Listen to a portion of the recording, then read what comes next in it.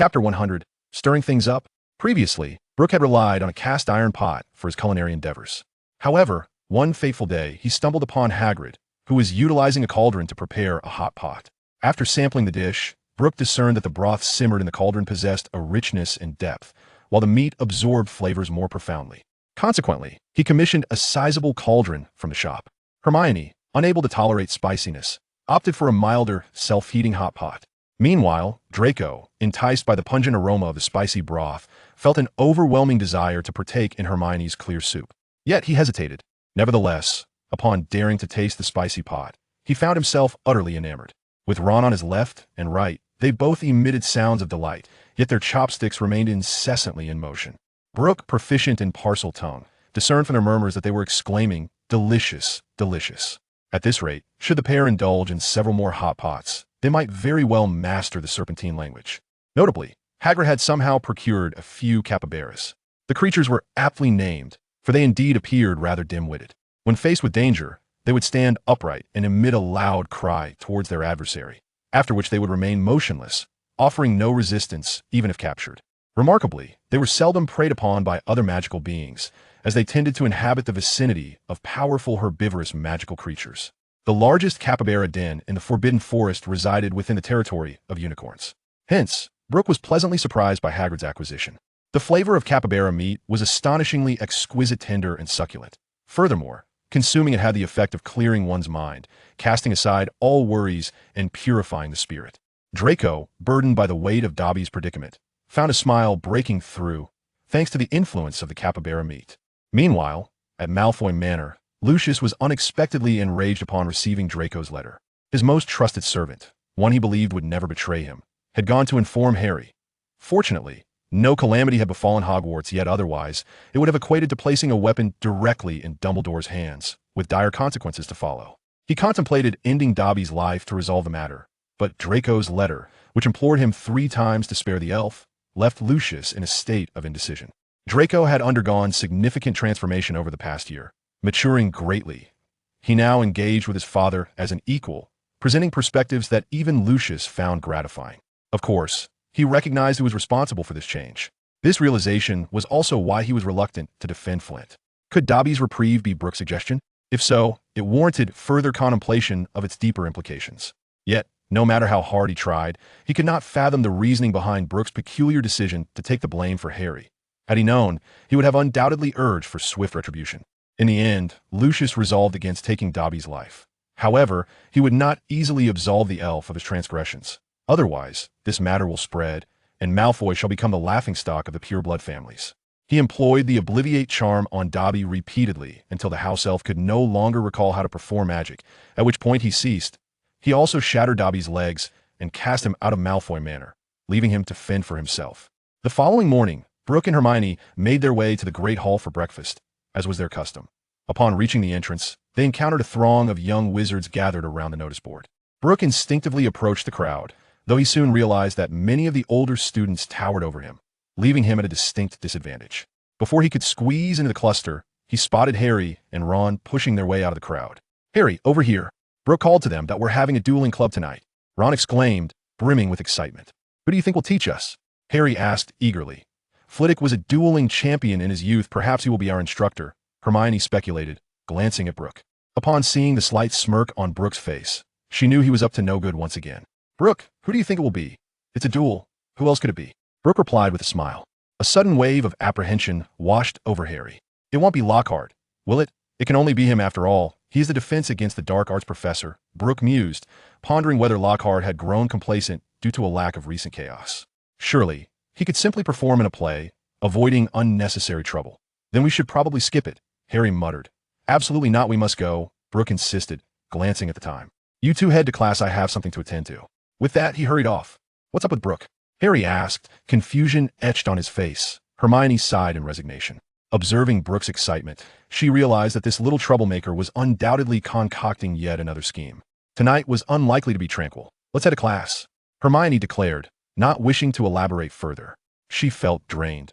After Brook departed, he made his way directly to the Slytherin territory, seeking out Draco. The little snakes had grown less hostile towards him over time, especially since Brook had received his just desserts. "Brook, what brings you here?" Draco inquired. You're aware of the dueling club, right? Brook got straight to the point. Draco nodded. Seems like Lockhart is behind this, Brook remarked with a smirk. What are your thoughts? How does that imbecile still dare to show his face? Draco replied, clearly disgusted. What do you intend to do? Come closer, Brook beckoned mysteriously. If you do this, then that. A glimmer of excitement flickered in Draco's eyes. Will he agree? You just need to rally the little snakes. A bit of encouragement will suffice. Lockhart has quite the ego, Brook said with a mischievous grin.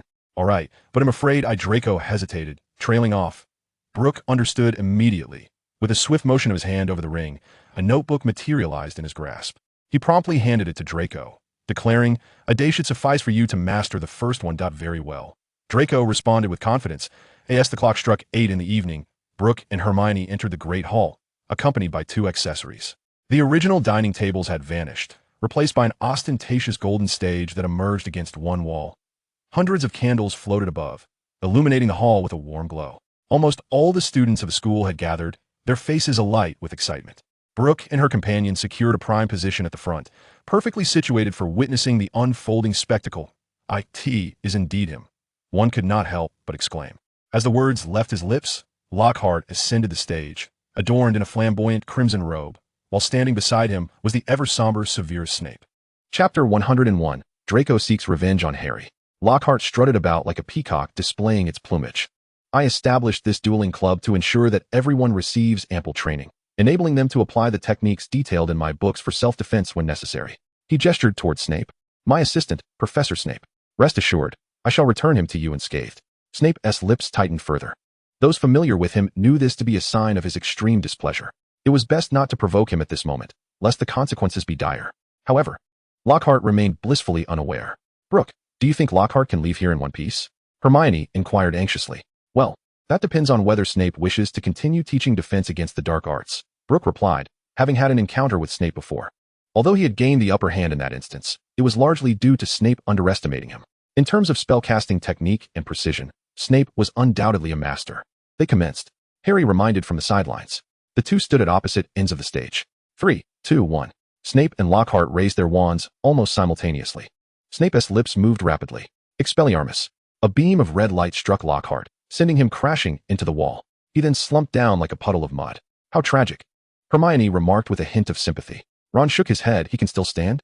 If it were me, I'd just lie down where I fell. Brook patted Ron on the shoulder. You know how to enjoy yourself. Lockhart, swaying precariously, managed to ascend the stage, mumbling explanations that even a Niffler would find hard to believe. Noticing the murderous intent on Snape's face, he proclaimed, "Demonstration over. Now I must. Wait a moment." Professor Lockhart, Draco stepped forth from the crowd. Lockhart paused. Malfoy, what is it? I have perused all your little books, and my admiration for you flows like an unending river. Might you allow me to personally experience the potency of your spells? Draco endeavored to appear sincere. Lockhart replied, I fear the power of my spells may be too great and could harm you. It would be wiser for you to practice with your peers. Professor, are you reluctant to reveal your extraordinary prowess? Draco spoke, feeling slightly nauseated by his own words. Yet, for the sake of the impending spectacle, he restrained himself. Lockhart hesitated to decline, but the whispers among the younger Slytherins had already begun. Their voices grew louder, enough for all present to hear. Professor, are you afraid? Impossible. The professor has authored so many books. His power must be formidable. In my opinion, he is merely boasting. Who knows if the contents of his books are genuine? If he cannot even accept a challenge from a student, then surely the feats he describes are fabrications. What began as whispers among the Slytherins gradually attracted students from the other three houses, and the murmurs of doubt intensified. Lockhart felt as though he were being roasted over an open flame.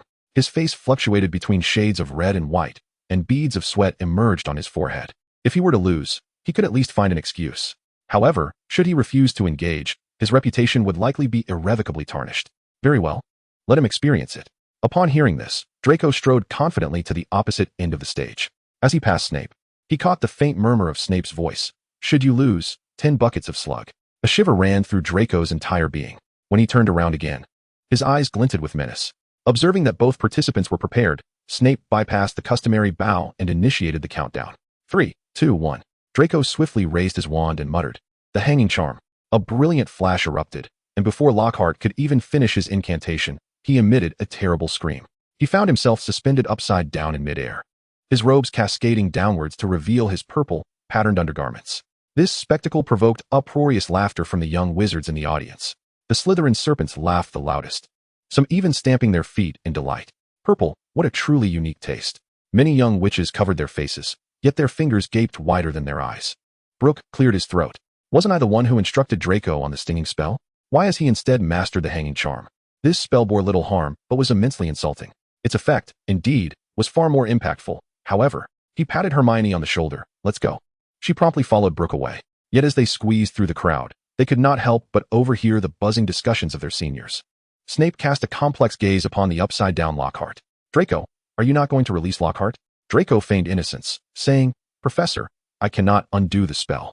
Snape, in exasperation, waved his wand, and Lockhart fell directly to the ground. However, perhaps due to his earlier struggles, he failed to notice Snape's action and landed awkwardly, twisting his neck in the process. He immediately let out a pained scream. At that moment, he had no time to concoct a falsehood and hastily fled the stage. Hermione abruptly halted. What is wrong, Hermione? Brook inquired, puzzled. Hermione twisted her small hand at Brook's waist, scolding him. You are too wicked. What did I do? Brook responded, bewildered. Hermione shot him a glance. Those words were undoubtedly taught to Draco by you. Otherwise, he would never have been able to utter them. And the hanging charm is from that notebook. If you have the courage, produce that notebook now. Brook was utterly speechless. He had inadvertently taken the blame for Draco again. Why did he say again? Thus, the dueling club concluded rather hastily. Though the young wizards learned little, they gained ample fodder for conversation. Lockhart became a frequently mentioned figure among the young wizards in the days that followed. From that day forth, Lockhart withdrew from public view.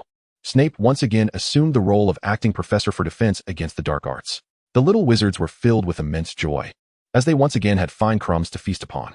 However, in contrast to the leisurely pace that the impending Christmas holiday afforded the little wizards, Brook found himself engulfed in a whirlwind of activity. He had successfully deduced suitable potions and incantations, yet he was lacking a crucial ingredient, Nagini's blood. Chapter 102, Mundane Affairs in the Muggle World. Nagini, a woman bound by a blood curse, possessed the ability to transform into a serpent.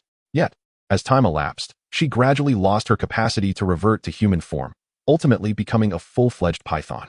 Nevertheless, the potent blood curse within her veins could incite the boiling of the basilisk's blood, thereby aiding Voldemort in his quest for transformation. Fortunately, Voldemort had once possessed Nagini during his time in Albania, thus granting him an intimate knowledge of her habitat, sparing Brook the arduous task of searching in vain. All he needed to do was venture into the Albanian woods, where Voldemort could undoubtedly be located. As for the other ingredients required for potion making, Hassan was diligently preparing them. Dinner, of course, was to be enjoyed at Brook's residence, for there were 2 culinary maestros in attendance. Mrs. Granger's fried fish and potato repertoire paled in comparison. Since Mrs. Granger had begun using the cosmetics procured by Brook from Madame Pimpernel's beauty apothecary, her skin had transformed into a supple, fair visage, making her appear significantly more youthful. Standing alongside Hermione, she resembled a sister rather than a mother, which, in turn, elevated her fondness for Brook, much to the chagrin of Mr. Granger and Hermione, who felt a tinge of jealousy. During the holiday, Brook did not indulge in leisurely respite. He first contacted Romanova to withdraw all funds from the Foot Basin entirely. Subsequently, he allied with several companies under the Borst family in the Muggle realm, shifting the focus of investment towards Daxia, particularly in the real estate sectors of Beijing and Shanghai, alongside light manufacturing industries such as textiles and toys. In agricultural cultivation and livestock, as well as subsequent food processing, Brook also made investments, though not with the primary intent of profit. In the future Daxia, food safety poses a significant challenge. Thus, he deemed it his humble duty to contribute to the availability of safe and reliable sustenance for the people. Additionally, he sought to acquire shares of Manchester United. The year 1992 marked the inaugural year of the Premier League and the dawn of a new commercial paradigm. A pivotal year for Manchester United as well. The stadium facilities, equity structure, and operational models were undergoing transformation, leveraging the Borst family's standing in the Muggle business world. He successfully acquired a portion of Manchester United's shares from the Edwards family. Naturally, Brook had to make certain concessions. He pledged not to involve himself in the day-to-day management of the club, even relinquishing his voting rights as a shareholder to the Edwards family. Furthermore, he had utilized funds to acquire shares from various minor shareholders. He has acquired 18% of Manchester United's shares, swiftly ascending to become the club's second-largest shareholder. However, his concessions are not devoid of stipulations. He has introduced a unique contractual clause at Manchester United's Youth Academy, mandating the recruitment of no fewer than 100 young trainees from Daxia each year. Moreover, under a unified evaluation system, if Daxia players meet the requisite standards in technical skills, physical fitness, and psychological resilience, they shall enjoy the same promotion and loan rights as players of other nationalities. Despite the contractual assurances, Xia players may inevitably face exclusion or inequitable treatment in practice. Their ability to distinguish themselves amidst fierce competition relies solely on their own merits. After all, the predecessors were able to establish a Chinatown in every nation. If 100 individuals are still subjected to bullying, it would be quite disheartening. Although Brook will not act as their caretaker, a necessary assurance of fairness is still paramount. To this end, he has meticulously arranged for a professional evaluation team to regularly review the assessment and feedback data of youth players. With a significant shareholder like him in place, the coaches will likely show some regard, ensuring that in a few years' time, there will still be 11 players remaining. Romanova is now at her wit's end. For over a year, Brook has neglected company affairs, arriving only to impose significant tasks, leaving her utterly exhausted. She feels as if she could split herself into 8 pieces. The workload is overwhelming. Fortunately, Brook has not treated her as a mere house elf, granting her a year to accomplish tasks one by one. Once Brook had arranged everything, he ceased to intervene. Hassan had already gathered the potion materials, and he was preparing to depart for Albania. Before leaving, he entrusted the house to Hermione, as she could only practice magic there. In the depths of the northern Albanian forest, near the Alps, it was winter, yet not excessively cold. Brook savored the cool, moist air, tinged with a hint of sweetness, truly a natural oxygen bar. He opened a concealed door, revealing Voldemort, who sprang forth with a heavy thud. Voldemort, go about your business. I shall amuse myself here, Brook instructed. Voldemort nodded, swiftly slithering away. Brook then sought a well-lit spot in the woods and placed a small crystal vial there. He cast several defensive spells and circled the vial with dragon dung to protect it from the forest's beasts. The vial contained the potion ingredients that Voldemort had prepared for the counter-animagus transformation spell. Prior to this, he had held a mandrake leaf, a snake scale, 10 drops of sun water, and a ghost moth pupa in his mouth for a month. The potion needed to be placed not in darkness, but rather in a sunlit spot, requiring prolonged exposure to sunlight. After Brook completed his tasks, he entered a leisurely mode of strolling. Not far along his path, he spotted an animal, approximately 70 centimeters tall, with a coat of grayish-brown, hiding behind a tree. It was gazing at him with an adorably naive expression. A foolish roe deer, Brook mused, could be easily captured if he desired. However, a whimsical thought struck him. He crouched down, feigning a serious interest in the leaves of the bushes. Observing this, the naive roe deer slowly approached, standing beside Brook. It peered out with its small head, its large, round eyes mirroring a similar curiosity towards the underbrush. A smile crept across Brook's lips as he pivoted and enveloped the foolish creature in a bear hug. Startled, the deer's nearly invisible tail shot straight up, and it emitted a sound akin to a bark, albeit soft in tone. Chapter 103. You remind me of a Hufflepuff. The naive roe deer squirmed restlessly in Brook's embrace, but its feeble attempts were nearly inconsequential to him. He easily subdued it while gently stroking its back, whispering soothing words. Perhaps sensing Brook's kindness, the deer gradually calmed, ceasing its struggles. Suddenly, an abundance of fresh fruits and vegetables emerged from Brook's ring. The deer tilted its head, eyes filled with bewilderment, as if pondering the origin of these miraculous offerings. Brook, amused, casually picked up an apple and presented it to the creature. Here, enjoy. It's all for you. The deer cautiously took a small bite. It was its first taste of an apple, and the crisp sweetness instantly captivated it. Soon, it began devouring the fruit voraciously, while Brook reclined comfortably against its soft fur. The deer continued to eat until its belly was round and full, finally pausing to rest obediently on the ground beside Brook. 2 hours later, Brook awoke from his slumber, stretching languidly. The deer slowly rose to its feet. Brook retrieved a cloth from his ring, wrapping the remaining fruits and vegetables, which he then hung around the deer's neck. His change of heart was not entirely altruistic. He held a keen interest in the deer's meat. Yet, considering it had served as his cushion for the afternoon, he decided against it. Although he did not feast upon venison, he had successfully captured a stag. Brook was determined not to let this opportunity slip away. Thus, after coating it in honey, the sizzling, oil-dripping stag meat became his dinner. He took a bite, and his eyes immediately squinted in delight as the succulent juices spread across his palate. At that moment, a low rustling emanated from the surrounding underbrush. The flickering light of the campfire danced at the forest's edge, illuminating pairs of glowing green eyes. A pack of wolves emerged from the shadows, their slender forms cloaked in a silvery gray sheen under the firelight. There were at least 30 of them, fanning out in a semicircle, encircling Brook. Without hesitation, he seized a torch from the fire and hurled it towards them. A commotion arose within the wolf pack, causing them to retreat a couple of steps in trepidation. At that moment, a haunting howl echoed from behind the wolves. Instantly, they crouched low, their limbs taut, preparing for an assault. Truth be told, Brook had little desire to bully them. He had tasted wolf meat before. Its coarse fibers and tough texture accompanied by a pronounced fishy odor that no seasoning could mask. Yet, He had not anticipated that this wolf pack would show no fear of fire, opting instead to advance. Thus, he bore no responsibility for what was to come. Dear little ones, this predicament is of your own making. 2 Gatling guns levitated in the air.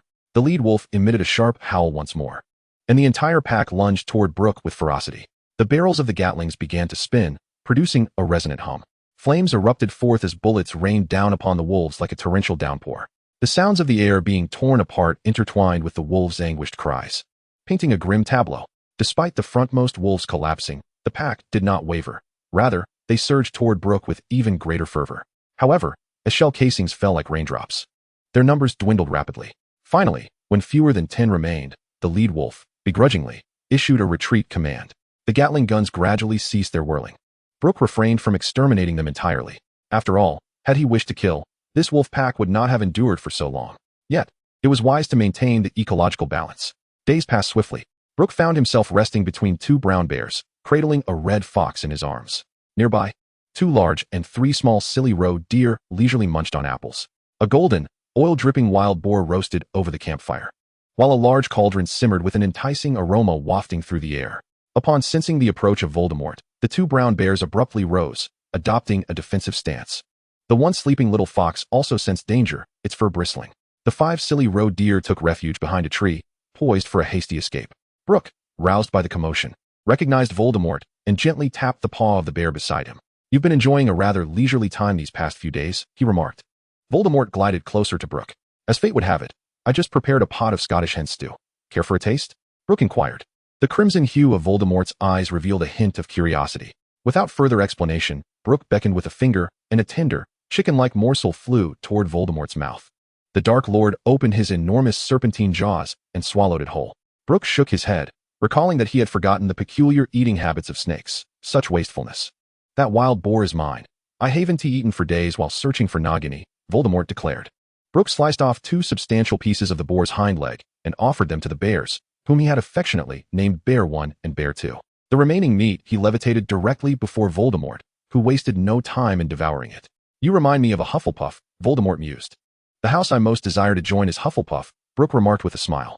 Voldemort remained non-committal. As for the potion, I am ready to begin. Just let me finish my meal first. Brook filled a large bowl with soup and a few pieces of meat, indulging in his feast. The broth was rich and thick, with a subtle bitterness, while the meat was firm, its fibers delicate and melting in the mouth. He had not anticipated tasting owl at Hogwarts. Instead, he savored it amidst the wilderness of Albania. Such a large pot of stew he could not finish alone, yet fortunately, there were Bear 1 and Bear 2. Bear 1 lifted the cauldron to drink, while Bear 2 buried his large head into the cauldron, ultimately licking it clean with his tongue. Brook rinsed the cauldron with crystal-clear water, enlarging it tenfold, then added a generous amount of lacewing flies and fresh water to begin brewing. Is this cauldron really what you intend to use for me? Voldemort expressed his discontent. I have cleaned it thoroughly, Brook replied casually. Is it a matter of cleanliness? Voldemort longed to switch to the killing curse, glaring at Brook. However, since Brook had detailed his complete plan for dealing with the basin, a seed of fear had taken root in Voldemort's heart, and he found himself bereft of the courage to confront Brook. Gradually, Brook added various potions to the cauldron, and upon the final addition of moonlight flowers, the previously calm potion began to boil violently. Chapter 104. Voldemort transforms into the Serpent Queen. We can begin, Voldemort said, restlessly writhing his serpentine body, clearly growing impatient. Brook observed the potion, which was now sputtering sparks, and frowned slightly. You wouldn't want to poison yourself, would you? Voldemort nearly retaliated with a flick of his tail, exclaiming that he had not yet lived enough. With a wave of his hand, Brook levitated Voldemort and tossed him into the cauldron, where the surging potion instantly engulfed his serpent form. He sprinkled a pinch of crimson powder into the mixture, which hissed and sparked as the once black liquid transformed into a vibrant green. The powdered Philosopher's Stone, unwittingly donated, could leave a soul imprint. Next, he beckoned Nagini, who promptly flew to his side. Having communicated with Nagini beforehand, it cooperated seamlessly. Brook lightly traced his dagger across the snake's skin, allowing a drop of blood to fall into the cauldron. The potion turned red. The blood of the cursed, willingly offered, could cause the blood to boil. Lastly, Brook opened a small vial containing the transformation potion. The potion's ingredients had turned into a dark, viscous liquid after days of sun exposure. He poured it into the cauldron. The transformative essence, prepared and donated, could reshape the corporeal form. As he uttered the final incantation, the liquid within the cauldron transformed into a milky white. Brook, along with Nagini, stepped back as the sparks above the cauldron suddenly extinguished, releasing a thick plume of white steam from within. The vapor swiftly enveloped the surroundings, shrouding everything in a blanket of white. A humanoid silhouette gradually emerged, tall and slender. Brook tossed a black robe towards it. Voldemort caught it with his pale, elongated hand and draped it over himself. He slowly stepped out of the mist. At that moment, his complexion was as pale as parchment, with two crimson snake-like eyes and long black hair cascading down to his waist. "Your appearance leaves much to be desired," Brook could not help but remark. Voldemort, who had been greedily examining his newly formed body, froze momentarily. The flat, serpent-like nose exhaled a puff of white mist. "The guise is grotesque. It is but a transitory fade. Hypocrisy and thievery, a treacherous endeavor." Brook's eyes widened in astonishment, as if beholding a rare spectacle. "Well then, you have a knack for subtle sarcasm. I shall fetch my wand." Voldemort transformed into black mist and soared away. During his years of hiding in Albania, he had encountered many individuals, including a monk. This monk had attempted to reform a pack of hungry wolves with a lengthy discourse, only to meet a grim fate beneath their claws. That solitary phrase had lingered in Voldemort's memory. He would subsequently part ways with Brook, first venturing to scout the surroundings, seeking to control a few individuals to establish a stronghold. Brook would deliver the Death Eaters and Dementors from Azkaban to him. As for those Death Eaters still roaming freely outside, a glint of ruthlessness flashed in Voldemort's eyes. He would certainly not let them escape either. A decade of neglect, forgotten in the shadowy corners of existence, could not be easily overlooked. Brook stowed away Bear Big, Bear 2, Five Fools, and Red Moon into his ring. As for the large cauldron, he incanted a vanishing spell to obliterate it. He could use a cauldron for brewing soup, but he could not employ one that had previously simmered Voldemort to concoct broth. This year, he had dispatched numerous gifts while receiving many in return. Hermione, however, did not knit him a scarf this time. Presumably, she was aware that he had no need for it, thus gifting him a tome on fish farming. Was this little girl hinting that she desired fish? Perhaps it was a reminder that his ring's space lacked a fish pond. Other professors and friends also sent gifts, but Snape's Christmas offering was rather peculiar. It was an exceedingly ordinary potion vial worth a mere canute. If he was to give something, it should not be such a trivial item. It was plainly an indication to Brook that Snape was quite displeased, although Snape now received dragon blood daily for potion research. Seemingly a lucrative arrangement, no one would relish being manipulated or used. After some contemplation, Brook decided to cut a piece of the basilisk's shed skin, select a snake fawn, and a piece of snake flesh imbued with its blood, preparing them for delivery to Snape by Anon. Then, Brook turned his attention to Romanova's message. As he had orchestrated numerous affairs prior to his departure, Romanova would inform him of the recent developments. However, in Albania, there was no signal at all. Thus, Romanova could only make a phone call to his home, where it was answered by Hermione, who took notes. The message began with a mention of withdrawing funds from the foot basin. In just a little over a year, the initial investment in the foot basin had tripled. Naturally, he preferred to refer to this company as Golden Source Venture Capital, as Orion is derived from the Latin word for gold. Romanova had also begun to send representatives to engage with officials from the Great Xia government, ready to commence business operations there. However, the financial mobilization from the Burst side was relatively slow. After all, the company had multiple shareholders, and to execute the plan smoothly, numerous meetings were required. Next came the report on Manchester United's youth training. Romanova paid attention to the situation at Manchester United, although the primary responsibility for follow-up lay with the auditing team he had arranged.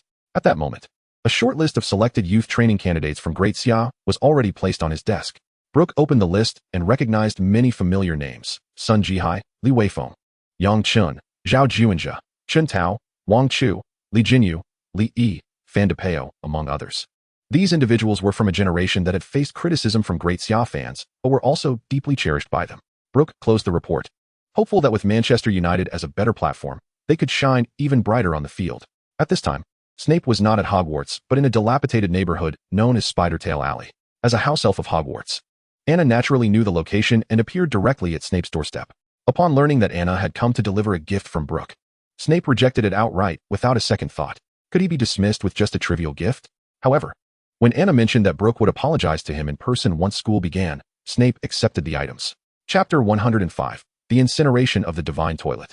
Yet, when Snape examined the contents, he was taken aback. As a master of potions, he immediately recognized that these materials were derived from a certain type of serpent. The toxicity emanating from these materials was far more potent than many poisons he had previously encountered. A glint of excitement flickered in Snape's eyes as he promptly began his experiments. The gift Brook had sent truly resonated with Snape's interests. Every master of potions is most adept at concocting poisons, and materials with such intense volatility are rare treasures. Although he knew that any action he took might raise immediate suspicions from Dumbledore, without evidence, Dumbledore could not act against him, as long as he remained at Hogwarts. It served as the perfect alibi. Moreover, for such a significant matter, one must choose an auspicious day. After much contemplation, Brook decided that February 14th would be ideal. He intended to present Dumbledore with an unforgettable Valentine's Day gift. Brook approached Snape and solemnly stated, "I am sorry, Professor Snape." Snape did not even lift his head. Such matters had long ceased to concern him. Brook rolled his eyes. Not concerned. He had previously sought a duel with Snape, eager to vent his frustrations. Not concerned. "Where did you acquire the basilisk?"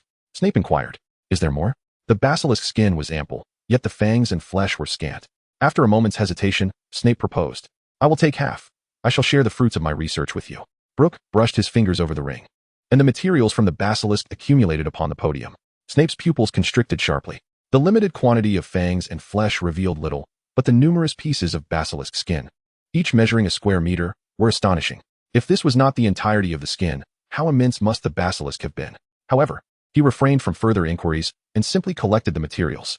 After settling matters with Snape, Brook returned to his leisurely life at Hogwarts, indulging in feasts and tending to the gardens. One day, an owl delivered a copy of the Muggle-published Times into his hands. He had not subscribed to the newspaper, so it was likely sent by Voldemort. He immediately flipped to the international section. On the last page, less than 1/6 of the space bore a few sentences and an image. The headline was unremarkable, almost dismissive. Yasukuni Shrine catches fire. Several high officials perish. Yesterday, at precisely noon local time, Yasukuni Shrine was engulfed in fierce orange and black flames. A substantial number of firefighters were deployed, yet they could not extinguish the blaze. The structure has now been completely consumed, and several high-ranking officials who had come to pay their respects also perished. The accompanying image depicted the shrine being voraciously devoured by the bizarre flames. A smirk crept across Brook's lips, almost difficult to suppress. Voldemort had executed this well. If only TikTok existed, Voldemort would undoubtedly gain 100 million followers in an instant. He indulged in another bowl of tofu pudding and a large pancake wrapped around a spring roll. Yet, his good mood was short-lived, shattered by Lockhart. Since the incident of being overturned, Lockhart had adopted a more subdued demeanor. The flamboyant peacock who once flaunted himself had vanished. He even refrained from taking the stage in the plays, opting instead to select a few dedicated actors from each class and comfortably assume the role of director. Just when everyone assumed Lockhart would quietly endure the remainder of the semester before departing Hogwarts, he began to stir up trouble once more. On February 14th, Brook entered the hall as usual, ready for breakfast, only to question whether he had awoken too abruptly and was hallucinating. The hall was adorned with large clusters of pink flowers, and heart-shaped confetti fell from the ceiling like snowflakes. Young wizards were diligently retrieving the paper from their plates. "Hermione, what is going on?" Brook inquired, reaching up to remove a piece of confetti from Hermione's head. Hermione helplessly gestured towards Gilderoy Lockhart, who was adorned in a flamboyant pink robe. Lockhart was orchestrating a rather peculiar affair, promising that 12 diminutive figures would assist in delivering love letters. He further suggested that we could consult Severus Snape regarding the Amortentia potion.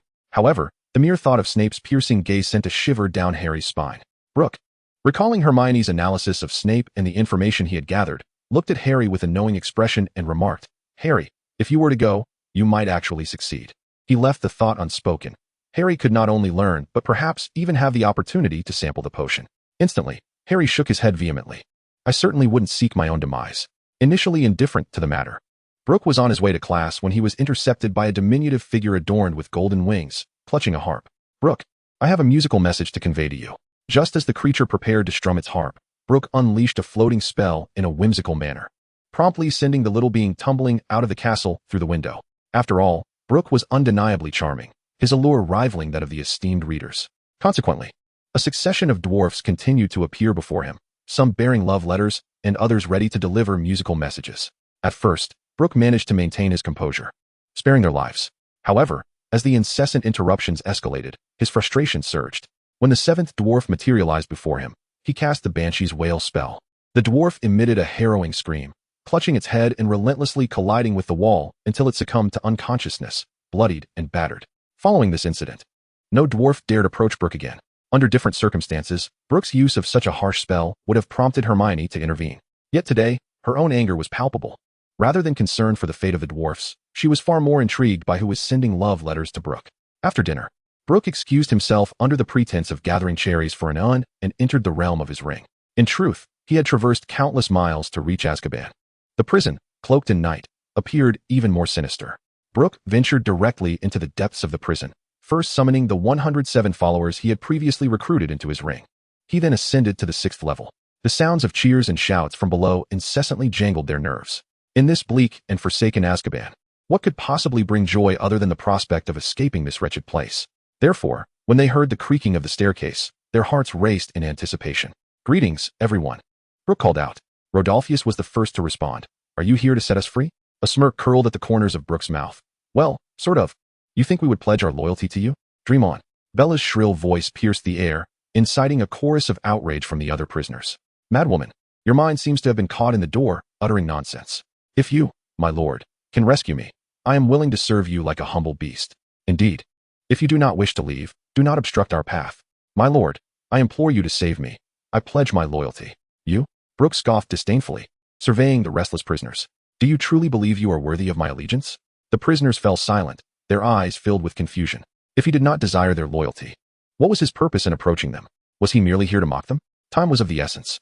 As Brook's words lingered in the air, the dark mark on the right arms of the Death Eaters re-emerged, radiating a burning sensation. Instinctively, they clutched their right arms, their expressions varying widely. Some were elated, others terrified, while a few appeared utterly bewildered. Brook spoke slowly, allowing himself to be introduced. "I am Leonardo, the strategist of Voldemort, tasked with bringing you before him." Bellatrix erupted into mad laughter, vigorously shaking the iron bars. With a casual wave of his hand, a luminous portal appeared in each cell. "Enter." Without hesitation, Bellatrix stepped through. The other prisoners, after a mere moment of hesitation, followed suit, as the choice between death and allegiance to Voldemort required little deliberation. Yet, two remained motionless. Rodolphus fixed his gaze intently on Brook. "My lord, I wish to accompany you." A glimmer of curiosity flickered in Brook's eyes. "With me? Are you not afraid of the consequences of betraying Voldemort? I trust in your ability to protect me. Indeed, I admire intelligent individuals." Brook nodded. "Aren't you and Bellatrix married?" "She does not love me. She even refuses to acknowledge the Lestrange surname." Rodolphus offered a wry smile, his expression laced with complexity. A sycophant. This narrative was familiar to Brook. "You do not mean to tell me that you joined the Death Eaters for her, do you?" Rodolphus remained silent. Yet his eyes conveyed a sense of relief. Brook conjured another portal within his cell, this one leading to an independent space where the 107th resided. Rodolphus knelt on one knee, solemnly declaring, "I, Rodolphus Lestrange, shall forever pledge my loyalty to you." He then stepped through the portal. "Why do you not move?" Brook turned to the only one still seated, Sirius. Sirius, with a gaunt visage reminiscent of a skeleton, managed to smile, yet his eyes brimmed with hatred. "I am not a Death Eater, and I bear a blood feud with Voldemort." Brook inquired with curiosity, "Then why do you not inform the Ministry of Magic?" Sirius shook his head in self-mockery. He had indeed contemplated revealing the truth, but who would believe him, a man deemed a traitor by all? Nevertheless, he would seize this opportunity to escape, though not alongside the Death Eaters. Brook frowned slightly. Given his intention to utilize these prisoners, he had naturally perused their relevant records. Sirius had betrayed his friends and sold out the Potters. His actions directly led to Voldemort personally arriving with the intent to kill the infant Harry. Ultimately, the Potters met a tragic end, and Voldemort subsequently vanished. Moreover, it was only due to the death of Peter Pettigrew that he was captured by the Aurors. However, this incident is shrouded in suspicion. When confronted by Pettigrew, Sirius chose to eliminate him. Yet, when faced with the Aurors, he offered no resistance, merely laughing maniacally. Coupled with his claims of a blood feud with Voldemort, it is evident that hidden secrets lie beneath the surface of this entire affair. Nonetheless, Brook currently has no time to dwell on these matters. Since Dumbledore is aware of his prior incarceration in Azkaban, he will undoubtedly have contingencies in place. Therefore, his actions must be swift. Brook proceeded directly to the rooftop of the prison. At that moment, Extus had already summoned all the Dementors. The assembly of over 500 Dementors sent a chill down Brook's spine. Without further ado, he opened dozens of spatial gateways. "All of you, enter. I shall lead you to a place where joy can be freely absorbed." Upon hearing the command, the Dementors began to move and entered the portals. "Are you certain you won't come?" Brook inquired, glancing at Extus. "I cannot leave this island," Extus replied with resignation. If it could escape this island where it was imprisoned, it would never have entered into a contract with Brook. Those Dementors could perish, but as long as it remained alive, they could have as many as they desired. Brook remarked nonchalantly, "What a pity." As the last Dementor crossed the threshold of the spatial gateway, Extus cast a deep gaze at Brook. "I hope you do not forget the terms of the contract." It then sank into the ground. With a casual wave of his hand, Brook concealed the spatial gateways and prepared to depart. Just then, a brilliant red light suddenly illuminated the night sky. Dumbledore, clutching Fawkes's talon, appeared outside the prison. He began to swiftly survey the entire facility. When he failed to detect any trace of the Dementors, a heavy sensation weighed upon his heart. Too late. Dumbledore's expression turned grave, his azure eyes fixated intently on Brook. You have released the Dementors. I believe liberated is a more fitting term. Brook replied with an enigmatic smile directed at Dumbledore. As expected, you have arrived. Yet, how ironic. Justice is always so fashionably late. Dumbledore's gaze sharpened. Then I shall not allow you to escape. The greatest white wizard of this century is quite confident, Brook teased. Dumbledore, seemingly ignited by genuine ire, swiftly brandished his wand. Spells erupted forth like a rapid-fire barrage, hurtling toward Brook. Startled, Brook had not anticipated Dumbledore's prompt aggression. 5 pitch-black shields materialized before him, successfully deflecting the spells. Chapter 107, The Contest of Fate and Life. Those shields that had once rendered Hermione and Harry powerless. Before Dumbledore's spell, the defenses crumbled like paper. Brook muttered an expletive under his breath, hastily reinforcing his shield while moving with the swiftness of a specter. In that moment, he experienced the same suffocating frustration that Quirrell had felt when facing him. Dumbledore's rate of fire was astonishingly rapid, leaving him no opportunity to counterattack. Suddenly, Dumbledore's wand began to move with great vigor, and a circle of crimson flames swiftly spread from him, enveloping both him and Brook in an instant. The flames surged to a height of 3 meters, forming a searing wall of fire. Almost immediately, a peculiar ripple erupted from Dumbledore's wand, distorting the air around them. His azure eyes deepened, exuding an aura of profound anticipation. Brook felt the air around him become thick and viscous, his movements slowing as if he were mired in a quagmire. He had intended to challenge Dumbledore, but was unprepared for such overwhelming oppression. The flames continued to constrict towards him, leaving him with no option but to flee. Yet, the thought of retreating without a fight was intolerable. With determination, Brook conjured a blaze of orange and blue flames from his wand in his right hand, while a Gatling gun materialized in his left. Come, Dumbledore. Let us determine our fates today, he declared. The fiery stream erupted like a dragon of flame, colliding with the encroaching fire. The Gatling gun's barrel spun wildly, emitting a piercing drone, before unleashing a torrent of bullets upon Dumbledore. A flicker of surprise crossed Dumbledore's eyes as he waved his wand, summoning a colossal transparent shield that absorbed the onslaught. The bullets struck the shield, igniting sparks and producing a cacophony of thuds, yet the barrier remained steadfast, unyielding as rock. Without even a hint of fracture, Brook waved his wand again, causing a multitude of grenades to levitate in the air, each one expertly disarmed. He then directed his wand towards Dumbledore, and the grenades rained down like a tempest. In a graceful motion, Dumbledore conjured a towering 5-meter flame giant before him. Upon contact with the fiery behemoth, the grenades detonated in a series of thunderous explosions, engulfing the giant in flames and smoke. The sheer force of the blasts was immense, leaving the flame giant riddled with craters, extinguishing flames in certain areas. Yet, the giant did not falter. The fire quickly spread, mending the wounds. In mere moments, it not only regained its form, but grew even larger, reaching a height of 7 meters, its flames burning hotter and fiercer. Dumbledore's voice resonated with calm authority, declaring that only magic could vanquish magic. Meanwhile, the Aurors stationed at Azkaban began to appear around them, wands in hand. Their faces marked with astonishment as they beheld the fierce battle unfolding. They yearned to intervene, yet the towering flames, reaching 3 meters high, rendered them unable to approach, forcing them to observe from afar. Brook felt a twinge of frustration. In such close quarters combat, the available Muggle weapons were decidedly limited. He could indeed wield weapons of mass destruction, and once launched, he possessed the agility to evade. However, Muggle weapons were universally accessible, and even if exposed, they could not irrefutably implicate him, Brook. In stark contrast, both the spatial gate and the ring space bore unmistakable identifiers. Should he employ them, they would serve as undeniable evidence leading to his pursuit by the magical community. A cold smile curled at the corners of Brook's mouth. It appeared that the esteemed white wizard held Muggle weaponry in contempt. Dumbledore felt a pang of unease, though the figure before him did not outwardly resemble Brook. His instinct insisted that this was indeed the man. Despite Brook's rapid incantation speed, the spatial gate not only provided impeccable defense against these spells, but also facilitated Brook's swift escape from the battlefield. Consequently, Brook found himself in an invulnerable position. However, should he activate the spatial gate, it would furnish irrefutable proof for the magical realm to pursue him. Meanwhile, Nicolaine was nearing completion of an alchemical device capable of momentarily freezing time. When that time arrived, Dumbledore would possess a means to apprehend Brook once and for all. Yet, the smile adorning Brook's face inexplicably sent a shiver down Dumbledore's spine. Brook glanced at the watch on his wrist. He had placed a significant explosive within the prison, set to detonate in 15 minutes. Would the great white wizard choose to continue his pursuit or save the prisoners? As he spoke, his cloak lifted him leisurely into the air, allowing Brook to gaze down upon Dumbledore from his lofty perch. Aurors, follow me to rescue the prisoners. Without a moment's hesitation, Dumbledore charged swiftly towards the prison. The Aurors exchanged glances at Brook hovering above, hesitating briefly before hastening towards the prison as well. Not all inmates at Azkaban were condemned to life imprisonment. Should those who deserved to live perish here, the best outcome for the Aurors would be dismissal, while the severest consequence could label them as murderers. Yet, if Brook escaped, they would merely be deemed negligent. Brook smiled faintly.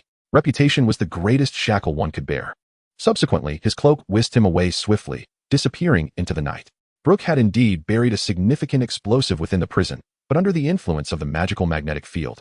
It could not be detonated on a timer, let alone be controlled remotely. Dumbledore likely recognized this fact, yet he dared to gamble.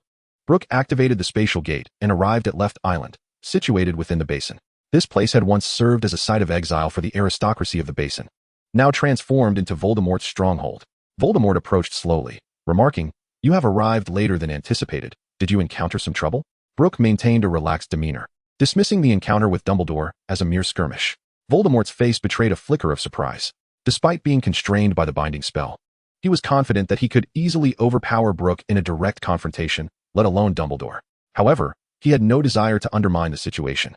Brook smirked disdainfully. As a genuine student, he found it absurd to abandon the enriching life at Hogwarts merely to engage in menial tasks. Chapter 108. Harry, keep going, Brook jested. If I remain here, how will you continue to play the part?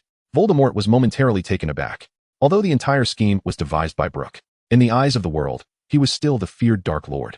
According to their agreement, even if he were to conquer the world in the future, the glory would solely belong to him, Voldemort, while Brook would remain forever in the shadows. This realization compelled him to swallow the humiliation of being controlled and accept Brook's leadership. As for the binding spell, he vowed to find a way to free himself when the time was ripe.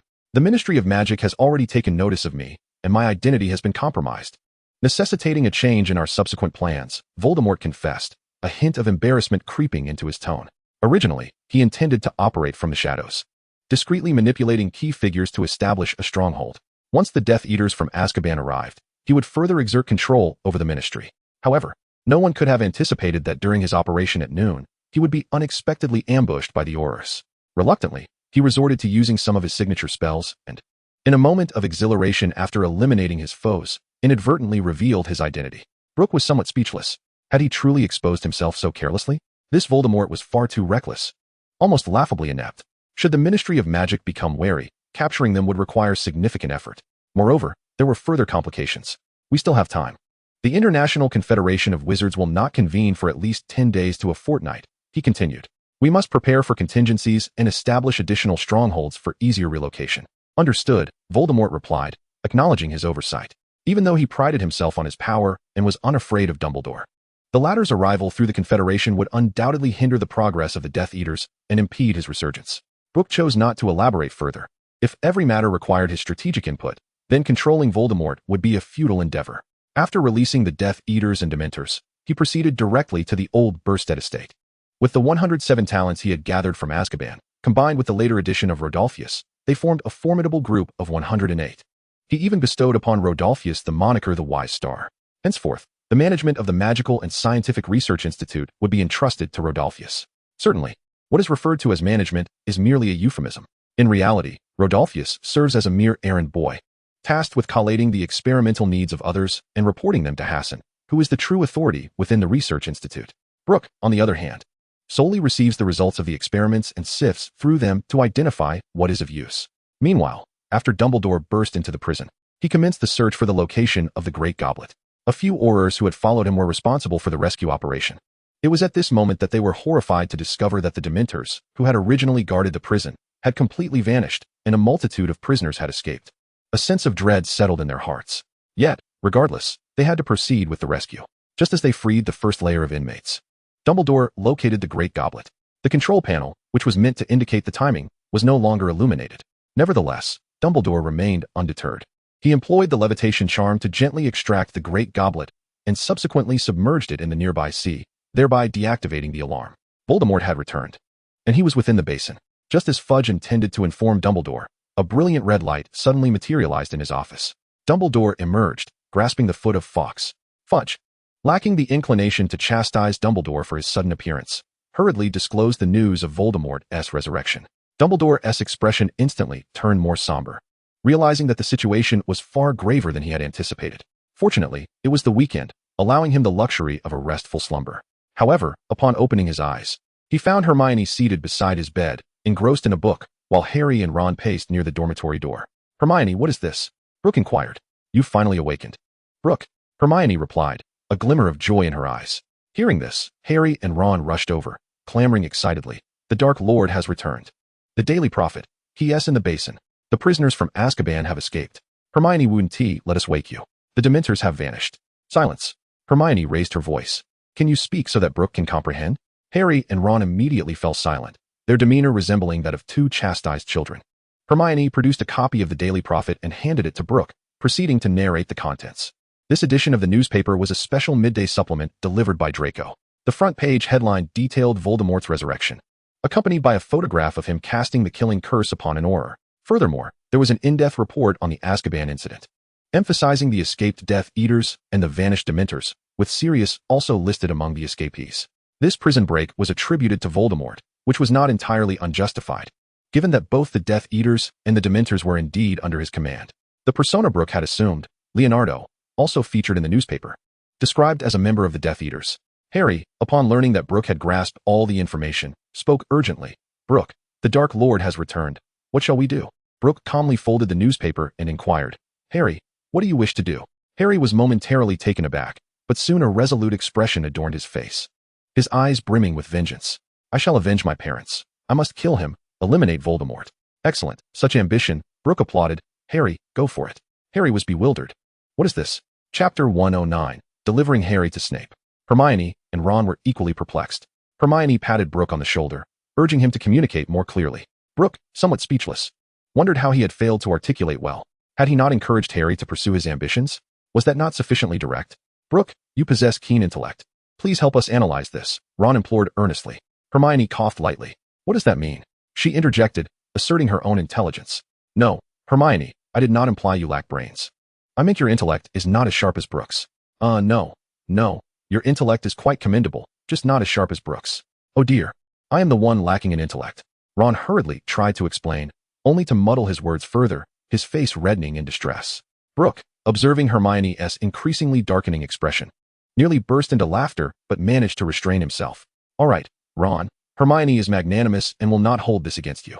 Hermione huffed, lifting her chin defiantly. "In my view, this matter is quite simple," Brooke stated earnestly. "I have but one suggestion." Hermione, Harry, and Ron gazed at Brooke with eager anticipation. They had previously deliberated extensively on Voldemort's resurrection, yet had conjured no viable responses. Hence, they sought Brooke's counsel. Brooke, with utmost seriousness, proclaimed, "Study diligently and strive for progress." The trio was momentarily confounded. What sort of absurd advice is this? "Brooke, Voldemort has returned. He is alive." Harry, now truly agitated, raised his voice. "And then what?" Brooke retorted, "Harry, you are merely a second-year wizard. What can you accomplish?" Harry found himself momentarily speechless. "Do not take my words harshly. You cannot even best Ron at present, yet you aspire to vanquish the Dark Lord?" Brooke stated bluntly. Harry felt a surge of indignation. He acknowledged his lack of experience, but felt it excessive to claim he could not hold his own against Ron. At least it would be a fair contest. Upon hearing Brooke's praise, Ron's face flushed crimson. Yet, the more he pondered, the more discouraged he became. It seemed he could only wield a few minor curses, with the sole exception of the disarming charm that he could confidently employ. "We all understand your desire for vengeance for your parents, but vengeance requires strength," Brooke said with earnest gravity. "With Dumbledore standing in your corner, you still have the opportunity to learn and grow. Should there come a day when Dumbledore is no longer with us, and you have yet to mature, you need not seek the Dark Lord. He shall seek you out." "Harry, Brooke is right," Hermione stated earnestly. "You must dedicate yourself to your studies. Only then will you stand a chance of surviving his grasp, perhaps even defeating him." "I too believe Brooke speaks wisely," Ron echoed in agreement. "However, with Lockhart as our defense against the dark arts professor, what can I truly learn?" Harry lamented. In a moment of inspiration, Ron exclaimed, "We could learn from Brooke." He looked at Brooke with hopeful anticipation. "You would teach us, wouldn't you?" "Ahem." Brooke nearly choked on his own saliva. "Teach Harry? What would I teach him? With one hand conjuring fire and the other wielding a Gatling gun? If I were to teach that way, Dumbledore would surely have my head." "I believe it is feasible," remarked Hermione. "For many of Brooke's spells can now be cast silently and without a wand. Brook took a deep breath, reminding himself not to lose his temper over his own creation. I cannot. Though I possess a fair number of spells, I am not particularly adept at teaching. Hermione frowned slightly. Many of her magical skills had been imparted by Brook, often with more detail than the professors themselves provided. This was clearly a flimsy excuse on Brook's part, yet she chose to trust him and refrained from calling him out. Harry's expression dimmed. Harry, if you truly wish to learn, I can recommend someone, Brook suggested. Who? Harry's eyes sparkled with renewed hope. Snape. You witnessed his proficiency during the times he took over the defense against the dark arts class. His teaching quality is undoubtedly commendable. The mere thought of Snape's perpetually grim visage made Harry shudder involuntarily. Perhaps I should just study on my own. It seems your desire for revenge is but an empty declaration. Brook provoked. I do not. I simply do not dare. It is not that I lack courage. He despises me so much, he would never teach me. You have not even inquired, yet you assert with certainty that Snape would refuse to teach you? Harry's face flushed crimson. He clenched his teeth. Fine, I shall ask him right now. There you go. That is the spirit of a true Gryffindor, Brook encouraged. Harry turned to leave, fearing that any delay might extinguish the courage he had so painstakingly mustered.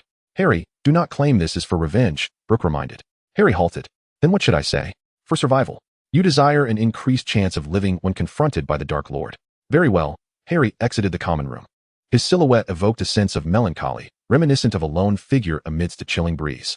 With determination, Ron declared, Harry, I shall accompany you. He quickly followed suit. Brook, why are you reluctant to teach Harry? Hermione inquired, puzzled. Brook smiled. If he possessed your intellect, I would gladly teach him.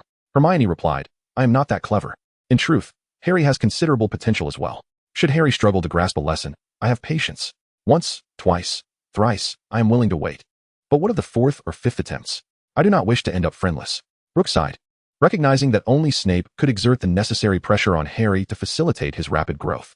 Should Voldemort seek to eliminate Harry, he would undoubtedly ensure the boy's survival. As for the prospect of Harry eventually vanquishing Voldemort, if it were to happen, so be it.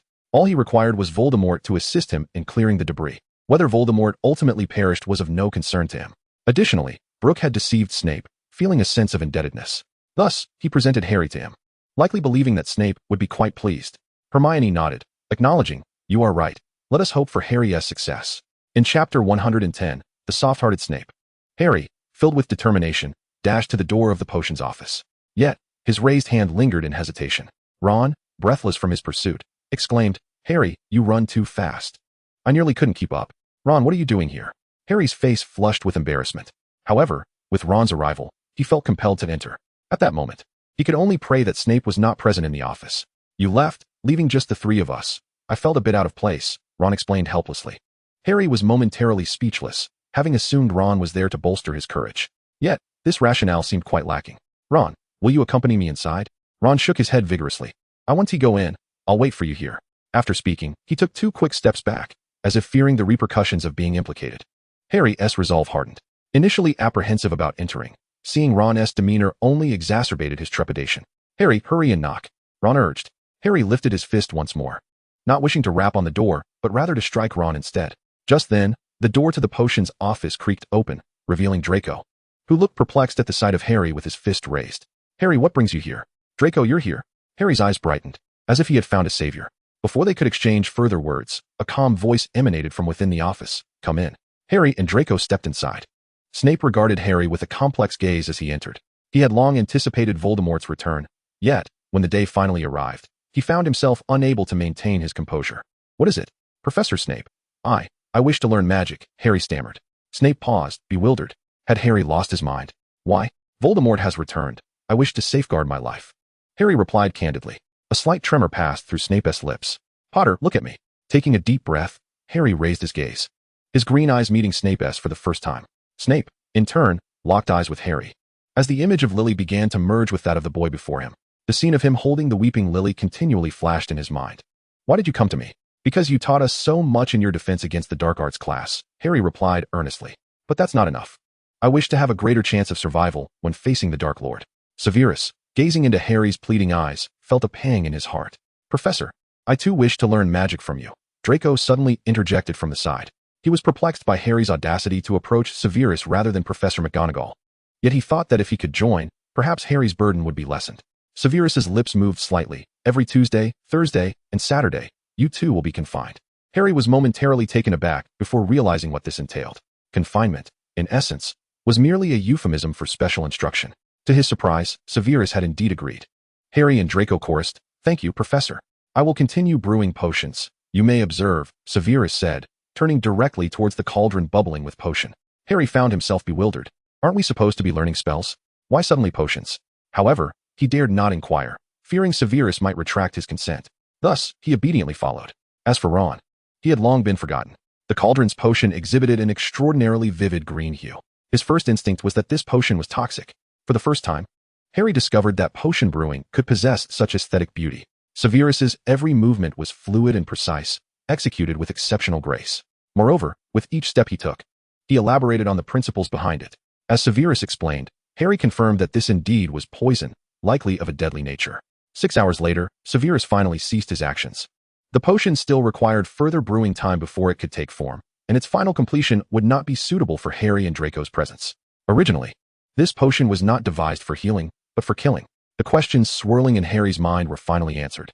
Severus was teaching him another method of survival. Not only spells could cause death, poison could as well. When the power disparity between combatants is minimal, exchanging spells is the most foolish approach. Mobility is the key to battle, and altering the environment can secure your victory.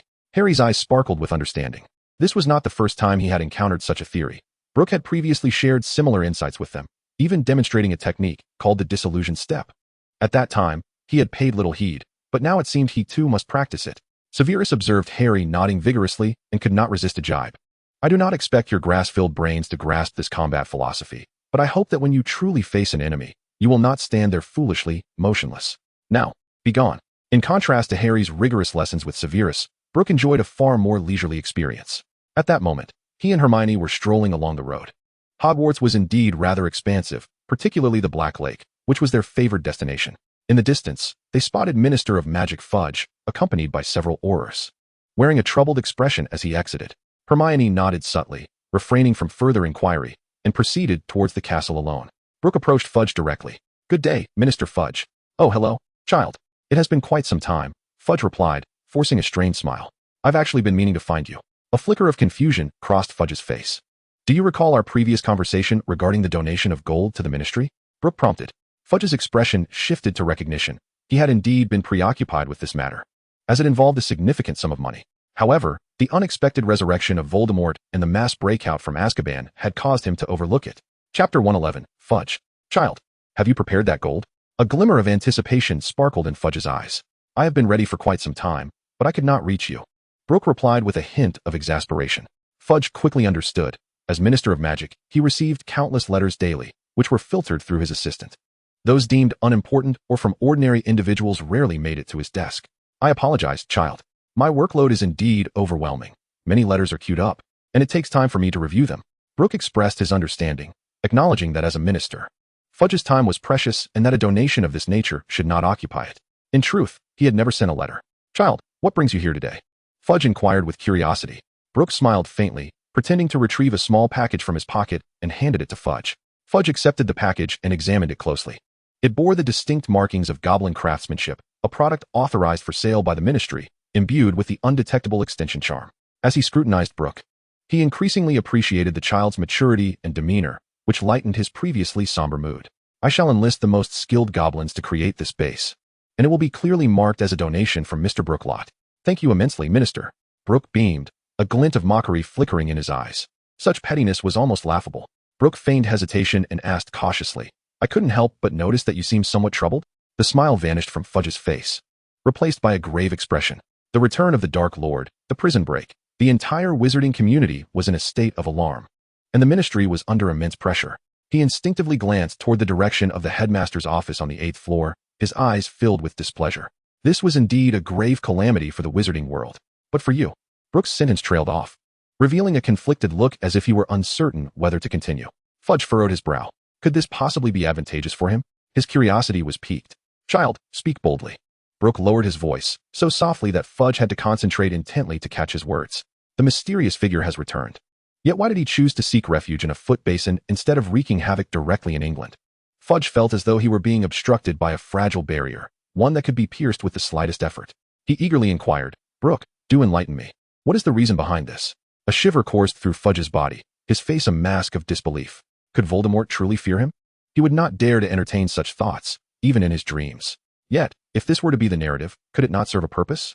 If he were to utilize this rationale for promotion, the ramifications for his reputation would be nothing short of catastrophic. A flush crept across Fudge's face, his index finger trembling uncontrollably. He inhaled deeply, attempting to compose himself. Suddenly, Brook ceased his discourse, a look of panic overtaking his features, as though he had misspoken. Goodbye, Minister.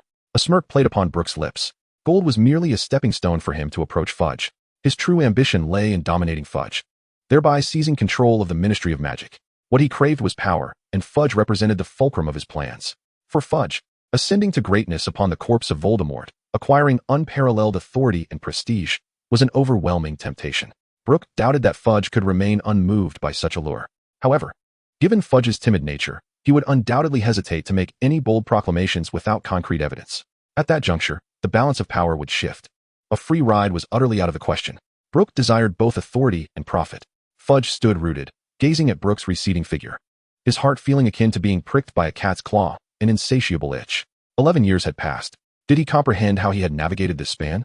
Officially, he was the Minister of Magic, yet he had to consult Dumbledore for every significant decision, rendering him a mere puppet.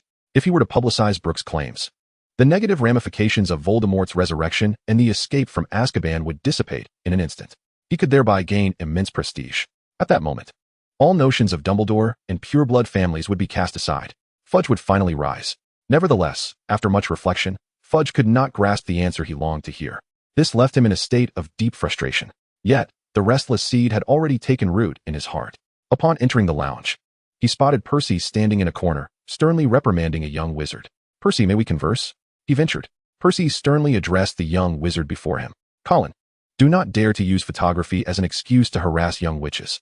Otherwise, I shall assign you the task of cleaning the toilets daily. Do you understand?" Colin nodded eagerly, scurrying away in defeat. Percy turned to Brook. "Shall we speak over there?" However, as soon as they arrived at the dormitory, Brook ushered Percy into the ring's chamber. A glint of excitement flickered in Percy's eyes. Such secrecy was indeed remarkable. His heart fluttered uncontrollably. During the summer, Brook had discussed the topic of dreams with him. At that moment, Brook made it unmistakably clear that he could assist him in securing a more promising future within the Ministry of Magic, potentially even elevating him to the pinnacle of power there. Although their interactions had been limited, he was well aware that Brook was not one to make empty promises. He had committed to memory how Brook had aided his family. Chapter 112, A Heart-Wrenching Betrayal. "Would you care for a drink? Orange juice, tangerine juice, or pomelo juice?" Brook inquired. Percy hesitated and then opted for the orange juice. Brook poured a glass for both of them. "I just encountered Fudge, the minister?" Percy's eyes widened in astonishment, burning with intensity. Brook shared a portion of the details with Percy. If the minister dared to make such proclamations, it was likely he would meet a grim fate by the next day, Percy thought with concern. "Thus, this presents your opportunity, does it not?" Brook suggested. Percy misinterpreted the implication, asserting that even if Minister Fudge were to meet with misfortune, he could never ascend. A flicker of surprise crossed Brook's gaze. "Well then, Percy is certainly ruthless, a person capable of achieving great things. While it may pose a challenge to thrust you into the limelight, it is not an impossible feat." Realizing his misunderstanding, Percy blushed slightly and quickly added, No, even if I were to rise, I could never fulfill the role of Minister of Magic. Indeed, it is essential to establish a solid foundation." Brook nodded in agreement. "What precisely do you intend to do, Brook?" Percy inquired. "As you mentioned, Fudge's greatest challenge in making such announcements lies in whether the Dark Lord will be incensed." Brook continued in a calm tone. "Thus, the most prudent course of action would be to broker a deal with the Dark Lord." "Broker a deal with the Dark Lord?" Percy was filled with terror at the mere thought. Setting aside the sheer madness of such an idea, the notion of interacting with the fearsome Dark Lord sent chills down his spine. Brook raised an eyebrow. "What? Are you afraid?" In that instant, Percy recalled the oath he had once taken. He would pursue his ambitions step by step, ascending to the highest echelons. He aspired to become the pinnacle of power. Gritting his teeth, he declared, "I can do it, even at the cost of my life. I must try." "Excellent. I knew I had not misjudged you," Brook commended. "However, you need not be overly concerned. There is no imminent danger." Percy was perplexed, yet Brook offered no further explanation, choosing instead to elaborate on his meticulous plans and strategies. With each revelation, Percy became increasingly alarmed. According to Brook's scheme, Fudge would not only be used as a pawn, but would ultimately face disgrace, becoming a stepping stone for Percy's ascendance. The intricacies and machinations of such a plot were astonishing, especially when conceived by the mind of a mere 12-year-old. It was utterly terrifying. Brook remained unfazed by Percy's astonished and fearful expression. What is this? I have merely utilized a fraction of the wisdom passed down through generations. I am even too disinterested to employ deceit. Sheer audacity will suffice to outmaneuver them. Although Percy's abilities were still developing, his ambition was boundless, and he possessed immense potential for growth. Furthermore, Brook had witnessed the unwavering loyalty and gratitude of the Weasley family. He held a firm belief that Percy would similarly embody these virtues. Thus, he harbored no concerns regarding any potential acts of ingratitude or betrayal after ascending to a position of power. Once everything was arranged, Brook returned to accompany Hermione for an additional reading session. As for his dealings with Fudge and Percy, Hermione refrained from inquiring, understanding that if Brook wished to share, he would do so without prompting. If he chose to remain silent, it was a matter that she deemed inappropriate to question. In the dead of night, Brook transformed once again into the guise of Quirrell, stealthily infiltrating the defense against the dark arts office. The walls of the office were adorned with portraits of Lockhart, all of whom were sound asleep. A few pink balloons shaped like Lockhart floated idly in the air. The desk was cluttered with fan letters and a myriad of unopened beauty products. Lockhart, clad in a garish pink pajamas, was blissfully slumbering in bed. Brook had encountered many ostentatious individuals in the past, yet he had never seen anyone as flamboyant as Lockhart. Since Hermione had expressed her disdain for Lockhart previously, Brook had lost interest in targeting him, especially since the task had already been completed. Lockhart's utility had thus diminished. Moreover, Lockhart never took attendance during class, which brought Brook a sense of satisfaction. When he felt inclined to indulge in theatrical pursuits, he would venture forth, and when he felt lazy, he would retreat into the confines of his ring space to tend to his plants and enjoy tea. Life was indeed quite comfortable. Crucially, Hermione shared his sentiment that Lockhart's lessons were futile, which rendered her indifferent to Brook's truancy. Such trivial matters could not be resolved by merely vanquishing a diminutive foe. With a flick of his wrist, Brook cast a series of sleeping spells to silence the portraits and Lockhart entirely. He then commenced the deployment of various protective enchantments within the office, including the muffle charm, to ensure he would not be disturbed during his endeavors. As for the reason he did not transport Lockhart into the ring or concealment space, employing either of those abilities risked detection by Dumbledore. With all preparations complete, Brook wielded Quirrell's wand and aimed it at Lockhart. A searing pain pierced through Lockhart's slumber, abruptly awakening him in agony. His body contorted uncontrollably, emitting a wail akin to that of a slaughtered pig. A minute later, Brook lowered his wand, observing Lockhart's form convulsing on the cold floor. His face contorted in excruciating torment. "Who are you? Why are you doing this?" Lockhart gasped, fear evident in his eyes. Another interminable minute passed. Beyond his suffering, Lockhart's gaze was consumed by terror. "You," he began to utter, but was interrupted by another series of piercing curses. Each minute concluded with precision. As the spells persisted, Lockhart's cries grew increasingly harrowing. His body weakened significantly, breaths becoming shallow and sporadic. Brook, witnessing Lockhart's pitiable state, found a semblance of satisfaction. Just as he lifted his wand to cast a sleeping spell on Lockhart and prepare for his departure, Lockhart, noticing Brook's intent, was gripped by sheer terror. With a desperate effort, Lockhart implored, "Please, spare me. I promise I won't do it again. I will pay. I will offer all my riches as recompense." Brook was momentarily taken aback. Originally, he merely sought to vent his frustrations, yet unexpectedly encountered a delightful surprise. "Since you have disowned my intentions, I implore you to confess your misdeeds, for I shall document them with this magical camera." At this moment, Lockhart was utterly overwhelmed by terror. With tears and sobs, he began to divulge his transgressions. It turned out that the adventures recounted in his best-selling books were not his own. He had been scouring the realm for wizards with genuine experiences of adventure, then enticing them with riches or allure to narrate their tales in detail. Ultimately, he would employ a memory-erasing charm to obliterate their recollections, appropriating their exploits as his own. Brook was enlightened. Those books, viewed purely as fiction, were indeed remarkable. He had even contemplated the prospect of adapting them into films in the future. Chapter 113, The Professor's Assistant. This explains why Lockhart's performance at Hogwarts was so abysmal, yet some Navi young wizards remained convinced that he merely preferred to remain modest, unwilling to reveal his true prowess. "Produce the money, should I find it unsatisfactory. I would not hesitate to bestow upon you a few more agonizing curses before escorting you to the Ministry of Magic." Trembling, Lockhart fumbled in his pocket and retrieved an exquisite little box. "This is the entirety of my possessions amassed over the years. I have always feared the revelation of my crimes. Thus I carried all my wealth with me, perpetually ready to flee." With a flick of his finger, Brook summoned the box into his hand. "In light of this life-saving payment, I shall refrain from sending you to the Ministry of Magic." Lockhart, overjoyed, struggled to kneel, seemingly wishing to bow to Brook in gratitude. Yet he secretly clenched his wand in his palm, confident that in the moment he raised his gaze, he could swiftly cast the Oblivion charm. Alas, Brook was swifter. To be precise, Brook had stated he would not send Lockhart to the Ministry, but he had not specified other destinations. He raised his wand and uttered, "Obliviate." Lockhart's expression instantly became bewildered. However, the effect of this memory charm was less than satisfactory. Lockhart merely forgot the events of the past few minutes, mumbling to himself, "What was I about to do?" Brook sighed, recognizing that practice was still necessary. Thus, he cast the Oblivion charm once more. It seemed ineffective. Again, through Brook's relentless efforts, after more than 20 attempts, his Oblivion charm finally began to take shape. At this point, Lockhart sat dazed on the ground, his gaze vacant. His mind, having endured repeated assaults from the memory charm, had sustained grievous damage, rendering any hope of recovery futile. To describe him as a fool now would be a disservice to the term. Brook gazed upon his handiwork and then vanished once more. The following morning, the fourth-year students attending the Dark Arts Defense class arrived at the classroom as usual. However, despite the class bell having long since rung, Lockhart had yet to make an appearance. The students began to murmur amongst themselves. A few class representatives stood up and resolved to seek out Lockhart in his office. Upon pushing open the door, they were instantly taken aback. Lockhart lay curled on the floor, motionless, his fate uncertain. After a brief, suffocating silence, a timid girl let out a piercing scream, jolting the other students from their stupor, prompting them to dash towards the nearest classrooms. Before long, Professors McGonagall, Flitwick, Snape, and Madame Pomfrey arrived at the scene. Snape and Madame Pomfrey took charge of assessing Lockhart's condition, while McGonagall and Flitwick began to investigate the surroundings.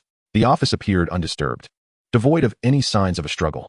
McGonagall discovered a magical camera on the desk, her brow furrowed as she pressed the play button. As the footage began to unfold, the gravity of the situation dawned upon the gathered professors, revealing the transgressions Lockhart had committed. Given the circumstances, it seemed likely that this incident stemmed from a vendetta. Following Madame Pomfrey's thorough examination, it was confirmed that Lockhart's brain had suffered catastrophic damage, rendering recovery nearly impossible. He listened intently to the reports, the weight of the situation pressing heavily upon him as all the professors turned their gaze towards him, awaiting his directive. Dumbledore felt a throbbing pain in his head. Had his hair not been entirely white, he would have certainly gained a few more gray strands. Lockhart's fate seemed just, yet the footage could not serve as irrefutable evidence. Moreover, the audacity of someone breaching Hogwarts and assaulting a professor was a matter for which Dumbledore, as headmaster, could not evade responsibility.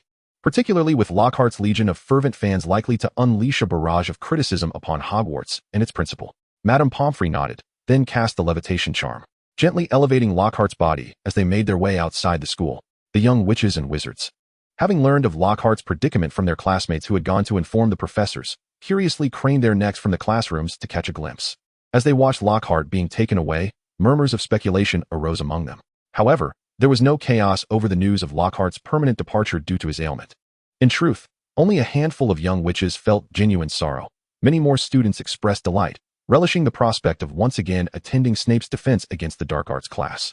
As they reveled in the prospect of Snape resuming his role as the substitute professor, Brook, however, hung his head low. Snape, his expression impassive, turned to Brook. "You will teach the second-year defense against the Dark Arts class." Brook's eyes widened in disbelief. "What is this? You held your own against me. Thus you are sufficiently capable of instructing the second-year students," Snape continued. "From this moment forth, you shall be my assistant, albeit without remuneration." With that, he elegantly turned on his heel and strode out of the classroom. Brook was momentarily taken aback, but quickly regained his composure, preparing to rush out and engage in a serious discussion with Snape. Hermione, quick-witted, seized his arm, urging him to remain calm. "Stay composed, Brook." "What do you mean, calm?" "Today, I must make Snape understand why the flowers bloom so red." With sleeves rolled up, Brook exuded the determination to take decisive action. Hermione promptly released her grip on him, shrugging nonchalantly. "Oh, then off you go." This left Brook utterly perplexed. "Aren't you supposed to be convincing me otherwise?" Hermione retorted. "Am I to blame? Since I feel I cannot sway you, I can only support your decision." Brook appraised Hermione from head to toe. "I believe you could still attempt to persuade me." Hermione rolled her eyes and scoffed. "TCH, men."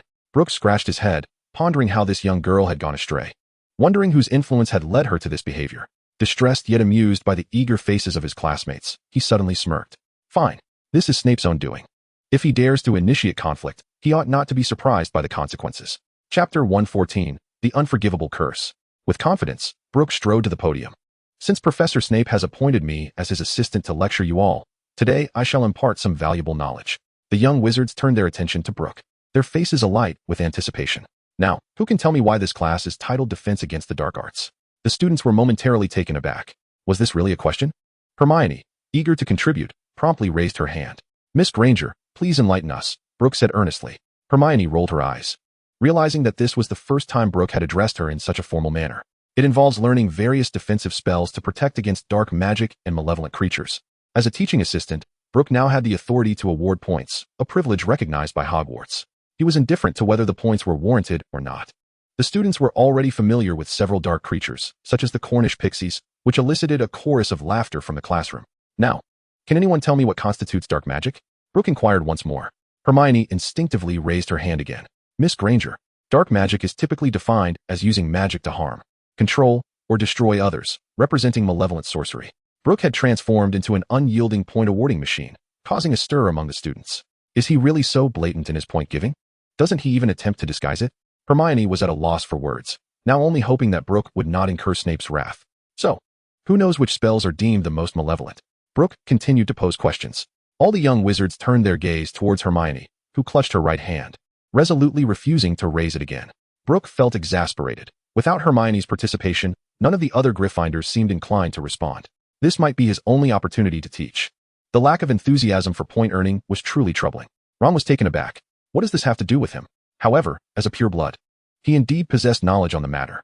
With a hint of trepidation, he began, I believe I've heard my father mention something called the soul-snatching curse. Is that correct? Indeed, correct. Gryffindor receives 50 points. Brooke continued to award points. The young wizards in the audience had become utterly desensitized to Brooke's shameless point-giving antics. They were instead eager to witness the expressions of their peers upon seeing the points funnel.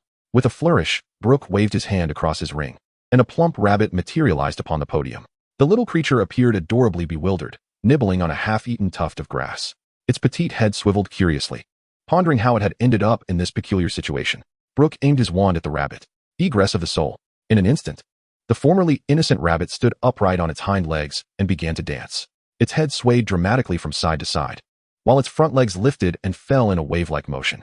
Suddenly, it spun around, turning its back to the young wizards and shaking its rear with gusto. The rabbit then began to twirl rapidly, its ears and limbs flailing in the air due to centrifugal force. The young wizards erupted into applause, the classroom brimming with joy. What do you think of its performance? Brooke inquired with a cheerful smile. Good. Amazing. Absolutely brilliant. The young wizards shouted excitedly. However, Brooke's expression shifted to one of seriousness. What if I were to cast this spell on you? The laughter abruptly ceased. Completely under my control, Brooke spoke slowly. I could even make it, say, crash into a wall, or leap into a fire. The faces of the young wizards turned pale with fear. All right, let us continue. Who else knows something else? For a moment, no one moved. Yet Neville timidly raised his hand. Brooke was taken aback, but immediately encouraged him. Longbottom, go ahead. The Cruciatus Curse. Neville's voice was soft, yet it resonated clearly in the hushed classroom. Excellent. Gryffindor gains 50 points, Brooke acknowledged. He refrained from demonstrating the soul-snatching curse on the rabbit. It was acceptable for demonstration purposes, but to brazenly use the Cruciatus Curse in class would undoubtedly lead to trouble. The spell is one of excruciating torment, Brooke added. I do not know this curse, but I have seen descriptions indicating that the afflicted experiences extreme agony, and it is said no one can endure it for more than an hour. Well, there is one last chance. Seize the opportunity. Yet, after a while, no one raised a hand. All right, since no one seems willing. Brooke was about to speak when he noticed Harry suddenly lift his hand. He knew Harry was aware of the answer, for it was he who had informed Harry that the green light in his mind was the killing curse. Potter, go ahead. The killing curse, Harry stated, his gaze remarkably calm. The incantation is Avada Kedavra. It is said to be impossible to block, and those struck are destined to die. Brooke smiled slightly. However, no spell is entirely uncounterable. What if you were to carry a rabbit with you, just as I do? The young wizards were momentarily taken aback. This method, it seems, is not entirely unfeasible. These 3 spells are collectively referred to as the unforgivable curses. To cast any one of them upon a person would result in a lifetime imprisonment in Azkaban, Brooke concluded. Just then, the class bell rang. All right, class is dismissed. Brooke abruptly continued. Oh wait, I seem to have forgotten something. The young wizards gazed at Brooke in puzzlement. Some astute young wizards speculated within themselves. Could it be homework? Rest assured, it is not homework. Harry answered correctly just now, and I have yet to award points. Gryffindor receives an additional 50 points. Brooke smirked. The young wizards were left speechless. Indeed, it's you after all. How shameless. By the end of this lesson, Gryffindor had accumulated a total of 250 points. When word of this spread, it would likely incite a greater commotion than the public discussion of the unforgivable curses. Brooke, is this truly acceptable? Hermione expressed her concern. Are we discussing the points or the curses? Brooke inquired. Both. But using the killing curse so brazenly, I fear. Fear not. Which pureblood family does not teach their children the unforgivable curses? The Ministry of Magic would not trouble me over such trifles. Chapter 115, The Assistant's Continuation. The Ministry of Magic did not pursue Brook. After all, Fudge had just received a substantial sum from him. Such an act of burning bridges immediately after crossing would certainly not be something Fudge would entertain. However, the developments of other matters took Brook entirely by surprise. Upon learning of the incident, the professors merely offered resigned smiles. The heads of other houses did not frantically award points to their own houses in an attempt to balance the scores. They seemed to tacitly accept his actions.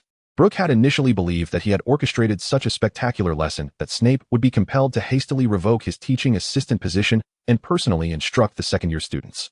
Yet, Snape displayed not the slightest reaction. The following day, during the second-year defense against the dark arts class, Snape did not make an appearance at all.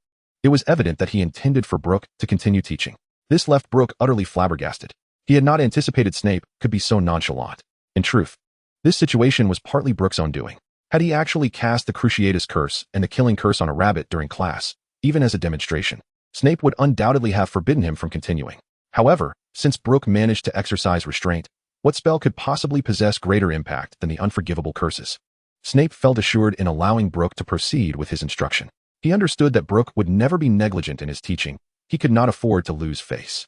Brook lamented his decision. Had he known, he would have waited until the end of the term to take revenge on Lockhart. Now, he found himself not only attending defense against the dark arts class, but also having to teach it. Nevertheless, since his mischief proved ineffective, he resolved to teach magic diligently. Yet, the subject he taught was not defensive spells, but rather unequivocally dark magic. While these dark spells might not possess significant harmfulness, their capacity for insult was considerable. The Kiss of the Slug refers to the curse that Ron once utilized, which causes the afflicted to uncontrollably expel slugs from their mouths. The Rainbow Fart curse renders its victim incapable of restraining a continuous stream of flatulence, accompanied by vibrant plumes of colored smoke. The Balding Charm instantaneously shaves off every hair on the victim's body, including eyebrows. The Monotonous curse compels the victim to speak in a repetitive and absurd manner, endlessly looping the same phrase. The Garment Explosion curse causes the victim's clothing to burst apart and scatter. These spells have created quite a stir at Hogwarts, leading to an increase in bald-headed individuals devoid of eyebrows, young wizards propelled forward by jet-like emissions, and others who can only speak in a nonsensical loop. Students from other years flocked to the second-year wizards for guidance. The number of victims multiplied exponentially. Ultimately, Professor McGonagall called Brook for a discussion. She regarded him with a mixture of exasperation and amusement, stating, "Brook, I realize it may be somewhat burdensome for you to teach." Brook nodded vigorously. He truly did not wish to teach. He had thought that the intelligence of trolls was the lowest threshold until he encountered this group of young wizards. He now understood why Professor Snape frequently berated students for having minds as vacant as a barren field. Were it not for Hermione's daily encouragement to remain calm, he would have surely unleashed his frustrations upon those young wizards, who were so lacking in skill that even machines would find them inadequate. However, it was indeed exhausting for Severus to teach two subjects single-handedly. Professor McGonagall continued, "Would it be possible to find someone else? Perhaps an upperclassman?" Brook lamented. Hogwarts had, in fact, not had a competent defense against the dark arts professor for 6 years. Professor McGonagall sighed in resignation. "Phileas and I are both aging and possess limited energy. Pomona is preoccupied with her plants and cannot spare the time. Thus, the burden now falls upon you."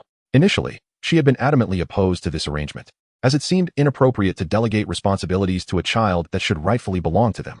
Yet, the reality of the situation left her feeling helpless. She and Flitwick's bodies could not endure the strain of the time turner for extended periods. Many of Sprout's plants were highly dangerous, and a moment's inattention could lead to significant trouble. Therefore, the weight of responsibility rested heavily upon Snape's shoulders. Each day, Snape had to consume potions like water just to manage the intense demands of his teaching duties. After much deliberation, McGonagall concluded that Brook would have to endure this hardship for now. "Very well, I shall take on the task," Brook conceded, recognizing the finality of McGonagall's words. "Of course, you shall not work for free. You will receive a salary of 80 galleons per month. As for the points you previously awarded to Gryffindor, those were, in fact, a form of compensation from the other professors," McGonagall explained. "I called you here today primarily to discuss the possibility of refraining from teaching them the dark arts." "Understood, Professor. I will teach them something else," Brook readily agreed. There were only so many interesting spells left to impart. He was rapidly running out of material. McGonagall produced a notebook and handed it to Brook. Herein lies a collection of commonly employed defensive spells, meticulously compiled by Phileas. Your efforts are greatly appreciated. Do not hesitate to convey any requests you may have. The spells chronicled in Flitwick's notes are exceedingly practical, with each spell accompanied by detailed instructions for mastery, as well as supplementary techniques for application in real combat scenarios. Take, for instance, the Shield Charm. This incantation conjures an invisible barrier before the caster, designed to thwart adversarial spell attacks. However, in the heat of genuine conflict, this spell proves rather impractical, for agile maneuvering often surpasses mere defensive tactics in importance. The time spent casting the Shield Charm could be more wisely invested in evasion. Nevertheless, the notes provide an entire suite of practical tips. When combined with the Levitation Charm, the Shield Charm allows one to hover in midair, thus securing a favorable position in battle. The fusion of the Shield Charm with various other spells yields unexpected results.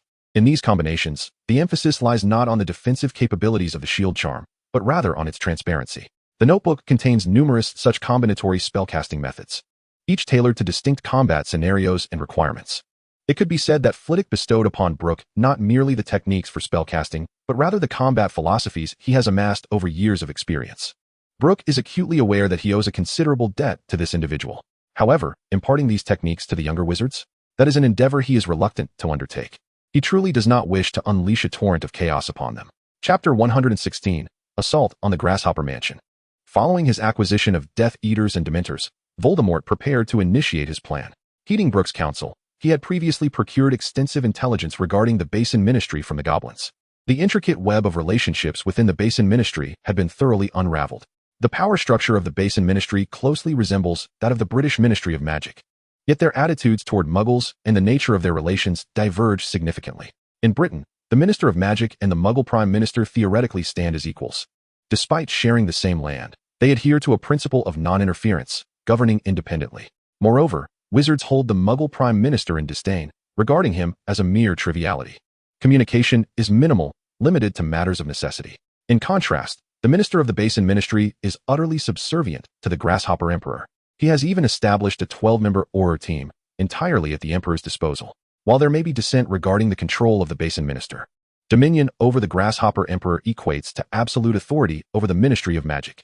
Thus, Voldemort has identified the Grasshopper Emperor as his primary target. He has long held Muggles in contempt, and the 12 Aurors are of little concern to him. Yet, he has witnessed the formidable might of the Muggle weaponry wielded by Brook. Should he become ensnared within the Muggles' barrage, even his prowess would struggle to prevail. Furthermore, as time elapses, reinforcements from the Ministry are certain to arrive. At that juncture, not only would he find his objectives thwarted, but he may also be forced to retreat, risking alarm and jeopardizing subsequent plans. With his subordinates now in place, he is eager to seize the Grasshopper Emperor without delay. At this moment, Voldemort faced a daunting dilemma. The Death Eaters who had arrived were devoid of wands, although he had seized a few during the slaying of Aurors. Such a meager quantity was utterly insufficient for the vast assembly of Death Eaters. The vicinity of the mansion lacked its own wand shop. Their wands had all been procured from England, rendering any attempt to seize them futile. Below, the throng of Death Eaters stood in reverent silence, each one trembling. Afraid to breathe, they were oblivious to Voldemort's intentions for them. Only Bellatrix shone with fervent excitement in her eyes, yearning to rush forward and kiss Voldemort's feet had he not been deep in thought. As time progressed, a plan gradually crystallized in Voldemort's mind. The night was profound, heavy clouds obscuring the moonlight. The mansion in the outskirts lay enveloped in darkness, save for a few scattered glimmers of light. Voldemort made a slight movement, and from the folds of his robe emerged a dozen thumb-sized serpents, their bodies glistening black, eyes gleaming with an eerie red glow. He bent down, whispering softly to them. The serpents swiftly dispersed, vanishing from sight and melding into the shadows. Voldemort raised his wand, reciting ancient incantations. Streams of black magical light shot forth from the tip of his wand, intertwining and coalescing to form a colossal magical sigil against the darkness. It descended slowly, shrouding the entire estate. This sigil not only severed all communication within and beyond the mansion, but also barred any apparition, isolating the estate completely. Voldemort lowered his head, narrowing his eyes into slits, directly accessing the images within the serpents' minds. Moments later, he lifted his gaze. Bellatrix, you shall lead Raoul, Mulciber, and not in a frontal assault on the mansion. Release all Dementors to sow chaos. I wish to hear their wails, he commanded with a cruel smile. Bellatrix trembled with excitement. They shall quake beneath your feet, begging for your mercy, my master. Caro, you will oversee the perimeter of the estate. Ensure that no one, not even an owl, escapes this region. Voldemort's eyes swept over each Death Eater. As he spoke, his body began to contort and morph, gradually shrinking into a thumb-sized serpent. I shall personally pay a visit to His Majesty, the Manticore. Bellatrix gazed with rapture at the direction Voldemort had vanished. Raising her wand high in a frenzy, she screamed, "For the glory of the Dark Lord!" The Death Eaters behind her erupted into a fervor, surging forward like a tide of darkness alongside the Dementors, swiftly approaching the mansion. The guards at the mansion's entrance, witnessing this scene, immediately raised their machine guns. The dark muzzles aimed ahead. Fire! In an instant, the air was filled with the cacophony of gunfire. Bullets rained down upon the Death Eaters, who conjured various protective spells to deflect the onslaught. The Muggles were oblivious to the presence of the Dementors, even as stray bullets inadvertently flew towards the Dementors. The dark entities remained utterly unperturbed. The projectiles passed straight through their spectral forms, inflicting no harm upon them. As the Dementors swept through, the temperature plummeted sharply. The windows of the estate quickly frosted over, adorned with exquisite ice flowers that heralded the commencement of a grim procession for the fallen. The guards felt an overwhelming chill enveloping them, their teeth chattering uncontrollably, hands trembling around their machine guns, eyes wide with terror. The Dementors, akin to ravenous beasts vying for sustenance, eagerly lunged towards the guards. One soldier, positioned at the forefront, was met with a chilling kiss from a Dementor. His eyes became hollow, and his body fell rigid to the ground, his soul instantaneously siphoned away. Confronted with such an unfathomable horror, the soldiers' dread burgeoned like rampant weeds, eroding their will to resist. Amidst the chaos, a captain suddenly bellowed hoarsely, "Take the awakening agent." Some of the quicker soldiers hastily retrieved handfuls of the agents from their pockets, unhesitatingly consuming them. Soon, the effects took hold, and the soldiers became unnaturally exuberant. The dread instigated by the Dementors dissipated instantly. They shouted in fervor, "Long live the locusts!" and began firing wildly at the invisible specters above. The Dementors commenced voraciously consuming the positive emotions emanating from the soldiers. Yet, perplexingly, the soldiers' exhilaration seemed inexhaustible. No matter how greedily the Dementors fed, they appeared insatiable. Their soul-sucking kisses proved ineffective against those devoid of fear. Thus, both sides found themselves ensnared in a stalemate. At that moment, 10 Aurors burst forth from the main building, their eyes immediately locking onto the rampaging Dementors. However, the area was devoid of Muggles, and the protective spells were not a requisite for them. Yet, they were not without recourse, as they drew forth Thunderstrike charms. Chapter 117. I shall commit seppuku. With the cessation of Muggle firepower, the Death Eaters finally arrived. A frenzied light flickered in Bellatrix's eyes as she raised her hand, casting the killing curse. The blinding green light cleaved through the sky, striking an Auror with pinpoint precision. The Auror's body stiffened and fell straight to the ground. The other Death Eaters showed no mercy, unleashing lethal curses indiscriminately. The small serpents lurking in the shadows also sprang into action. Though they were no larger than a thumb, each had been altered by Voldemort. Their fangs were laced with the venom of basilisks. Should they penetrate the skin, death was inevitable within 5 minutes. The serpents deftly wove through the crowd, delivering fatal strikes to the soldiers. The battle intensified. Bellatrix's left arm was sliced by a cutting curse, blood trickling down her arm. Yet, this only heightened her exhilaration. "Come on, darling," she cried, as a fierce fire spell erupted from her wand, igniting the cherry blossom tree in the courtyard. The roaring flames illuminated her crazed, contorted visage. Meanwhile, the green serpent, an incarnation of Voldemort, silently slithered into the depths of the mansion. Its scales brushed against the marble floor, producing a faint rustling sound. 2 maids clad in pale pink kimonos were huddled by the window. The younger maid trembled. "Yuriko-senpai, are those green lights part of the self-defense forces exercises?" Her pupils dilated in terror, freezing her in place. The basilisk's deadly gaze extinguished her life in an instant. The young maid, sensing something amiss, turned her head, only to meet the same grim fate before she could comprehend what had transpired. The 2 lifeless bodies lay together on the cold ground. Voldemort continued to glide forward, deftly maneuvering through partially ajar doorways. The armored guards shouted over the radio, demanding reinforcements at the main entrance. No one noticed the fleeting shadow that danced across the floor. At the entrance of the underground safe house, 2 fully armed guards vigilantly stood watch over a heavy metal door. The screws of the ventilation duct silently unscrewed, and as the green serpent touched the ground, it twisted and morphed. Voldemort regained his human form, just as one guard reached for the trigger. A flash of green light snuffed out his life. The other guard swiftly raised his weapon to fire, but the bullet bizarrely halted mere centimeters from Voldemort, melting into a puddle of metallic droplets that fell to the ground. How tragic! With a delicate flick of his pale fingers, the guard's body was seized as if by an invisible hand. The metal security door was melted away, creating a gaping hole. In that fleeting moment, the last 2 Aurors inside the safe house reacted swiftly, casting simultaneous spells toward the entrance. "Faint and fall. Bind them swiftly." Yet Voldemort did not even raise his wand. The incantations dissipated before him, vanishing into nothingness. What a disheartening display of resistance. But before he could finish his thought, glowing blue runes suddenly emerged on the walls flanking the safe house. 12 bolts of lightning shot forth, enveloping Voldemort in a tempest of electric energy. This was the thunderbolt spell the Aurors had preemptively set. One bolt alone would turn an ordinary wizard to ash, and now Voldemort was struck by 12. The two Aurors couldn't help but feel a surge of joy. However, as the electric light dissipated, their smiles froze in place. Though Voldemort's robes bore scorch marks, a hint of enjoyment graced his pale visage. His body, transformed from that of a serpent over a millennium, possessed an extraordinary resistance to magic. The lightning that struck him felt akin to a mere massage. The Elder Auror reacted swiftly, activating a wind blade spell in his hand. Yet, before he could utter the incantation, an invisible rope seemed to constrict around his throat. His complexion rapidly turned a shade of ashen blue as he clawed desperately at his neck. With a sharp crack, his body slumped lifelessly to the ground. The other Auror's Rashoman's spell instantly unfurled, transforming into a pitch-black shield adorned with grotesque, demonic carvings. He bit his finger and swiftly inscribed in the air, "I beseech the Thunder God to descend, summon the Shikigami." Blood coalesced in the air, forming a complex sigil, and the room was suddenly beset by a chilling wind. Voldemort, intrigued, refrained from further action. As the blood seal completed, a warrior clad in crimson armor, adorned with a ghostly helmet, emerged from the mist. Dark energy coiled around him, and the katana at his waist emanated a ghostly purple light. "Lord Sasuke, I beseech you to vanquish this fiend and protect the Emperor." Oro knelt, urgency lacing his voice as he addressed the warrior. Yet, it seemed Sasuke was oblivious to Oro's pleas, gradually sinking to his knees. He drew his katana and cried to the heavens, "I shall commit seppuku." With determination, he positioned the blade across his abdomen, unhesitatingly striking.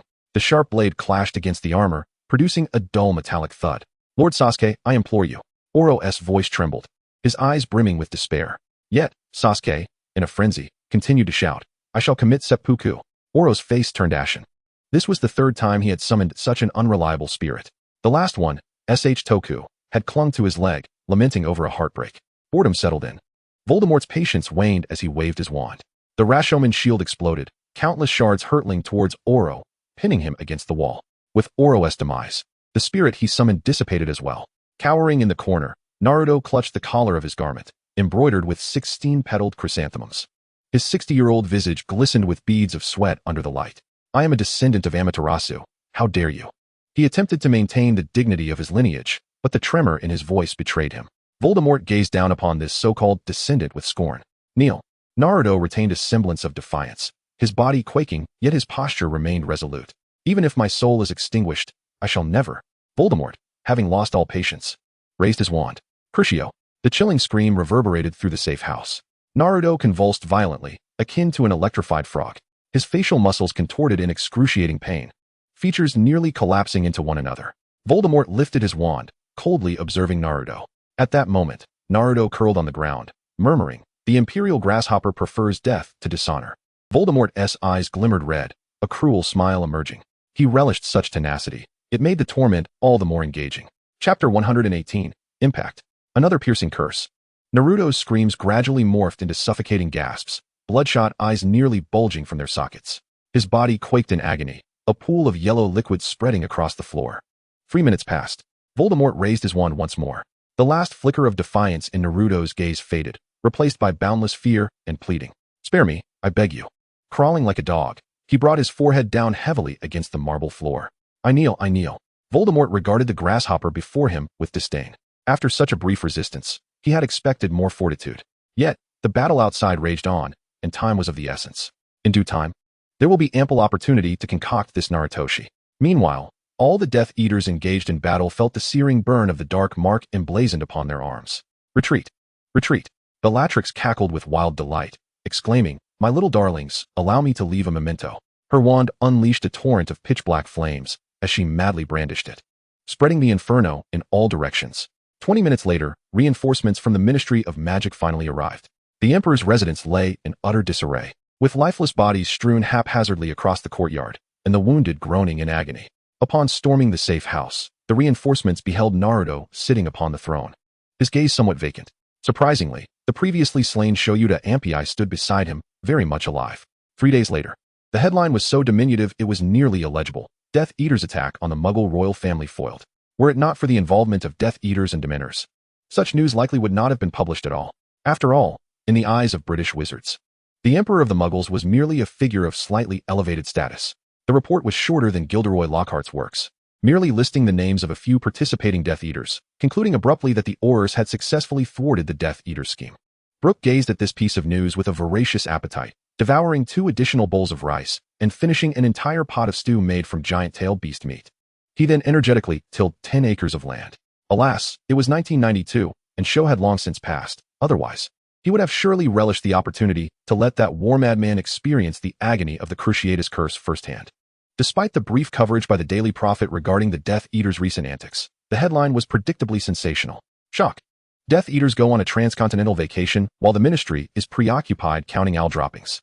Dear readers, while our Minister of Magic, Cornelius Fudge, was still selecting feathers for his new top hat, the Death Eaters had embarked on a cross-border holiday. Indeed, just 3 days prior. These enigmatic figures leisurely visited the residence of the Muggle Emperor, even bringing Dementors as a thoughtful gift, and taking many lives as mementos of their travels. What a considerate travel arrangement. And what was our Ministry of Magic doing? Oh, according to insider sources, the Auror office was urgently researching how to counter the killing curse with a teaspoon. It is time to face reality. Our ministry resembles a plush, inflated creature, appearing grand yet full of hot air. After all, this was the only defensive resource the ministry could supply in a timely manner.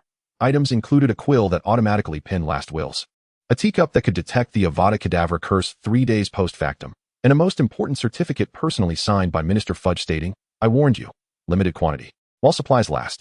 After reading this, Brook couldn't help but applaud. This skitter exhibited a certain propensity for online vitriol. Wizards, unless absolutely necessary, rarely venture outside. Numerous shops in Diagon Alley have closed their doors. The young witches and wizards at Hogwarts are relatively less affected. However, groups of them gather in clusters, whispering anxiously about recent events, their eyes betraying a sense of unease and trepidation. Harry, particularly, seems to be stimulated by the turmoil. Each evening, aside from his clandestine sessions with Snape, he spends his time practicing spells in empty classrooms alongside Draco and Ron. Fudge finds himself utterly overwhelmed, too afraid even to enter his office, which has become a scene of devastation. A deluge of frantic letters from the public inundates the Ministry of Magic daily, far too numerous to manage. The remnants of these explosive letters mar his office, leaving charred evidence of chaos.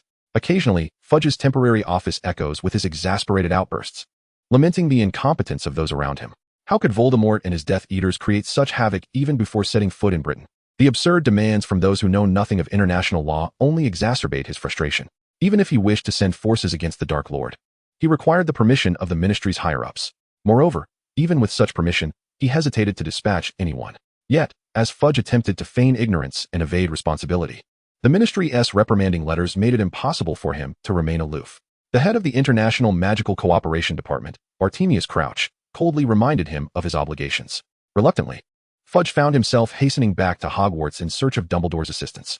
At this juncture, however, Dumbledore was tirelessly advocating for the convening of the International Wizarding Federation. Upon his arrival at the headmaster's office, Fudge was met with disappointment, unable to gain entry.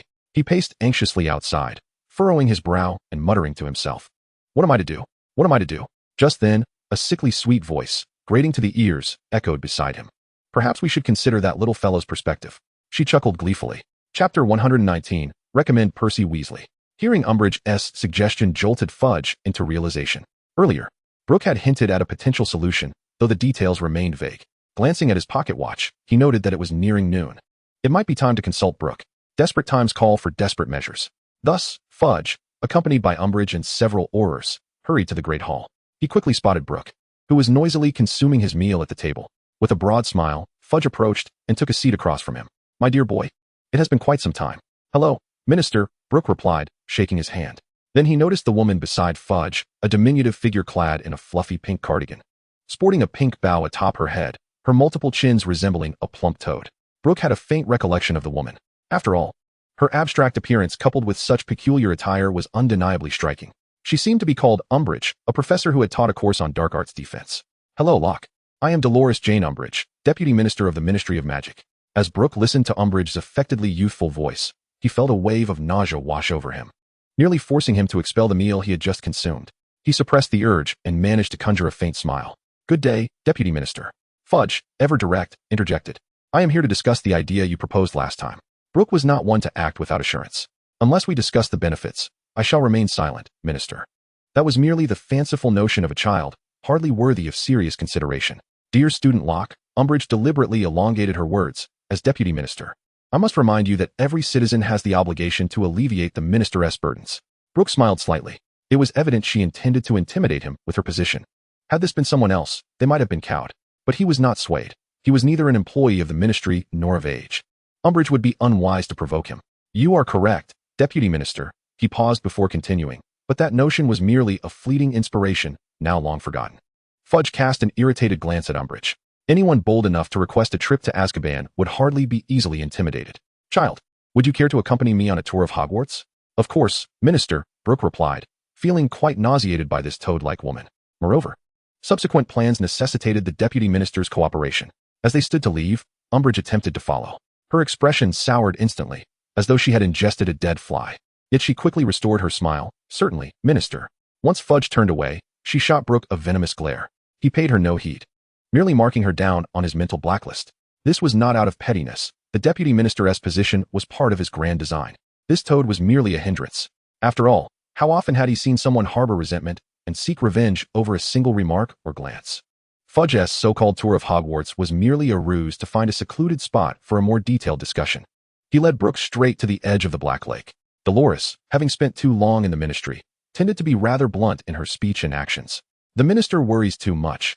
I simply believe certain topics are unsuitable for public discourse, Brook replied with a slight smile. Now that they were alone, Fudge eagerly inquired. Can you share your plan with me? Brook sighed. The method was rather disreputable. If disclosed, it would have severe repercussions for both him and Fudge. As long as the plan is feasible, Fudge pledged earnestly, I can offer you the position of ministerial assistant, effective immediately upon your graduation. A flicker of derision crossed Brook's eyes. He was being offered a mere mirage. Yet, on the surface, he maintained an expression of gratitude. This idea of making a deal with the mysterious figure was conceived by Percy and myself. Fudge's pupils dilated in shock. The notion was utterly preposterous. Yet if it were to succeed, the seed of ambition within him began to sprout branches. How would we proceed? We could send someone to locate the mysterious figure and meet his conditions, but on the stipulation that he must never set foot in Britain. Brook suggested in a hushed tone. Fudge fell into contemplation. Setting aside whether Voldemort would even agree to such terms, merely tracking down his whereabouts would be an insurmountable challenge. The Aurors were utterly at a loss. What chance did he have? Moreover, determining who would undertake the negotiations posed another dilemma. As for traitors like Lucius, they were too preoccupied evading Voldemort to willingly present themselves. Fudge voiced these concerns aloud. Perhaps the goblins could uncover the whereabouts of the mysterious figure, Brook reminded him. Fudge's eyes brightened at this prospect. The goblins not only managed Gringotts, but also engaged in an underground intelligence trade. The Ministry's Aurors sometimes sought out goblins for information to apprehend dark wizards, albeit at exorbitant prices. Regarding the choice of negotiator, Brook looked at Fudge with some uncertainty. Surely, you must have someone trustworthy at your side? Fudge's face betrayed a hint of embarrassment. His elevation to the position of Minister for Magic following Voldemort's downfall was not due to exceptional ability or formidable influence.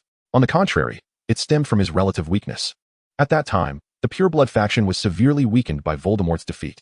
The once unified Pureblood alliance had splintered into three factions: the staunch Purebloods, the Neutrals, and the Order of the Phoenix, led by Dumbledore. In an atmosphere of rising anti-Pureblood sentiment, he, a man with no ties to any faction, had become an acceptable choice for all parties. Over the years, Fudge had longed to align himself with a faction, yet the Purebloods rejected him, and the Neutrals ignored him. Only Dumbledore offered him a semblance of support in public. Thus, he had navigated the past 11 years on thin ice. Had he not found himself utterly without allies, he would never have elevated Umbridge to the position of deputy minister. But sending Umbridge to negotiate with Voldemort? That sycophant could handle the dirty work. But such a task required courage, emotional intelligence, and intellect, qualities she lacked, making her involvement tantamount to a death sentence. Seeing Fudge in silence, Brook cautiously suggested, "If you truly cannot find a suitable candidate, I do have a recommendation." Fudge eagerly inquired, "Who?" "Percy Weasley." Chapter 120, The Deal Begins. Fudge furrowed his brow. For Percy Weasley to devise such a bold plan indeed demonstrated remarkable capability. However, the Weasley family posed a potential risk should the plan succeed. The first thing Percy would likely do would be to sever Dumbledore's influence, and his family background would undoubtedly be a liability. Brook casually remarked, "Percy has always harbored dissatisfaction towards Dumbledore." Fudge raised an eyebrow, intrigued. How so? As the victor, he believed his father had not received the status he deserved. A glimmer of brilliance flickered in Fudge's eyes. It seemed that a restless young man had emerged from the Weasley family. Brook, discerning the moment, deftly concluded the discussion. exchanging a few more pleasantries before taking his leave. Too much discourse might breed suspicion regarding Percy. Moreover, for a person of Fudge's stature, excessive words would prove futile. He would undoubtedly conduct his own investigation. As Brook had anticipated, a comprehensive dossier appeared on Fudge's desk that very evening. Percy Ignatius Weasley, 6th year, Gryffindor House, Hogwarts School of Witchcraft and Wizardry, President of the Student Council, consistently ranked first in his year for 5 consecutive years. 12 certificates, all with distinction. Projected results, all with distinction. Comments from professors during his 5th year. Professor McGonagall, exceptionally gifted, yet excessively perfectionistic. Professor Flitwick, the most outstanding student in nearly 2 decades. Professor Snape, an insufferable overachiever, though with impeccable abilities. Peer evaluations, he can recite the Hogwarts rules verbatim. He is quite mad. Jennifer Bond. Fudge's eyes narrowed slightly. As a seasoned politician who had navigated the tumultuous waters of power for years, he could easily discern the implications behind these evaluations. A young man yearning to prove his worth, filled with ambition for power, a prospect that suited Fudge perfectly. Those with desires are far easier to manipulate. The very power that Percy craved was precisely what Fudge could effortlessly bestow upon him. Furthermore, perhaps through Percy, he could also win over the entire Weasley family. Although Arthur Weasley held merely the position of director of the Misuse of Muggle Artifacts Office, the Weasley family's roots within the Ministry of Magic ran far deeper than outsiders could fathom. 1 in 8 of the ministry's lower-level employees bore the Weasley surname, and more than half of the remaining staff had familial ties to this clan. This explained Arthur's modest demeanor, had he possessed even a modicum of ambition. Leveraging these connections to secure a deputy minister position with limited power would be a simple endeavor. 3 days later, in the secluded upper chamber of the Hog's Head Inn in Hogsmeade, Fudge finally encountered Percy. This meeting was orchestrated with utmost secrecy. Reflecting on his previous, rather brazen visit to Brook, he considered himself somewhat hasty. Yet, who could have anticipated that a student would propose such an audacious scheme? Thus, Fudge approached this meeting with heightened caution. The kerosene lamp in the room cast elongated shadows of the 2 figures. After more than 3 hours of clandestine discourse, Percy successfully secured the promise he desired.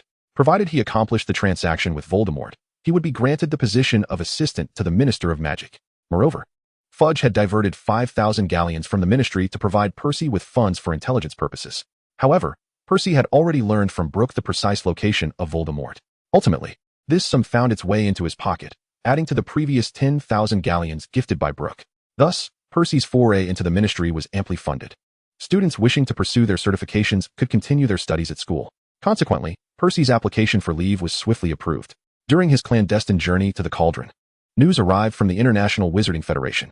Under the vigorous urging of Dumbledore, the Federation decided to convene an emergency meeting to discuss the resurrection of Voldemort.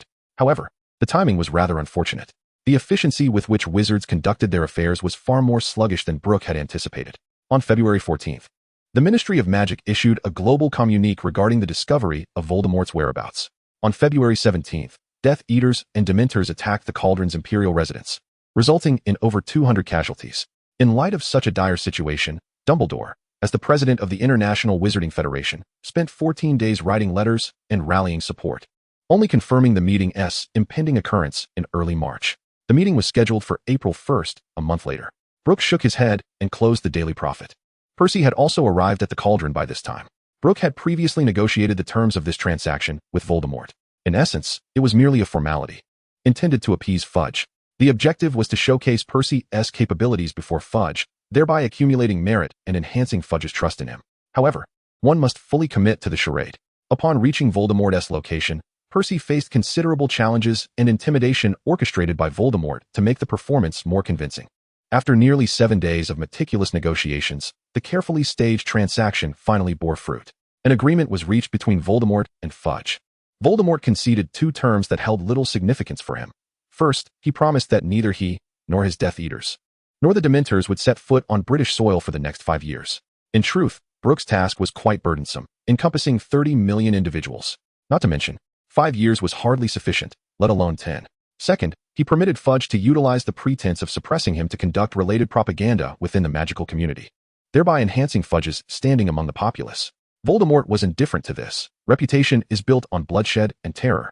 However, the conditions that Fudge was required to accept were exceedingly stringent. Firstly, Fudge needed to retrieve the assets of the Death Eaters from Gringotts' vault. The procedure involved retrieving property on behalf of another. Possession of the vault key and a personally signed document bearing magical markings sufficed for the operation. Yet, The identity of the escaped Death Eater rendered this task particularly precarious. Should this affair be exposed, Fudge's political career would collapse instantaneously, and he might even face severe legal repercussions.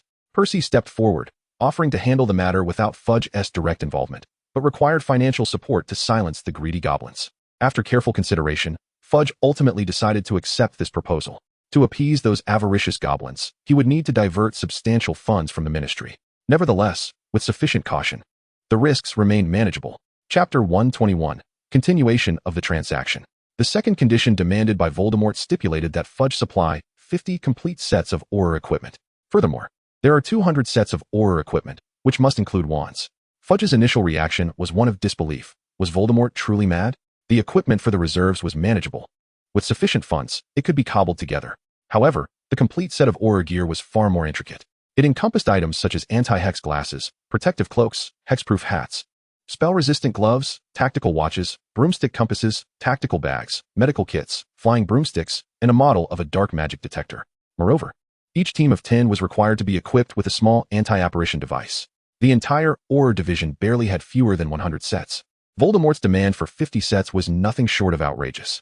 Not to mention, he also required 250 wands.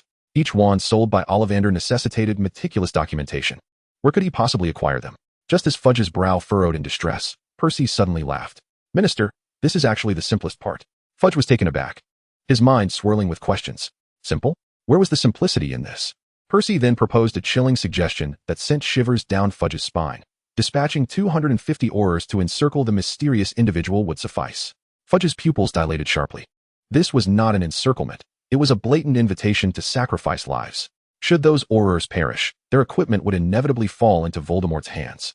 Yet, after a brief moment of hesitation, a glint of determination crossed Fudge's eyes. The head of the Auror office, Scrimgeour, had always been a thorn in his side, frequently opposing him on various decisions. Although he typically traveled with a small entourage of Aurors, in reality, he could only command a handful of them. If Percy's suggestion were to be enacted, it would not only appease Voldemort's demands, but also provide an opportunity to significantly undermine Scrimgeour's reputation, thereby diminishing his influence within the Auror community. This would greatly fortify Fudge's own standing within the Ministry of Magic. The final condition was that Fudge needed to restrain Dumbledore, ensuring he would not set foot in the United Kingdom. Fudge felt confident about this stipulation, despite Dumbledore's persistent efforts to rally the International Confederation against Voldemort. He would undoubtedly hesitate to confront Voldemort personally. Thus, Fudge believed he would not need to intervene at all. Of course, there had been no signing of blood pacts or unbreakable oaths between Voldemort and Fudge. For Fudge, entering into a blood pact would be tantamount to surrendering leverage to Voldemort, which he would never permit. An unbreakable vow was even more out of the question. He dared not present himself before Voldemort. Consequently, the two ultimately reached merely a verbal gentleman's agreement. Upon learning of this arrangement, Brooks exclaimed in disbelief, "Is it truly that hasty?" In truth, all three stipulations were Brooks' ideas. The first was primarily designed to compel Fudge to misappropriate funds from the Ministry of Magic, for as long as Fudge diverted substantial resources. No matter how cautious he was, traces would inevitably remain, constituting an economic crime. One may be able to unseat Fudge, yet it is crucial to avoid provoking him into desperation.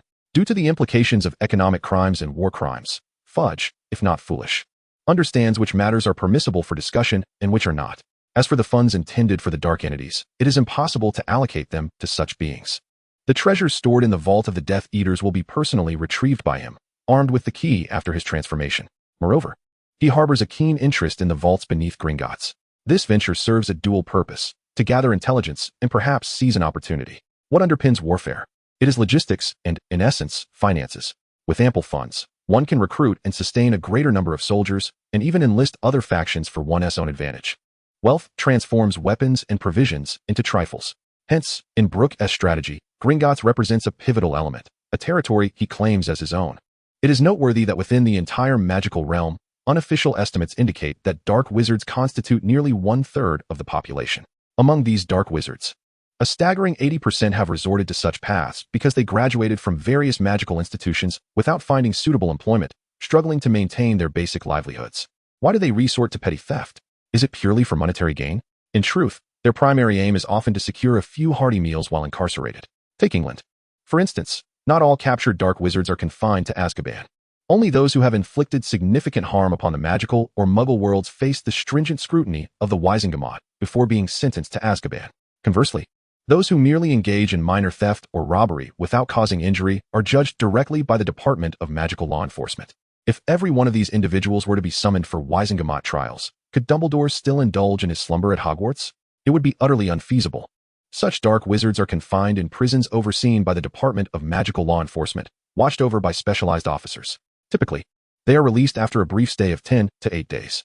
For them, incarceration not only offers private quarters, but also the chance to enjoy several hearty meals, an experience akin to a vacation. Naturally, they are seasoned criminals, avoiding grave misdeeds while perpetually committing minor infractions. Nonetheless, they harbor significant grievances against the Ministry of Magic, or rather the current state of the magical world. Provided Voldemort can muster the funds, recruiting thousands will be a trivial endeavor. Furthermore, should Voldemort wish to exert control over the Ministry, he cannot rely solely on the Cruciatus Curse or sheer force. A dual approach of both reward and punishment is the prudent strategy. The second condition serves to weaken the Auror presence in Britain while addressing the Death Eater's genuine scarcity of wands. The Ministry lacks the capacity to produce wands. They can only procure a limited quota annually from Britain, and these are of inferior quality, hardly satisfactory in Voldemort's eyes. Capturing the Aurors dispatched from Britain poses little difficulty, as their intelligence sources are primarily tethered to the Ministry. At that juncture, a carefully laid trap will ensure their compliance, thereby securing the much-needed equipment. Of the three conditions, what truly concerns Voldemort is Dumbledore. Do not be deceived by his tumultuous past in the United Kingdom over a decade ago, which was marked by bloodshed and terror. This can be attributed to the fact that the majority of his Death Eaters were of pure blood, predominantly hailing from the 28 sacred families. Neither the Aurors from the Ministry of Magic nor Dumbledore's Order of the Phoenix dared to employ lethal force. Reflecting upon those years, how many pure-blood wizards truly perished? Among the 28 sacred families, only a few met their demise. Fabian and Gideon Pruitt fell victim due to their unwavering defiance against the Death Eaters. And there was the unfortunate Evan Rosier, who, after Voldemort's downfall, dared to cast the killing curse at an Auror and was slain in turn. In total, the fatalities were minimal. Consider Bellatrix, for instance. She once captured Neville's parents, but only resorted to the Cruciatus Curse to torment them. Although the psychological scars inflicted on Neville's parents were irrevocably severe, she refrained from employing the killing curse, solely due to their pure blood status, which was the only reason they retained their lives. Furthermore, reflect upon Harry's parents. Had James Potter chosen to alter his surname to Peverell, would Voldemort have dared to strike? He might have targeted Lily Evans and even Harry, but he would never have ventured to harm James, for he wished to preserve the bloodline of the ancient and noble Peverell name. Conversely, the Potter name held no allure for Voldemort, as he had no interest in delving into its lineage. Thus, upon Dumbledore's arrival in the Basin Country, the circumstances would starkly contrast with those from a decade prior. The Death Eaters imprisoned in Azkaban had long been relegated to the status of discarded pawns in the eyes of their families. Dumbledore's actions against these Death Eaters would not yield any adverse repercussions. It would be sheer slaughter. This is precisely what instilled fear in Voldemort. He prided himself on his formidable strength and believed he could contend with Dumbledore, yet he possessed no genuine hope of overcoming him. Moreover, he lacked confidence in safeguarding his cadre of Death Eaters. Should Dumbledore unleash a massacre upon them in the Basin Country, it would deliver a catastrophic blow to his power.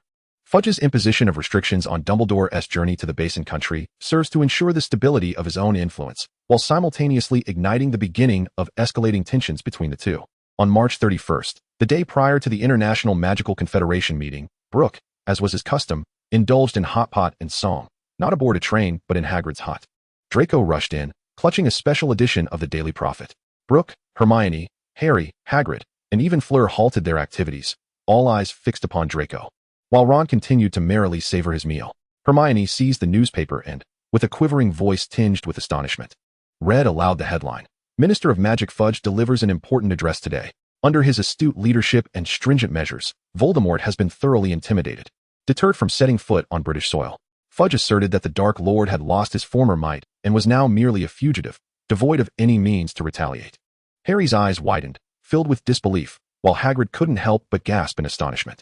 Only Ron, immersed in the culinary delights, remained oblivious until Hermione finished reading. Why aren't you eating? This meat is exquisite. Harry could no longer contain himself and replied with irritation, Ron, perhaps you should limit your consumption of capybara meat. You're at risk of dulling your wits. Ron, looking bewildered, mumbled, but this meat is truly delicious. A satisfied smile reappeared on his face. Hermione, without hesitation, rolled up the newspaper and gave Ron a light tap. Just read it yourself. Upon seeing the contents of the newspaper, Ron's eyes widened in shock. Did Fudge indulge in too much capybara meat? How dare he? The group fell silent, exchanging incredulous glances. Ron scratched his head and questioned, "But what does this have to do with us?" Harry first glanced at Ron, then at Brook, and back to Ron. It's not that Brook has changed. Yet why does he now speak with the same tone as Brook? Brook remained silent, choosing to observe, eager to hear what Ron would articulate next. Ron continued to fixate on the hot pot, searching for more capybara meat. "My father always said that Fudge is particularly timid. If he is so brazenly promoting this, he must be quite certain that the Dark Lord 1T hold him accountable. Perhaps the Dark Lord has encountered a formidable challenge in his own realm and has no time to deal with him." The group was taken aback, their expressions filled with surprise as they regarded Ron. Brook looked at Ron with newfound respect. It was a testament to the legacy of pure-blood families. Perhaps it was merely casual remarks from their forebears that could so precisely capture the essence of a matter. Draco pondered briefly. It seemed Lucius had also mentioned that Fudge was always cautious in his undertakings. He realized he had perhaps overreacted moments earlier. Thus, he picked up his utensils and sat down, intent on securing some capybara meat as well. Hermione, noticing the nonchalance of both, turned her gaze to Brook. "Don't look at me, Ron is right." Brook immediately targeted the capybara meat with his chopsticks. This delectable capybara meat must be seized quickly, lest Ron devour it all. As anticipated, this swift action ignited a fierce competition for the meat among Brook, Ron, and Draco. The quantity of capybara raised in Brook's space was limited, with only a few adults available. To indulge further, they would need Hagrid's assistance in the Forbidden Forest. Harry had a plethora of thoughts he wished to express, but observing the reactions of those around him, it seemed no one was inclined to engage with him. Suddenly, Brook interjected, "What were we discussing?" "Ah, Hagrid, where did you acquire those 2-meter-long spider legs you gave me last time?" Hagrid, clearly reluctant to delve into that topic, feared Brook might venture into the Forbidden Forest to confront the acromantula. With the capybara nearly depleted, only a few nests remained. "I think it's best to avoid eating spiders altogether." She was blissfully unaware at first and found them quite delectable, though the truth was revealed later. Leaving her somewhat unsettled, the unique flavor remained unforgettable. Spider meat. Ron shivered involuntarily. With that tremor, the piece of meat he had just grabbed slipped back into the pot, snatched away by Draco in the process. He looked at Draco with a helpless expression, meekly inquiring, "Is it good?" Hermione, with utter sincerity, replied, "It's delicious." Brook gazed longingly at Hagrid. "Hagrid, could you make some more? Since you all wish to partake, I shall prepare another batch," Hagrid replied with a resigned expression. "But let it be known, this is a one-time offer." Brook promptly nodded vigorously. "It's just like that thing. Once you have the first, why fear the second or third?" Although Brook and his companions dismissed Fudge's fervent proclamations, the entirety of the British wizarding community was ignited. Chapter 123, Brook's Impromptu Speech. The sales of the Daily Prophet surged dramatically within mere hours. Wizards, regardless of their location, even in Muggle territories, were fervently discussing Fudge's astonishing remarks. Some particularly exuberant wizards even revealed their magic in their excitement, instantly causing a commotion around them. The memory removal command was thrown into chaos. Scrambling from one exposed location to another, the Auror and police forces were compelled to mobilize entirely, assisting in erasing Muggle memories to mitigate the impact.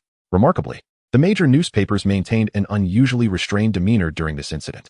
Even Skeeter, known for her penchant for sensational and eye-catching reporting, objectively analyzed the myriad reasons for Voldemort's absence from Britain in her article. She even pondered, with an air of seriousness, the possibility that Fudge's wise leadership might have contributed to the current situation, laden with implicit praise for his statements. Clearly, Fudge had reached some form of accord with the purebloods, as the shareholders behind those newspapers predominantly hailed from pureblood families. Given Fudge's capabilities, without some form of quid pro quo, he could hardly compel those journalists to rally to his cause. Yet amidst the cacophony of laudatory and sycophantic newspapers, one stood apart, the Contrarian.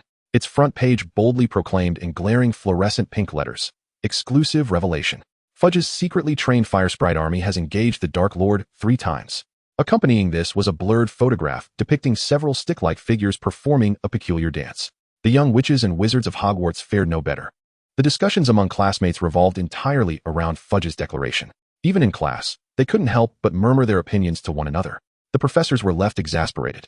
Initially, they endeavored to maintain order, forcefully suppressing the raucous discussions. However, within minutes, the whispers would resurface. Ultimately, the professors resigned themselves to the situation, waiting for the tempest to pass. Of course, Snape's potions class was the exception. Any student daring to whisper during his lesson would. They would invariably be assigned to deal with revolting creatures such as the Flipper, Toads, and the Murtlap. In essence, they were tasked with the most repugnant chores imaginable. During the defense against the dark arts lesson, after Professor Brook elucidated the nuances of the sandstorm charm, he noticed a hand raised in inquiry. Miss Hannah Abbott, her face alight with curiosity, posed her question. Brook had imparted a wealth of practical magic to the young wizards, earning their unwavering trust. And they now respectfully referred to him as Professor. I believe this matter pertains to our curriculum, for we study this subject to defend against dark magic, do we not? Hannah argued persuasively. In that moment, the temperature in the classroom seemed to rise several degrees. Brook gazed at the eager, expectant eyes before him, feeling somewhat exasperated. If he did not address the question, the lesson might falter.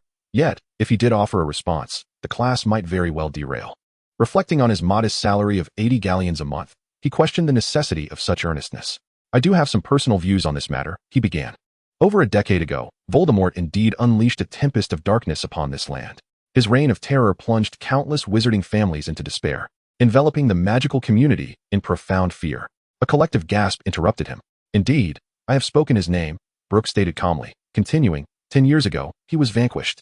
A being capable of defeat does not merit perpetual dread. The one who triumphed over him sits among you now. All eyes in the classroom turned towards Harry. His face flushed crimson, radiating warmth. Rather than concern ourselves with what Fudge has said, we ought to ask ourselves, am I prepared for the day when darkness truly descends? The fervor in his classmates' gazes ignited. The classroom erupted in a prolonged and fervent applause.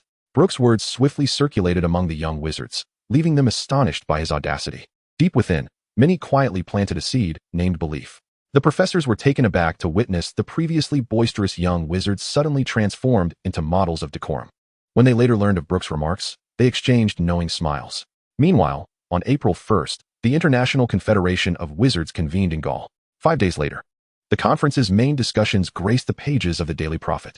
Hermione, weary of relying on Draco for information, subscribed to her own copy. She meticulously perused the relevant reports, exclaiming in indignation, how can they treat the Dark Lord with such disregard? Even the ministry seems utterly unconcerned. In truth, this reaction was rather typical. After all, the Dark Lord had not ventured beyond the confines of Britain.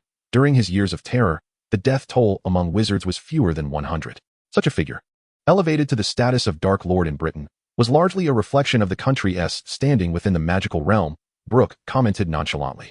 However, at that time, a significant number of Muggle-born wizards faced persecution. Were they not concerned that the Dark Lord would continue to target them? Hermione was puzzled. Hermione, you must understand that those who can attend the conference are predominantly pureblood wizards or those related to purebloods. They are not within the range of persecution, and should the Dark Lord rise to power, it might even benefit them, she was informed. Hermione felt a wave of frustration. Although she was still young and not particularly versed in politics, her conversations with Brook had enlightened her on various matters. With Brook's suggestion, she immediately grasped the underlying implications. Do not worry, I shall be here, Brook reassured her, meeting Hermione's gaze. In that moment, as Brook and Hermione exchanged looks, Ron abruptly chimed in, Fudge is quite audacious. Dispatching 300 Aurors to support the situation. Brook suddenly felt something flash before her eyes. This was quite reasonable. After all, Voldemort had emerged from Britain, and if the country remained inactive, it would be a significant blow to his standing in the wizarding world. Yet, the numbers seemed rather insufficient. With over 100 Death Eaters and more than 500 Dementors, sending such a small contingent of Aurors posed considerable risks. Harry's expression reflected concern. In fact, it's not so few, Ron continued. My father once mentioned that under normal circumstances, if a Death Eater encounters an Auror one-on-one, they would undoubtedly flee. They only dare confront Aurors when they have a numerical advantage. Ron added, with 300 Aurors this time, the odds are in our favor. Brook nodded in agreement. Ultimately, Death Eaters were merely a group of dark wizards wielding magic. Conversely, Aurors are highly trained, well-equipped professionals. In typical scenarios, let alone one-on-one, even 3 against 1 would see Death Eaters thinking primarily of escape. Grindelwald was formidable, wasn't he? He was captured at 16, but what about the second time? In 1926, he was apprehended by 15 Aurors in America. Do not underestimate Grindelwald. By then, he was already 43. Thus, a well-coordinated team of 10 equipped Aurors could certainly engage Voldemort. While they might not capture him outright, escaping unscathed would be entirely feasible. Consequently, Voldemort took comprehensive precautions in anticipation of the Aurors' arrival, even resorting to Muggle weaponry. No matter how tumultuous the international landscape, the common folk remained primarily concerned with their immediate surroundings. Given Fudge's continued exuberance, the wizards of Britain gradually shifted their focus away from Voldemort's affairs. At Hagrid's hut, Brook once again savored the delectable spider legs. Last time, Hermione had only tasted the flesh and had not seen the spider legs themselves. This time, upon seeing them, she immediately recognized them as belonging to the Acromantula, a creature of considerable danger. Hagrid, how could there be Acromantula in the Forbidden Forest? Hermione asked in astonishment. Hagrid became noticeably hesitant. Is there a problem? Although Brook possessed some knowledge about magical creatures, his primary concern was whether this creature was palatable and how to consume it. Hermione explained as if reciting from a textbook.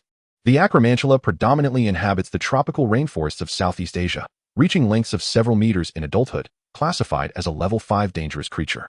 Moreover, the Ministry of Magic strictly prohibits wizards from bringing acromantula into Britain, primarily due to their formidable reproductive capabilities, as a single brood can yield hundreds of eggs. If there were acromantula in the Forbidden Forest, hundreds of eggs in a single brood. Brook's eyes sparkled with realization. He understood Hermione's implication regarding the threat of invasive species. Yet, in the presence of a wizard, was this truly a concern? Consider the crayfish. From an infestation to a culinary necessity, it necessitates farming. Just think about the consumption. Their aggressive nature poses a significant threat to the other magical creatures residing in the Forbidden Forest, Hermione remarked with irritation. It shouldn't be that serious, Hagrid replied weakly, his confidence evidently lacking. Hagrid, something is amiss. Hermione's intuition warned her that Hagrid was hiding something. He couldn't possibly be nurturing acromantula, could he? I would never. Absolutely not. Yet, Hagrid's gaze involuntarily averted. Upon observing Hagrid's reaction, Brook's understanding became crystal clear. It was undoubtedly his doing. Speak up, Hagrid. How many acromantula are truly in the Forbidden Forest? Hagrid sighed, took a hefty swig of his drink, and slowly began. I believe I've mentioned that I was expelled from Hogwarts. Brook nodded in acknowledgement. He had even inquired about the circumstances of the expulsion, wishing to learn. 50 years ago, I was still a student at Hogwarts. A tourist gifted me an egg, which turned out to be an acromantula, and I named the little creature Aragog. A flicker of tenderness crossed Hagrid's eyes. However, one day, a student died, and the entire school began investigating the incident. They insisted that Aragog was responsible for the girl's death and demanded that he be held accountable. Terrified at the time, I set Aragog free, which ultimately led to my expulsion. He paused, a hint of gratitude appearing on his face. Thankfully, Professor Dumbledore spoke on my behalf and allowed me, a homeless individual, to remain at Hogwarts, granting me my current position. Brook furrowed his brow slightly. 50 years ago, Tom Riddle, student death. Why does this storyline seem so familiar? Oh, the Voldemort in the diary is indeed named Tom Riddle. Furthermore, the basilisk had killed a student back then. Wasn't this a clear framing? Hagrid, since you were released, it implies they could not convict you, or the evidence was fundamentally insufficient. So why were you expelled? Hagrid shook his head. I'm not entirely certain. At that time, I couldn't prove my innocence, but neither could they prove my guilt. Brook's anger flared. What utter nonsense. Innocent until proven guilty. Since there was no evidence to prove Hagrid's wrongdoing, he should rightfully be deemed innocent. He could not bear the thought of Hagrid continuously bearing this unfounded accusation. Though proving Hagrid's innocence cannot reinstate him to school, he shall regain the right to wield a wand once more, rather than relying on that battered umbrella. Indeed, Hagrid's broken wand lies within the confines of that very umbrella. He and Hermione had surmised this long ago, yet refrained from revealing it. I apologize, Hagrid, Hermione thought, her heart heavy with guilt as she perceived Hagrid's melancholic demeanor. It was her fault that old wounds had been reopened. Hagrid hurriedly shook his large head, dismissing the matter. It's nothing. I forgot it long ago. After all, it has been 50 years. Brook placed a reassuring hand on Hermione's. Do not worry, Hagrid. This matter shall be entrusted to me. I will ensure you no longer bear this unjust burden. Hagrid appeared momentarily bewildered, not grasping Brook's intent. Brook, do you possess a means to exonerate Hagrid? Hermione inquired with fervor. Strictly speaking, it may not be considered exoneration, Brook pondered. But I must first acquire the original case files. At this, Hagrid finally comprehended, his face alight with excitement, yet he hesitated to impose further on Brook. There is no need for such trouble, Brook. So many years have passed, and I am content at Hogwarts now. Brook's expression shifted to one of grave seriousness. I cannot stand idly by while my friend endures this unwarranted grievance. Hagrid was deeply moved, his eyes glistening with unshed tears. Chapter 125, Myrtle. Hermione felt a twinge in her back. This glutton had not forgotten. Hagrid began to stammer. There are dozens. Dozens? Brook regarded him with skepticism. Hundreds. Hagrid's voice dwindled further. Hundreds? 1,000. Over 1,300, truly no more. Hagrid surrendered to the inevitable. Brook instinctively swallowed hard. Over 1,300 acromantulas. With one leg sufficient for 2 servings. Given that each spider possesses 8 legs, that amounts to over 20,000 portions. He resolved to secretly seek out a few acromantula nests in the coming days. After dining with Hagrid, Brook promptly dispatched a letter to Mr. Arthur. The following morning, an owl delivered a copy of the case files from 50 years prior. Case number 194-30621.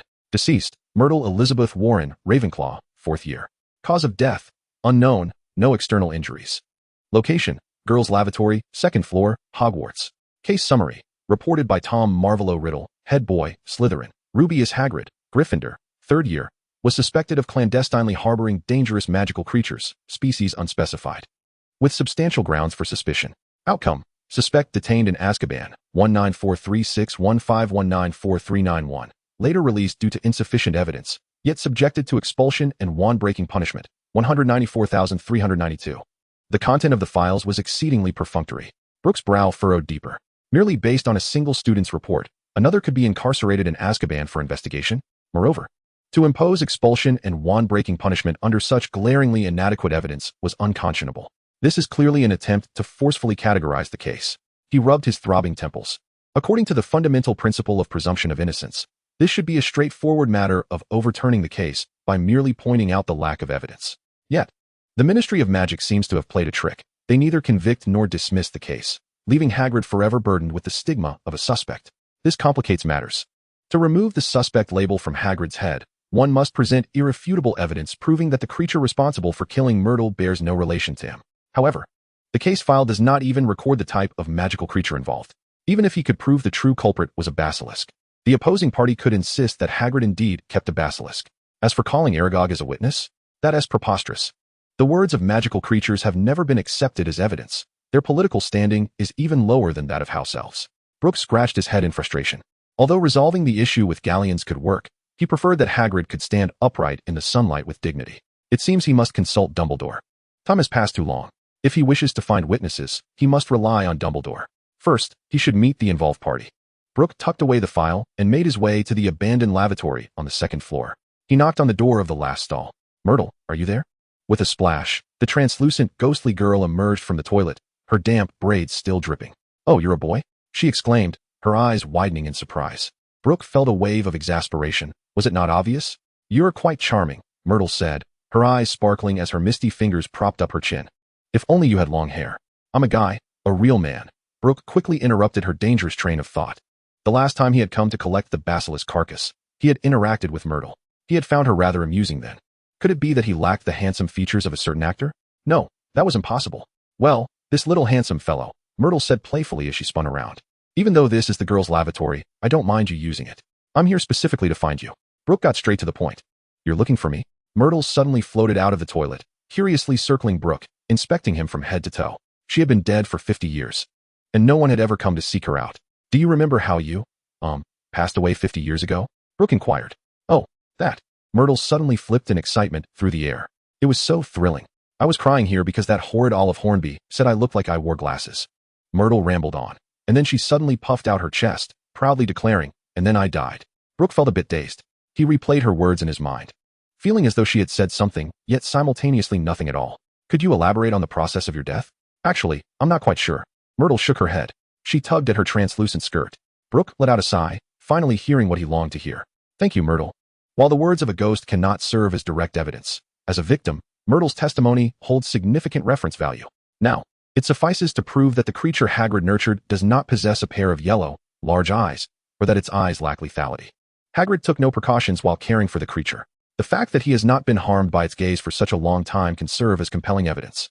The remaining task lies with Dumbledore, to see if he can procure direct evidence. "Are you leaving?" A hint of reluctance flickered in Myrtle's eyes. For 50 years, Brook was the second young wizard who did not find her bothersome and was willing to converse with her.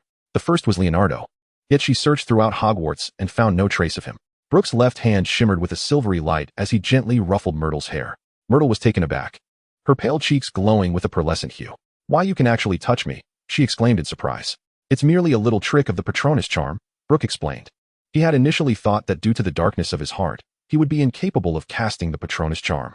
However, he was astonished to discover that such a noble and righteous spell had been classified by the system as dark magic. Thus, he did not need to learn it deliberately to perform it. It might also be related to his ability to metamorphose. His Patronus did not have a fixed form and could change at will. Chapter 126. Bathing the Sorting Hat. Brook continued, "You are a kind girl, in truth. You could try to step outside of here. I believe many young wizards would cherish your company." Myrtle twisted her fingers, "But everyone finds me annoying." "That is because they do not understand you. Deep down, you are a genuinely kind girl. Will I see you again?" A glimmer of longing shone in Myrtle's eyes. "I am Brook Lot. You are always welcome to chat with me." Brook smiled. "Of course, excluding class and sleeping hours." "Thank you, Brook." Myrtle's voice was barely audible. Yet her lips curled into the brightest smile she had worn in 50 years. After leaving the restroom, Brook wasted no time and headed directly to the headmaster's office. This time, he did not take the entrance through the stone gargoyle on the 3rd floor, but opened a space door that brought him straight outside the headmaster's office. Many matters between him and Dumbledore were already tacitly understood, almost like an open secret. As long as Dumbledore did not wish to sever ties with him completely while under Voldemort's influence, Brook need not conceal everything anymore. With a gentle push, the door swung open. Dumbledore was not in the office. However, Fawkes was present. It lifted its head, and upon recognizing Brook, its eyes sparkled with delight. Swiftly soaring towards him, Brook quickly opened his arms and caught it securely. Fawkes affectionately nuzzled its small head against Brook's chest, while Brook tenderly stroked its feathers. It seemed that this magical creature, the Phoenix, was capable of rebirth. If he were to consume merely 2 Phoenix legs, then Fawkes would be reborn. Yet, this notion merely lingered in Brook's mind. After all, Fawkes shared a certain closeness with him. Such an act seemed rather unseemly. However, perhaps in the future, it could be tested on another Phoenix. Has Dumbledore departed? Fawkes nodded. Did he not take you along? Fawkes first shook his head, then nodded affirmatively. Fawkes was indeed remarkable. With Dumbledore absent, Brook resolved to explore on his own. The arrangement of the headmaster's office had not altered. The portraits of past headmasters hung on the walls, each quietly slumbering. The oddly shaped device on the desk continued to hum, emitting wisps of smoke. Brook approached the sorting hat, which rested upon a claw-shaped table. What are you up to, lad? The sorting hat inquired, a hint of unease in its tone. Brook replied, I wish to ask you something. Did you willingly place me in Gryffindor? The sorting hat opened its mouth, but chose to remain silent.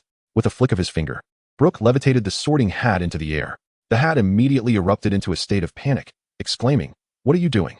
I must warn you. As it hollered. The portraits on the walls discreetly opened their eyes, peering curiously at the unfolding scene. Ignoring the hat's outcry, Brook cast the clear water charm.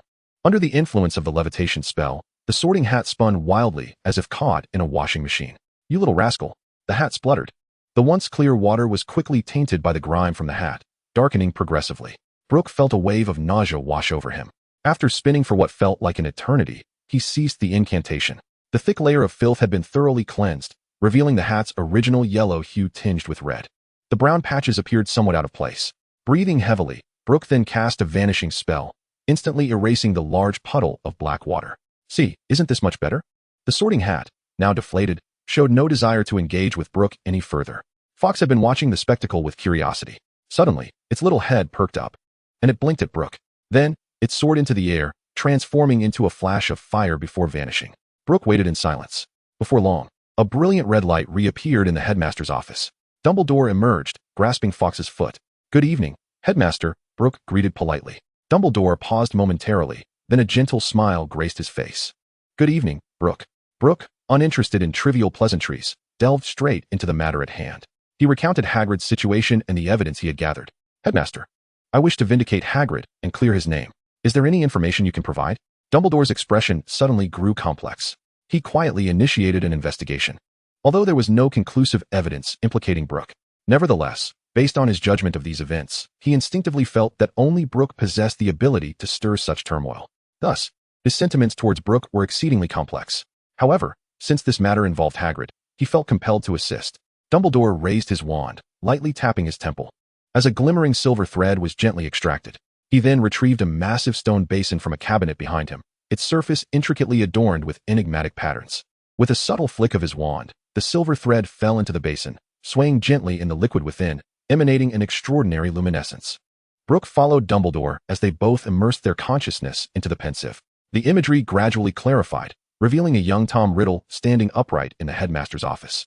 At that time, Headmaster Armando Dipet was seated behind a large desk, while a youthful Dumbledore stood nearby. Tom, with a serious expression, proclaimed, Headmaster, Professor Dumbledore, I must report an exceedingly grave matter. Hagrid is secretly raising dangerous creatures at the school, and just recently, one of those beasts killed Myrtle Warren. Dumbledore gazed sharply at Tom. Are you certain, Tom? This was followed by a dialogue filled with probing and skepticism. Suddenly, the image flickered abruptly, revealing a young Dumbledore alone in an abandoned classroom. With his wand in hand and an intense gaze, he meticulously searched every corner of the room. A cupboard stood ajar, its contents in disarray. This is where Hagrid kept the acromantula, the elder Dumbledore murmured beside Brook. Brook nodded, immediately scrutinizing the classroom with keen interest. After a moment, his eyes lit up. Found it. Chapter 127. The review concludes. Brook strode towards a series of peculiar marks on the floor. Headmaster, look here. Dumbledore's azure eyes flickered with intrigue as he regarded the unusual trail of dots. These are spider tracks, Brook indicated, tracing the direction of the marks with his fingertip. The front leg span measured 3 inches, while the hind legs spanned 5 inches, typical markings left by a spider. A glint of insight flashed in Dumbledore's eyes. Although they had uncovered some clues, the evidence was far from sufficient. The clearly defined marks on the floor unmistakably indicated they were left by a spider. Among all known magical creatures, no spider species is capable of causing death through mere sight. Alas, memories cannot serve as courtroom evidence, for memories can indeed be altered. A playful smile graced Brook's lips. Are you suggesting that someone could manipulate the memories of the greatest wizard of our time? Brook was well versed in various legal statutes and understood that memories could not be accepted as evidence. However, Dumbledore was an exception. Not to mention, Dumbledore could provide substantial evidence. Even in the absence of it, given his current standing in the magical community, his mere presence on the defense bench would suffice. At least 1/3 of the members of WizardingWorld cast their votes against him. Dumbledore choked slightly. Brook, given the evidence you presented, what do you intend to do next? He inquired. Brook spread his hands innocently and replied, Me? Shouldn't this matter be handled by you, esteemed headmaster? Dumbledore suddenly realized that Brook had been calculating him from the very beginning, regardless of whether he could provide evidence. What Brook truly needed was for him to testify in Hagrid's defense. Yet, the fact remained that Hagrid was raising dangerous magical creatures. You've been quite helpful. Brook smirked. Knowing the law enables one to, well, abide by it. Dumbledore gazed at Brook's retreating figure, a flicker of helplessness in his eyes. He had initially given that legal tone to Brook in hopes of encouraging him to adhere to the law, steering clear of wrongful paths. Little did he know that Brook would wield it as a weapon. Perhaps he had indeed erred in numerous ways. No, perhaps from the outset. He had only made one mistake, underestimating this 11-year-old boy. The portraits erupted in a cacophony. Dumbledore, that little rascal is clearly using you as a pawn. Phineas shouted sharply. Be quiet, you relic. Isn't Hagrid one of us at Hogwarts? Dillies immediately retorted. Dumbledore, typically busy with affairs, had little time for Phineas's continued argument. A hint of embarrassment crossed Dumbledore's features. Suddenly, Phineas recalled something. Brook had subjected the sorting hat to a ghastly cleaning. Dumbledore then noticed that the once brown and black hat had transformed into a yellow hue with a red glow. Phineas was rendered speechless, in a fit of exasperation. He cursed, You're all hair and no brains. Dillies let out a shriek, charging into Phineas's portrait and delivering a flurry of blows. The canvas shook violently, echoing with muffled thuds. Other portraits joined in, cheering on Dillies. Grab his beard. Dillies. Choke him. Choke him. Hit him where it hurts. Dumbledore winced at the ruckus. Silence. The tumultuous office quieted instantly, leaving only Phineas, still groaning beneath Dillies. Dumbledore rubbed his temples. Assisting Hagrid is my obligation. Everard spoke slowly. Dumbledore. Haven't you always harbored doubts about Brook? Why not take the opportunity to test him just now? Are you suggesting that Dumbledore should leverage his support for Hagrid as a threat? Philida immediately questioned. Everard quickly waved his hands in denial. I didn't mean that. But Brook might interpret it that way. The boy is exceptionally sensitive. Any probing could be perceived as a threat. She cast a meaningful glance at Dumbledore. And threats often lead to uncontrollable backlash. Dumbledore remained deeply concerned about Hagrid's situation. Just 3 days later, there was a trial scheduled at WizardingWorld. And Dumbledore promptly added case number 1943061 to the docket. On the day of the trial, Hagrid, as a suspect, appeared in court, standing uncomfortably in the defendant's seat. However, throughout the entire proceedings, he was not afforded the opportunity to utter a single word. The entire discourse was dominated by his defense attorney, Dumbledore. In his presentation, Dumbledore employed a clever ruse, narrowing the scope of magical creatures to merely spiders, without explicitly identifying the acromantula. Faced with the evidence submitted by Dumbledore, Fudge, as the presiding judge, was reluctant to concede easily. He ardently questioned the provenance of the evidence, attempting to refute Dumbledore's arguments. Nonetheless, Dumbledore's esteemed reputation and status swayed the members of the WizardingWorld in his favor. After an intense debate during the voting process, 2/3 of the members raised their hands in agreement, declaring that the charges of murder against Rubeus Hagrid were unfounded. Ultimately, regarding case number 1943061, the WizardingWorld rendered the following verdict. Rubeus Hagrid was not guilty of murder. However, in light of his unauthorized breeding of dangerous creatures during his time at school, the expulsion from Hogwarts was upheld. Additionally, under the Wrongful Conviction Compensation Act, he was awarded a sum of 500 galleons. Hagrid, ever mindful of the counsel from Brook, spoke the only words he would utter during the trial once it concluded. I am grateful to the current Ministry of Magic for restoring my innocence. I shall generously donate this compensation of 500 galleons to the Ministry to aid in bettering the construction and protection of the populace. At this declaration, The courtroom of the Wizengamot erupted into enthusiastic applause. Even Fudge, despite his inclination to oppose Dumbledore, could not help but feel a sense of admiration for Hagrid. He promptly penned a letter, though it bore an air of theatricality. Given the clarity of the case, Rubeus Hagrid was to regain his right to wield a wand. Effective immediately, he affixed his signature, that of Cornelius Fudge, and sealed it with the Ministry's official stamp. Thus, Hagrid successfully absolved himself of the murder accusation, stepping once again into the light of day. Chapter 128. Brook's underpants were stripped away. A broad smile instantly illuminated Hagrid's rugged face as he enveloped Brook in a bear hug. "Brook, thank you. If it weren't for you, I would never have been able to turn my life around." Brook could almost hear the cracking of his ribs under the embrace. Fortunately, his robust physique endured, or he would have been sent to the infirmary. To celebrate Hagrid's exoneration, a feast of hot pot was undoubtedly in order.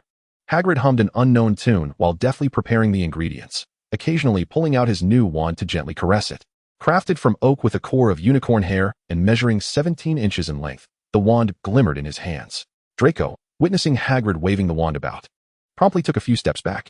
Just moments earlier, Hagrid's sudden turn had nearly poked Draco in the nose, sending his heart racing.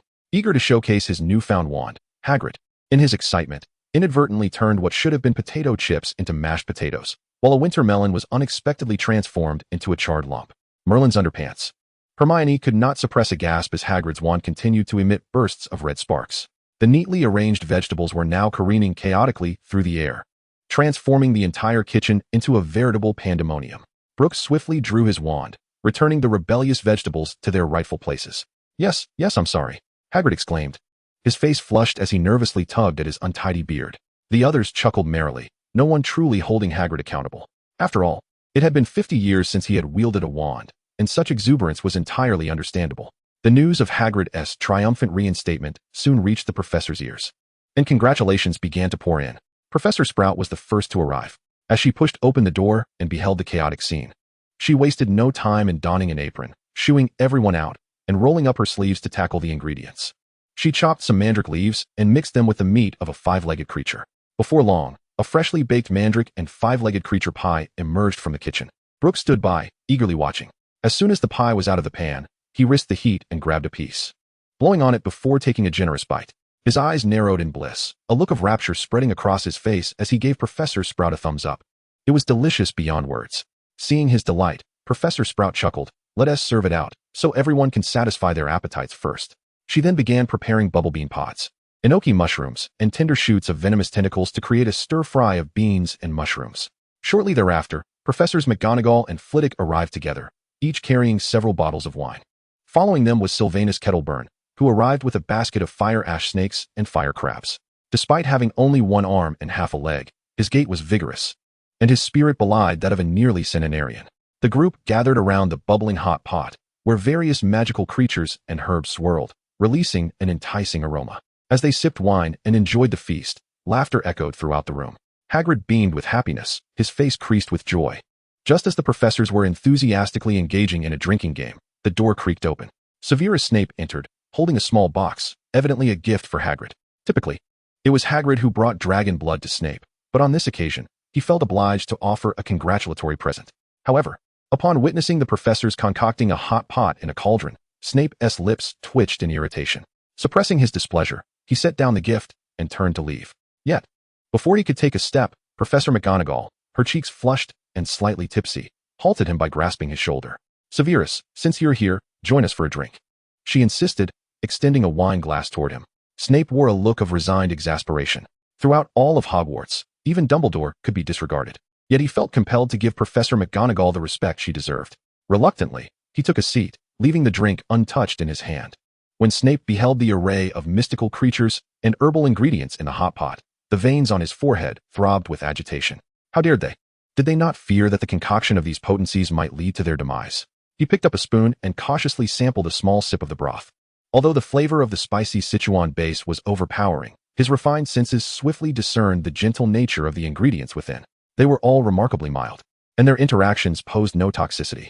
His gaze then fell upon the crimson blood clots, and he furrowed his brow slightly. An ominous premonition washed over him. He picked up a piece and gingerly tasted it. Dragon's blood. Snape's teeth ground together audibly.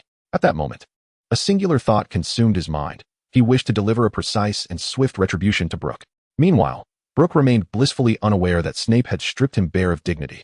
Lost in thoughts of how to deal with him, he was cheerfully engaged in conversation with SlowBurn, the esteemed professor of care of magical creatures, who possessed an even deeper understanding of magical beasts than Hagrid, not merely in terms of knowledge, but in the various unique culinary applications.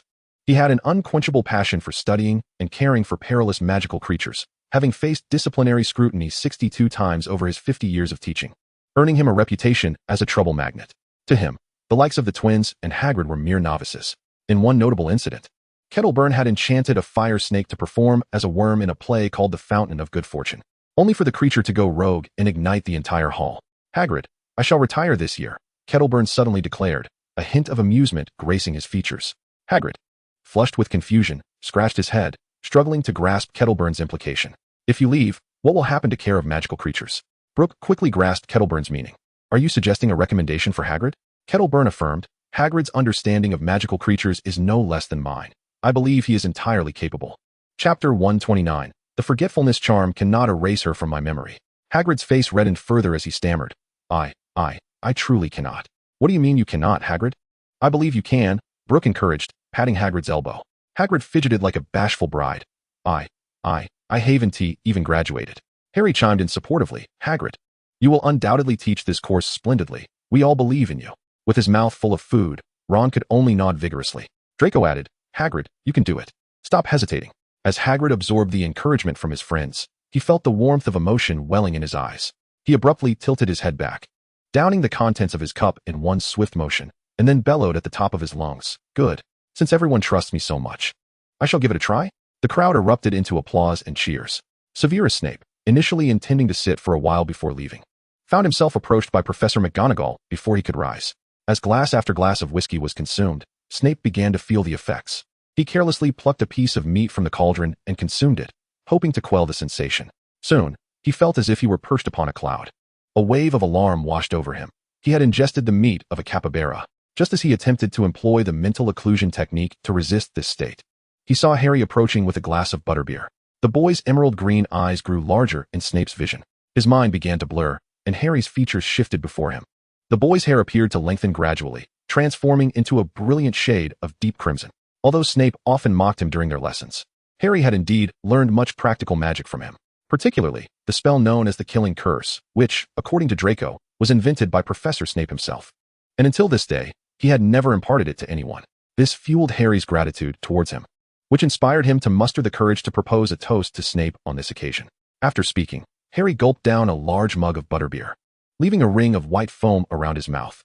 In those moments, Lily would also drink butterbeer in large swigs, always finishing with a similar frothy residue adorning her lips. Instinctively, Snape retrieved a handkerchief he had treasured for over 20 years, a gift from Lily.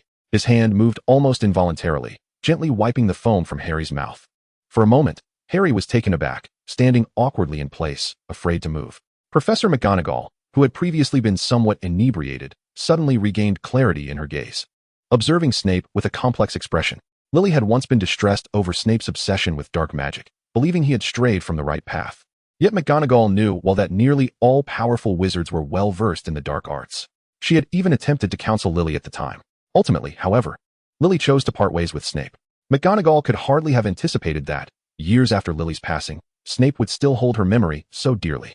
Snape's hand, midway through its task, abruptly halted in midair. Clenching his teeth, he continued to wipe the foam from Harry's mouth. "You need not thank me. I merely wish to see how foolish you can truly be."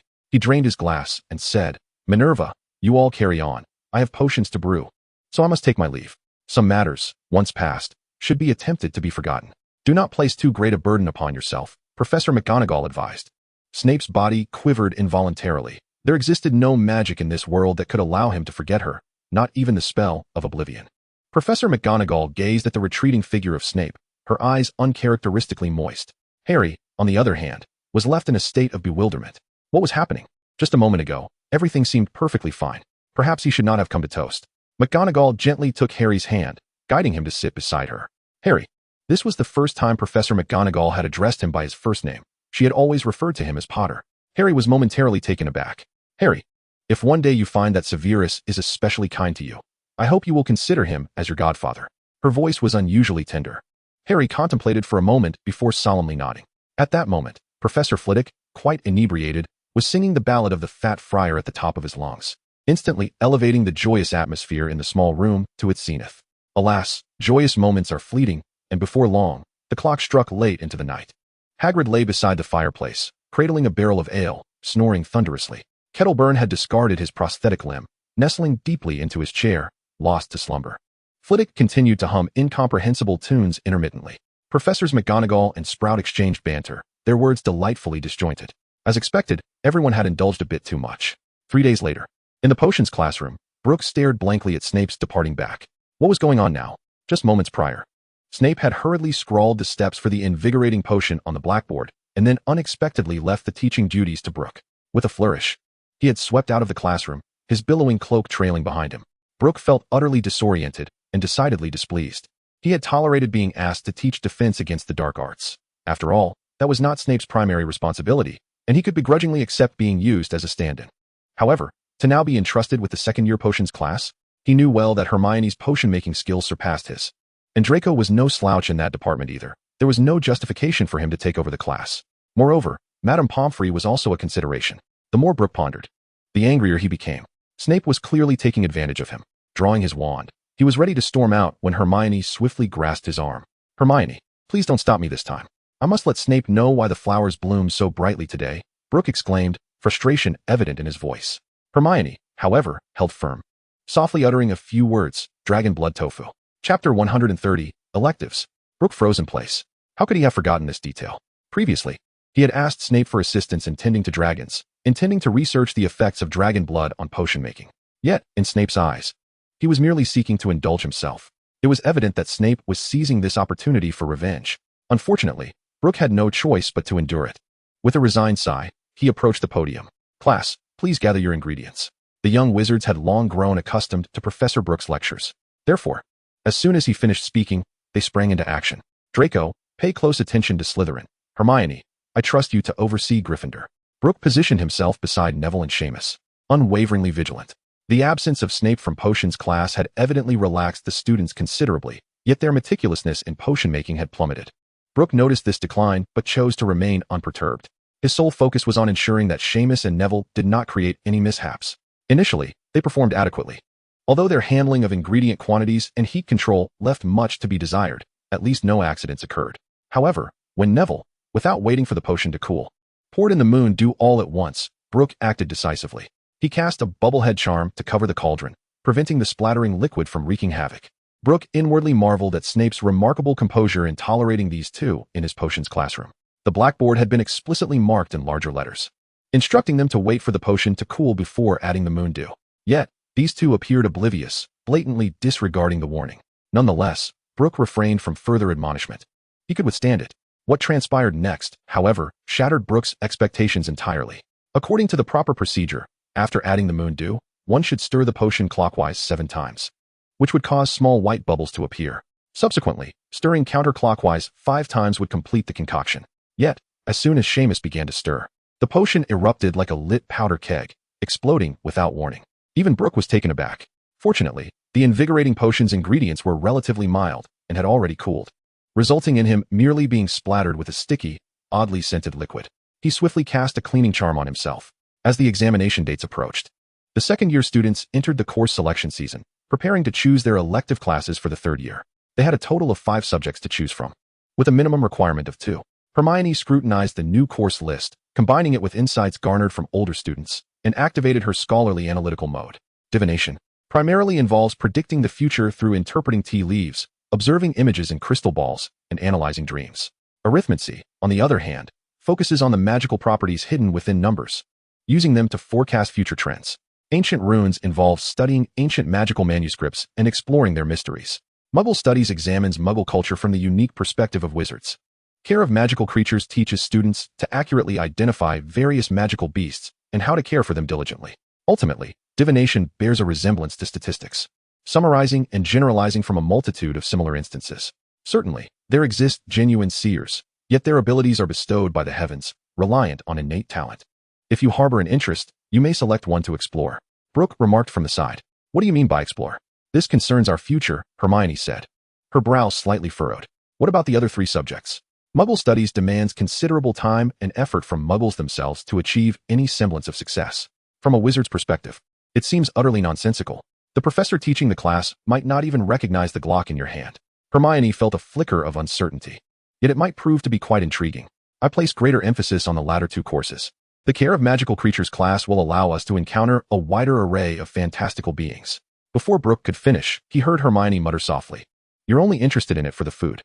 Brook shrugged. "Isn't the pinnacle of affection for small creatures to consume them, thus merging our beings?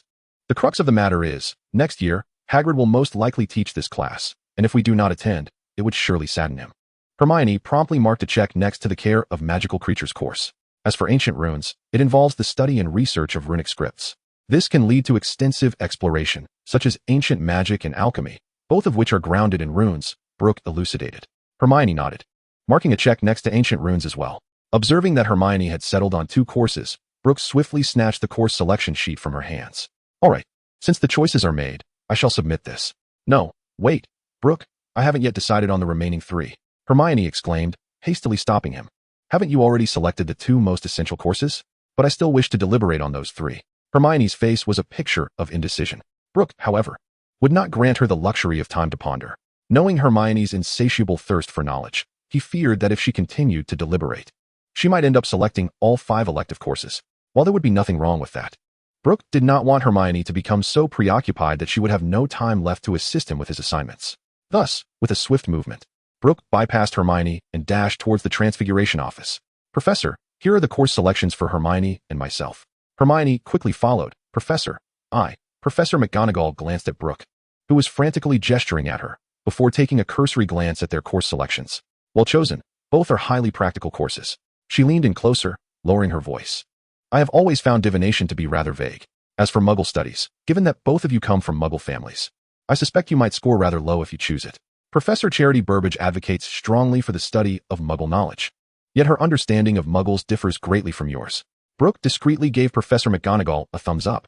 She smiled knowingly and casually collected their course selections. "Very well. The course selections are settled." Chapter 131, the conclusion of the second year. "Let us depart, Hermione." Brook tugged at her arm, drawing her away as the door to the Transfiguration office creaked shut behind them. Hermione's delicate face instantly flushed a deep crimson. Her little lion-like teeth bared as she fiercely exclaimed, "Brooklot, you did that on purpose."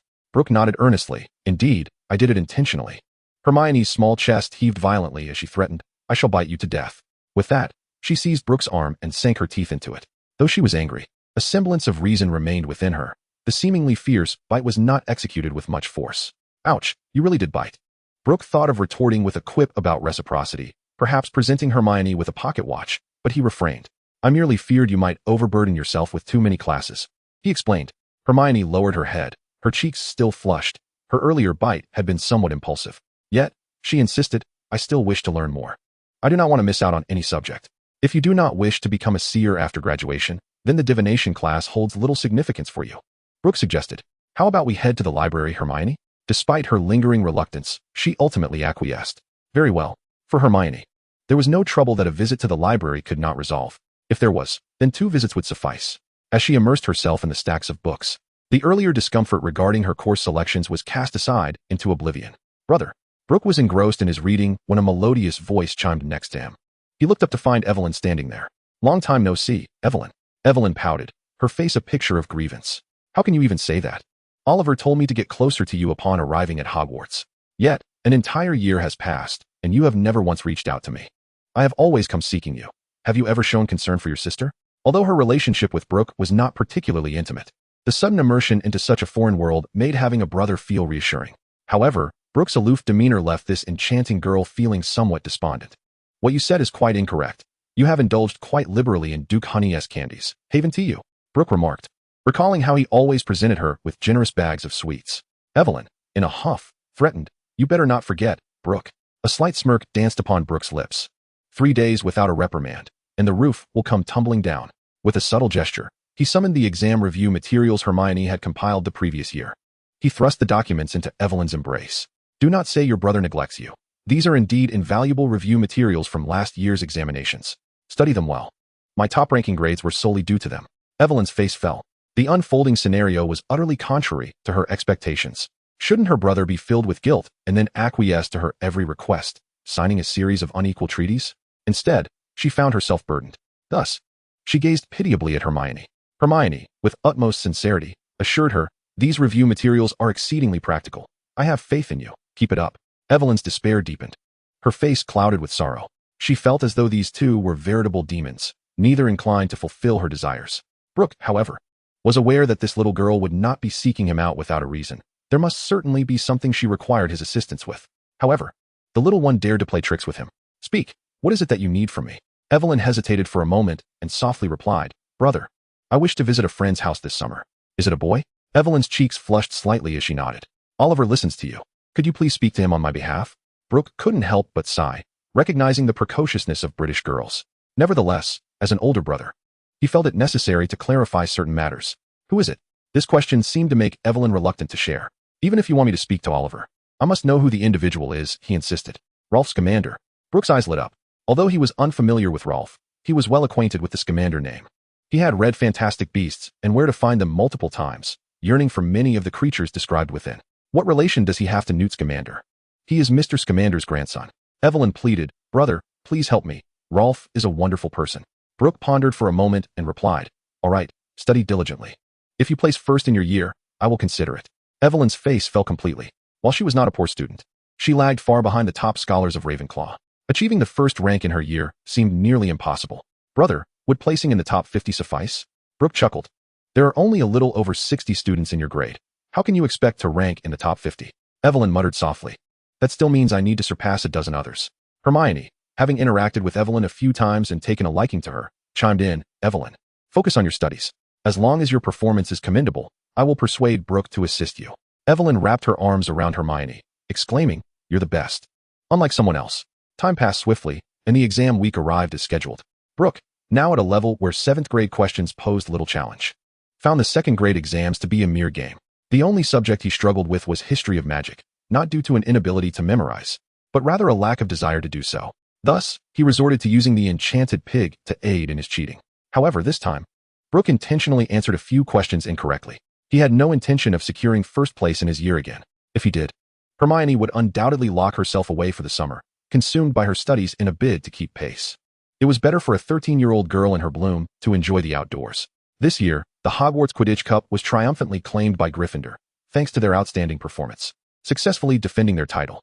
Coupled with Brook's audaciously excessive point boosting for Gryffindor, the House Cup was a foregone conclusion. With the end-of-year banquet concluded, Brook's second year at Hogwarts officially drew to a close. The next day, the young witches and wizards packed their belongings, ready to embark on a joyful holiday. The results of the final exams were officially announced. As expected, Brook's total score fell just short of Hermione's, relegating him to 2nd place. Hermione beamed with delight. This year, as Harry focused on learning spells with Snape, Hermione had not taken charge of their revision. However, Harry, Ron, and Draco all achieved commendable results and successfully passed their examinations. Chapter 132, Anecdotes of Returning Home. It was not out of altruism that he wished to act as a free mode of transportation. Rather, it was his desire to indulge in some gossip. The trio arrived at the Dursleys' doorstep, and Harry knocked on the door. Before long, the door creaked open. A rotund man appeared at the entrance. It was Mr. Dursley. He had been planning to head to the train station to fetch Harry. "Long time no see, Uncle Vernon." Harry greeted with a smile. Mr. Dursley scrutinized Harry from head to toe, inexplicably feeling that the child had changed, appearing significantly more self-assured than before. "My friends have accompanied me," Harry added. "What?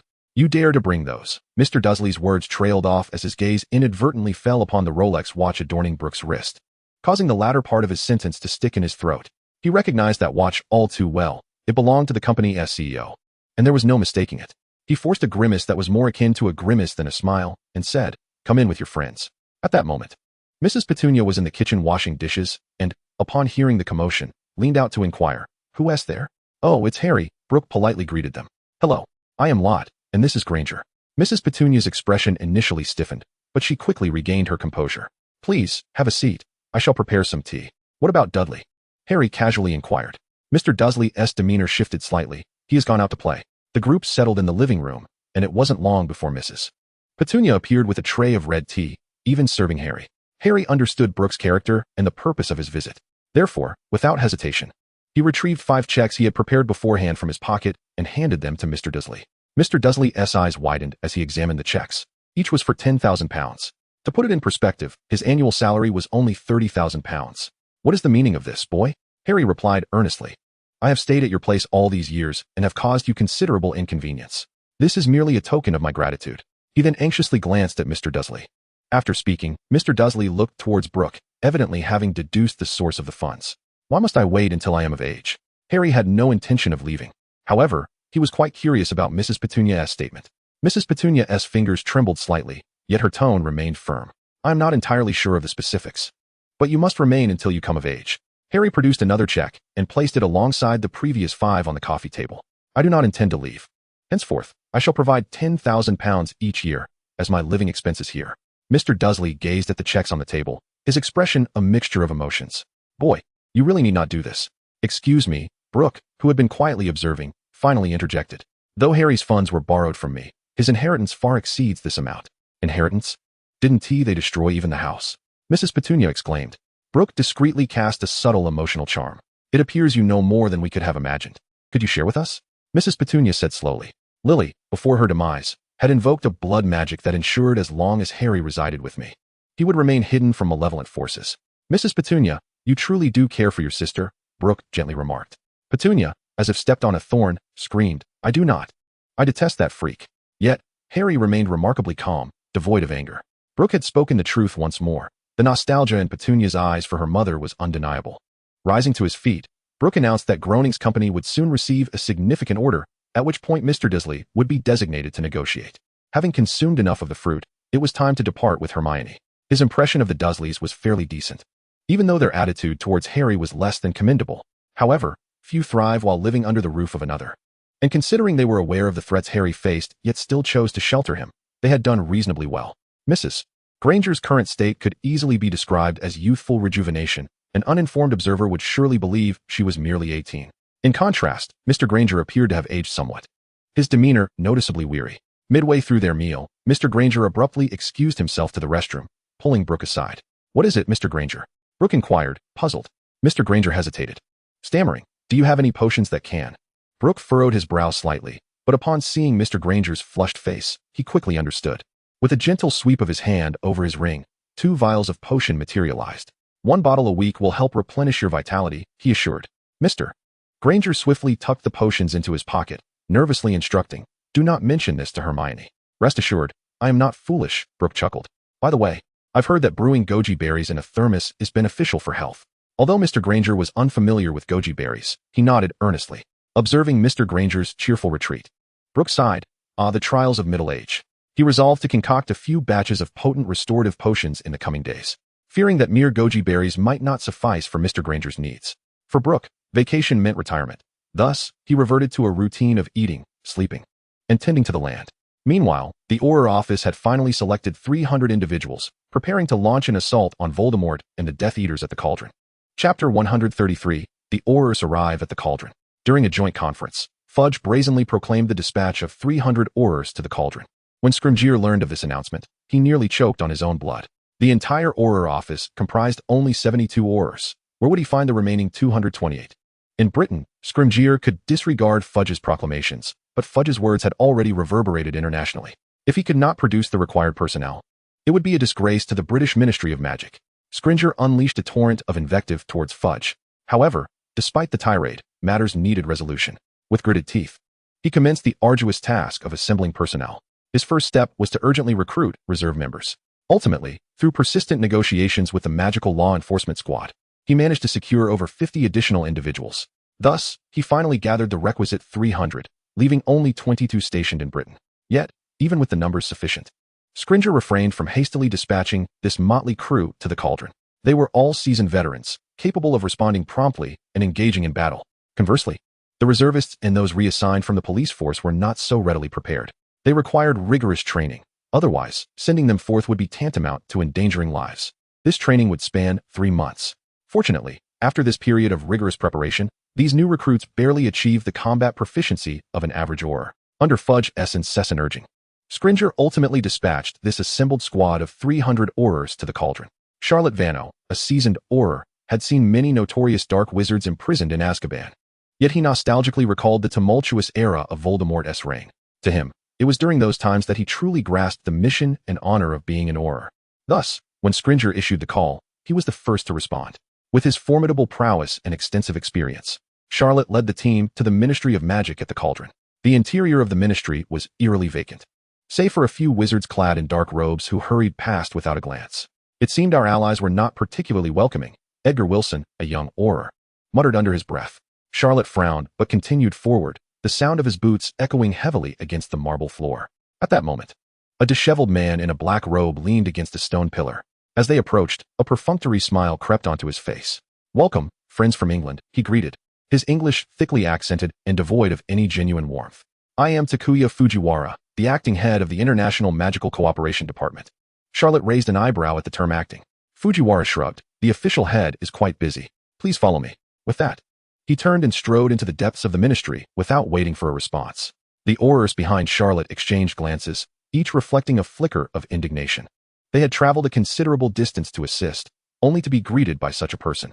Fujiwara led them to a cramped office, gesturing to a few chairs. "Please, take a seat." Charlotte surveyed the surroundings and opted not to sit, noting the ministry's rather peculiar hospitality.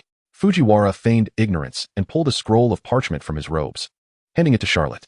"This is your operational permit," he continued. "According to the International Magical Law Enforcement Assistance Regulation, your authority in the Cauldron is strictly regulated." Edgar could no longer contain himself. "Regulated? We are here to help you apprehend dark wizards." Takuya Fujiwara cast a cold glance at him. "Assistance? We never requested it. If it weren't for Dumbledore's forceful intervention." Charlotte raised her hand to silence Edgar. "When can we take action?" Takuya produced a crumpled document from his pocket and tossed it onto the table. "This contains the regulations and intelligence regarding your operations in the Ministry of Magic. Have a look." Charlotte reached for the document, her brow furrowing deeper as she examined the dense array of stringent stipulations. For instance, each operation must be reported to the Ministry of Magic 3 days in advance with a detailed plan. The operational scope is strictly confined to specific areas, and the use of unforgivable curses during enforcement is prohibited. Any form of coercive magic on the local populace is forbidden. By the way, you have only 15 days. Exceeding this time frame will result in the expulsion of any illegal stayers. The already frustrated Aurors erupted in fury. A few hot-headed individuals even drew their wands, eager to confront this arrogant fellow.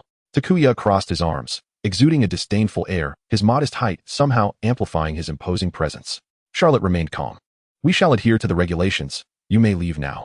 Takuya scoffed derisively, pushing past the surrounding Aurors with a swagger as he exited. He had a car race at Akina Mountain to attend and had no desire to squander time with these Britons. "Captain, we cannot let this slide," Edgar remarked. Charlotte replied coolly, "Let's discuss this outside." Once they departed the ministry, the Aurors erupted in a cacophony of complaints. "What is this nonsense? We came to assist, and this is how they treat us. It's outrageous, right? They didn't even offer a meal.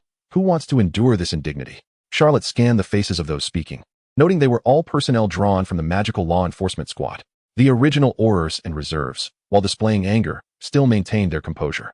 Charlotte had earned his position as captain not only through strength, but also due to his extensive experience with overseas missions. He was privy to the intricacies surrounding this assignment. The Ministry of Magic in the local area initially sought to extract funds from the British. However, Fudge did not acquiesce and instead aimed to apprehend Voldemort.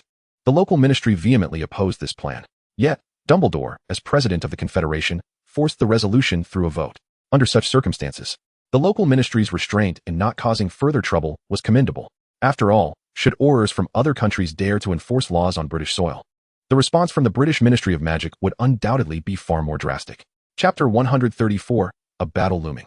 Have the Aurors forgotten that they cannot accept outside food? Charlotte's voice cut through the noise, prompting an immediate silence. Without interference from the local ministry, it is, in fact, better for us. I have no desire to expend effort protecting those fools. Charlotte, but these regulations. Edgar expressed concern. Regulations? Charlotte scoffed dismissively. He left behind 2 sheets of paper containing intelligence at the end of the document, while the rest was consumed by flames. Such matters pertain to the squabbling of politicians. We, the Aurors, are solely tasked with the completion of our mission. Upon hearing this, the Auror felt a surge of excitement. Voldemort was instantly aware of the Auror's arrival. Despite his meticulous preparations, he still placed a call to Brook. Indeed, Voldemort was making a phone call. Brook casually answered. "Hello, who is this?" "It is I." "The long worm," came Voldemort's cold voice. "You actually know how to use this?" Brook was taken aback. "Quite effective, isn't it? What brings you here?" "A troublesome situation. Do you wish for me to intervene?" Well, the sun must have risen in the west today," Brook jested with a laugh. Voldemort took several deep breaths. realizing that if this continued, Brook's business would surely suffer. Brook was also intrigued by the unfolding drama. Fine, I shall come over shortly to lend a hand. Transforming into a semblance of little Leo, Brook opened a portal and appeared on Worm Rope Island. 2/3 of the island was characterized by undulating mountainous terrain, steep and formidable. Voldemort's new base lay hidden deep within the mountain's embrace. Brook surveyed the surroundings, remarking, "The scenery you chose is quite pleasing." Voldemort smirked coldly. "A place of auspicious feng shui, perfectly suited for sending those fellows to their graves." Brook raised an eyebrow slightly. "Oh, have you been reading lately? I noticed a plethora of books from the great Xia and Naruto's study, and I often enjoy perusing them in my leisure. Can you comprehend them?" Voldemort's expression momentarily faltered. "I can understand." Brook chose not to dwell on this topic further. They conferred on strategies for ambushing the impending Aurors. Voldemort's overall strategy was sound, albeit a touch petty, relegating Muggle weaponry to a secondary role. Brook identified several vulnerabilities, significantly enhancing their offensive capabilities. Voldemort inwardly marveled at Brook's cunning. When it came to malevolence, Brook was unparalleled. As night descended, waves crashed against the rocks. Charlotte led a group of Aurors to the edge of a cliff on Worm Rope Island. He gazed down at the intelligence map bestowed by Takuya Fujiwara. Utilizing a detector for reconnaissance, Edgar promptly produced a crystal ball the size of a basketball. Beneath the orb lay a base etched with intricate inscriptions. Several Aurors quickly gathered around, casting a detection spell on the crystal ball. The fog within the orb gradually dissipated, revealing the inner workings of the mountain. A labyrinth of tunnels resembled a vast spider's web, with countless shadowy figures moving within. Edgar's face was a mask of astonishment.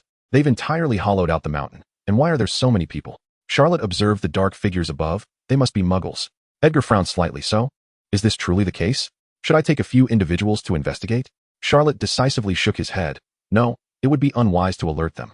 And the Ministry of Magic should not deceive us in this regard. Another Auror, Kingsley Shacklebolt, remarked that the mysterious individual had invested considerable effort into constructing this place, which likely serves as their stronghold. Edgar turned to Charlotte, inquiring whether they should wait.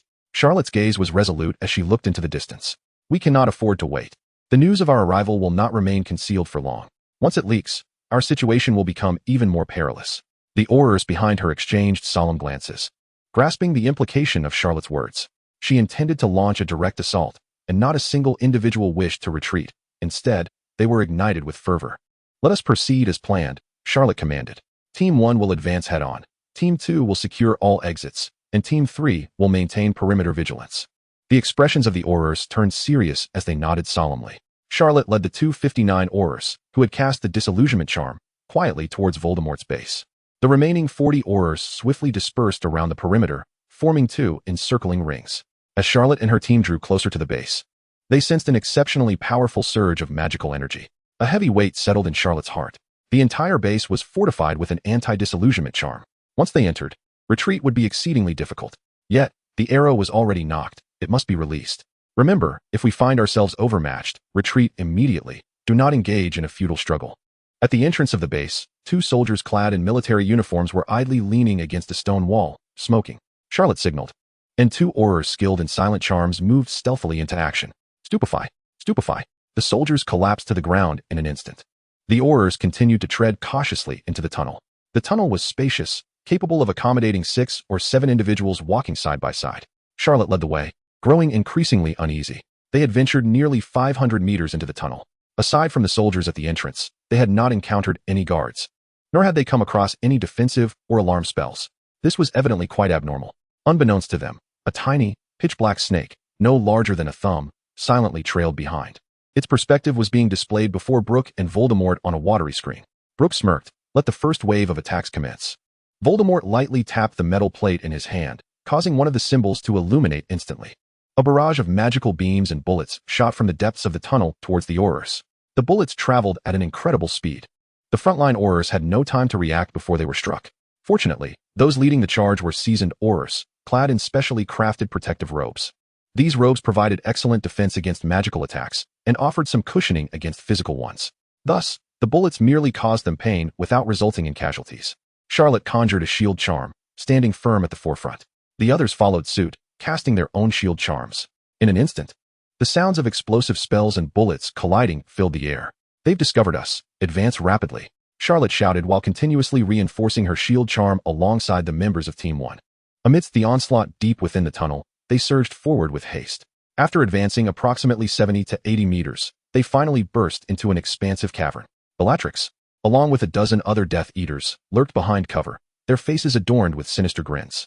Beside them, over 100 adversaries manned machine guns, their ominous muzzles aimed directly at them. A fierce battle was imminent. Chapter 135, the battle commences. The adversaries had already ingested a stimulant. Gripping their machine guns tightly, their eyes gleamed with madness and ferocity as they unleashed a torrent of bullets. The projectiles screamed from the barrels, intertwining in the air to form an impenetrable web of firepower that relentlessly suppressed the Aurors. The Death Eaters erupted in frenzied roars, casting spells toward the Aurors. Faced with such a ferocious assault, the Aurors could only raise their protective charms to shield themselves. However, the relentless barrage of bullets and spells caused cracks to appear in their shields, compelling them to continuously reinforce their defenses. Charlotte bellowed orders. Groups 1, 2, 3, and 4, along with Groups 5 and 6, were to alternate in protection while the others constructed cover. Upon hearing the command, the Aurors sprang into action.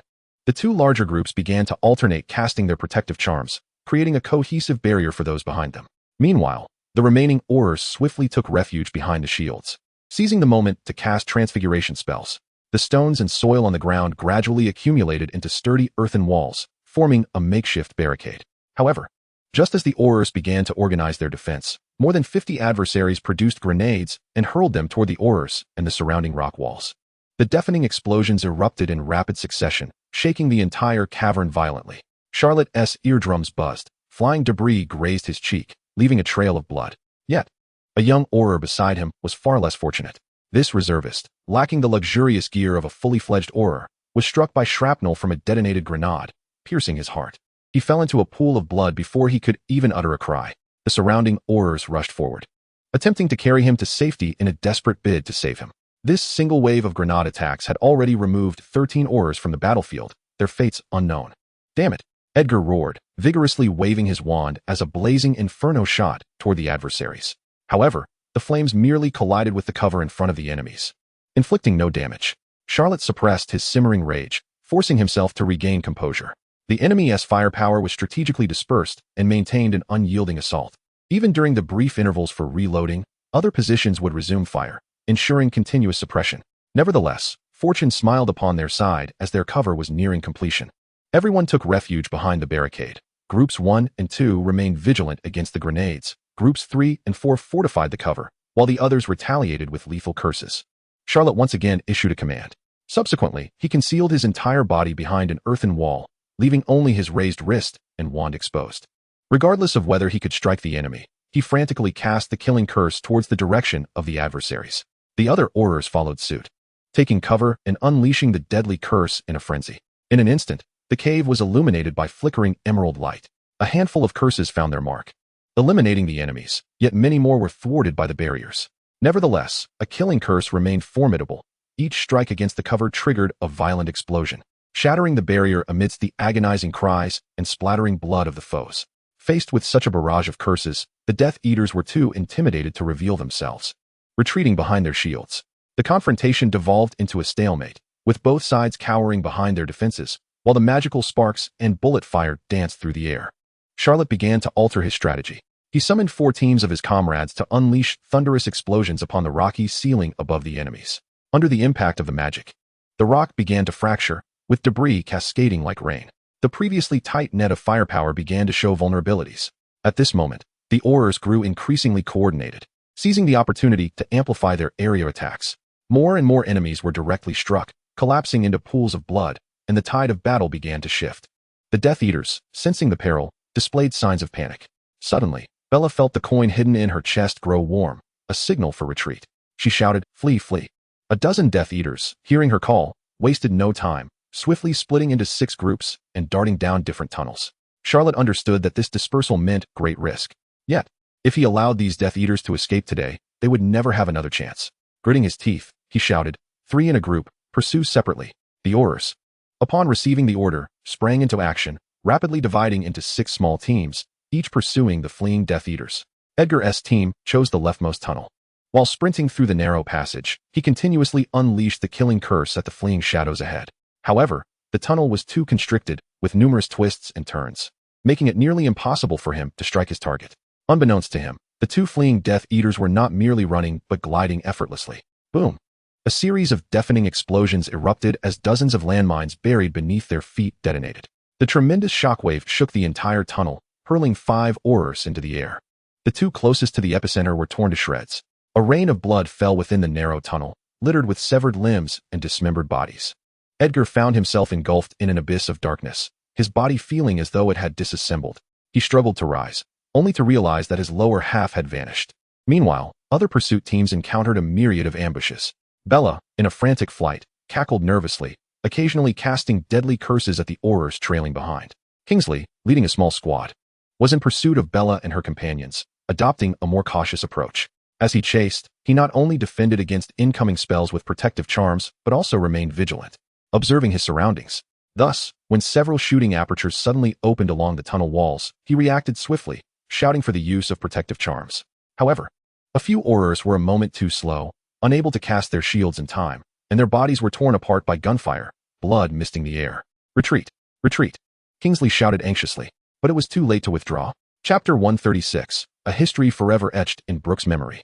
From behind the Aurors, over 20 foes emerged, brandishing machine guns, unleashing a torrent of gunfire upon them. The triad of suppressive fire, coupled with Bella and her group's magical assaults, plunged the Aurors into a dire predicament. They could only continuously reinforce their protective charms, deprived of any opportunity to counterattack. Kingsley hesitated no longer, breaking the phoenix feather he had been given by Dumbledore, intended for use upon encountering Voldemort. Yet in this precarious situation, the prospect of facing Voldemort seemed a distant fantasy. It appeared that within mere moments, this small squad would perish. Suddenly, a blinding flare of fire erupted in the tunnel, as Dumbledore descended, clutching Fawkes' talons. He quickly assessed the situation.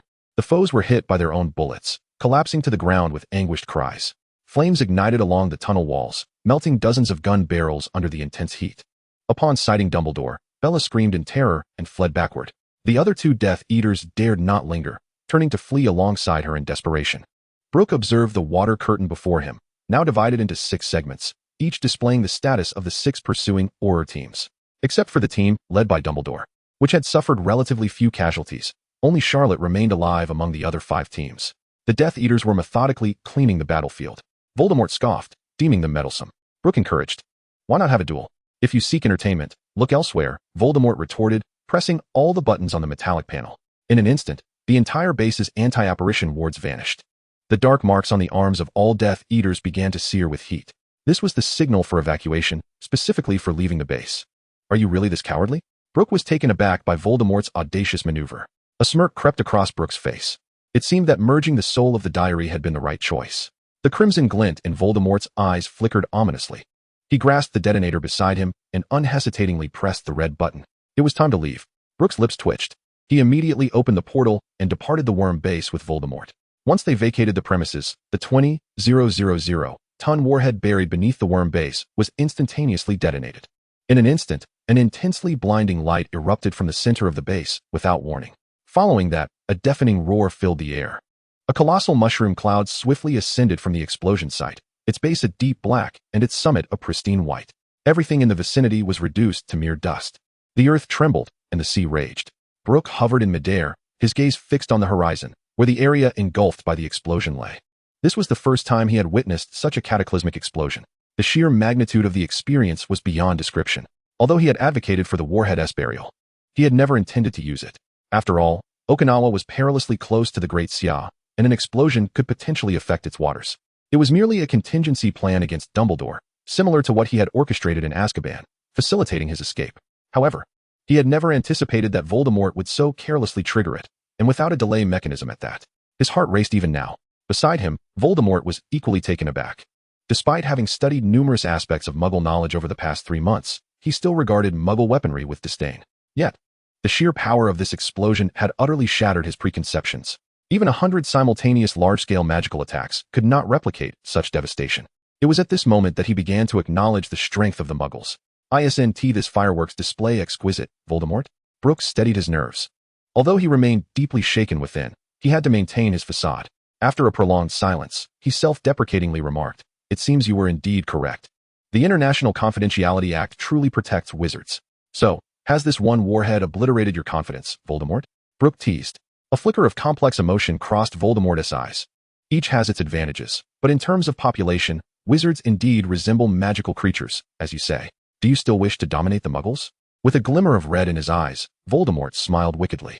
Is it not a matter of immense honor to trample such a race beneath one's feet? Very well. Pursue your ambition. Wizards emerge from Muggles. They originate from them. However, Brook had no desire to correct Voldemort's misconceptions. He shifted the conversation's tone, becoming serious. Yet there is one nation you must remember. Never provoke it. Voldemort speculated. The mightiest, the United States? No. Brook's eyes took on a nostalgic glint. The Great Xia. Voldemort frowned slightly. He had perused some modern historical records, which depicted the Great Xia more as a lamb awaiting slaughter. He could not comprehend why Brook referred to it as Greater Xia. Moreover, in their exchanges, Brook showed great admiration for the culture of Greater Xia. The reason he chose not to confront the Aurors directly, instead opting for a strategy of dividing forces to ambush, was inspired by the guerrilla warfare tactics Brook had mentioned. Is Greater Xia stronger than the United States? In terms of weaponry, Greater Xia remains relatively weak. However, its military achievements are undeniably illustrious, as Brook proudly asserted. Voldemort immediately became intrigued. His knowledge was derived from history books that presented a distorted narrative. His understanding of Greater Xia's military accomplishments was limited to the fact that it had triumphed over the distorted narrative, only after enduring 14 years of conflict, ultimately emerging victorious due to the diminishing strength of its adversaries. From October 1950 to July 1953, Greater Xia triumphed against the United Nations forces, primarily led by the United States, during the Korean War. In October 1962, the White Elephant openly provoked Greater Xia by launching an offensive at its borders. Remarkably, Greater Xia concluded this self-defense counterattack within just 32 days, transforming it into a battle for the preservation of its sovereignty. The White Elephant even changed its capital as a result. The weaponry employed by the White Elephant at that time was supplied by the United States. In March 1969, the still unraveled Soviet Union, recognized globally as the second strongest nation, brazenly invaded the territory of Greater Xia, specifically Baohanzu. Yet the outcome was once again a victory for Greater Xia. In January 1974, with the support of the United States, the monkey launched attacks on Greater Xia's islands and borders, transitioning from a mountainous nation to a plains nation. Chapter 137, International Influence. After recounting these indelible memories, Brook remarked, "If you have the time, you should peruse world history. Aside from nearly a century of humiliation, Greater Xia has consistently been at the epicenter of the world." Voldemort was equally astonished. The backward nation depicted in the distorted narrative had indeed achieved such remarkable military feats, akin to having vanquished all surrounding powerful nations. Brook gazed meaningfully at Voldemort and stated, "Never provoke the people of Greater Xia. They are notoriously vengeful." Voldemort fell into contemplation. He sensed a thin veil of mist before him, as if it could be dispersed with a mere wave of the hand, yet the underlying truth remained elusive. Mentioning Greater Xia reminded him of something, and after a brief pause, he continued, "The Prime Minister of the distorted narrative, Shinichi Miyazawa, wishes for Naruto to embark on a friendly visit to Greater Xia." Instantly, vague impressions surfaced in Brook's mind. This seemed to be the only instance in history when the distorted narrative's envoy visited Greater Xia. However, he scoffed at it. Diplomatic relations between Greater Xia and the distorted narrative were only restored in 1972. But why precisely that year? The reason is straightforward. In 1971, the distorted narrative's patron, the United States, was the first to visit Greater Xia. Henceforth, Greater Xia began the process of normalizing relations with the United States, and the distorted narrative, naturally, followed closely in its footsteps. As a fellow victor, one could observe how the distorted narrative treated its patron and how it engaged with Greater Xia. Of course, this involved the complex international dynamics of the time. Brook held a profound reverence for the spirit of his ancestors, who endured humiliation and burden in arduous circumstances to secure a better life for the people. However, regarding the nation of Jiaopen, he felt somewhat apologetic. As he remarked, "The people of the Great Xia bear grudges deeply. 5,000 years of history can be summarized in a single stroke, while a century of humiliation is divided into 2 volumes. Even if he did not traverse time, even at the age of 70 or 80, as long as the Great Xia issued a command, he would charge into Jiaopen with a kitchen knife in hand. Forgiveness was a matter for the King of Hell. Brook's duty was to escort them to meet him." A subtle smile graced Brook's lips as he thought, "Let them come." Though his time with Voldemort was brief, he had witnessed that smile on Brook's face 4 times, and each occurrence heralded misfortune. "What are your thoughts?" Brook's smile grew more pronounced. "You act thusly, and thus you are." A glimmer of insight flashed in Voldemort's eyes as he finally comprehended the truth obscured by the mist. Brook undoubtedly descended from the bloodline of Great Xia. However, this revelation might jeopardize Naruto's position in the hierarchy. Voldemort had maintained control over the Jiaopen Ministry of Magic through Naruto, Losing this pivotal piece would undoubtedly disrupt his subsequent maneuvers. Suddenly, Brook seemed to recall something and asked abruptly, "How goes the research on extending the length of your brain?" Voldemort paused, then realized the inquiry pertained to his attempts at developing additional heads beneath his serpent-like visage. If the aim was merely to align his appearance with the Yamada no Orochi, some progress had indeed been made. It must be completed before Naruto's visit to Sia. Brook's gaze deepened. At that moment, it would be the will of the divine. "Are you intending to seize this opportunity to instigate chaos?" Voldemort speculated. "Your progress has been too languid. It is time to hasten." Brook recalled another matter and continued. "By the way, the Yasukuni Shrine has commenced reconstruction. For every time they build, you shall burn. Let us see how much audacity they possess." Agreed. Voldemort too felt that the plan's pace was indeed somewhat sluggish. His ultimate ambition was to dominate the world, and he could not afford to squander excessive time in Jiaopan. He was better suited to lay low and bide his time. The cataclysmic explosion at Insect Rope Island had stirred a global uproar. As a nation recently washed over by 3 great calamities, Jiaopan swiftly became the focus of worldwide attention. Media outlets across nations, like sharks sensing blood, seized upon the incident, elevating it to front-page headlines. Brook, for once, took a keen interest in the unfolding events, eager to discern what international currents this explosion would stir. Henry White, a seasoned journalist at the Times, penned an article titled "Behind the Insect Rope Island Explosion: Who is Orchestrating This Incident?" In his report, he noted, "Last night, at precisely 23:23 local time on July 21st in Jiaopan, a mushroom cloud has risen above Insect Rope Island, plunging the world into a state of unease. Preliminary calculations estimate the explosion's yield to be approximately 20,000 to 30,000 tons of TNT equivalent." Notably, 48 hours prior to the explosion, the naval fleet of a certain Eastern power conducted routine exercises in the nearby waters. History has an uncanny way of repeating itself. The colossal detonation of 1945 marked the end of a war. Does today's explosion signify a new warning? Sarah Green, a renowned journalist from The Independent, reported under the title "Insect Rope Island Explosion: A Carefully Orchestrated Incident." Since their defeat in World War II, the nation has been expressly prohibited from developing weaponry. Nevertheless, the international community has long suspected covert research activities. The explosion at Insect Rope Island now seems to confirm these suspicions. According to anonymous sources, an institution secretly procured a substantial quantity of high-purity uranium ore from the United States a week prior to the explosion. This transaction was funneled through 3 shell companies, ultimately leading to an entity known as the Cherry Blossom Institute, whose director is the grandson of a notorious scientist from the infamous Unit 731 of World War II. Of course, this could also be a deliberate conspiracy orchestrated by an Eastern power, intentionally creating chaos to escalate regional tensions and elevate its own international standing. Brook tossed 5 newspapers onto the floor, a sardonic smile playing at the corners of his mouth. Yet, to those with even a modicum of awareness, the target of suspicion was unmistakable. After all, only a handful of nations possess such destructive capabilities. Having lived in a peaceful and prosperous Daxiao prior to his journey, he had never truly experienced the treachery of international politics under the aegis of his nation. Yet, gazing at these newspapers from 1992, he realized how deeply rooted the Western world's animosity towards Daxiao has become. Almost every article deliberately or inadvertently directed suspicion towards Daxiao. It was utterly repugnant. Rising from his seat, he approached the window, gazing into the overcast sky. If that is the case, let this performance become even more tumultuous. Chapter 138. None are innocent. Hermione had also seen the related reports, but her primary concern lay with the coverage in the Daily Prophet. Brook took the newspaper Hermione handed him. The official report was conspicuously dismissed. Heroic decision or premeditated murder? The title was indeed provocative. Dear readers, while you leisurely enjoy your breakfast, have you ever considered that at this very moment, 293 families will forever have an empty place sitting at their tables? Just 3 days ago, the grand expedition ceremony was still vivid in memory. The smiling faces of the 293 mothers were forever captured in frames, immortalizing their son's final departure.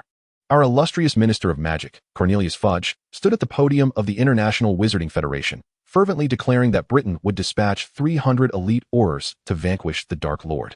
Oh, what a stirring speech it was, if one could overlook the sweat he discreetly wiped from his palms. However, according to an anonymous source within the Ministry of Magic, this individual holds a position high enough to peruse classified documents, yet is humble enough to require my galleons in exchange for silence. This sagacious decision, in truth, emanates from the hands of our esteemed Auror Office Director, Rufus Scrimgeour, the Iron-Blooded Butcher. This ambitious official appears to regard the Aurors as mere pawns on his political chessboard. On one occasion, after indulging in drink, Scrimgeour confided to other patrons at the tavern that capturing the Dark Lord would ensure his ascension as the next Minister of Magic. Alas, reality delivered a resounding slap to this strategic mastermind. Of course, this is predicated on the notion that the lives of 293 individuals hold any weight in his estimation. Even more intriguing is the question of where our illustrious Albus Dumbledore was when the Aurors found themselves in dire straits on Wormwood Island. Oh, right, he coincidentally managed to save 7 lives. 7, indeed, a number imbued with magic, with the prowess of the greatest wizard of this century. If only he had arrived half an hour earlier. No, even 10 minutes would have sufficed. Ultimately, I must extend my heartfelt gratitude on behalf of the families of the survivors to Hogwarts headmaster Albus Dumbledore for his timely intervention. The remainder are merely a haphazard assembly of clerks and retired individuals. The British magical community is being dragged into the abyss by a cadre of fools and charlatans. While Minister Fudge busied himself with publishing a letter of condolence to the families of the fallen in the Daily Prophet, penned by an assistant. Of course, Scrimgeour's office was hastily destroying operational records, though regrettably, it was a step taken too late. Remember these 293 lost souls, for they are watching you from their graves. Tomorrow's installment. The astonishing conspiracy behind the tragic events on Wormwood Island and the secret accord between Dumbledore and Scrimgeour. Were it not for Hermione's troubled visage standing beside me, Brook would have been chattering away with Skit. Although Skit too had taken a jab at Fudge in the article. It was unavoidable. Fudge, as the Minister of Magic, cannot escape scrutiny. Yet, she deftly placed the primary blame squarely on Scrimgeour's shoulders, subtly insinuating that Fudge is merely a figurehead within the ministry. The true power lies with Scrimgeour, who calls the shots. Ironically, this will undoubtedly inflict significant damage on Dumbledore's reputation. There is no remedy for it. After all, he is the greatest white wizard of this century. People will not concern themselves with how many lives he saved, but rather lament how many he failed to rescue. Hermione's voice trembled as she spoke. 293 individuals. Just like that, Brook gently ruffled Hermione's hair.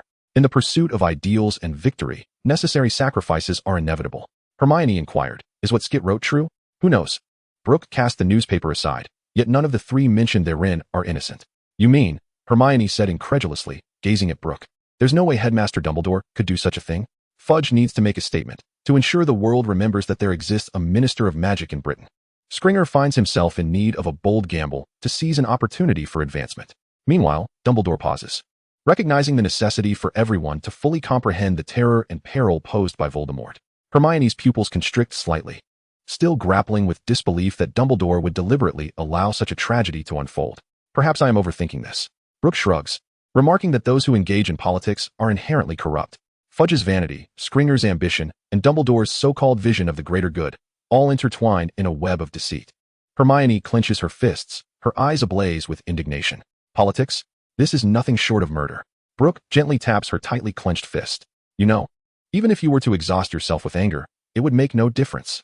His intention in sharing these thoughts with Hermione is to subtly shift her overly naive perspectives, providing her some psychological buffer when his true identity and actions eventually come to light.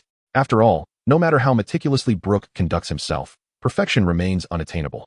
Sooner or later, Hermione will come to know the truth.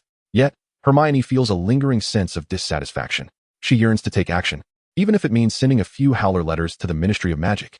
Do you remember Evelyn expressing her desire to gather classmates for an outing?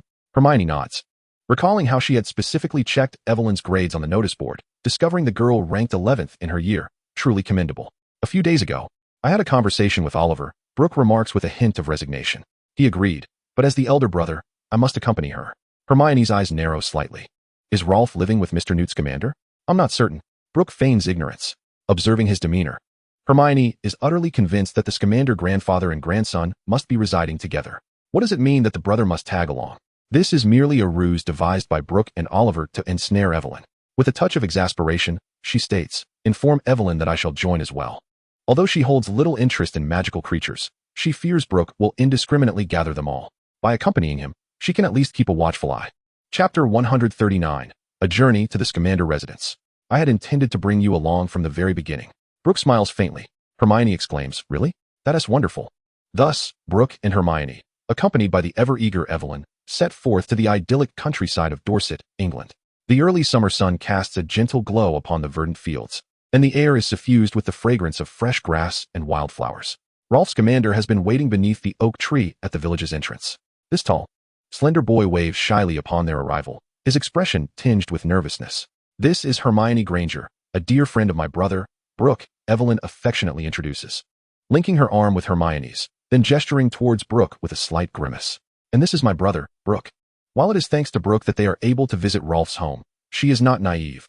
Oliver treats Brook with more affection than he does his own daughter. Had it not been for Brook's initiative to visit, Oliver would never have troubled this impeccable brother for her sake. Welcome, Rolf murmured, his head bowed. Brook gently patted his shoulder. Relax, we won't bite. Hermione shot him a warning glance, cautioning him not to bully the honest lad. They proceeded along the winding country path, flanked by lush hedgerows and blooming wildflowers. Rolf's abode was nestled on a gentle hillside, enveloped by verdant foliage. On the lawn in front, 3 cats basked lazily in the sun. The ginger one was Hobby, the black and white one was Millie, and the gray tabby, which Rolf pointed out as it played with a shiny beetle, was Mahler, the most mischievous of them all. Although his voice was soft, he spoke with noticeable fluency when discussing these magical creatures. Before they could reach the door, it creaked open. Newt Scamander and his wife, Tina Goldstein, emerged. Approaching a century in age, Newt donned a somewhat faded peacock blue coat, his gray-white curls tousled, and he bore a slight hunch. Tina stood beside him in a simple yet tidy dress, her short hair accentuating her vibrant spirit. Welcome, children. Tina greeted warmly, her voice gentle. Newt's gaze was somewhat unfocused as he nervously rubbed his hands. Do come in, mind the steps. The interior was cozy and brimming with life. The walls were adorned with Tina's hand-painted depictions of Newt interacting with various magical beings. A spacious oak table dominated the center of the living room, cluttered with parchment, quills, and an assortment of curious trinkets. Tina brought forth steaming cups of red tea and freshly baked scones. Evelyn excitedly chatted away in Rolf's ear while stuffing her mouth with treats, leaving him visibly overwhelmed as he cast a pleading glance toward Tina. Tina smiled knowingly. Newt, why don't you take them to see those little creatures? But she gave Newt a cautionary look. Do avoid the overly mischievous ones. Newt, as if granted a reprieve, hurried to the fireplace where an old leather trunk lay. Taped to the trunk was a yellowing piece of magical tape, inscribed in delicate handwriting. Newt, if you ever bring the Niffler into the bedroom again, you shall reside in this trunk. Clearly, a masterpiece of Tina's. Newt opened the trunk, motioning for everyone to follow. Inside, the space was magically expanded, divided into various climatic zones, tropical rainforest, desert, and grassland. Suddenly, a Niffler darted out, leaping onto Brook's wrist, its tiny claws desperately clawing at his ring. Oh no, not you again. Newt expertly grasped the Niffler by the scruff of its neck, cradling it in his arms. The creature squirmed, its beady black eyes fixated on Brook's ring.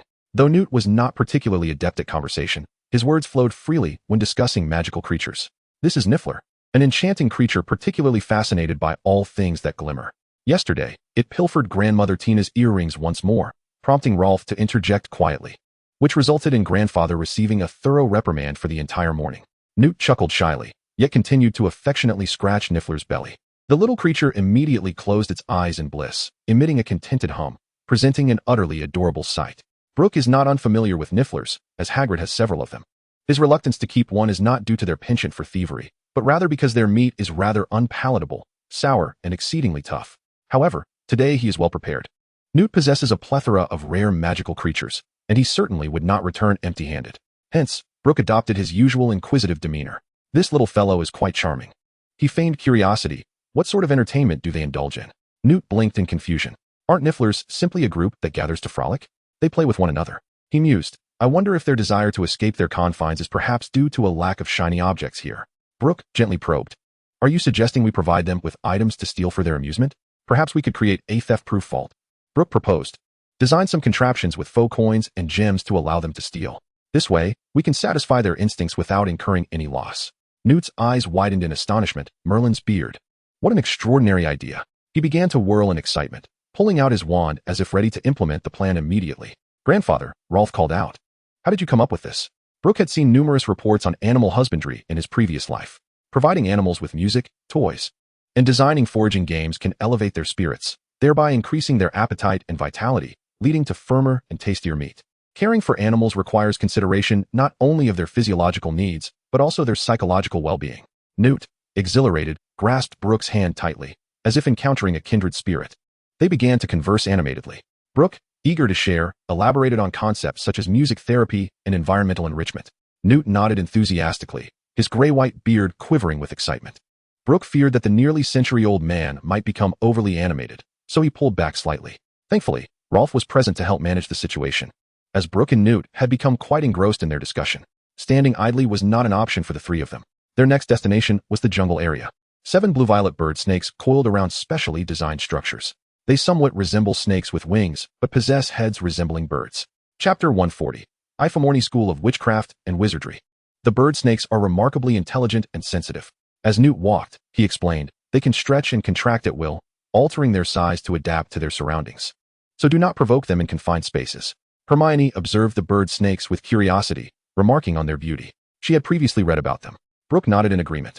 He had previously perused the introduction to the Thunderbird. At that time, he pondered whether the meat would diminish if the creature were to be maximized before being slaughtered. Its eggshells were composed of pure silver, rendering them exceedingly precious. Newt continued his discourse. Rolf discreetly informed Evelyn that this was the primary source of income for his grandfather's household. Otherwise, he could scarcely afford to care for these extraordinary beings. Newt turned expectantly towards Brook. Brook, what are your thoughts on the entertainment facilities for the Thunderbird? After a moment of contemplation, Brook suggested creating a series of interconnected spaces of varying sizes. Perhaps they would find it enjoyable. Newt's expression was one of perplexity, evidently failing to grasp the concept. Brook smiled gently and, drawing his wand, waved it towards a distant spot. A transparent, three-dimensional maze began to take shape, filled with winding passages and spherical spaces of assorted dimensions. Shall we let them try it? He proposed. Newt emitted a peculiar whistle. Instantly, a thunderbird took flight from the perch. It circled in the air a few times before alighting upon Newt's shoulder. Newt tenderly stroked the thunderbird's head, and it affectionately nuzzled against his cheek. Mora, would you like to play with that new toy? Newt indicated the transparent maze. Mora tilted her head in observation for a while before soaring towards it, entering through one of the openings. It alternately expanded and contracted, deftly navigating through the maze. The remaining 6 thunderbirds were equally drawn in, descending from their perch to join in the frolic. Newt was overjoyed, exclaiming, "How marvelous! Brook, you are truly a genius."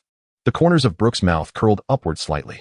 Upon witnessing this smile, Hermione quickly tugged at Brook's sleeve, her gaze unmistakably urging him to temper his enthusiasm. She feared that Brook might deplete the resources of this venerable elder. Brook patted her hand reassuringly, conveying that he was merely after delectable sustenance. Subsequently, Newt took them to observe the bowtruckle, the mooncalf, and the alchemy, all of which were creatures of remarkably low danger levels. Brook held little interest in these, as he even had some residing within his spatial ring. The bowtruckle could assist in tending to fruit trees, while the mooncalf's droppings served as exceptional fertilizer. However, Brook was in no rush. He had long intended to extend his stay with Newt for several more days. Suddenly, a black and white cat-like creature named Millie silently appeared at Newt's feet, gently rubbing against his ankle and emitting soft vocalizations. Rolf explained, when grandfather tends to magical creatures, he often loses track of time. Millie is here to inform us that it is time for dinner. Upon entering the house, a rich aroma wafted through the air. Tina was directing a bevy of dishes floating towards the dining table, arranging them neatly. "Children, dinner is ready." Brook's eyes widened in delight. A splendid array of French cuisine awaited them. Golden French onion soup topped with a layer of melted cheese, and garlic-buttered oysters perfectly arranged on a plate. Their flesh succulent and tender. The French-style lamb chops are adorned with a golden hue, crisp on the outside yet tender within, complemented by a specially crafted sauce. The skin of the confit duck is roasted to a delightful crispness, while the meat remains succulent and juicy, exuding an aromatic hint of rosemary. Evelyn, unable to contain her excitement, rushed to the dining table, exclaiming that this feast surpasses even the grandeur of Hogwarts banquets. Tina, with a smile, waved her wand and filled each glass before everyone with luscious fruit juice. Having resided in Paris for many years, I find myself perpetually enamored with French cuisine. Hermione stepped forward to assist in arranging the cutlery, expressing her gratitude. "Thank you, Mrs. Goldstein." Tina affectionately patted Hermione's shoulder, saying, "Just call me Tina, dear." Evelyn, with an eager spoonful of onion soup, savored it and sighed in satisfaction, declaring it delectable, 100 times better than what my family's chef prepares. Brook cast a sideways glance at Evelyn, thinking, this little one is already buttering her up. The Oliver family is quite affluent and does not lack in financial resources. Their chef is of a high caliber. "Slow down, dear," Tina remarked with a smile that crinkled her face. "What do your parents do, Evelyn?" Thus, dinner commenced in a relaxed atmosphere. Upon learning that Tina graduated from Ilvermorny School of Witchcraft and Wizardry, Hermione inquisitively inquired about it. "What is Ilvermorny like?" Tina eagerly began to share. Ilvermorny School is nestled atop Mount Greylock in Massachusetts, founded by Isolde Sayer and her Muggle husband, James Stewart. The school is divided into 4 distinct houses. The Horned Serpent House symbolizes wisdom and favors studious students. The Wampus House represents the body, celebrating courageous warriors. The Thunderbird House signifies the soul, often home to adventurous spirits, and the Pukwudgie House embodies the heart, predominantly consisting of kind-hearted healers. Unlike Hogwarts, we lack a sorting hat. Instead, we have 4 founder statues. New students stand in the center of the Great Hall, and the first statue to react signifies the house they belong to. It seems quite similar to Hogwarts, Hermione remarked, only to realize she had misspoken and swiftly covered her mouth. However, Tina appeared unfazed, gently responding. Ilvermorny was indeed inspired by Hogwarts. After all, Hogwarts boasts a millennium of tradition, offering much to learn from for a new school. Evelyn, displaying her extroverted nature, chimed in. Grandma Tina, are there any particularly powerful spells at Ilvermorny? I'm so eager to learn. While the curriculum and textbooks at Ilvermorny are largely akin to those at Hogwarts, there aren't any unique spells. Nevertheless, Tina patiently elaborated on some differences. Ilvermorny places a greater emphasis on physical training, thus developing numerous spells to enhance physical capabilities. Furthermore, we prioritize magical research, housing a dedicated magical research institute, where a group of passionate individuals collaborates to explore and delve into the mysteries of magic. Hermione developed a profound interest in Ilvermorny as well. From time to time, brief inquiries for further information punctuated the conversation. Chapter 141, The Psychologist of Magical Creatures. Brook, Newt, and Rolf were immersed in their meal.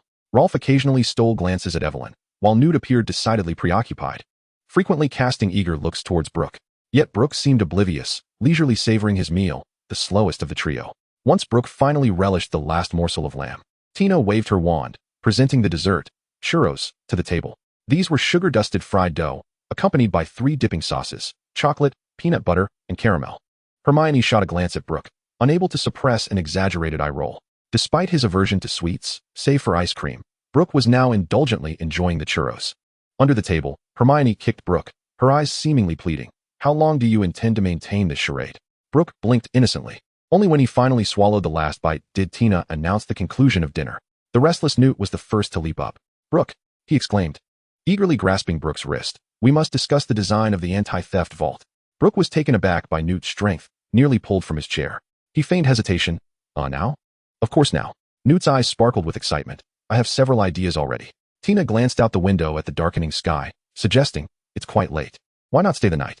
Absolutely. Evelyn clapped her hands in delight. I want to hear more of your tales hunting dark wizards. Certainly. Tina smiled. I still possess some case notes from those days. There's a phone in the village. You can inform your families. Evelyn waved her hand dismissively. No need. Oliver would prefer I stay out a few more days. She made a face. He always finds me annoying. Meanwhile, far away in London, Oliver sneezed, oblivious to the disparaging remarks about him being uttered miles away. Thus, the group divided into 2. Brook was pulled by Newt to a large wooden table where he usually worked, while Hermione and Evelyn followed Tina to the study. Rolf hesitated for a moment, but blushed and joined them. Scattered across the table were numerous parchment sheets filled with meticulous notes on the behaviors of magical creatures. Among various peculiar instruments lay a small sand table. With a gentle flick of his wand, Newt swiftly constructed a miniature model of a vault upon the sand table. Excitedly pointing at the model, he explained, I have envisioned a 3-tiered vault, each level equipped with different locks and mechanisms. The Nifflers can enter through ventilation ducts, sewers, or even by burrowing through the walls. Brook walked around the sand table with keen interest. Newt has seamlessly integrated the security systems of the Muggle Bank with magical mechanisms. The moving walls and self-resetting traps all reflect his meticulousness. The concept is truly ingenious. Brook sincerely marveled, yet I have an alternative suggestion. Newt, eager to hear more, inquired. What suggestion do you have? Instead of designing multiple vaults, it would be more effective to establish just one at a time, continually increasing its difficulty. Brook drew his wand, and the intricate structure on the sand table instantly transformed into a more streamlined model. Initially, Newt furrowed his brow, but soon his expression relaxed. Are you suggesting that the Nifflers experience new challenges each time? Precisely, Brook nodded with a smile. While abundance is delightful, a steady trickle is the key to longevity. Newt nodded thoughtfully. After exhausting his creativity to devise a few mechanisms, he realized that if the Nifflers became bored too quickly, sustaining innovation would indeed be challenging. Additionally, it's crucial to set up a treasure they can never obtain, Brook added. Newt's face clouded with confusion. Why? Wouldn't it be cruel to let them fail? Brook flashed a mysterious smile. Have you ever raised a cat, Mr. Scamander? He paused, then rephrased. Cats kept by Muggles maintain their interest in a toy they can never catch. A toy they can never catch, Newt echoed softly. For Nifflers, a treasure that is perpetually out of reach will keep their spirit of challenge alive. Brook patiently elaborated, if they can succeed every time. Although they will continue their thieving by nature, the joy of conquest will be significantly diminished. Newt's eyes widened in realization. By Merlin's beard. You intend for them to revel in the act of stealing, rather than merely acquiring the treasure. Brook nodded affirmatively. What cannot be obtained will always stir their desire. Newt gazed at Brook, feeling an indescribable emotion swell within him. As a recognized master of magical creatures, he had always focused on their habits and ecology. Yet he had never delved into their psychological needs. In that regard, he felt inadequate. Brook, encountering you in my lifetime is indeed a stroke of fortune, Newt exclaimed, suddenly gripping Brook's hand with excitement. I wish to include your insights in the revised edition of Where to Find Magical Creatures. We could co-author it and split the royalties. Brook hastily declined. These are merely immature ideas. The subsequent research and data collection must be undertaken by you. I wouldn't dare take credit. Newt, not one to shy away from sharing accolades, was nevertheless stubborn. He was resolute in his belief. You must accept this. I genuinely find these ideas immensely valuable and wish for more people to understand them, thereby enhancing the care of magical creatures. As Brook met Newt's sincere gaze, he suddenly felt a pang of guilt. This elder's proposal to revise the book was not for fame or profit, but stemmed from a genuine desire for a greater understanding of magical creatures, ensuring they live better lives. Such pure-hearted individuals are indeed a rarity. Perhaps this is precisely why Newt is able to coexist harmoniously with so many wondrous creatures. A genuine heart reciprocates genuine affection. In contrast, one might ponder whether it is somewhat unscrupulous for him to manipulate Newt in such a manner. Yet, this thought lingered in Brook's mind only for a fleeting moment. Although his motives were driven by hunger, he inadvertently provided these magical beings with a safer environment for procreation. Should a species face extinction in the wild one day, the populations within his spatial ring would serve as the last ember of hope. Contemplating this, he immediately felt a sense of grandeur. Thank you, Grandpa Newt. I shall graciously accept this. Chapter 142, The Thunderbird. The following morning, Brook, being a guest in someone else's home, remarkably rose early. At that moment, Hermione, Evelyn, and Rolf were gathered around the oak dining table, partaking in their meal. Good morning, Brook, Hermione greeted, a rare sight to see you up early. Brook rubbed his eyes and took a seat beside her, saying, when visiting others, one must be mindful of one's image. He noticed Tina skillfully directing a plate of steaming sausages and fried eggs to float before him. I certainly do not wish to miss out on Grandma Tina's culinary skills. Did you sleep well, my dear? Tina smiled gently, pouring Brook a glass of freshly squeezed orange juice. Very well, thank you. Brook glanced around, asking, where's Grandpa Newt? Tina shook her head with a hint of helplessness, yet her eyes sparkled with affection. That old fellow was ruminating all night about that anti-theft vault you mentioned. Before dawn, he dove into the box and didn't even have breakfast. Brook felt a twinge of embarrassment, thinking, it's my fault. After breakfast, the group unanimously decided to check on Newt's progress in the box. By then, Newt had constructed the anti-theft vault. It was a 3-story miniature edifice, resembling a pyramid in its exterior. A dozen Nifflers had already entered, embarking on their thieving escapades. Newt donned a peculiar pair of glasses, the lenses shimmering with magical runes, evidently capable of revealing the internal structure of the vault. He was engrossed in observing the Nifflers' every move, oblivious to the arrival of the others. Dear, Tina gently tapped her husband's shoulder. The children have come to see your new creation. Only then did Newt turn to acknowledge them, eagerly handing the X-ray glasses to Brook. Brook, take a look. What do you think of the vault I built? Is there anything that needs improvement? Brook donned the glasses, observing that the interior of the vault was divided into multiple sections. The lowest tier housed a labyrinthine network of pipes. The middle layer was a maze corridor filled with traps and mechanisms. The top tier featured a specially designed display case containing a glimmering gemstone. A dozen Nifflers were busily engaged within. Some were digging tunnels with their sharp claws, while others nimbly darted through the maze, avoiding the walls that shifted unexpectedly. A few were thwarted by an iron door, anxiously spinning in circles. It is absolutely perfect, Brook exclaimed in genuine admiration. Newt laughed joyfully, resembling a giddy child. He excitedly grasped Brook's arm, exclaiming, since you find it delightful, let us hasten to design toys for the other magical creatures as well. I had several new ideas last night. Hermione, however, displayed little interest in magical creatures. Grandma Tina, may I continue to hear about your past adventures? She inquired. Evelyn eagerly chimed in. Yes, indeed, Grandma Tina, I am particularly keen to hear. What became of the adventure squad? My curiosity is piqued. The previous night, Tina had regaled them with the tale of her first encounter with Newt. At that time, Newt had just arrived in New York, a young and handsome lad. A muggle named Jacob Kowalski had inadvertently released several of Newt's magical creatures. This was a period of great turmoil for the wizarding community in New York. However, the American Magical Congress's Secretary of Magical Security, Percival Graves, harbored suspicions towards both Newt and Tina. Thus, Newt, Tina, her sister Queenie, and the muggle Jacob formed an adventurous quartet, embarking on a quest to locate the lost magical creatures and prevent them from facing misfortune. This quest inevitably led them into direct conflict with dark forces, igniting the brink of war between the magical and muggle worlds.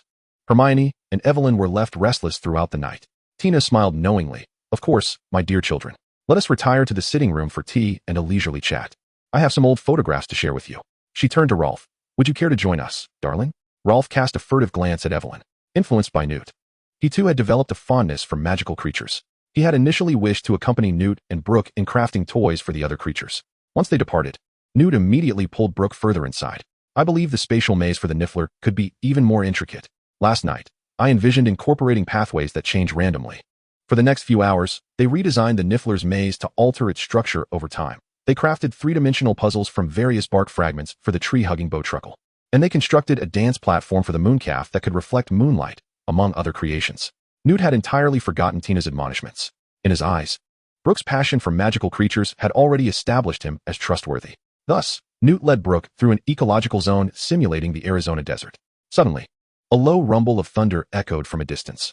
Although the sky above remained clear and cloudless, the static in the air intensified, causing Brook's hair to stand on end. He thought of a magical creature.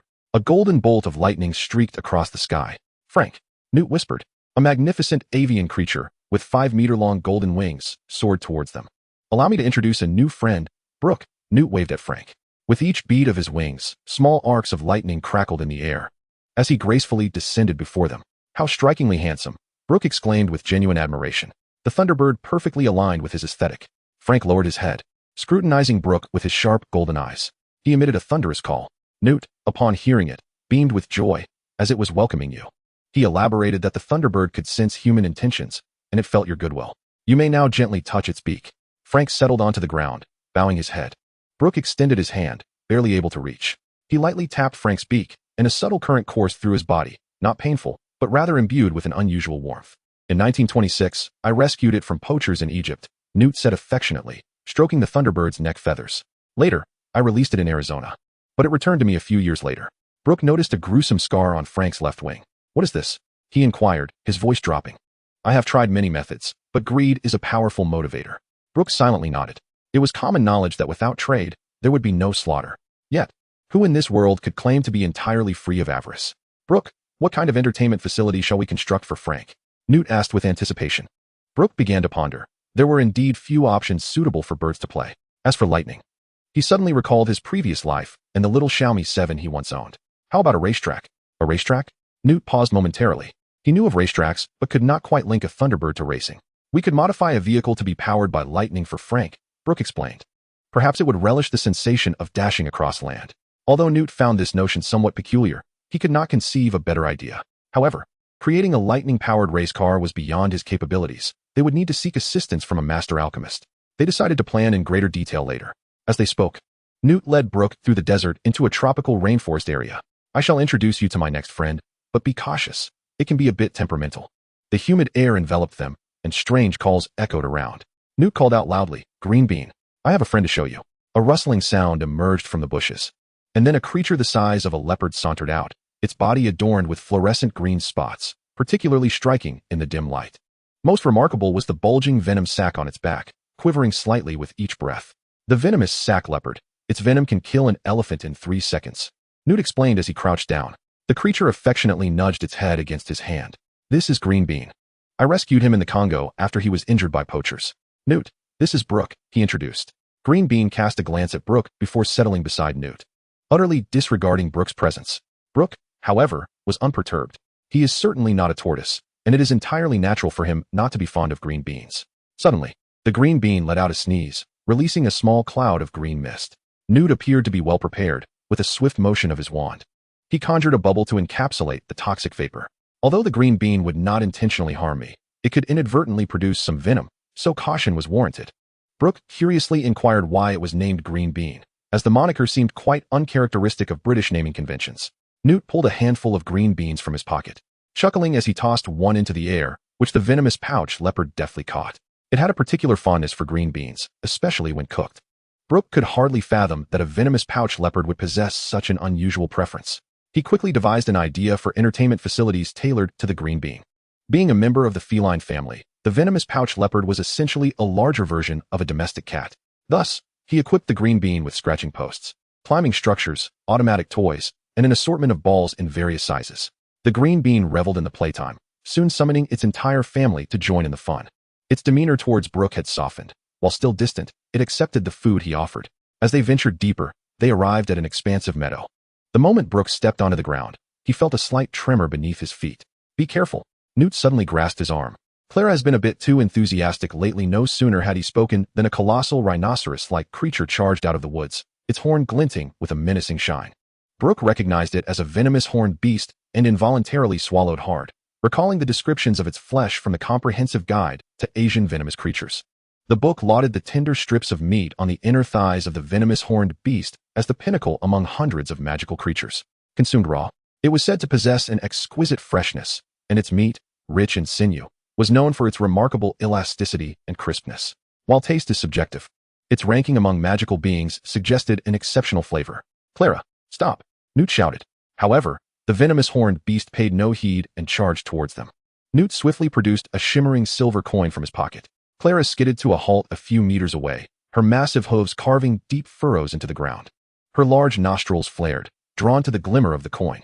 Much like the Niffler, venomous horned beasts are attracted to shiny objects, Newt explained, chuckling sheepishly. I got a bit too excited. Brook's gaze was fixed intently on Clara's hind legs, his eyes nearly glowing with desire.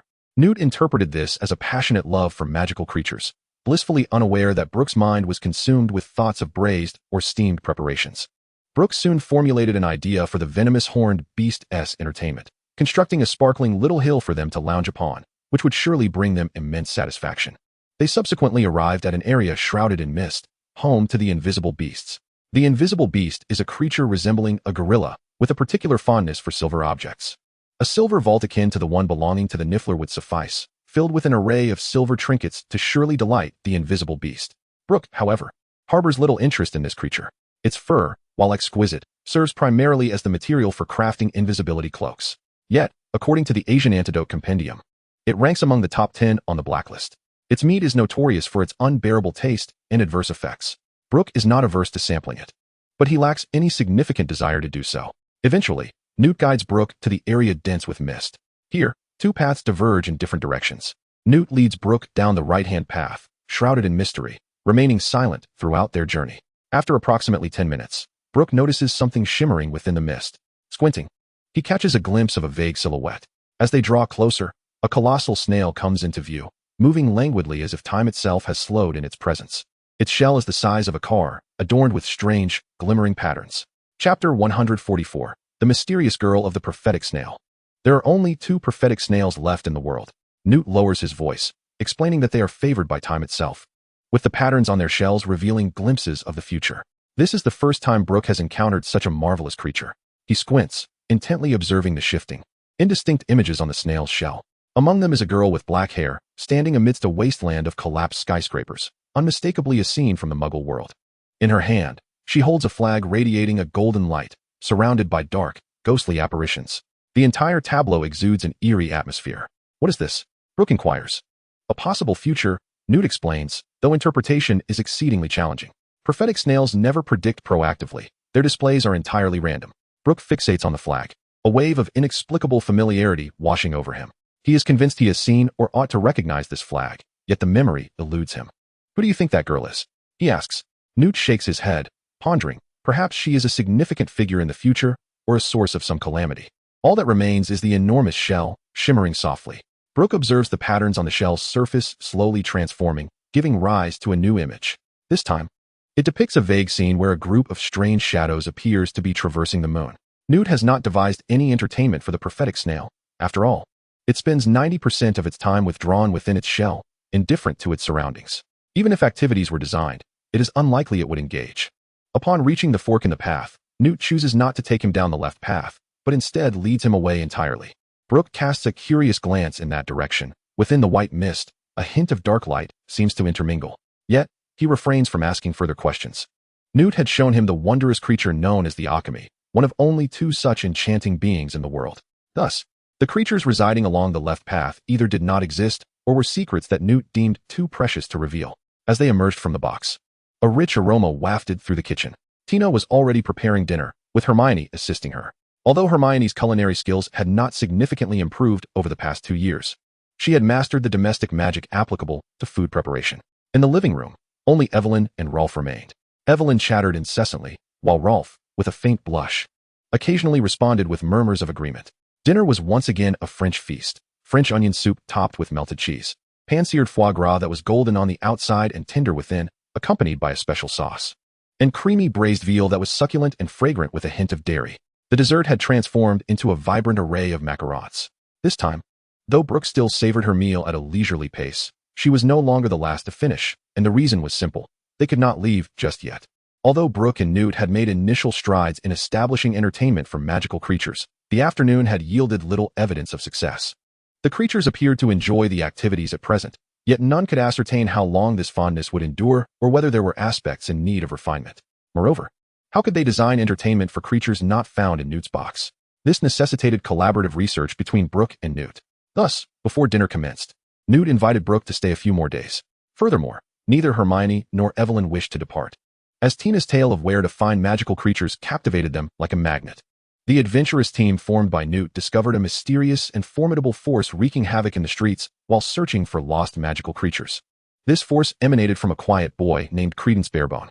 In the Wizarding World, a young wizard deprived of proper guidance and subjected to abuse could have their immense magical powers suppressed, leading to the emergence of Obscurus. Once unleashed, this force could be devastating, leaving destruction in its wake. Ultimately, after facing numerous trials, Newt and his companions uncovered the truth. Graves, the American wizarding government's head of magical security, was an alias for Gellert Grindelwald, the legendary First Dark Lord.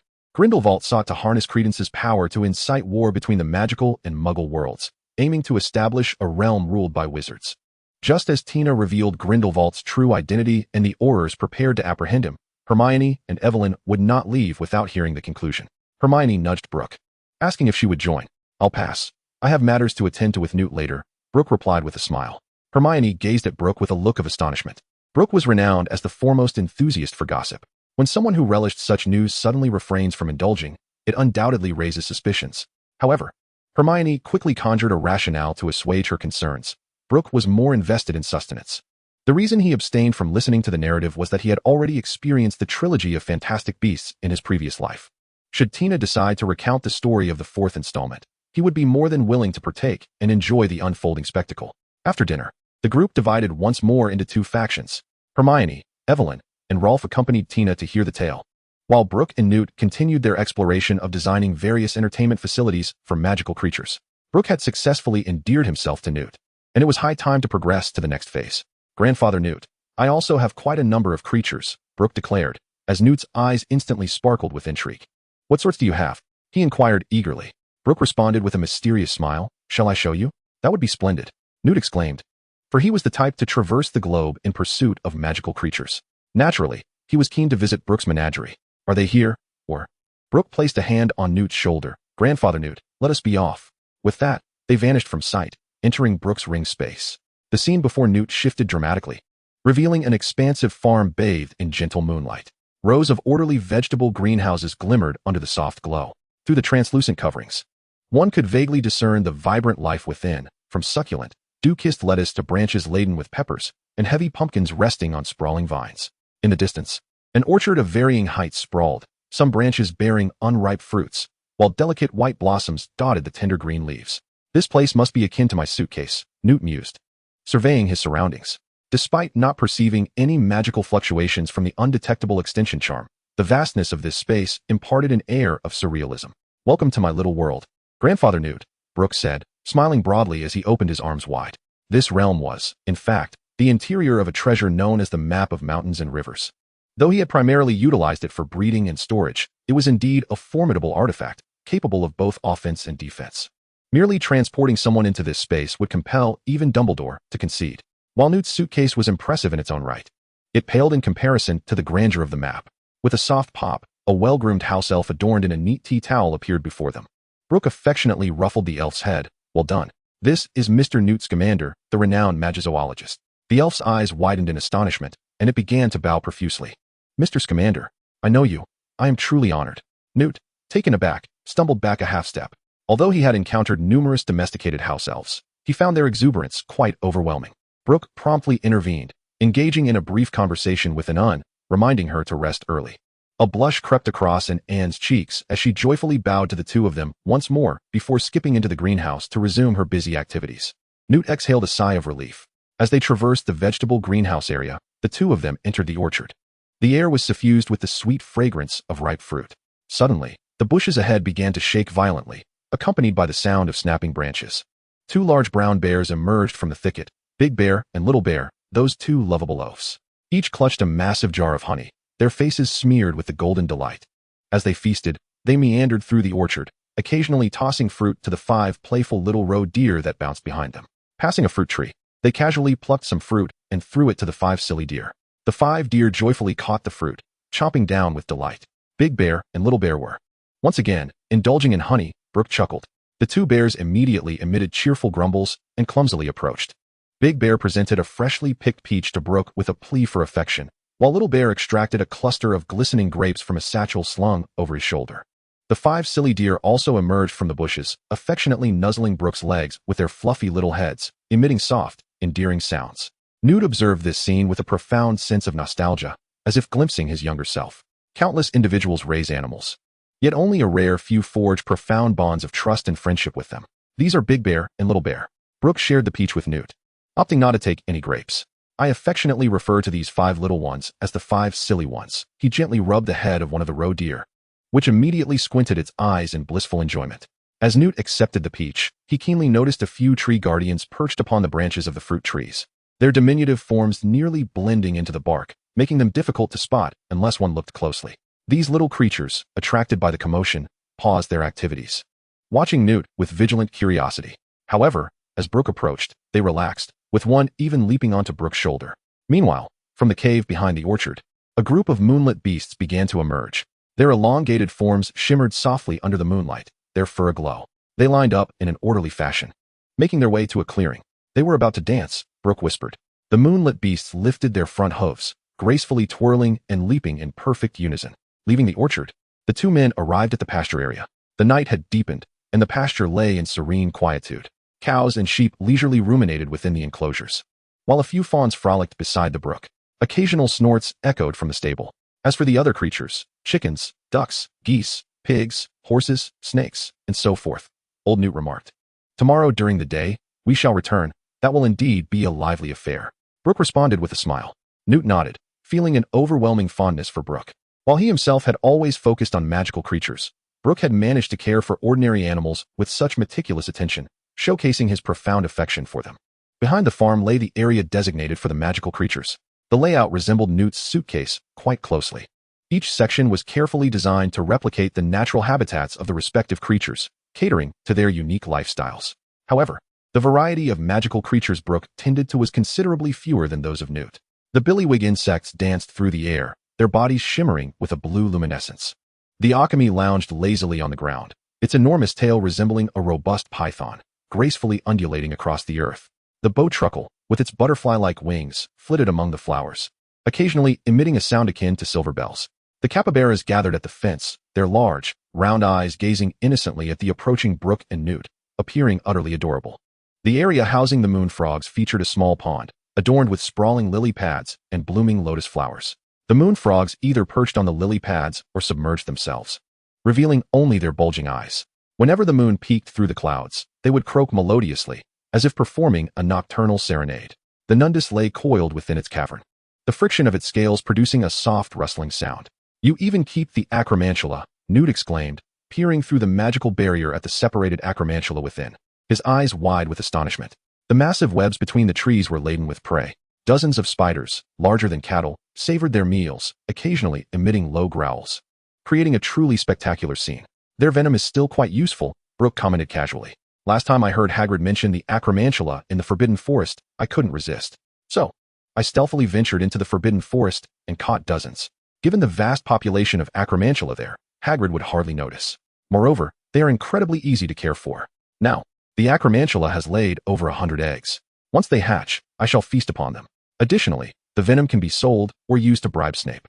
I've been contemplating potion making as well." After the tour, Newt's initial thoughts intensified. He had witnessed Brook's diligent care for each creature firsthand. From the arrangement of their living spaces to the provision of food, every detail reflected professionalism and compassion. This assured him that Brook truly understood and cherished these magical beings. "Brook, I have some magical creatures I wish to gift you," Newt said, gazing sincerely at Brook.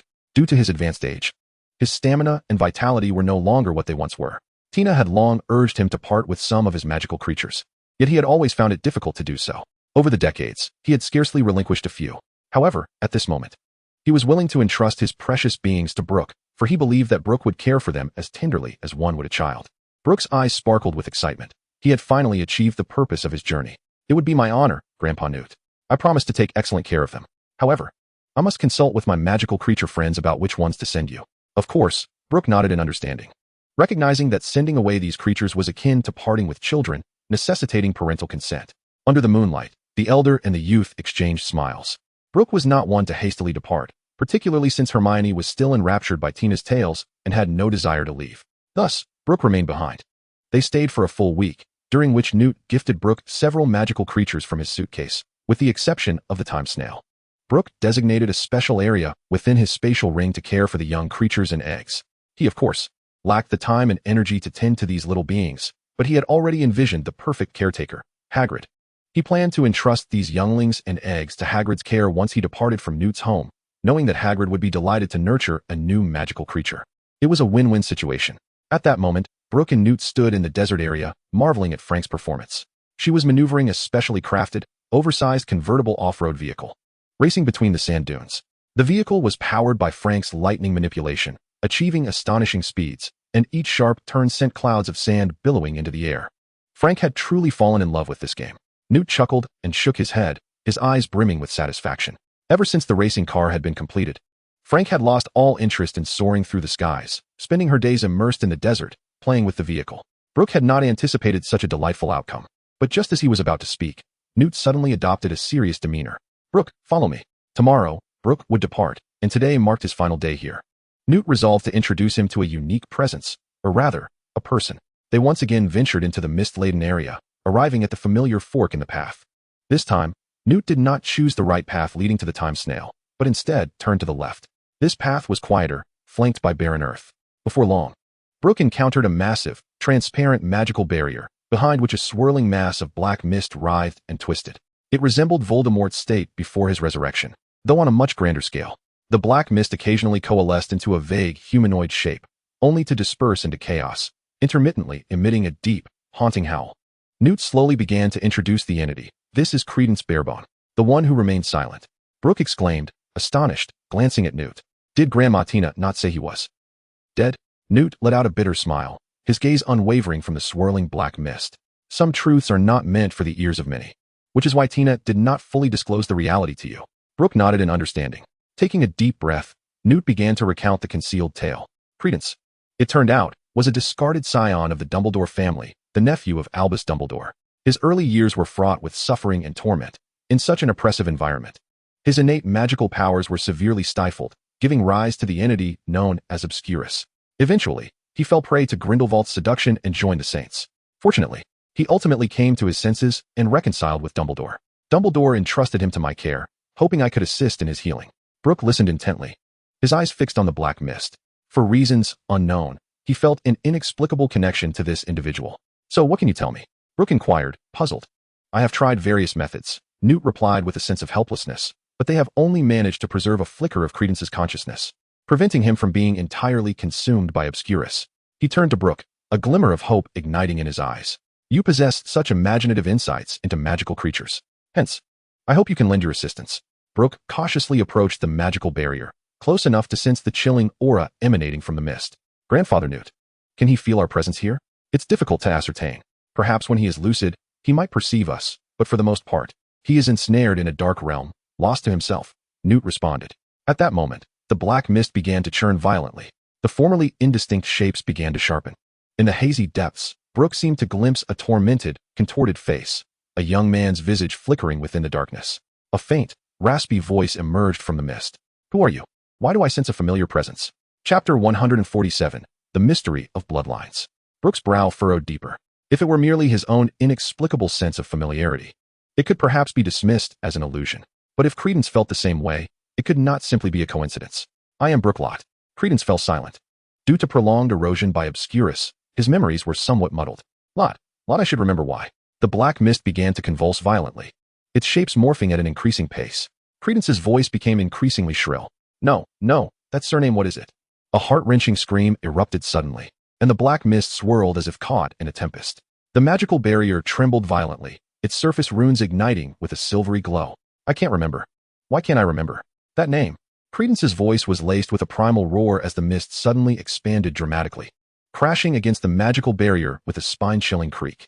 A series of fine cracks spread across the surface of the barrier, swiftly mended by restorative magic. Newt immediately drew his wand, urging, calm yourself, Credence. Take a deep breath, do not force it. Yet, his words bore no fruit. Flickers of crimson sparks began to ignite within the black mist. Newt's mind raced. Given Brook's age, it was impossible for him to have crossed paths with Credence, let alone become familiar with him, unless Newt's pupils narrowed slightly as a possibility dawned upon him. Brook, have you ever seen Fawkes?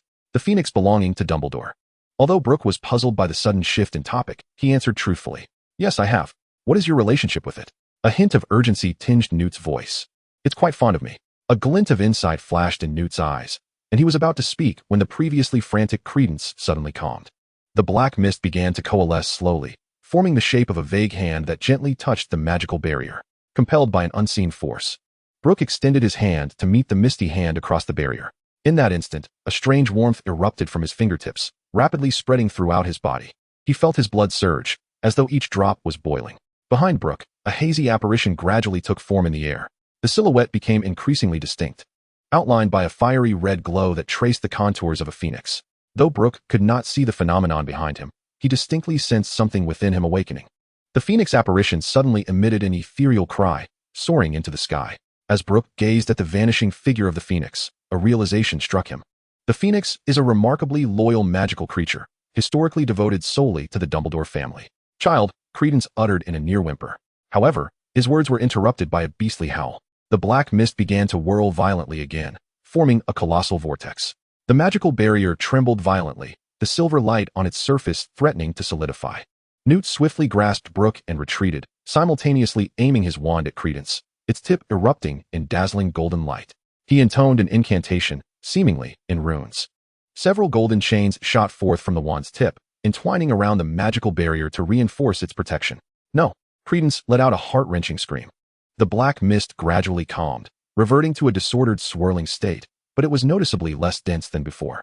Newt remained vigilant, his wand still aimed at the mist, while his other hand tightly gripped Brook's arm. After a prolonged silence, confirming that Credence had indeed settled, he whispered, Brook, try calling for him. Brook shouted, Credence Barebone. Are you still there?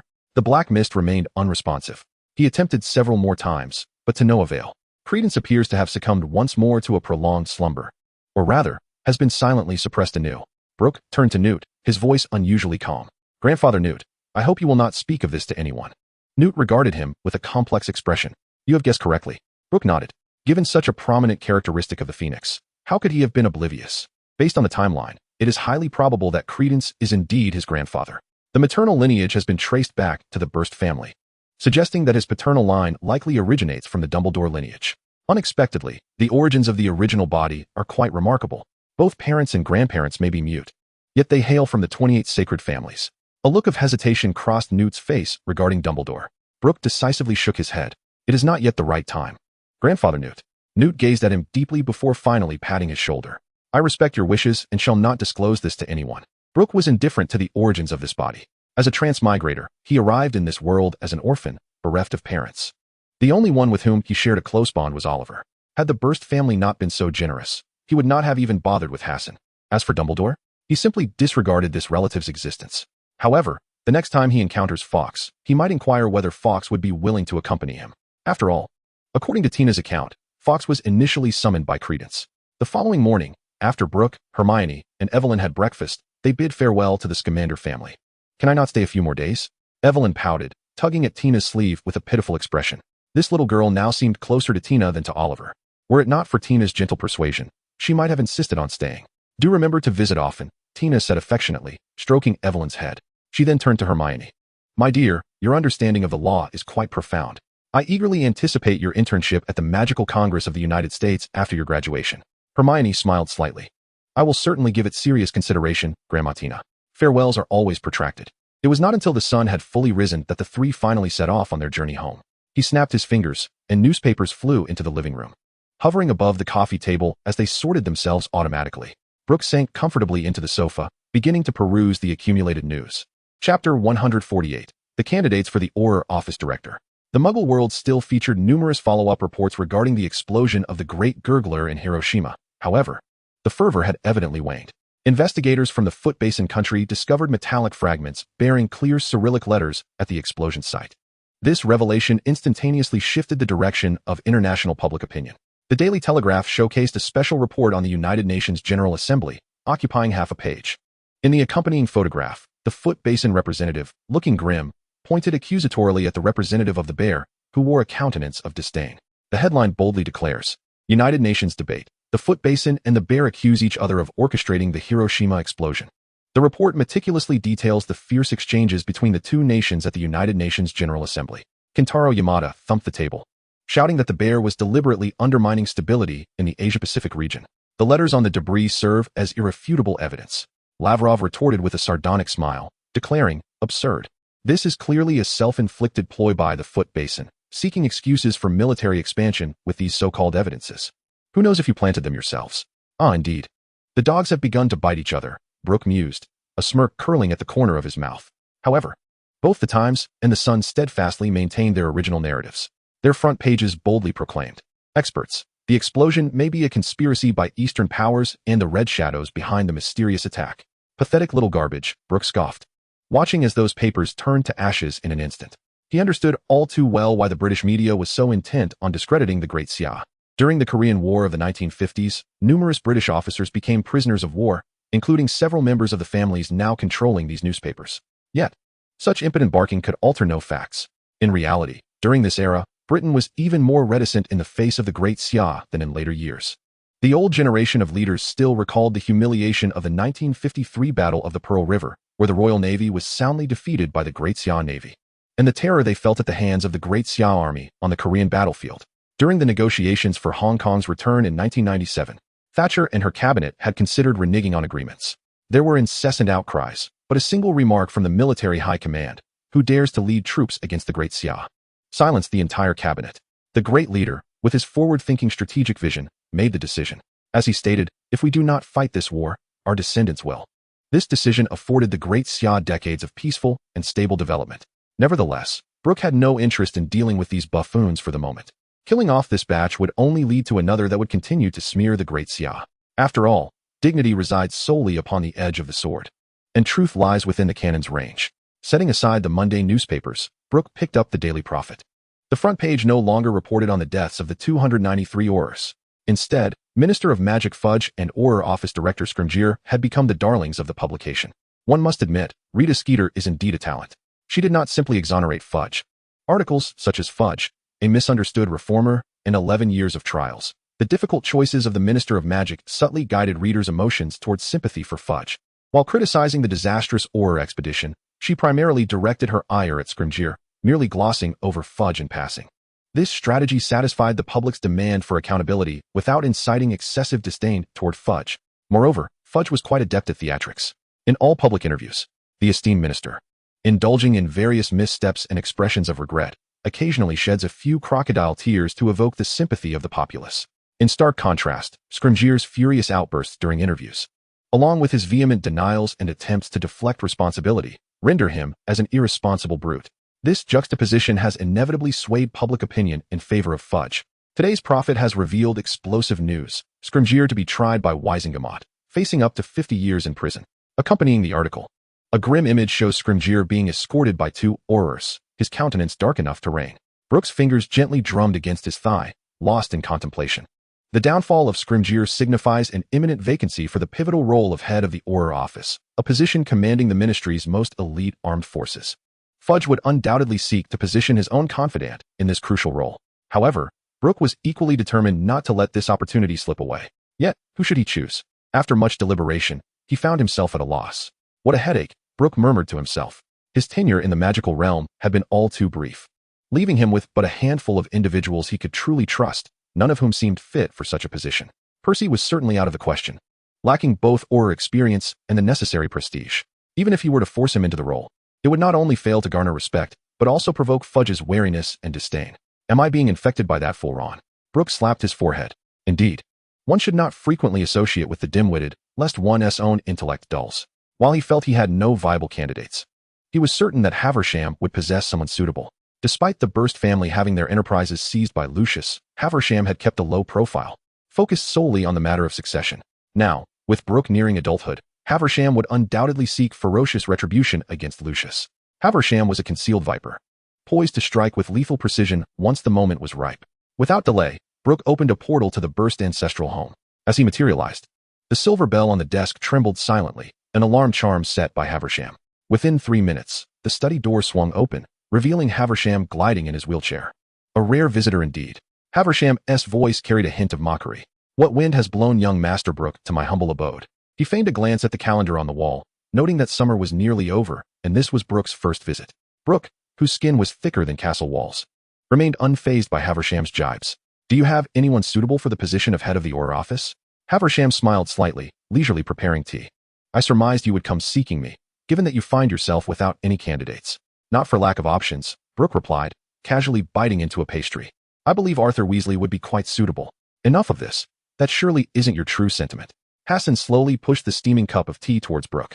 Arthur, indeed, had a commendable social standing. Ascending the ranks posed little difficulty, yet one could not exert control over him.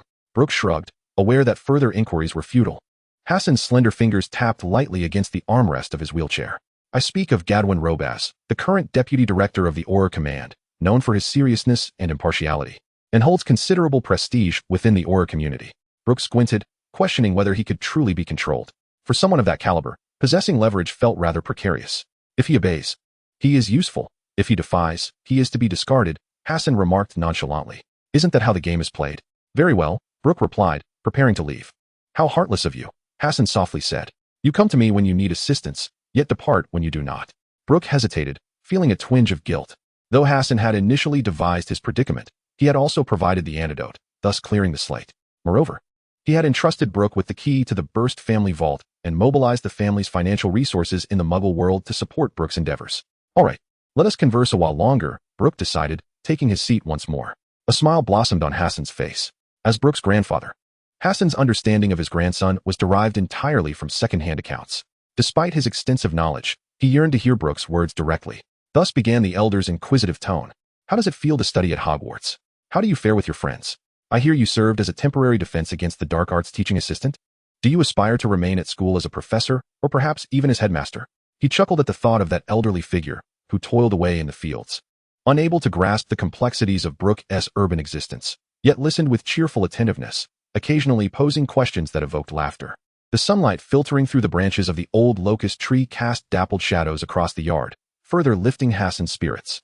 Suddenly, Hassan inquired, when will you bring Miss Granger to visit this old man? Brook pondered for a moment. According to the traditions of the British wizarding community, males could marry at 16, while females at 15, with pureblood families often arranging engagements even earlier. However, Brook had no desire to rush into such commitments. 22 felt just right, and a delay would be even more preferable. When I have the time. Very well, Hassan acquiesced, refraining from further commentary. He approached the bookshelf and retrieved a delicate silver box from a hidden compartment. This is for you. Brook accepted the box, revealing an ancient ring nestled within. What is this? The heirloom ring. Hassan's tone shifted to one of solemnity. Although it is not yet time for formal inheritance, I wish to present it to you in advance. Brook paused in silence for a moment before pocketing the ring. The heirloom ring differed from the key to Gringotts.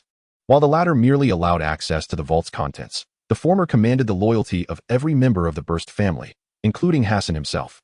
Thank you, Brook replied, and Hassan nodded in acknowledgement. He had not intended to hand over the Burstead family to Brook so soon. After all, he believed he could manage for several more decades, and perhaps a more suitable heir would emerge. However, Brook's actions in controlling Voldemort led him to conclude that no one could surpass Brook. Presenting the Burstead family ring early would instill in Brook a deeper sense of belonging, binding him to the Burstead legacy, a surefire investment. Furthermore, he genuinely admired his grandson. Remember, the Burstead family will always be your support. As Brook prepared to leave through the portal, Hassan's figure in the wheelchair appeared especially solitary in the dimly lit study. Yet it radiated a serene satisfaction. He was merely an isolated elder wishing to hold on to his last remaining kin. Upon returning home, Brook stood by the window, his fingers lightly caressing the ring, reflecting on Hassan's final words. While the game of power was undeniably significant, He must not forget that some things are more precious than power. A smile unconsciously crept upon Brook's lips. He would not change. The annihilation of the foot basin was meant to compensate for his past regrets. Indulgence and revelry were his true pursuits. As for what this world would become, he merely needed to remain at the pinnacle, overlooking it all. As the school year approached, the acceptance letters from Hogwarts finally arrived. Brook picked up the envelope delivered by the owl. Hermione sat across from him, sipping tea that had too much milk. He casually handed one of the letters to Hermione. In addition to the customary start-of-term notification and book list, there was an extra form requiring a guardian's signature, the Hogsmeade permission slip. Now in third year, they could visit Hogsmeade. Hermione's eyes lit up. But for you, it held little significance, did it? You must have sneaked there countless times already. Brook shrugged and signed Oliver Burstead on the form. After all, Professor McGonagall wouldn't check. Any signature would suffice. Hermione glanced at it, but said nothing. It was easier that way. Suddenly, Hermione put down her teacup, expressing her desire to take her parents to Diagon Alley for shopping. They had always been curious about the magical world. Brook placed the letter inside the ring, envisioning a trip to Madame Pimpernel's beauty potion shop, allowing Mrs. Granger to select her favorites. Buy more? Hermione mumbled. She almost looks younger than I do. Brook chuckled and ruffled Hermione's hair, stating that she was still not as lovely as Hermione. The following morning dawned bright and sunny. After breakfast, Brook, Hermione, and the Grangers set off. Not needing Mr. Granger to drive, Brook opened a portal, and they materialized in Diagon Alley. Mrs. Granger's eyes widened as she beheld the sudden transformation of their surroundings. They stood on the cobbled streets of Diagon Alley, with the bustling commercial district ahead. How marvelous! Mrs. Granger exclaimed. Magic is truly convenient. Hermione did not provide an explanation, as this was a magic unique to Brook, one that other wizards could not perform. Chapter 150, An Encounter with Harry. The streets were bustling, with wizarding families purchasing school supplies. Brook and his group of 4 quickly blended into the lively crowd. Mr. Granger and his wife looked around like 2 children, filled with curiosity about every shop they passed. Mr. Granger leaned closer to the window of the ink and quill supplies store, pondering, how does that automatic quill work? How can it recognize what the user wishes to write? Meanwhile, Mrs. Granger stood in front of the Owl Emporium, exclaiming, aren't they simply beautiful? As they passed by Florian's ice cream parlor, Mr. Granger was captivated by the color-changing ice cream within. He completely forgot his principles as a dentist and eagerly purchased 4 ice creams. Brook also treated each person to a cup of hot cocoa that emitted flames, though the version for Mr. and Mrs. Granger was mild, with flames no larger than a thumb. Just as they were enjoying their drinks, a burst of laughter erupted from the entrance of the Wizarding Joke Shop. A group of children surrounded a contraption that repeatedly spewed colorful bubbles. Each time a child popped a bubble, it transformed into a lively little creature, frogs, birds, rabbits, and so forth. Mrs. Granger's eyes sparkled with delight as she could not resist stepping forward to pop a few bubbles. When one bubble burst at her fingertip, transforming into a fluttering bluebird, she laughed joyfully, exclaiming, "Oh, how adorable." As they approached the Quidditch merchandise store, Brook noticed a familiar figure. A slender boy with dark hair was practically plastered against the shop window, his nose squished against the glass, entranced by the exhibits inside. "Harry?" Hermione exclaimed in surprise. "You're here in Diagon Alley today?" His gaze darted to the Grangers, and he immediately straightened up awkwardly. "Hello, Uncle, Aunt." Mrs. Granger, ever understanding, replied warmly. "Brook, since you've encountered a friend, why not catch up? We shall go browse at Madame Pimpernel's beautifying potions shop." After the Grangers departed, Hermione turned to Harry, asking, "How has your summer been?" She could tell something was amiss just by looking at him. "What's wrong, Harry?" Harry ran a hand through his messy hair, stammering, "I accidentally inflated my Aunt Marge the day before yesterday." Hermione gasped, nearly dropping her ice cream. She was well aware of the gravity of Harry's actions, especially considering that the core of Fantastic Beasts and Where to Find Them revolves around the Wizarding Secrecy Act. She knew better than anyone how severe Harry's behavior was. If one were to take it seriously, it could warrant imprisonment in Azkaban. Fortunately, it was your family involved. How did you handle it? Harry's face flushed crimson as he confessed, "I ran away and took the night bus to get here." "What?" Hermione could not help but scream, drawing the attention of those around her. "You ran off without handling it." Brook patted Hermione's shoulder, urging her to remain calm. "It has been 2 days since the incident. The Ministry of Magic should have resolved everything by now."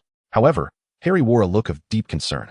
"Look, Harry is standing here perfectly fine," Brook remarked, gesturing towards the unscathed Harry. Hermione's expression was one of confusion. Indeed, how can Harry remain so nonchalant after such a grave matter? "Has the Ministry not sent you any correspondence or dispatched anyone to inquire about it?" "When I arrived at the Leaky Cauldron, I encountered Minister Fudge, who seemed to be waiting specifically for me," Harry explained. "He mentioned that the Incident Reversal Department had taken care of things. Aunt Marge has returned to normal, and her memory has been adjusted. No harm was done, and I received no punishment." merely a request to stay in Diagon Alley for the next 2 weeks. Unbelievably, they did not impose any punishment on you? Hermione exclaimed, her mouth agape in astonishment. Oh, of course, it is for the best that there is no punishment. She then could not help but analyze the situation further. I just find it somewhat unreasonable. According to Article 37 of the Statute of Secrecy, underage wizards should not use magic outside of school. Harry's expression mirrored her bewilderment. I find it strange as well. After all, I received a formal warning for a minor incident, stating that if I performed magic there again, I would be expelled from Hogwarts. Brook narrowed his eyes. Harry's situation was quite understandable. Voldemort had returned, and as the chosen one, Harry would naturally receive special treatment from the Ministry. Moreover, it was likely that Harry had become a target for Fudge's next political maneuver. However, the stipulation that Harry remain in Diagon Alley seemed rather unreasonable. It appeared that events had transpired that he was unaware of. Harry, what caused you to lose control so suddenly? Hermione inquired curiously. Harry's expression darkened instantly, and he gritted his teeth as he spoke softly. She said my parents were useless, that they deserved to die. Anger flashed across Hermione's face.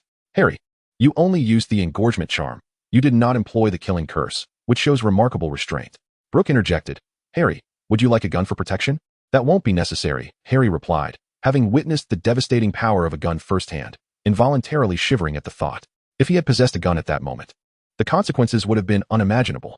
Brook shifted the topic. By the way, Harry, what were you so engrossed in while leaning against the shop window? Harry immediately perked up, pointing excitedly at a sleek broomstick displayed in the window. The firebolt, the pinnacle of craftsmanship, the fastest broom in the world.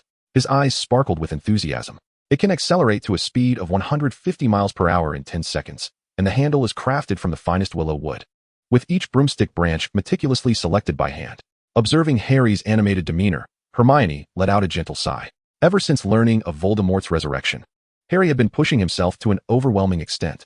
Apart from attending classes and learning from Snape, his sole endeavor was to diligently practice spells. Quidditch was perhaps the only activity in which he could truly unwind. If you love it so much, why not purchase it? Brook inquired. My Firebolt 2000 is quite satisfactory. Harry replied nonchalantly, yet his gaze involuntarily drifted towards the Nimbus 2000. He lacked the funds to squander and understood the virtue of contentment. Chapter 151, Shopping. They pushed open the glass door of Flourish and Blots, the copper bell above chiming a crisp sound. The manager hurriedly approached, asking if they were there to buy books. Brook was taken aback. What else could one do in a bookstore?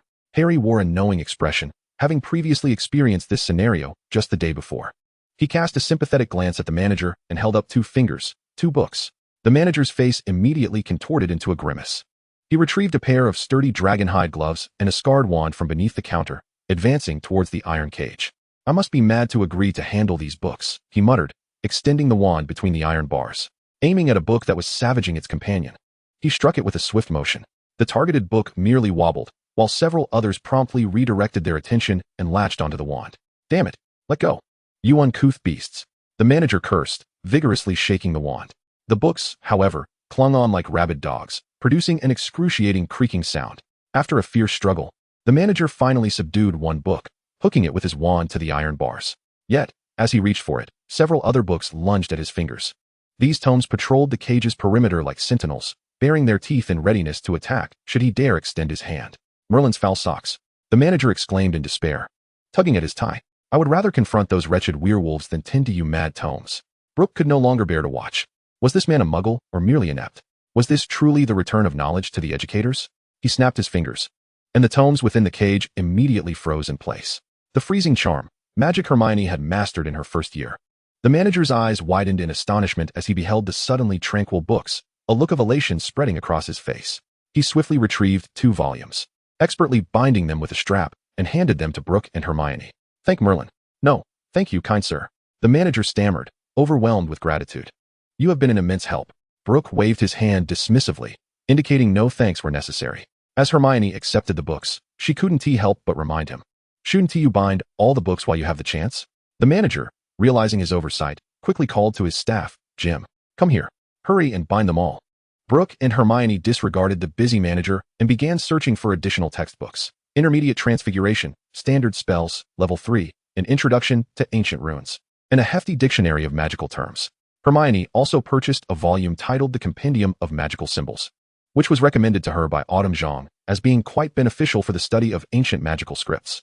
Naturally, Hermione did not neglect to acquire a few extracurricular readings that piqued her interest, including Fundamentals of Alchemy, innovative theories of charms, and the history of magic in medieval Europe.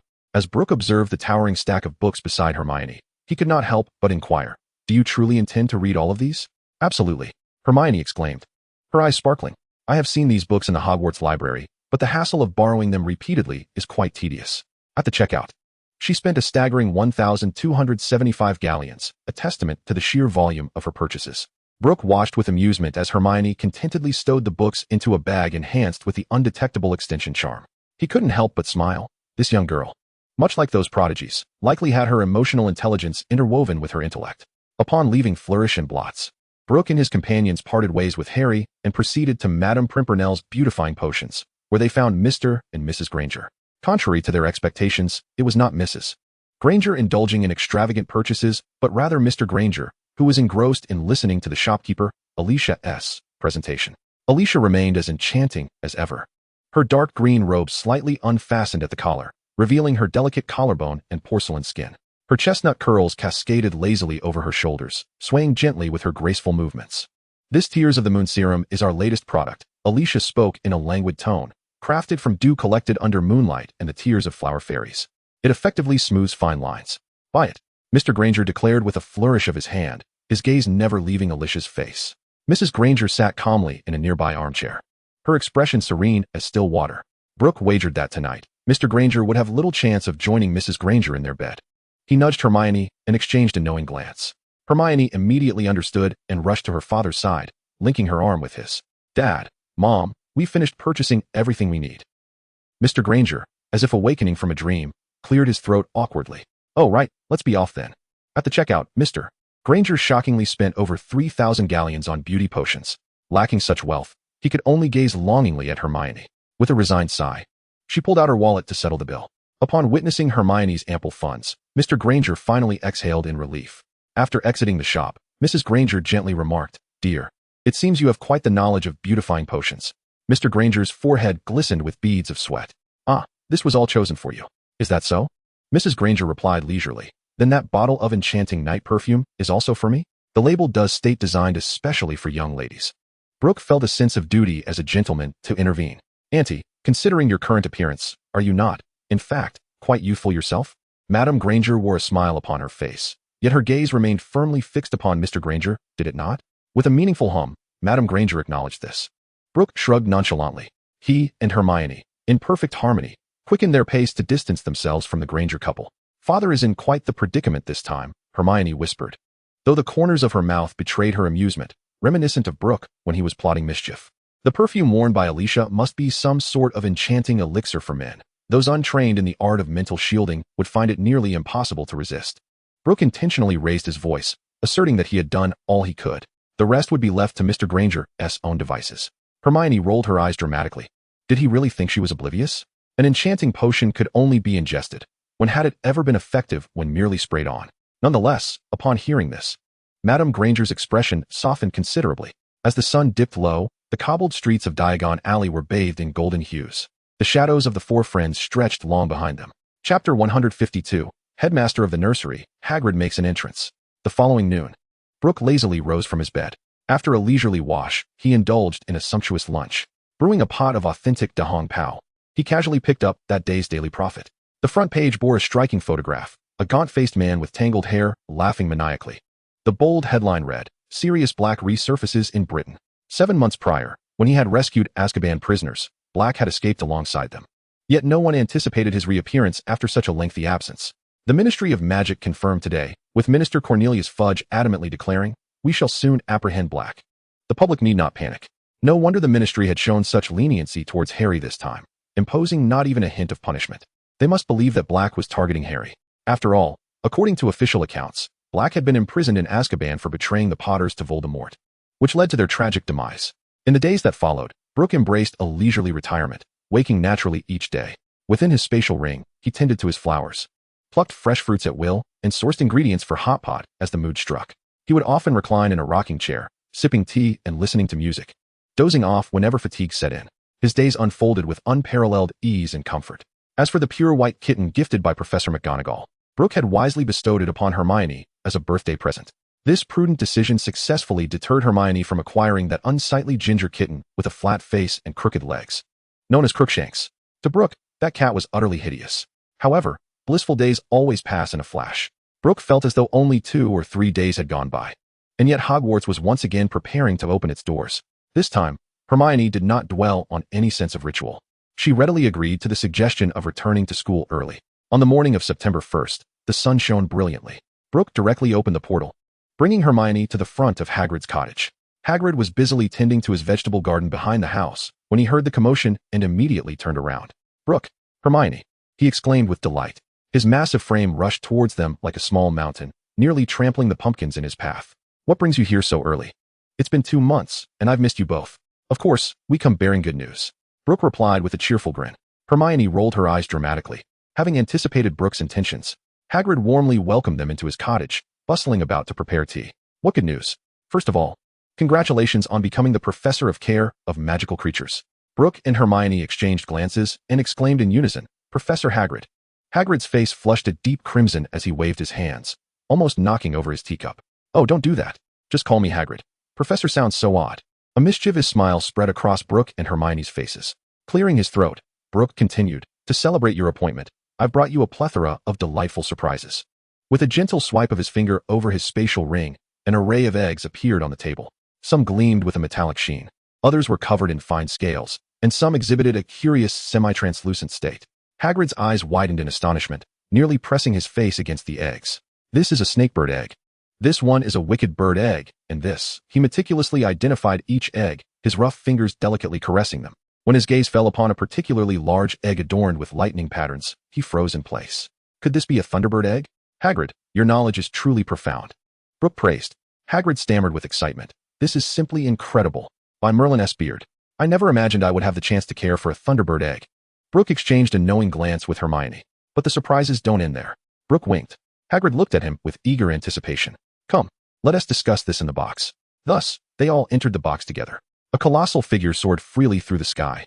"Flurna," Brook called out. Flurna immediately dove down, gracefully landing 3 meters away from Brook. The majestic creature affectionately nudged her enormous head toward him for a stroke. At that moment, Flurna was nearing adulthood. Standing 7 meters tall and nearly 13 meters long, significantly larger than the average Norwegian ridgeback. Brook surmised that the special malt beverage provided by the system had contributed to her remarkable growth. "Flurna, I would like to establish a habitat for other magical creatures in this area." Brook indicated towards a nearby patch of empty land. Flurna's massive head shook rapidly, stirring up gusts of wind. Dragons possess an exceptionally strong territorial instinct, and Flurna's reaction was entirely in line with Brook's expectations. Brook directly produced an entire box of high-purity malt liquor, declaring it all for you, without any restrictions on quantity. Felina's eyes instantly sparkled with delight as she eagerly agreed to this transaction. She swiftly extended 2 fingers, carefully pinching a bottle of malt liquor, and with a swift motion, tossed it into her mouth. The bottle shattered instantaneously, the liquid consumed in one gulp, while the fragments were spat onto the ground. Given Felina's considerable size, a single bottle was hardly sufficient for her. Thus, she promptly seized another. Brook paid no mind to her. She could drink as much as she desired. It mattered little if she finished it all. Previously, he had limited her consumption, partly as a means of coercion for training, and partly due to the finite supply of malt liquor provided by the system, which necessitated moderation. Now that she had developed, the absence of it was inconsequential. Brook cast a spell to delineate an area. Although Felina had consented, these young creatures were merely a trifling matter for her. Necessary precautions were still essential. He then began to adjust and divide this area to better accommodate the growth of various young creatures and eggs. Finally, Brook released several young venomous horned beasts and venomous pouch leopards. Chapter 153. Hermione attempts to reason with Hagrid. As these little beings emerged, they curiously surveyed their entirely new surroundings. The young venomous horned beast gently nudged the ground with its nose, while the young venomous pouch leopard cautiously observed its surroundings, its ears twitching intermittently. Hagrid's mouth gaped wide enough to accommodate a dragon egg. He carefully crouched down, fearful of startling these fragile lives. Brook found himself at a loss for words, suddenly faced with the responsibility of nurturing such an array of wondrous creatures. Hagrid, momentarily overwhelmed with emotion, was aware of Brook's intentions.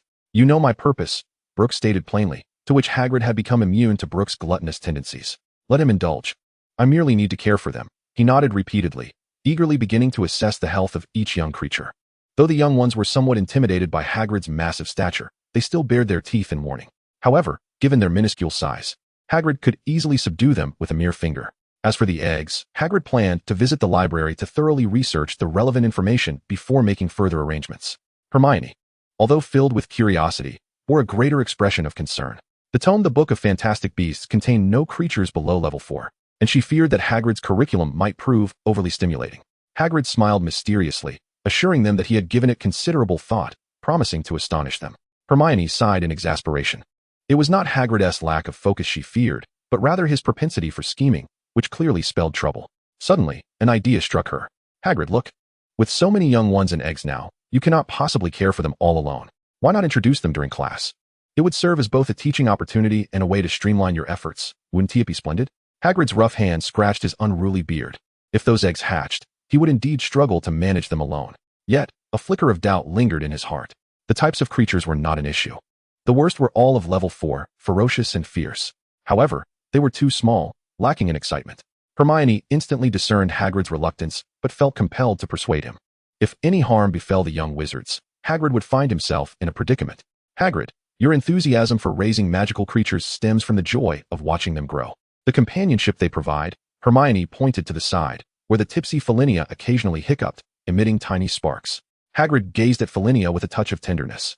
Hermione continued earnestly. I believe that the course on protecting magical creatures is not merely about understanding their habits. More importantly, it is about fostering a genuine affection for them. Observing these little beings grow from a young age allows us to truly appreciate their charm. Hagrid's rough fingers gently caressed the spine of a baby blast-ended scrut. You are right, Hermione. I shall heed your words, Hagrid replied, relief flooding Hermione's expression. Brook clapped Hagrid on the shoulder. If you can nurture more students who love magical creatures, perhaps even more like you who are willing to care for them. He paused, contemplating. The future magizoologists may very well be your students. Your name will be etched in history, becoming a pivotal figure in the realm of education. Hagrid's face flushed crimson, and he awkwardly waved his enormous hand. Oh, Brook, you flatter me too much. Yet, his eyes sparkled with remarkable brightness. Time flew by, and it was soon time for Hagrid to welcome the new students. He had to part ways with the little ones. Brook and Hermione leisurely ascended the stone steps, passing through the grand oak door into the expansive entrance hall. Torches illuminated the hall brilliantly. At this moment, only a few professors occupied the faculty seats. Brook and Hermione politely greeted each professor in turn. After 2 months of adjustment, Snape, while still not offering Brook a warm demeanor, had at least reverted to his usual impassive expression. He no longer bore the menacing aura of potentially casting the killing curse on Brook at any moment as he had at the end of the last term. A smile tugged at the corners of Brook's mouth as he flipped his hand, revealing 2 exquisite small vials. The liquid within was black. Yet Snape immediately recognized the difference between them. Brook feigned confusion. Professor Snape, I am not quite familiar with these 2 vials. Could you kindly assist me in identifying them? Snape's lips twitched imperceptibly. He knew Brook all too well. This was likely another attempt to bribe him, akin to the previous incident with the basilisk materials. He was certain Brook was fully aware of what they contained. But to think that such trivial things could erase past transgressions? Not a chance. He coldly tapped the table. Brook, displaying remarkable insight, set down the small vial. Severus Snape, without even casting a glance, carefully tucked it into his sleeve. Albus Dumbledore, his face etched with fatigue, still managed a gentle smile. Brook and Miss Granger, how has your summer been? Hermione, brimming with excitement, replied, It has been incredibly fulfilling, Professor. I've completed all the third-year textbooks and delved into a wealth of knowledge regarding runes. I even have a notebook on runic text that I could give you. Dumbledore blinked in acknowledgement. I would be delighted to receive it. Hermione was overjoyed. Thank you, Professor. Dumbledore then shifted his gaze back to Brook. Are you attempting to placate Hermione through bribery? Not a chance. He casually inquired. Have you considered traveling abroad? Yet, his piercing blue eyes remained fixed on Brook. Abroad. Brook elongated the word. I've heard it's rather tumultuous there. Britain is far better, especially with your presence ensuring our safety. At that moment, the young wizards began to enter the hall one after another. The Weasley twins immediately approached, excitedly sharing tales of their adventures in Egypt. Weavy gleaned plenty of inspiration. Fred, or perhaps George, exclaimed animatedly, We plan to invent a potion that temporarily transforms one into a skeleton. Suddenly, a group of skeletons emerged from a corner. The twins chimed in unison. It would surely startle nearly headless Nick. Harry and Ron had also arrived. Chapter 154, Divination Class. Once all the students were seated, Professor McGonagall led the first years into the hall. She placed the sorting hat and a 3-legged stool at the center of the hall. The sorting hat, no longer a dull brownish hue, had transformed into a vibrant yellow-red. Even the patches had been replaced with the same cheerful color. The overall appearance was quite striking, prompting gasps of amazement from the young wizards. Have they bathed the Sorting Hat? By Merlin's beard. I thought it was always that color. Brook expressed his satisfaction. How splendid. How clean. Hermione cast a skeptical glance at Brook and whispered, You didn't do this, did you? Am I that kind of person? Brook feigned innocence, a smirk creeping onto his face. Actually, I might be. Hermione rolled her eyes dramatically. Nonetheless, the rejuvenated Sorting Hat was indeed more pleasing to the eye. It was long overdue for a wash. Professor McGonagall cleared her throat twice, restoring silence to the hall. The Sorting Hat, with its drooping pointed tip, appeared lackluster, singing and sorting with diminished energy. Welcome to a new academic year at Hogwarts. This year, we have 2 new teachers joining our ranks. The first is Professor Lupin, who has graciously agreed to fill the vacancy in the Defense Against the Dark Arts position. Scattered applause echoed through the hall. Look at Snape, Ron suddenly whispered. Brook also turned to look. Snape's gaze was fixed intently on Lupin, his face a canvas of rage, verging on loathing. As for the second teacher, Dumbledore continued, It is with regret that I inform you all of Professor Kettleburn's retirement. However, fortunate news awaits, as Professor Rubeus Hagrid has graciously agreed to fill this vacancy and assume the role of the Care of Magical Creatures instructor. Harry and Ron were momentarily taken aback. Unaware of this revelation, Ron slammed his fist on the table. We should have guessed it. Who else but Hagrid would make us purchase a book that bites? With the encouragement of Brook and Draco, applause erupted fervently from Gryffindor and Slytherin alike. The little Eagles and Badgers quickly joined in the ovation. Hagrid's face flushed crimson, as though he had consumed an excessive amount of spirits, his enormous hands awkwardly twisting together. Eat, Dumbledore announced. As his words resonated, golden plates and goblets suddenly overflowed with an abundance of food and drink. This year's feast bore stark contrast to those of the past. The boiled lamb chops remained, yet no longer accompanied by the traditional lemon for flavoring. Instead, they were stewed with white radish and ginger, rendering them nearly devoid of any gamey taste. Furthermore, beside the lamb chops lay chive flowers, garlic paste, chili sauce, and a variety of seasonings for the young witches and wizards to concoct their own blends. The table also showcased several Chinese dishes, kung pao chicken, sweet and sour ribs, and braised pork, all of which were eagerly snatched up by the young sorcerers. However, apart from the authentic flavors prepared by an inn in front of Brook, the others' dishes were laden with excess sugar. Ron was utterly defenseless against the braised pork, his fork barely pausing. With his mouth stuffed with food, he mumbled, This is simply marvelous. Harry managed to pilfer a piece of meat from him. He too relished the braised pork, rich yet not greasy, sweet and tender, melting in his mouth. Just as everyone was poised to speak, Fred suddenly produced a recorder from his robes and pressed the play button. The stirring melody of the Sword of Gryffindor resonated throughout the hall. Hogwarts, Hogwarts, grant us knowledge. The twins belted out with fervor. Ultimately, under the watchful eyes of all, the twins concluded their somewhat audacious school song. Dumbledore, moved, was the first to lead the applause. The other students, roused from their reverie, erupted into thunderous applause and whistles. The following morning, Brook struggled to rise from the warm embrace of his bed, dragging his heavy feet toward the hall for breakfast. Upon entering, he spotted the Weasley twins distributing class schedules. Here you go, Brook. George handed him a schedule. In truth, he was not tired. He simply found it disconcerting to transition from sleeping 12 hours a day to a mere 8. Hermione rolled her eyes in exasperation, muttering under her breath, Sleep, sleep, sleep. All you ever do is sleep. After indulging in a brief, yet refreshing nap, Brook felt invigorated as he made his way to Transfiguration class. Hermione had already secured him a spot, right in the center of the front row, 2 prime seats. Professor McGonagall was lecturing on animagi today. Brook found it quite.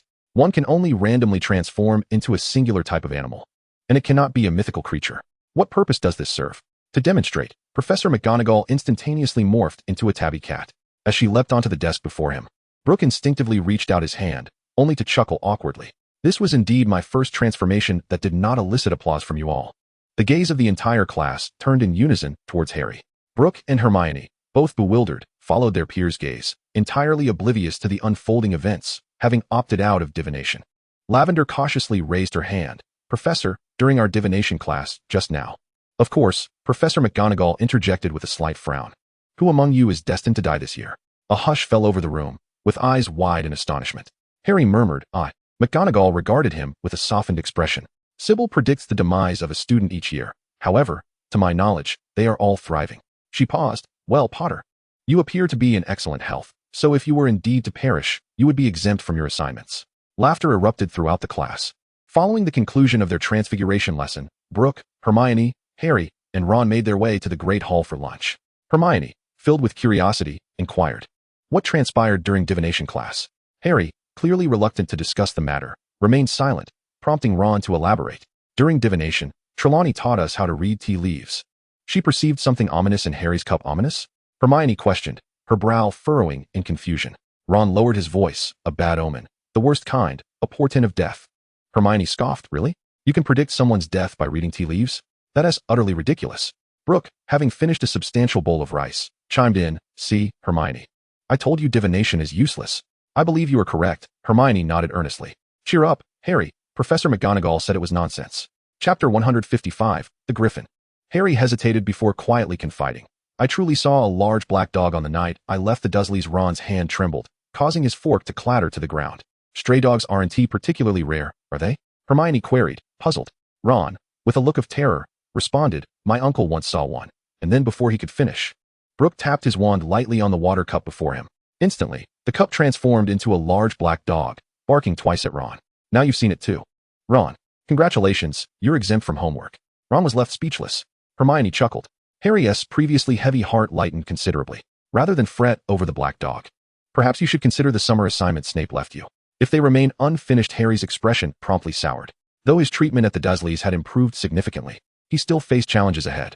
However, brazenly brewing potions was out of the question. At this moment, he merely hoped that Snape would be receptive to his explanation. The afternoon sun filtered through the clouds, casting its warm glow upon the grounds of Hogwarts. The quartet departed from the castle, making their way down the slope towards the edge of the Forbidden Forest, where they were set to attend their Care of Magical Creatures class. Marking Hagrid's debut as a professor, Ron muttered under his breath, speculating whether Hagrid would allow Fleur to make an appearance directly. If only it were Fleur, Hermione remarked. Although dragons were perilous, Fleur was known to heed Brook's commands more than others.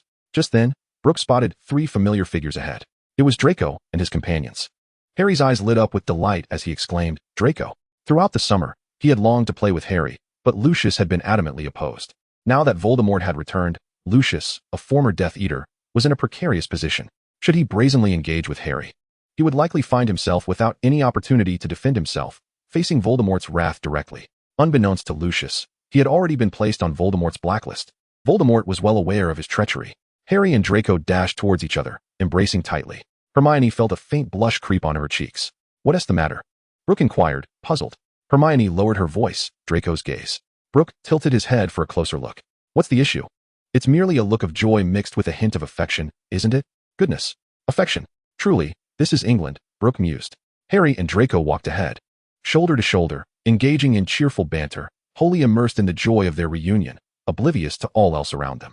Meanwhile, Hagrid awaited the students outside his hut, and Brook's group was among the first to arrive. Hagrid, congratulations on becoming a professor. Harry immediately offered his congratulations. Brook, Hermione, and Draco had already extended their well wishes. Hagrid, what have you prepared for us today? Draco inquired with curiosity. Something you've never seen before, I assure you, Hagrid replied mysteriously, teasing them with anticipation. As the young wizards gathered, Hagrid announced loudly, Today, I have prepared delightful surprises for you. Come along. He led them along the edge of the Forbidden Forest. Hermione sighed in resignation, realizing that Hagrid was sticking to his original lesson plan. She could only silently pray that the forthcoming magical creatures would not be too overwhelming. 5 minutes later, they arrived at a paddock. Hagrid scanned the group, confirming their numbers. First, we need to open our textbooks. The faces of the young wizards displayed a hint of dismay as they produced their copies of the monsters of the magical world. Each bound in various restraints. Some were tied with ropes, others secured with tape, and some clamped with large clips. Only Brook and Hermione held their books freely, unencumbered. Can no one open theirs? Hagrid asked, somewhat disheartened. The young wizards shook their heads in unison. Hagrid then turned to Brook and Hermione, who shrugged. Although they had used the freezing charm to keep their books still, it was evidently not the proper method of opening them. Hagrid took Draco's book and unfastened the strap that held it closed. Just as the book was about to spring open to bite, his robust finger glided gently along its spine. The book trembled slightly and obediently opened, resting quietly in his palm. These tomes are quite fascinating, are they not? Indeed. They are most intriguing, Harry and Draco echoed in unison. With their enthusiasm leading the way, the other students quickly joined in their agreement. He strode boldly into the depths of the Forbidden Forest. Hermione whispered to Brook, do be cautious. It should be a hippogriff, a creature of 3rd-level danger. Brook nodded, wishing to avoid any mishaps during Hagrid's inaugural lesson. As Hagrid led 12 hippogriffs into the clearing, a gasp rippled through the crowd. These creatures possessed the body of a horse and the head of an eagle, with beaks as hard as steel and sharp claws that looked quite formidable. Most students instinctively recoiled, while only Brook and a few others remained steadfast. Hagrid secured them to a tree stump. Hippogriffs, he proclaimed proudly. Aren't they splendid? Brook raised an eyebrow, surprised to discover that Hagrid, with his bushy brows and large eyes, had more surprises in store. What happened to the camaraderie between brothers? Where was the trust between people? Could he not allow him a taste of one of their legs? He began to assess these creatures. Their wings were immense. If one were to remove the feathers and roast them, it would be enough to feed both him and Hermione. If you wish to observe them up close. Hagrid began, but before he could finish, the young wizards took another couple of steps back. Brook, however, confidently approached, with Hermione and the others following closely behind. Hagrid continued with excitement. Who wants to come first? The young wizards retreated yet again, now nearly 20 meters away from Hagrid. Just as Brook opened his mouth to speak, Draco enthusiastically raised his hand. Hagrid, I will. Well done, Draco. Hagrid exclaimed heartily. He unfastened the leather collar of a hippogriff named Buckbeak. Buckbeak shook its head in discontent, its orange eyes filled with indignation. The young wizards held their breath. Hello, Buckbeak, Draco greeted, executing a refined gesture befitting a pure-blooded aristocrat. Splendid. Hagrid cheered. Now, you may stroke its beak. Draco hopped over to Buckbeak and gently patted its beak. Mate, you are truly magnificent. Buckbeak closed its eyes in contentment. Relishing the attention, the crowd erupted into enthusiastic applause. Harry, flushed with excitement, shouted, Well done, Draco. Draco, you could try riding it, Hagrid suggested. Draco's eyes sparkled with delight. Really? That would be wonderful. He patted Buckbeak's beak once more. Buckbeak knelt down on all fours, and Draco skillfully mounted its back. Having frequently ridden dragons, he found riding a hippogriff to be a mere trifle. Buckbeak stood up with a slight shake. Come on, mate, show me what you're capable of, Draco declared. Buckbeak unfurled his impressive wings, spanning over 3 meters, and without a running start, he launched vertically into the air with a remarkable leap. By Merlin's beard, Draco clutched tightly to Buckbeak's neck. In no time, Buckbeak had soared above the enclosure, giving Draco a thrilling aerial tour. Fly free, Buckbeak, Draco exclaimed with exhilaration. Buckbeak's gaze sharpened in response. Together, they skimmed low over the Black Lake, sending up a flurry of splashes. They darted nimbly between the towers of Hogwarts, the sheer joy of the experience echoing Draco's jubilant cries that resonated through the skies. Many young witches and wizards, engrossed in their lessons, peered out of windows in curiosity. You're amazing, Draco praised as Buckbeak affectionately nudged his shoulder with his large head. The crowd erupted into enthusiastic applause. Who else wants to give it a try? Hagrid inquired. With Draco setting an example, the students' trepidation swiftly transformed into curiosity. Hagrid released the remaining hippogriff, and the young wizards eagerly approached the enclosure to interact with the magnificent creature. Draco led Buckbeak before Harry. Harry, you must give it a go. Harry eagerly bowed to Buckbeak, who, perhaps out of deference to Draco, returned the gesture promptly. Why not try riding double? Brook suggested with a sly smile. Harry and Draco exchanged eager glances. Harry took the front, holding Buckbeak's neck, while Draco secured his arms around Harry's waist. Once they were settled, Buckbeak ascended instantaneously into the sky. Hermione gently nudged Brook's shoulder. You're incorrigible. Brook gazed skyward, reveling in the spectacle. They were clearly relishing the moment. The entire lesson unfolded with unexpected smoothness. Most students managed to pet the hippogriff successfully, while a fortunate few even took to the skies for a brief flight. Only Neville, after bowing nervously, would flee in trepidation, ultimately tripping over a branch and scraping his hand. Brook too enjoyed a brief flight on Buckbeak, though before he could bow, Buckbeak had knelt, leaving him momentarily stunned. As the class neared its conclusion, Brook reminded Hagrid, Professor Hagrid, it's time to assign homework. Hagrid appeared perplexed. He had never contemplated giving assignments. At Brook's suggestion, he announced, please write a paper on the characteristics and interaction guidelines of hippogriffs. 20 centimeters will suffice. As the bell rang, the young witches and wizards clearly felt they hadn't had enough, reluctantly making their way back to the castle while animatedly discussing the unforgettable lesson. Draco, Harry, and Ron lingered behind to continue their play with Buckbeak. Hermione sighed with relief, realizing her worries had been unfounded. Meanwhile, Brook gazed at the fading sunlight, reflecting. We must learn to trust him, mustn't we? With Draco's boisterous shout and the excited chatter among the young wizards, Hagrid's unique care of magical creatures lesson became a sensation throughout the school, even capturing the anticipation of older students for his upcoming classes. Although Ketterburn had introduced them to the majestic griffin, none had ridden upon it. The students enrolled in the care of magical creatures eagerly anticipated the arrival of this enchanting course. Those who had opted out were filled with regret, fervently wishing to amend their selections. Professor Flitwick's Charms class remained as vivacious as ever. As for History of Magic, Brook had not attended at all. Hermione paid him no mind. After all, he would merely catch up on sleep there. Wednesday morning was dedicated to herbology. The greenhouse was permeated with the earthy scent of damp soil. Professor Sprout, unusually serious today, stood at the center of the greenhouse. with several glass containers displaying a variety of peculiar mushrooms before her. Today, we shall delve into the realm of deadly fungi, she announced, her voice notably more somber than usual. Each of these specimens may prove lethal, so please maintain a safe distance and refrain from touching them without permission. Brook's eyes sparkled with intrigue as he discreetly swallowed hard, astonished that Professor Sprout had acquired such rare specimens. She opened the first glass container, revealing a mushroom of purest white. This is the death cap, she explained, its cap pristine and its stem adorned with a net-like pattern. Extremely toxic. Merely 50 grams can be fatal. Last year in Devon, an elderly witch ingested it by mistake and succumbed to excruciating pain 3 days later. Neville's complexion turned ashen. The second container housed a mushroom of a grim, ashen hue, its gills as white as snow. Professor Sprout gently prodded the stem with tweezers, and dark red sap oozed from the injured area. This is the hemlock mushroom, she indicated, urging the class to observe the color change, a defining characteristic of its potency. With a mortality rate soaring to 90%. 3 years ago, the renowned potion master Argillan Batten insisted that its toxicity could be tamed. She shook her head, refraining from elaborating. Ron trembled visibly. That potion master was indeed a relative of his. Professor Sprout gestured towards the third container. This is the deadly fly agaric, the red-capped, white-stemmed mushroom I previously mentioned. It contains a potent neurotoxin. A single specimen can incapacitate an adult wizard. With a flick of her wand, a vision of a village's tragic fate materialized in the air. Once, an entire village had mistakenly consumed it, leading to grave consequences even for those attending the funerals. Hermione gasped in horror. As for this particular specimen, Professor Sprout's expression grew even graver. She showcased a brownish-yellow mushroom that appeared deceptively ordinary. This is the death's head mushroom. 30 milligrams is sufficient to be fatal. In medieval times, the Borgia family favored it for settling familial disputes. Chapter 157, The Ancient Runes Class. In the following lessons, Professor Sprout introduced the tears of the demon, which induce terrifying hallucinations, the corpse fungus that causes muscle dissolution upon contact with skin, and the legendary joyful dead, said to bring about a smiling demise. Each case was accompanied by real-life examples, leaving many students pale with dread. Remember, Professor Sprout warned solemnly as the class bell rang, to heed the lessons learned today. When encountering unfamiliar fungi in the wild, one must adhere to the principle of 3 prohibitions. Do not pick, do not touch, and do not consume. Her gaze ultimately settled on Brook, lingering for a full 10 seconds, as many toxic mushrooms remain without an antidote to this day. Oblivious, Brook innocently blinked at Sprout. As the class bell rang, Brook quietly made her way over. Professor, she began, but Professor Sprout, with a stern expression, interjected, No, Brook, these are educational specimens. But, absolutely not, it could be fatal.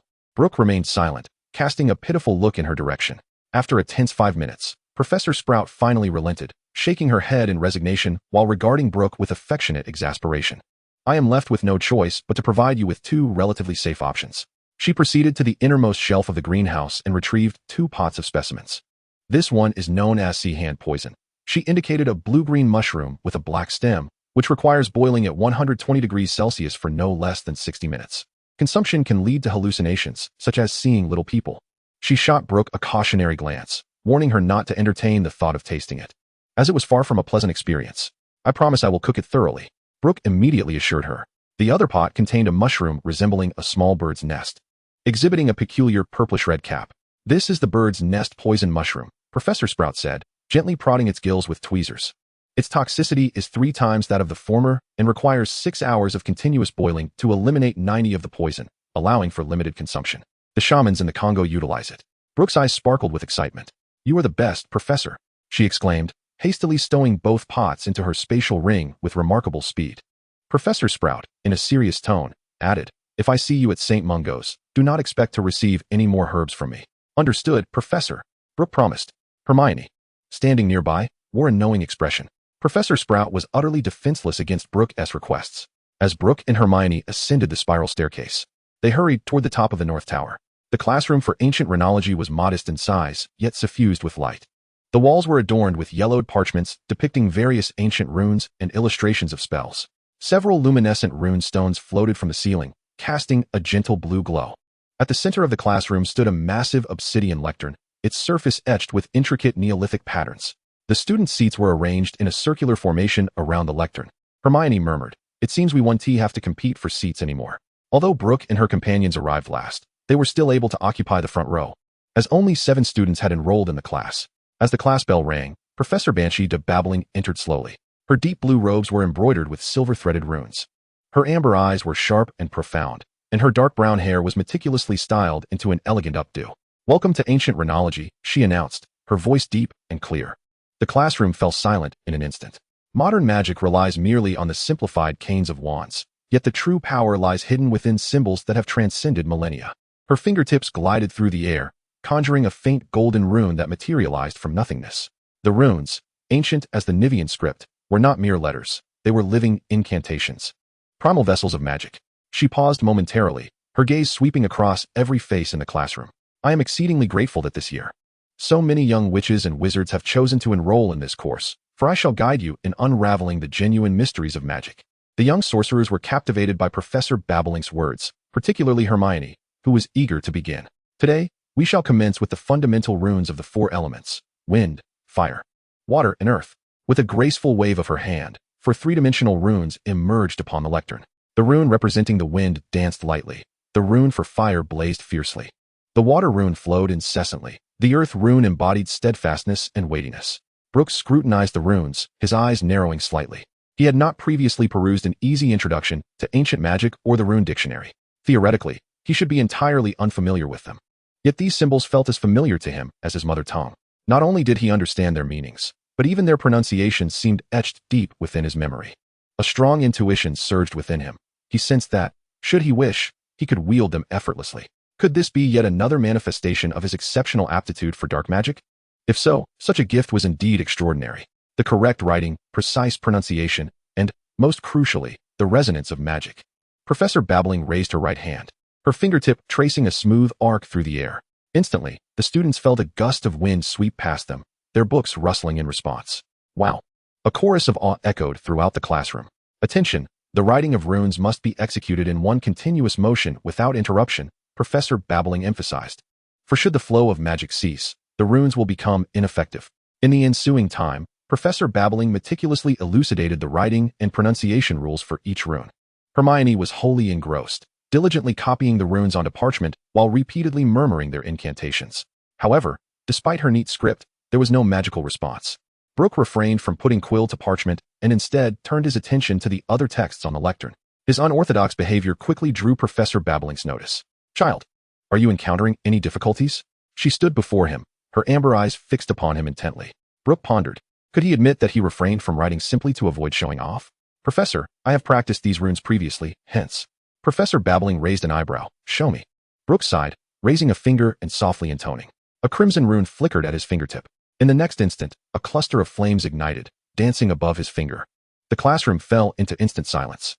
Hermione stared at him, her expression a mix of shock and a hint of exasperation. Chapter 158, Defense Against the Dark Arts. Professor Babbling's expression momentarily froze. Merlin's beard. After decades of studying ancient runes, she still required magical energy to inscribe the characters and subsequently channel the magic. Yet, Brook could activate the runes solely through intent and pronunciation. In the entire realm of magic, perhaps fewer than 10 individuals possess such a remarkable ability. Her voice quivered slightly as she asked, "Mr. Lott, do you realize what you just demonstrated?"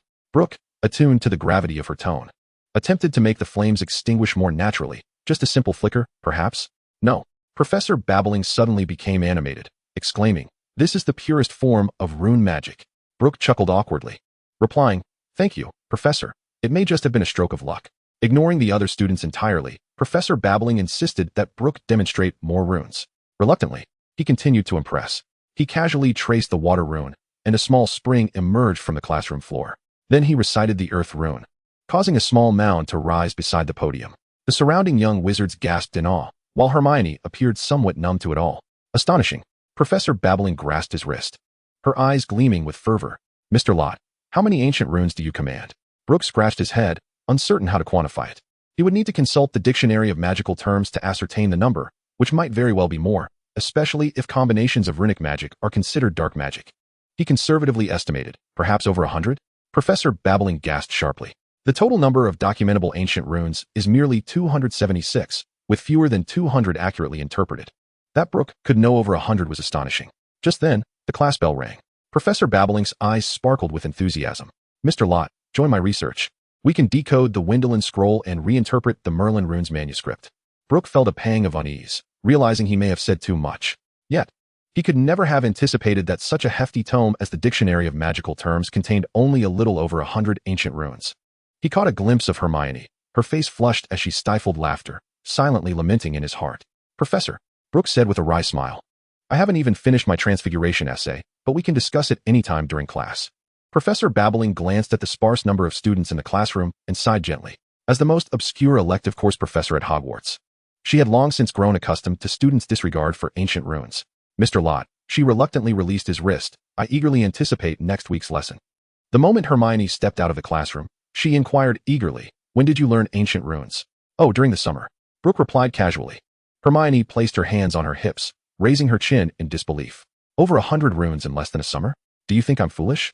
"Of course. It's because I was tirelessly dedicated, working day and night." Brook began to ramble. Hermione's fingers brushed against the soft flesh at Brook's waist, marking what felt like her last opportunity. Brook, with a resigned gesture, spread his hands, proclaiming it was pure talent. "The moment I laid eyes on the runes, understanding came naturally, and I could use them as well." Hermione released her grip, nodding thoughtfully. This explanation was considerably more plausible. Wait, this was even more absurd. Learning quickly is called talent, but what sort of nonsense is it to grasp something at a mere glance? Isn't that cheating? After the potions class concluded on Thursday morning, Snape announced, "Lott, stay behind. The rest of you, class dismissed." The young wizards wasted no time, hastily grabbing their bags and rushing out of the classroom. Brook, however, ambled toward the podium. Snape's dark eyes were fixed upon him. "How much do you need?" Brook smirked. "The master of potions? A piece of cake." There was plenty of acromantula venom, but the leopard venom would take a few months. As for the acromantula venom, I could procure as much as needed. Gold galleons or potions? Snape paused. "How much do you need?" Brook grinned slyly.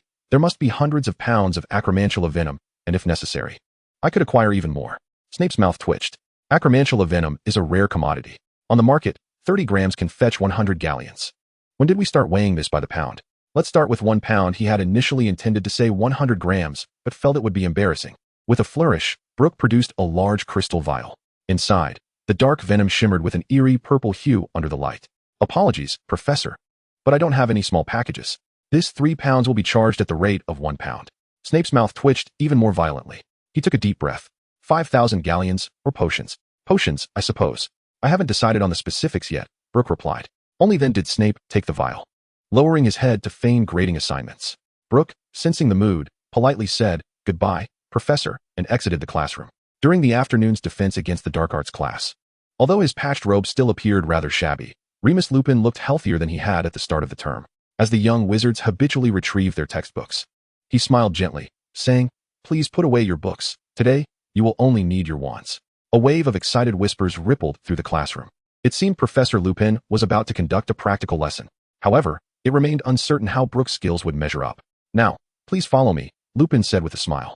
He led the bewildered yet curious students through the corridors, where they encountered Peeves, who was in the midst of mischief, hanging upside down and stuffing chewing gum into a keyhole.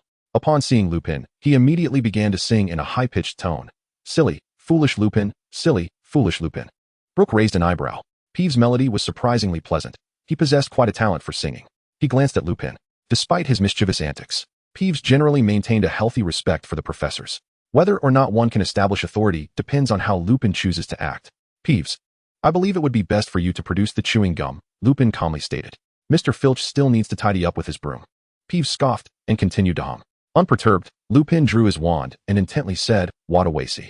The chewing gum shot forth like a bullet into Peeves' nostrils. With a shriek, Peeves fled in disarray, grumbling as he went. The students erupted in laughter, their trust in this new professor growing, at least more than in Lockhart. Chapter 159, The Spouting Brook. Upon entering the staff lounge, an old wardrobe suddenly began to shake violently, emitting loud thuds.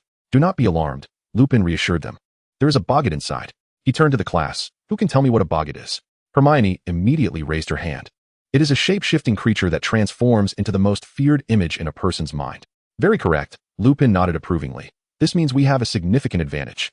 Harry, what do you think it is?" After a moment's thought, Harry replied, "Because there are so many of us?" "Precisely." Lupin smiled. "The spell to repel a boggart is quite simple, but it requires willpower. What truly drives it away is laughter.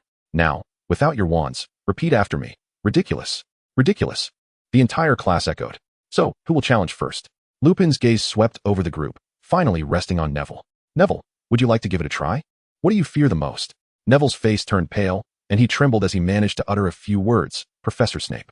Many classmates nodded in agreement. A glimmer of excitement flashed in Lupin's eyes. "Neville, what does your grandmother usually wear?" Stammering, Neville described, "A high-crowned hat with an old owl ornament, a long green dress, a fox fur scarf, and she often carries a large red handbag." "Excellent," Lupin replied. "When the Boggart transforms into Professor Snape, imagine him wearing that outfit." Laughter erupted in the classroom, and the wardrobe shook even more violently. Brook narrowed his eyes, feeling discomfort at this so-called jest. Lupin was clearly using the class to publicly humiliate Snape.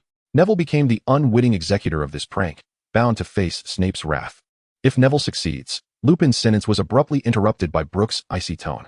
If Neville succeeds, he will meet a very grim fate. The classroom fell silent.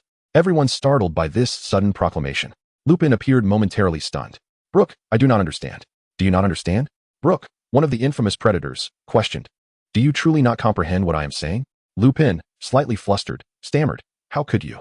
He was not fearful of Brook revealing his past misdeeds. After all, who hasn't been young and reckless at some point?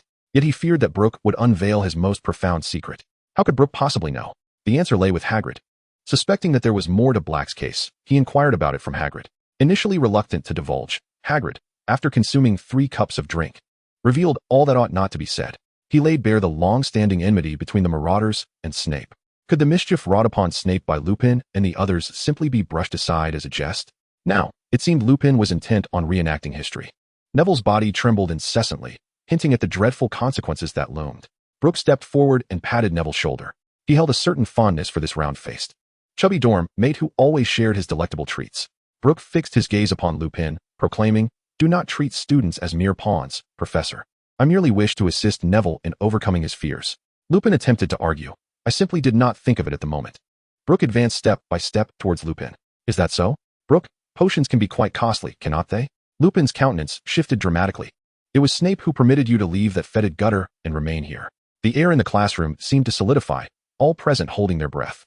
"Yet you show not a shred of gratitude, resorting instead to such absurd tricks," Brook continued. Lupin opened his mouth, yet no sound emerged. "You are not innocent, Remus Lupin." Brook's tone grew increasingly frigid. Lupin suddenly raised his voice. "At that time, I was completely unaware. Once can be claimed as ignorance, but what about 10 times? 20? Brook's eyes brimmed with scorn.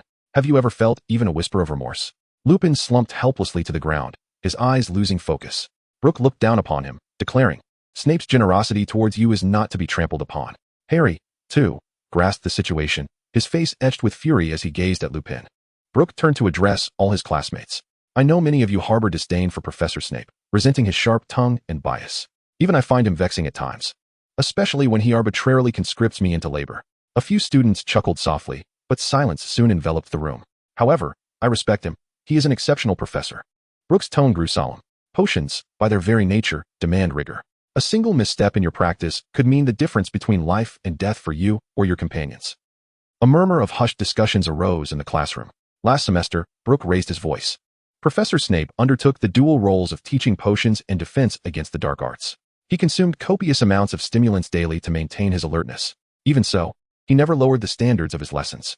Many students bowed their heads, for their experience in defense against the dark arts had been under Brook's tutelage, rendering their understanding less profound.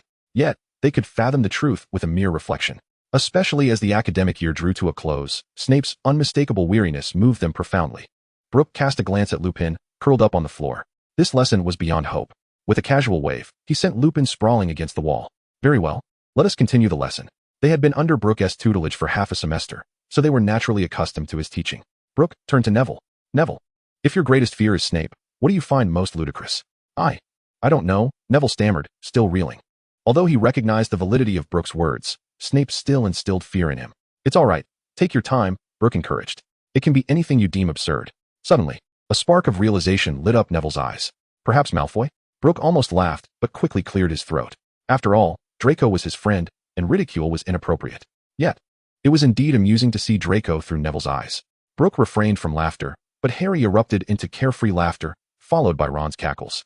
Chapter 160, Five Nut Mooncake. "Everyone, stop just laughing," Brook commanded, snapping his fingers, causing a cascade of crackling sparks to burst in the air. "Each of you should contemplate what you find most ridiculous." He retreated beside the cabinet. "Come now, Neville, let everyone witness Gryffindor's bravery." Neville's face remained pale. Yet he rolled up the sleeves of his robes and firmly grasped his wand, embodying determination. Brook snapped his fingers. With a resounding bang, the cabinet door swung open violently.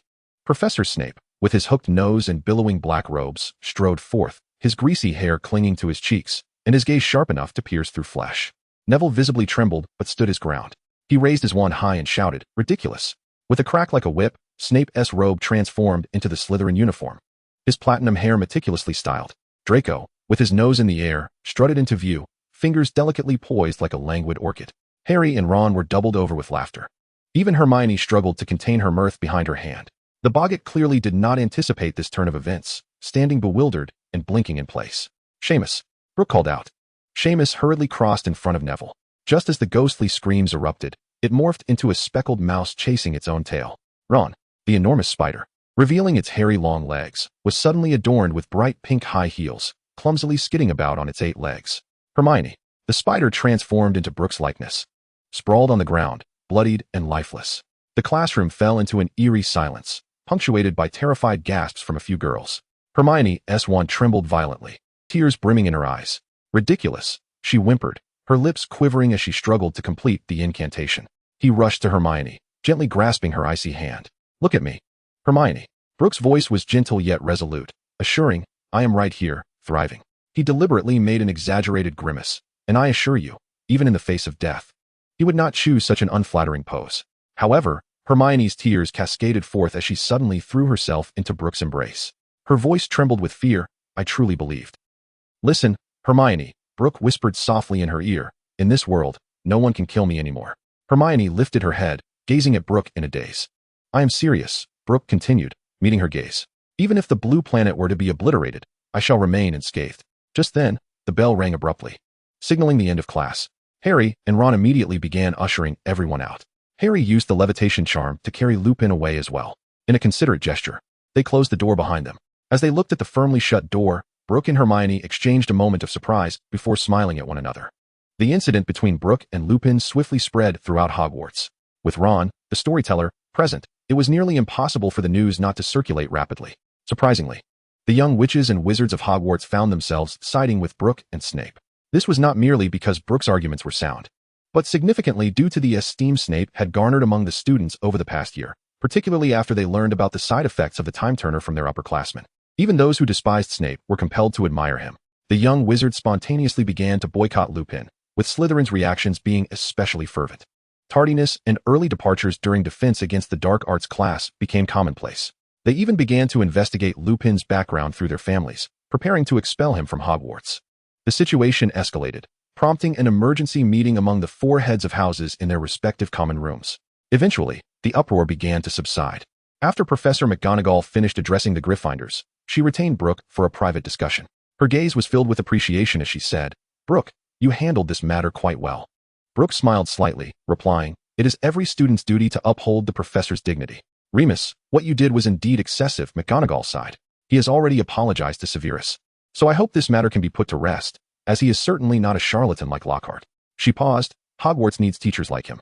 Brook nodded. "Professor, you understand me. I bear no grudge against Lupin." McGonagall visibly relaxed. Concerning Brook, she wished only to persuade, not to impose. "For this year's defense against the dark arts class, you may choose whether or not to attend." "Thank you, Professor," Brook beamed, his smile brightening further. This was indeed a sanctioned opportunity to skip class. The subsequent days were remarkably tranquil until September 30th, 1993, when a peculiar golden-brown circular pastry appeared on the long tables in the Great Hall, glistening with a honey-like sheen, reminiscent of filled cookies.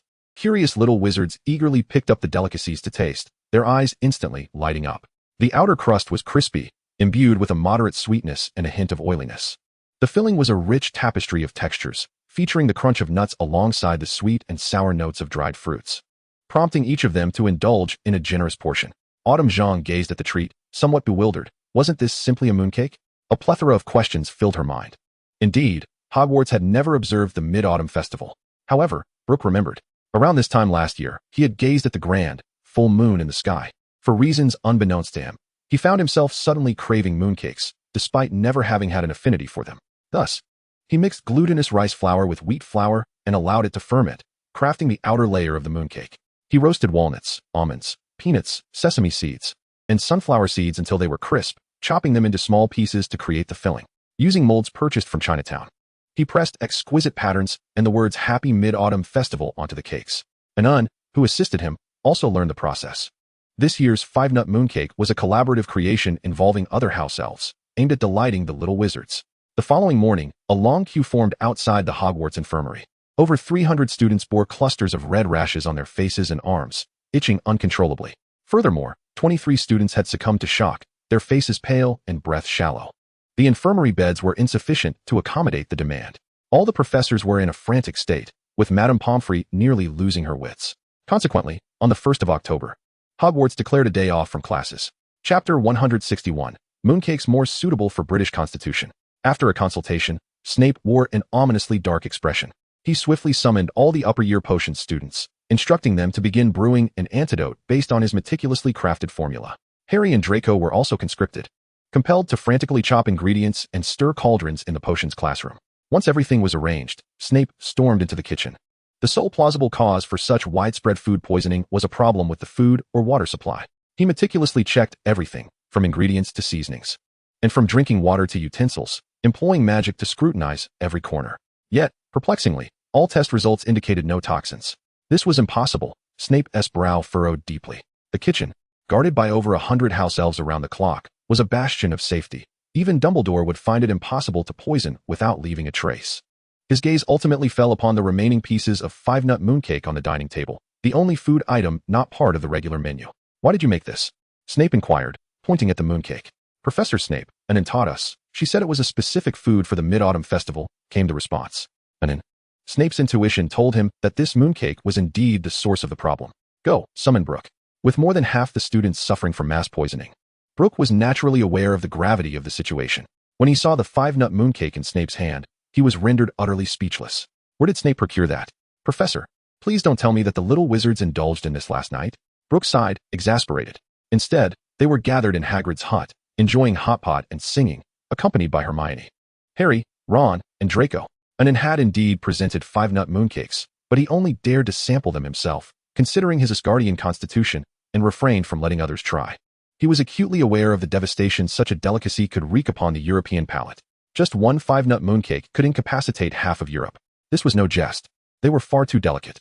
However, he had never anticipated that Anin would present such a dish at the school's dining table.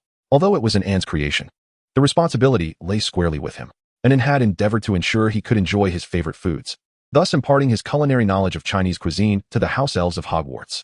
The little wizards had responded favorably to the Chinese dishes, resulting in them constituting half of the school's cuisine.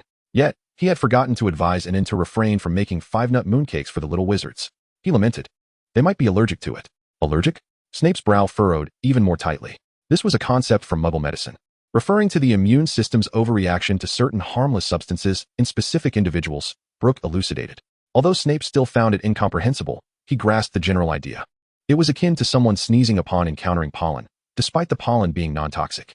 Ah, an issue of particular predisposition? Brook ventured. Particular? Snape's eyes glimmered with a dangerous light. You call this a mere predisposition? Half the student body has been affected. Brook chuckled awkwardly. In summer, 1.3 billion people consumed this without issue. Snape was now thoroughly unsettled, his expression darkening. He was aware of racial distinctions, yet this degree of physiological variance exceeded his understanding. Procure some relevant literature for me. Of course, Professor. As for the house elf, Snape glared at Brook. You must inform it that not all food can be served indiscriminately. Brook quickly replied, I understand, Professor. I will communicate this clearly to Anin. Thanks to the tireless efforts of Snape and Madame Pomfrey, all student symptoms were controlled within 24 hours, marking the most bizarre food safety incident since the school's inception. To prevent similar occurrences in the future, Snape personally drafted a list of prohibited ingredients for the Hogwarts kitchen, which was prominently displayed within. Walnuts, almonds, peanuts, sesame seeds, and wheat flour were all included on the list of forbidden ingredients at Hogwarts. Moreover, there were numerous blank spaces, seemingly intended for the addition of more ingredients. Before the cause of the incident was made public, Brook sought out Anin to explain the issue regarding the 5-nut mooncakes. Anin, you are a troublesome elf. Tears brimmed in Anne's large eyes, its ears drooping, and its voice trembled, and it made the little wizard sick. Brook crouched down before it, gently rubbing its small head. This is not your fault. Anin sobbed, but, I just wanted to share something delicious. Didn't I? Anin nodded while sobbing, her long ears drooping languidly. After a moment of contemplation, Brook proposed. I shall teach you to prepare several varieties of mooncakes that are decidedly safer, ensuring that the little wizards remain untroubled by allergies. Instantly, and Anne's ears perked up. Really? Indeed, Brook affirmed, leading Anne into the kitchen. Let us proceed to the kitchen at once. Rolling up his sleeves, Brook declared, together, we shall craft mooncakes more suited to the constitution of British infants. Anne's spirits lifted, rekindling her enthusiasm. That evening, the long table in the hall once again showcased mooncakes. However, the students bore a significant psychological scar from past experiences and none dared to partake. A few first-year students exaggeratedly covered their mouths, fearing that even the scent might be toxic. You timid lot Ron suddenly stood up from the Gryffindor table. Under the watchful eyes of his anxious peers, he boldly seized a meat mooncake and took a hefty bite. Juices dribbled down the corners of his mouth. Merlin's beard, he exclaimed, his eyes wide with astonishment. This is 10 times more delicious than a meat pie. When the students discovered the familiar fillings of meat and ham, they cautiously began to sample the delicacy, and a chorus of admiration filled the hall. The ice cream mooncake also garnered considerable acclaim among the young witches. The little badgers, upon realizing that the mooncake's filling surpassed that of a conventional pie, established a mooncake enthusiast club, striving to experiment with various fillings. Astonishingly, the first unanimously approved filling was that of kidney. Chapter 162, The Mad Voldemort. Lupin, despite initial setbacks at the beginning of the term that marred his reputation, proved to possess considerable skill. His engaging teaching methods gradually won the students' favor. Of course, the Slytherin students continued to regard him with disdain, yet they refrained from causing him trouble. Meanwhile, Hagrid's Care of Magical Creatures class had swiftly ascended to become the most popular elective course. The two little creatures, with their fierce roars and fluffy exteriors, had captured the hearts of all the young wizards. The moment the bird snake hatched sent the entire enclosure into a frenzy. Even Neville mustered the courage to touch the cool scales of the hatchling. In contrast, Brook's circumstances were less favorable. Since he succumbed to Professor Babbling's persistent entreaties and assisted in translating the Wendelin Codex, his nightmares commenced. This ancient manuscript contained 263 ancient runes, and with his innate talent for dark magic, Brook astonishingly recognized 222 of them. This remarkable feat expanded the known ancient rune lexicon from 276 to 301. In the realm of ancient magical literature, this triggered a seismic shift. Now, Professor Babbling had become Brook's shadow whenever she was not teaching. She would lurk outside his classroom. As soon as class concluded, this typically composed and elegant witch would swiftly approach Brook, holding a parchment inscribed with an array of inquiries. Brook launched a barrage of questions. Brook, what do you perceive this symbol in the 7th line of the Hermes stone tablet to signify? Eternity or cycle? Brook, regarding the triple rune overlay technique documented in the ancient scrolls. Brook, this combination on the rune stone unearthed in Norway. Faced with such fervent academic pursuit, Brook found it difficult to turn them away. After all, Professor Babbling harbored a genuine passion for ancient magical scripts. Reluctantly, Brook resorted to a guerrilla strategy, relying on spatial portals for commuting to and from classes, even resolving meals within the confines of a spatial ring. Unless absolutely necessary, he refrained from wandering within the castle's walls. Time flowed like water, and soon it was October 22nd. Brook knocked on the door of the Transfiguration Professor's office. Come in, came Professor McGonagall's voice from within. Professor, I need to request a few days off from school, Brook stated forthrightly. McGonagall furrowed her brow slightly, expressing concern. Is something amiss? Do you require my assistance? It's merely some personal matters within the Muggle world. I can manage it myself, Brook replied with a smile. Should you need anything, do not hesitate to contact me, McGonagall added sternly, and remember, do not perform magic in front of Muggles. Rest assured, Professor. Upon receiving Professor McGonagall's consent, Brook immediately traversed through the spatial portal, arriving at the foot of a basin. Voldemort's secret base on the left island had undergone significant renovations over the past year, transforming into an extraordinary edifice. The entire structure boasted a peculiar blend of Gothic and Japanese architectural styles, with opulence reigning within. The hall's floor was laid with solid obsidian, adorned with rune-embellished tiles of obsidian and gold. A colossal crystal chandelier hung from the dome, while countless candelabras embedded in the walls illuminated the surroundings brilliantly. Voldemort's throne, forged from dragon bones and black metal, was flanked by 2 enormous yellow gemstones, reminiscent of his serpent-like eyes. Most strikingly, the entire interior was reinforced with a meter-thick steel plate, capable of withstanding even a significant blow. Aren't you reputed to be invincible? Brook remarked, surveying the surroundings with a hint of sarcasm. I am indeed immortal, Voldemort replied languidly, reclining in his throne, his black silk robe revealing his pallid feet swaying in the air. Brook quickly turned away, feeling as though his eyes might be blinded. Voldemort, could you possibly put on some shoes? What? Voldemort teased, lifting a crystal goblet with his toes. My Death Eaters are lining up to kiss them. His tone had suddenly turned flirtatious. Brook felt a wave of nausea wash over him. The current Voldemort was 100 times more terrifying than when they first met, not in terms of power, but in the realm of psychological corruption. Had he encountered Voldemort in this state initially, he would have undoubtedly eliminated him without hesitation. Is tomorrow's itinerary for Naruto and the Locust prepared? Everything has been arranged. Voldemort elongated his tone. Do you truly wish to accompany me? I implore you, can you speak normally? Brook's face turned a shade of green. Even you have moments of fear. Voldemort intentionally switched to an even more effeminate voice. It's not fear, it's repulsion. Brook gritted his teeth. Am I not a woman now? Is there something wrong with how I speak? Voldemort delicately pinched his fingers, adopting a graceful pose. Brook rolled his eyes dramatically. Brother, have you even glanced at your serpentine face? Where is the resemblance to a woman? Voldemort shrugged nonchalantly. The soul can indeed alter one's appearance. Brook decided to bypass this dreadful topic. Are you prepared with the candidate to exchange souls with Naruto? Voldemort clapped his hands. Roll immediately ushered in a listless Naruto. Naruto appeared considerably thinner than the last time they met, his gaze vacant, drool hanging from the corner of his mouth, yet his overall condition remained stable. It seems you have taken good care of him, Brook remarked. Voldemort casually toyed with a ring adorned with a black gemstone. After all, he still needed to make an appearance. Brook began to silently recite the incantation for the soul exchange. As a brilliant white light flashed, Roll and Naruto's souls completed their exchange. Roll adjusted to his new body, eyes wide with astonishment. This is simply marvelous. Meanwhile, the real Naruto gazed in terror at his counterpart. Just as he was about to scream, Voldemort silenced him with a nonverbal spell. Roll, Voldemort stated coldly. For the next few days, you must adhere strictly to Leonardo's instructions. If there is even a hint of a mistake, understood, my lord, the Dark Lord. Naruto, Roll, respectfully knelt on one knee. Brook then began to cast the transformation spell, quickly morphing into the appearance of Naruto's original bodyguard, Ampi Shoyuda. He had made thorough preparations for Naruto's visit to the Great Xia. He was uncertain if the Great Xia had any wizards, but the creation of powerful artifacts like the Mingwe indicated the presence of extraordinary individuals. Thus, the soul-snatching spell could easily expose flaws.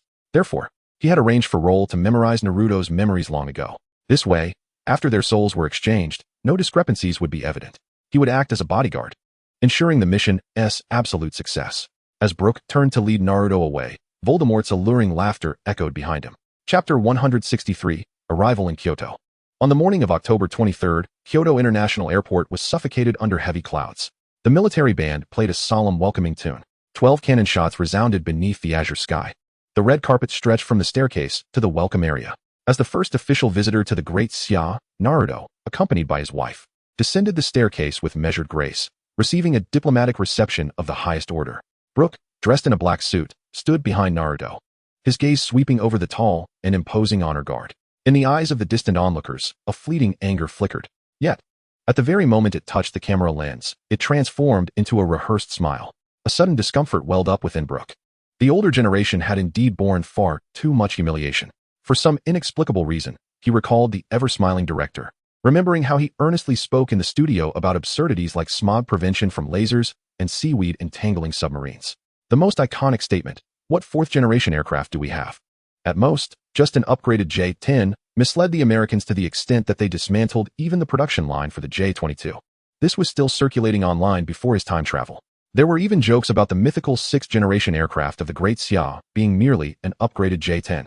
However, what truly moved him was the moment when that white-haired elder wept openly in the studio, articulating the collective frustration of generations of Great Xia soldiers with the poignant words, "How much humiliation have we endured to arrive at today?" This resonated with the silent resilience and tenacity of countless citizens of Great Xia. After the welcoming ceremony, the delegation checked into the state guest house. The formal discussions were set for the afternoon. Although the speech by the Great Xia leader was official, the reiterated emphasis on historical issues rendered the talks considerably more harmonious. During the banquet hall of the state guest house was ablaze with light. The state banquet was served in a set meal format. The treatment afforded to Naruto was quite decent, comprising 4 dishes and a soup, steamed chicken with coconut, steamed hairy crab, lion's head meatballs, and a dish of Buddha jumps over the wall. Brook found little interest in these dishes, regardless of their authenticity, as he had tasted them in his past life. However, when he beheld the boiled water cabbage, he could not help but swallow hard. This dish had garnered almost mythical status online. Seemingly a mere light broth, it was, in reality, rich and fragrant, with each drop of broth worth its weight in gold.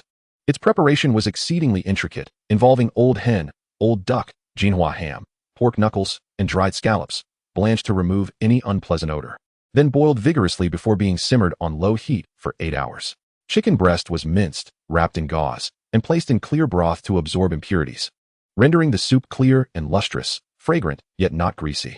The youngest and tenderest hearts of the unripe cabbage were blanched in boiling broth, discarding the first infusion and reintroducing fresh broth, garnished with goji berries. Brook watched as Naruto carelessly picked up only a couple of chopsticks full of cabbage, not even sipping the broth. His heart brimmed with indignation. Such a splendid dish wasted on these uncultured folk. This was sheer extravagance. He felt an overwhelming urge to drag Naruto down and partake in the meal himself. Brook resolved that if there were another state banquet the following day, he would definitely replace Naruto. The next day, Mr. Liu, the reception officer, accompanied Naruto on a tour of the famous sights of Kyoto. This young cadre in his 30s exhibited poise and exceptional professionalism. However, there was occasionally a flicker of coldness in his gaze directed at Naruto. Yet, there was no further arrangement for a state banquet that evening, leaving Brook thoroughly vexed.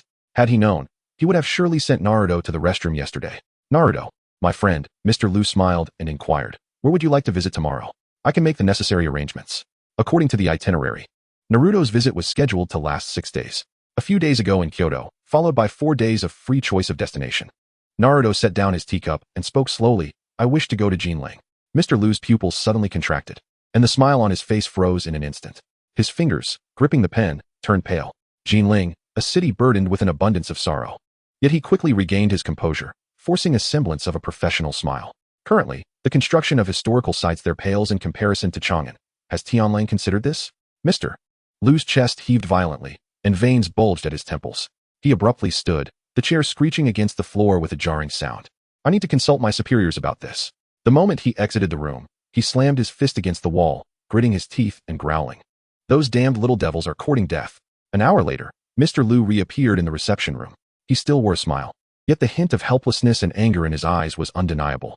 In 1991, Kyoto received a shipment of weaponry and blueprints that had seemingly fallen from the sky. Many of these were technologies desperately needed by the Great Xia, particularly the engine blueprints, which were cherished by researchers. They were oblivious to the identity of the benefactor. Yet this grand gift had spared them a decade of arduous detours. However, assimilating these technologies would require time. They still needed to use a decoy to absorb Western firepower. Moreover, the market bubble of the decoy presented the optimal window for Great Xia to learn through collaboration. Thus, he had to endure. Ningren Tianlang, the plane is arranged. It departs tomorrow morning at 9. May I inquire where exactly in Gatling you wish to go? Naruto revealed a meaningful smile. The monument. Mr. Liu sprang to his feet, his fists clenched tightly, turning white. You. Just as he was on the verge of erupting, Brook timely placed a hand on his shoulder. Mr. Liu, do not rush. Brook's Mandarin was quite standard, albeit with a slight northeastern accent. He inhaled deeply, repeatedly recalling in his mind, the mountain does not reject the soil. Hence it can attain great heights. The sea does not refuse the trickling streams. Thus it can achieve great depths. Patience is like the sea, capable of embracing myriad rivers. Once more, he donned a facade of professional indifference. I apologize, an unfortunate ailment has flared up. Brook, with a cheerful demeanor, slipped a folded note into Mr. Liu's hand. Please pass this on to your superiors, he will surely agree. Mr. Liu, puzzled, accepted the note. He cast a glance at the unperturbed Naruto, calmly sipping tea. I need to consult my superiors again. Chapter 164, A Grand Gift. This was the first time in his 15-year career that he had been met with such rudeness. Sir, there's a situation. His voice suppressed a rising fury. That little devil specifically requested to visit the monument. Bang. The usually composed leader abruptly slammed his hand on the table. The teacup leapt from its place, splashing tea onto a freshly delivered diplomatic report. The ink blurred the words friendly exchange, reminiscent of the bloodshed from that tragic event 50 years prior. This is utterly intolerable. The leader's temples throbbed with tension, a clear indication of provocation. Strangely, Mr. Liu retrieved a folded note from his pocket. When the bodyguard, Amp Xiangtai, handed it to him, Naruto appeared momentarily taken aback, yet he showed no intention of intervening. The leader's brow furrowed as he reached for the note. Upon unfolding the neatly creased paper and beholding the symbol inscribed upon it, his pupils dilated in shock. It depicted a door, at its center a swirling vortex. This emblem was all too familiar to him. It was the same symbol that adorned the corners of every document from the gifts that descended from the heavens in 1991. The experts from the technical department had thoroughly analyzed it and confirmed that it was a later human edition. This symbol was classified as top secret, known to no more than 10 individuals nationwide. Amp Xiangtai's dossier, the leader's voice tightened. Mr. Liu promptly placed the prepared file on the table. Amp Xiangtai, 34 years old, a major in the Special Operations Department of the Ministry of Defense. However, the dossier was unnaturally pristine, too immaculate to be credible. The intelligence department speculated that he could very well be a sorcerer or a ninja. The leader quietly perused the information. The office was enveloped in a suffocating silence, broken only by the rhythmic ticking of the old wall clock. His mind raced through various possibilities. Suddenly, a bold hypothesis emerged. He found himself unconsciously rubbing the paper between his fingers. The more he contemplated, the more plausible it seemed. If his conjecture held true, this could present an unparalleled opportunity. His heartbeat quickened involuntarily. The usually composed leader felt a slight tremor in his fingers. The stakes were extraordinarily high. Victory could alter the entire landscape. Defeat could not only spark a severe diplomatic crisis, but also thrust the nation into a precarious position. After a prolonged silence, the leader finally spoke, his voice regaining its usual steadiness. Tomorrow, proceed with the arrangements as per the standard protocol. Yes. Mr. Liu hesitated, then ultimately turned to leave. Once the door closed, the leader seized the red secure phone resting on the table and dialed a number. The other end picked up almost immediately. Leader, ensure that Shinho and Shugo keep a close watch on Naruto. His voice was icy, and he added, should he dare to commit any act of disrespect before the monument. He paused, articulating each word deliberately. Let him remain forever on the land of Gatling. The anguished souls of 300,000 compatriots deserved a long-awaited reckoning. A brief silence punctuated the line before the voice on the other end, tinged with excitement, responded, understood. After ending the call, the leader swiftly dialed another number. Given the gravity of the situation, a single layer of insurance was far from sufficient. He required double, even triple assurances. Standing by the window, he gazed into the endless darkness. No matter what transpired the following day, the spine of the Daxia people would not bend. Meanwhile, in a suite at the state guest house, Brook was watching all of this unfold through the shared perspective of Fei Zhu. His lips curled into a smile. Only such a leader deserved the grand tribute he was about to bestow. In the golden autumn of October, the air in Gatling was crisp and invigorating. The midday sun cast a golden sheen upon this city, which had endured the ravages of time. The private jet carrying Naruto and his entourage gradually descended upon Gatling Airport. Having already partaken in a simple lunch aboard the aircraft, the delegation's convoy swiftly made its way to their destination. As the towering monument gradually came into view, Brook's demeanor shifted to one of unprecedented solemnity. Although the surface of Gatling appeared unremarkable today, it had quietly entered a special state. The monument square had been meticulously arranged. Newly planted chrysanthemums swayed gently in the autumn breeze. Seemingly ordinary tourists stood in every corner. Yet Brook keenly observed their vigilant gazes and the faint whispers of communication devices in their ears.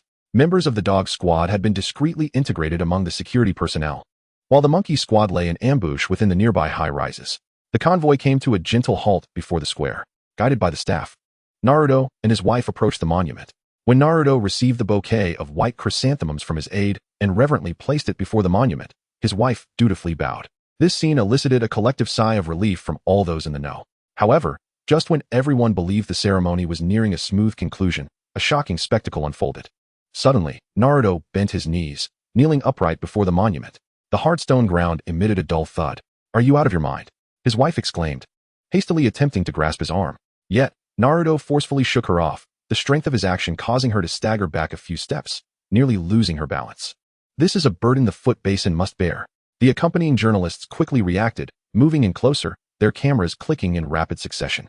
The security personnel, in an unspoken understanding, refrained from intervening, instead quietly yielding the prime vantage points for photography. The clearer the image, the better. A close-up shot of Naruto's face would be ideal. "I extend my profound remorse to the people of Daxia for the transgressions committed upon this land by the foot basin." Naruto pressed his forehead against the cold ground. 56 years ago, my ancestors perpetrated unforgivable atrocities here.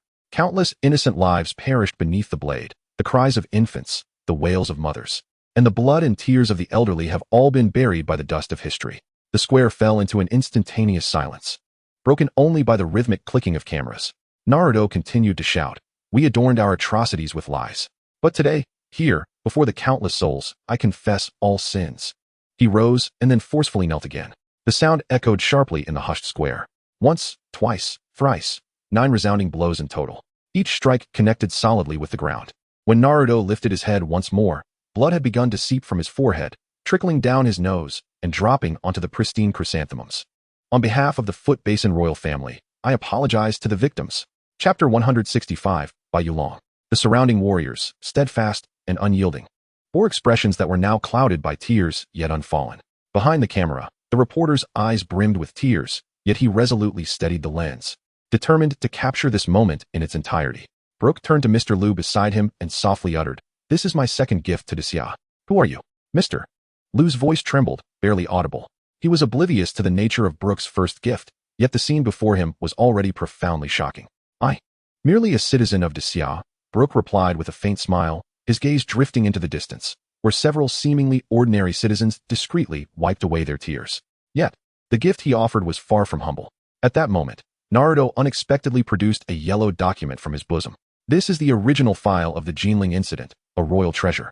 Bearing the massacre orders signed by the commander at that time, he raised the document high above his head, his voice hoarse. "I wish to present it to Dacia as a testament to history." A stir erupted among the onlookers. Mr. Liu instinctively rushed forward, his hands trembling as he accepted the weighty historical evidence. The value of this document was incalculable. It not only categorically refuted the absurd claims of the Foot Basin right-wing forces regarding the non-existence of the massacre, but also served as irrefutable evidence against historical perpetrators. Brook gazed at the towering monument, sunlight encasing the stone in a golden halo. This was merely the beginning. "Mr. Onbe, may I have a word?" A deep voice suddenly resonated near Brook's ear. He turned sharply to find a towering figure standing less than a meter away. A man with a buzz cut and a chiseled visage, whose eagle-like gaze indicated he was no ordinary individual. Instinctively, Brook's fingers brushed against his spatial ring, maintaining a broad range of magical perception to guard against the unexpected. He was acutely aware of the positions of 3 hidden observers. Yet, this man had managed to approach him silently. Were he to strike, Brook would find himself in dire straits. It seemed he could not underestimate the people of the world. Just recently, he had claimed to Hermione that no one could kill him. It appeared he had been swiftly proven wrong. "Right here, I aim to protect Naruto. Fear not." The man replied with a knowing smile. "The individuals who sought to act against us have already been subdued. Your charge is safe now." Brook's eyes twitched slightly. He had sensed nothing amiss, revealing the prowess of Dacia's ability users. "Very well, lead the way." The man guided Brook to a quaint little shop adorned with a wooden sign that read "Old Place." As they entered, the fragrant aroma of charcoal mingled with the spiciness of cumin and chili powder enveloped them. The man called out to the kitchen with familiarity, "The usual, plus 2 plates of lamb kidneys." Subsequently, he inexplicably retrieved 2 bottles of Maudai. As he twisted off the caps to pour for Brook, the latter raised his hand to block the glass, declaring, "I do not consume alcohol. This is a special 30-year vintage. I only have these 2 bottles. Were it not for today's circumstances, I would have hesitated to present them," the man remarked with a smile. "Is that so?" Brook inquired, taking the bottle to examine it closely. The white porcelain vessel bore only the 2 vivid red characters for Maudai, devoid of any other markings. In the midst of the man's astonished gaze, Brook suddenly flipped his wrist, seamlessly stowing the 2 bottles within his spatial ring. "Thank you. I'll drink it once I turn 18. A glimmer of intrigue flashed in the man's eyes, followed by a hearty laugh that caused the lanterns on the ceiling to sway. "I am Bai Yulong, responsible for matters concerning foreign abilities. May I inquire your true name?" The dish was superficially charred, yet retained an interior that was succulent and juicy, perfectly roasted. Particularly, the lamb was a delightful blend of lean and fatty, releasing a rich aroma of rendered fat that was simply irresistible. He squinted his eyes in enjoyment, humming softly. "Mr. Bai, this is rather uninteresting," Brook remarked, wiping the grease from the corner of his mouth. 3 questions. Answer 2, and we're clear. However, if you broach a subject I find inconvenient to address, the count will be deducted. Are you from Dacia? Bai Yulong asked directly. Brook furrowed his brow, questioning the necessity of such an inquiry. He was willing to do some favors for Dacia, but he would not be subservient to them. He had initially intended for the 3 questions to serve as a signal. This was merely a transactional exchange for those 2 bottles of wine. He could also anticipate what information Dacia sought. Thus, 3 questions sufficed for him to convey his desires to Dacia. However, he did not expect the first question to be so blunt. Bai Yulong refrained from elaborating, merely fixing Brook with a piercing gaze. Suddenly, Brook grasped the underlying principle at stake. Those not of our kind must have different hearts. Strictly speaking, I am a foreigner, yet my roots lie within Dacia. Bai Yulong's expression subtly relaxed. "The fire at the Yasukuni shrine, was that your doing? Are you certain you wish to squander a question on this?" Brook raised an eyebrow. "It is of great importance," Bai Yulong insisted firmly. "I did not ignite it myself." Brook shrugged, merely dispatched others to carry out the task. Bai Yulong's taut demeanor completely eased. With the confirmation of the shrine incident, there was no need to inquire further about the matter of Cheongsong Island. Leaning slightly forward, Bai Yulong asked, "What do we need to do next?" A smile curled at the corners of Brook's mouth. Truly a professional, discerning his intentions with just a few exchanges. While he might thrive on cleverness abroad, Such tricks were utterly insufficient against the seasoned cunning of these old foxes in Dacia. A storm is brewing at the foot of the basin. Brook tossed bamboo skewers into the charcoal, anticipating that someone would soon drag old me into the depths. Bai Yolong's eyes gleamed with interest at the unfolding events before the monument. This was undoubtedly a seismic event for the political landscape of the basin. On the surface, Emperor Naruto now merely served as a talisman for the basin. Yet, the forces lurking behind him were formidable: royalist factions, conservative elements within the Ministry of Magic, and the Koga ninja clan. Should these powers unite, they could plunge the entire basin into chaos, with the potential for armed conflict looming on the horizon. Chapter 166, Hogsmeade. The prospect of dragging the United States into this turmoil was indeed significant. As a nation established upon a military base, the stability of the basin was directly linked to America's strategic interests in the Asia-Pacific region. However, should chaos ensue in the basin, the first to profit from the sale of arms would undoubtedly be the United States. After all, stability pales in comparison to the lure of profit. Yet, Brook was not seeking conventional military intervention. He wished to elevate this internal strife into a strategic contest within the Asia-Pacific realm. If successful, the Great Xia would undoubtedly seize the initiative on the international chessboard, potentially rewriting the entire strategic landscape of East Asia. Bai Yolong shook his head slightly, lamenting the fact that such monumental decisions were beyond his purview. After dining, Brook chose not to linger behind Naruto, but instead departed from Great Xia. On one hand, he was confident that Great Xia would do everything in its power to ensure Naruto's safety. At this critical juncture, Naruto could not afford to perish. On the other hand, Brook felt a sense of trepidation. He had always prided himself on his unmatched ability to escape, yet this required time for reaction. His confidence had waned after witnessing Bai Yolong's prowess. Should another encounter occur, he feared he might not even have a chance to react before meeting his untimely demise. Just as Professor McGonagall waved her wand and was about to close the door, he slipped inside with swift agility. A gentle smile graced McGonagall's face as she inquired whether he would not take a moment to rest after attending to her duties.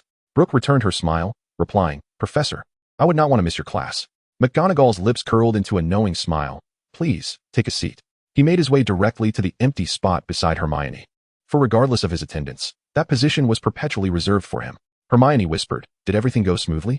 "Better than expected," Brook replied, producing a box of osmanthus cake. "I specifically brought you some." Hermione beamed sweetly at him. The moments in class slipped by swiftly, and as the bell rang, Professor McGonagall rapped her knuckles on the podium. Neville timidly raised his hand. "Professor, I think I may have misplaced my application form." "There's no need for concern, Mr. Longbottom," McGonagall said, adjusting her glasses. "Your grandmother has already handed the application directly to me. Now class is dismissed." The classroom erupted into lively chatter. Ron elbowed Harry sharply in the ribs, urging, "Go on." Hermione hesitated, wanting to say something. "Stop dawdling, Harry." Ron continued to prod him. Brook was perplexed, questioning what was being discussed. "My application form remains unsigned," Harry, disheartened, quietly explained, taking a deep breath as he approached the podium. "Potter?" Professor McGonagall, engrossed in organizing her lesson plans, inquired without lifting her gaze. Harry nervously swallowed. "Professor, the letter only arrived after I left home, so the Dursleys didn't have the chance to sign it." McGonagall remained silent, merely raising her head to regard him intently. "So, do you think I mean to say, can I still go to Hogsmeade?" Harry stammered. "But Professor..." He attempted to continue, but Brook suddenly interjected. McGonagall shot Brook a meaningful glance. "Then make haste, do not delay the class." Upon exiting the classroom, Harry wore a troubled expression. "I've ruined Aunt March. The Dursleys will never forgive me." Brook, exasperated, wondered if McGonagall's intent was not clear enough. Hermione could no longer hold her tongue, asserting, "The professor said to submit the form, just submit it." Harry remained bewildered, scratching his head. "But my form ISNT signed. Do you have the application form with you?" Brook asked directly. "I do," Harry replied, rummaging through his bag until he produced the form. Without hesitation, Brook deftly signed the name of Vernon Dursley with a flourish. Harry was astonished by Brook's audacity. "Is this permissible?" Hermione rolled her eyes, nearly brought to tears by Harry's foolishness. "For Merlin's sake, Harry, the key is to have a signed form, not who signed it." "Oh, I see," Ron suddenly exclaimed. "The important thing is the form, as long as it's signed." Brook slapped Ron on the shoulder, causing him to yelp in pain. "Keep it down." Professor McGonagall is still in the classroom. Rubbing his sore shoulder, Ron begrudgingly fell silent. McGonagall merely glanced at the signature before putting the form away. "Off you go, Potter." Harry felt as if a great weight had been lifted, turning to sprint towards the gates of Hogwarts, joining Brook, Hermione, and Ron who were waiting. "We did it," Harry gasped as he halted, astonished that McGonagall had indeed not noticed. Brook glanced towards Professor McGonagall. "She is more lenient than you might think." The quartet strolled along the leaf-strewn path towards Hogsmeade. The autumn sunlight filtered through the changing leaves, casting dappled shadows upon them. As they neared the village entrance, the group naturally divided into two. Harry and Ron eagerly dashed towards Zonko's joke shop, while Brook and Hermione opted to shed their companions and travel light. Brook gestured dramatically. "Let us explore in an orderly fashion." Hermione nonchalantly replied, "However, I wish to visit the Shrieking Shack. I've heard it's haunted." Brook raised an eyebrow. "You're actually interested in a haunted house? What? Is that a problem?" Hermione lifted her chin defiantly. "Not at all." Brook smiled slightly. "Then that shall be our first stop, the literary retreat." Hermione briskly approached the shop adorned with a quill sign. The air inside was filled with the scent of parchment and ink, and the shelves were lined with an array of exquisite quills. As she picked up a glossy raven feather quill, the nib suddenly began to inscribe hello upon the parchment of its own accord. "A self-writing quill," Hermione exclaimed in delight, realizing it could record the user's observations and also organize notes automatically. "The black suits you perfectly," Brook nodded, admiring its elegance. Hermione glanced at the stout figure beside her and decisively handed the quill to Brook. "No, the black is for you." She then picked up a snow-white swan feather quill, declaring, "I'll take this one." Chapter 167, The Vanishing Fat Lady. The Davies and Band shop resembled a magical amusement park. Dancing teapots twirled on their shelves, while scarves knitted themselves, cascading from the ceiling like a vibrant waterfall. Hermione purchased several practical magical tools. "Are you sure you want to buy that?" She stared in astonishment at the peculiar assortment in Brook's arms. A crystal ball predicting yesterday's weather, a lamp that only illuminated in the presence of light, and a mirror that would slap you if you complimented its beauty. "Aren't they all quite useful?" Brook grinned as he headed to the checkout. In the window of the elegant wizard clothing store, the latest autumn and winter collection was showcased on invisible models. Hermione appeared somewhat self-conscious as Brook boldly pushed open the door and navigated toward the display area. He retrieved a fitted robe in deep red and gold, intricately embroidered with a lion motif. "Try it on." Hermione hesitated, taking the robe. "Isn't this a bit too conspicuous?" "Trust me," Brook insisted. When Hermione emerged from the fitting room, Brook's eyes sparkled with admiration. The magically adjusted robe clung perfectly to her figure, accentuating her gradually refined curves. The golden trim at the neckline and cuffs highlighted her porcelain skin. Hermione twirled before the mirror, the hem of the robe sweeping gracefully. Don't think. "I want what I think," Brook interjected, pulling out gold galleons to pay. "Your Christmas gift." Hermione felt a twinge of conflict. She genuinely liked it. After all, what girl doesn't adore beauty? "Isn't this a bit special?" "There's no rule against wearing it," Brook whispered close to her ear. "And you look stunning in it." Hermione's cheeks flushed a deep crimson. The Honeydew confectionery was bustling with patrons, the sweet aroma enveloping them. The proprietress, Madame Flume, warmly welcomed Brook, eagerly offering a small basket for purchases. "Mr. Brook, we have just received the explosive-filled candy, along with your favorite blowing bubble super bubblegum." Brook was indeed a valued customer at Honeydew Guess, always buying a plethora of sweets, which had generated quite a profit for her. Hermione awkwardly turned her gaze away, as those were clearly her favorites. However, she quickly found herself captivated by a variety of candies: dancing chocolate frogs, screaming peppermint mice, and web-spinning gummy spiders. Brook selectively chose the most peculiar candies, leaving Hermione to question her taste. Hermione's preferences had undoubtedly become increasingly inventive. The Screaming Shack stood forlornly at the village's edge, its walls entwined with vines, while shattered windows creaked in the wind. Inside, the space was cluttered with dilapidated furniture, and the walls bore numerous claw marks. Hermione sighed in disappointment, having anticipated something more thrilling. At the Three Broomsticks, the crackling flames in the fireplace dispelled the autumn chill. Laughter filled the air, accompanied by the sweet scent of fruit. Harry and Ron sat at a corner oak table, both having garnered considerable spoils, with sizable parcels beside them. Ron was playfully ambushing Harry with a rubber mouse that had a penchant for biting noses. When Harry looked up, butterbeer erupted from his nostrils. Merlin's beard. He coughed violently. Yet his gaze remained fixed on the entrance. Ron followed his gaze, his mouth agape in disbelief. Hermione appeared in a fitted crimson robe, her wavy brown hair cascading gracefully over her shoulders, no longer resembling a frizzled beaver. Flecks of gold shimmered in the corners of her eyes.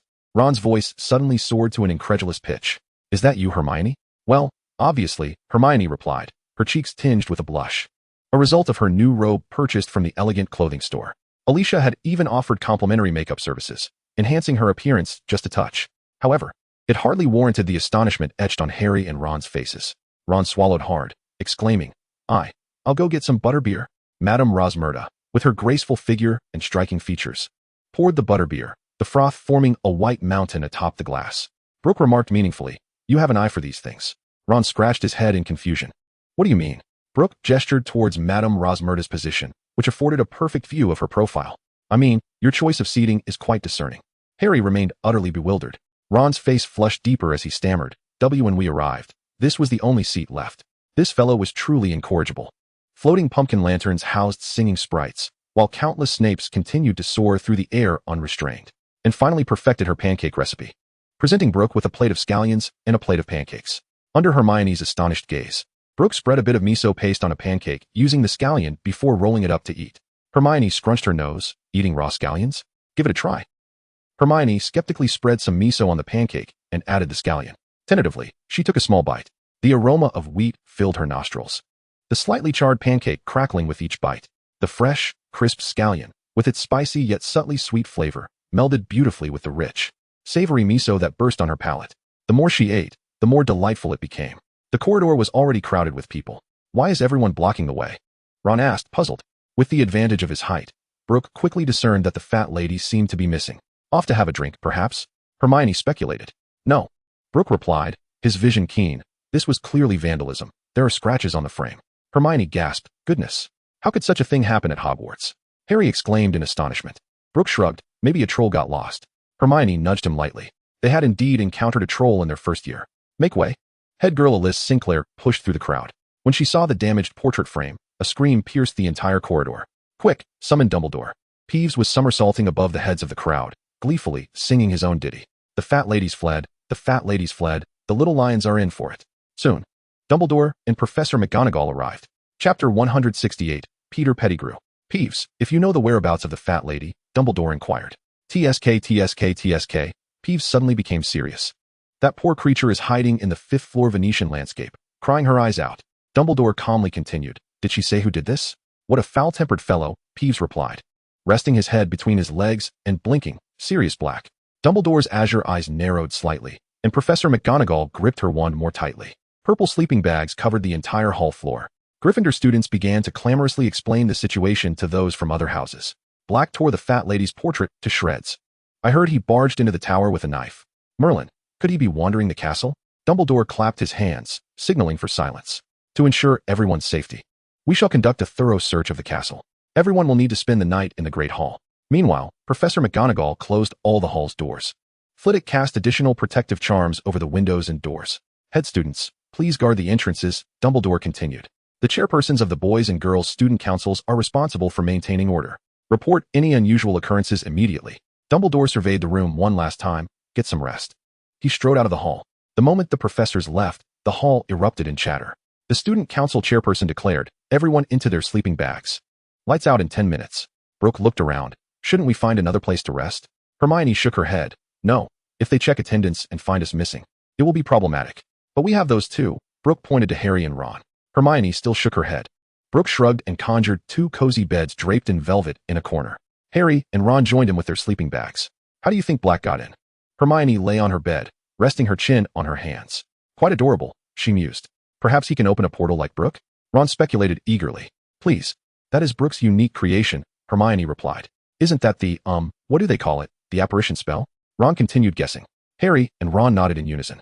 Hermione rolled her eyes, stating, the castle is filled with various enchantments. Apparition cannot penetrate it. Suddenly, Harry spoke up. Is Black still here? Ron scratched his red hair. Dumbledore seems to be making a fuss because he likely thinks he hasn't left. Hermione pondered aloud. It is rather fortunate he chose tonight. Just when we are all away from the tower. Hey, Brook, why are you silent? Hermione noticed his reticence. Aren't you analyzing this? Brook, with a tendency to doze off when in bed, appeared somewhat dazed. Pay attention, Hermione exclaimed, poking his shoulder. I wish to hear your thoughts. Brook yawned widely. I don't know if Black is in the castle, but Dumbledore is clearly fishing. Fishing? The trio chorused. Brook squinted. A group of unsuspecting young wizards. What better bait could there be? Hermione frowned slightly. The headmaster, he shouldn't. If it were merely for safety. Wouldn't it be more secure to place 10 house elves at the common room entrance? Brook countered. Ron suddenly interjected. Perhaps the hall's defensive magic is stronger. Brook looked at Ron in surprise. Well done. That's reasonable. However, a smirk crept across Brook's face. But I suspect Dumbledore's primary objective is to discern Black's true intentions. Hermione and the others appeared bewildered. In the face of such information disparity, they could not grasp Brook's meaning. Just as Hermione prepared to express her discontent, Brook snapped his fingers and cast a silencing charm.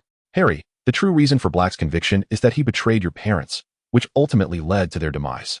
Harry's pupils dilated, filled with rage. I will kill him. He immediately felt the urge to leap from his sleeping bag and scour the castle for Black. Brook gently pressed down with one hand, an invisible force holding Harry in place. Calm down, Harry. There are dozens of professors searching the castle. You're not needed. Harry struggled. Am I to just wait here? Harry, remain calm. Impulsiveness will not resolve anything. Hermione reasoned. It's highly likely he has come to kill you tonight. Rather than blindly searching, it would be wiser to await his arrival. Harry took a deep breath. No wonder Mr. Weasley advised me against seeking Black. The Ministry of Magic is involved. Brook, is there anything else we should know? Hermione inquired. This is all I am aware of, Brook reflected. Voldemort sought to eliminate your parents, and your family was under the Fidelius charm. Black is the only one who knows their whereabouts. By the way, your father and Black were friends. Harry recalled Snape's words. Anger is the most futile of expressions. He now sought to unravel the entire situation. The Fidelius charm? The secret keeper? What were they? The Fidelius charm ensures that as long as the secret keeper does not divulge the information, no one can discover the location of the protected individual, Ron explained. Suddenly, Brook remembered something. He brushed his fingers across a ring, and an ancient piece of parchment materialized in his hand. With a gentle touch, he declared, I solemnly swear that I am up to no good. Instantly, intricate ink lines emerged, outlining every corridor and classroom of Hogwarts. The hall was filled with a multitude of ink dots, revealing the names of the young wizards. Brook's gaze swept towards a hidden corner by the entrance, which was devoid of anything. Yet, the map distinctly marked Albus Dumbledore. Indeed, he was fishing. He then glanced at Gryffindor Tower, where a solitary name, Peter Pettigrew, appeared. The location was particularly intriguing, as it coincided with his dormitory. Fragments of memories surfaced in Brook's mind. No wonder he found the name Wormtail so familiar. It turned out Peter was Wormtail. Although his memories were not entirely clear, he could piece together the truth from the clues he possessed. Chapter 169. Interrogating Peter Pettigrew. Hermione curiously craned her neck, peeking over. Brook promptly thrust the parchment into her hands. The Marauder's map displays the real-time positions of everyone in the castle, he explained, discreetly canceling the Muffliato charm. Harry and Ron quietly emerged from their sleeping bags, and the three heads huddled together, fixated on the map. The headmaster. Unexpectedly, Hermione felt her image of Dumbledore begin to crumble. Look at the position of Gryffindor Tower, Brook pointed out. Goodness. Hermione gasped. How could there still be someone in the common room? Peter Pettigrew, why is he still in the tower? This is perilous, Ron exclaimed. Curious glances from the surrounding young wizards were directed their way. Miss Granger, may I see the map you are holding? Dumbledore's voice suddenly echoed behind Hermione, startling her nearly to the point of tearing the parchment. Hermione hesitated, looking at Brook, who nodded in affirmation. As the parchment reached Dumbledore's hands, his long fingers trembled slightly. Brook, is this map yours? Dumbledore's voice remained gentle, though his pace quickened. May I borrow it for a moment? Of course, Brook replied with a smirk. He had anticipated that Hermione's reaction would draw Dumbledore's attention, which was precisely the outcome he desired. He had little interest in the entangled emotions of the Marauders. Handing it over to Dumbledore was the most efficient way to handle the situation. However, he suggested, it would be prudent to involve Professor Snape as well. Dumbledore's movement faltered as he cast a deep, penetrating glance at Brook before hastily vanishing through the grand entrance of the hall. Brook, Hermione prodded him again. Do you not know anything more? Was the newspaper merely a fade? Brook languidly yawned. The reason for Black's capture is that he murdered Peter Pettigrew. Oh. No wonder Harry swiftly covered Ron's mouth to stifle his impending exclamation. He lowered his voice. So, Pettigrew is actually alive? Black is out to hunt him? Harry's eyes were ablaze with fury. He harbored profound respect for the man who dared to avenge his parents. This makes no sense. Hermione furrowed her brow. If Pettigrew is alive, why has he remained hidden for 12 years? Perhaps he fears Black's retribution? Harry speculated. Escaping from Azkaban is no easy feat. That incident a year ago was a singular occurrence, Ron remarked. To remain concealed for what might be an exceedingly slim chance is quite unreasonable. Hermione pressed on. And why is he at Hogwarts? The group resumed their animated discussion. Brook, what do you think? Hermione noticed Brook had fallen silent and glanced over, only to find him fast asleep. She sighed softly, sleep well. She adjusted the blanket over him, knowing that once the headmaster located Pettigrew, everything would be illuminated. Harry's thoughts surged chaotically, sleep eluding him. The revelation that there was another murderer behind his parents' deaths weighed heavily on his mind. He felt powerless against Voldemort for the time being. Yet Black, his heart raced, and the scar on his forehead throbbed faintly. Black, do not let me find you. After exiting the hall, Dumbledore proceeded without hesitation towards Gryffindor Tower. Simultaneously, a silver phoenix Patronus soared forth to notify Snape. He now regarded Brook's suggestions with utmost seriousness, having placed the child in a position deserving of equal treatment. Brook had asked him to bring Snape along, indicating that the truth behind the traitor was likely to be more complex than he had initially perceived. Guided by the Marauder's map, Dumbledore arrived at Ron's bedside, where a scruffy gray rat lay curled up, sound asleep beside the pillow, Scabbers. Oblivious to the impending doom, Dumbledore gently waved his hand, illuminating the dormitory. Scabbers was jolted awake by the sudden brightness, his beady eyes darting about. Upon realizing that the visitors were Dumbledore and Snape, he froze momentarily, then feigned the demeanor of an ordinary rat, sluggishly burrowing back into his blankets, as if to escape the light and continue his slumber. Peter Pettigrew, my old acquaintance. Do you not wish to come out and greet us? Dumbledore's tone was unexpectedly calm. Scabbers trembled, but remained motionless beneath the covers. Who do you speak of?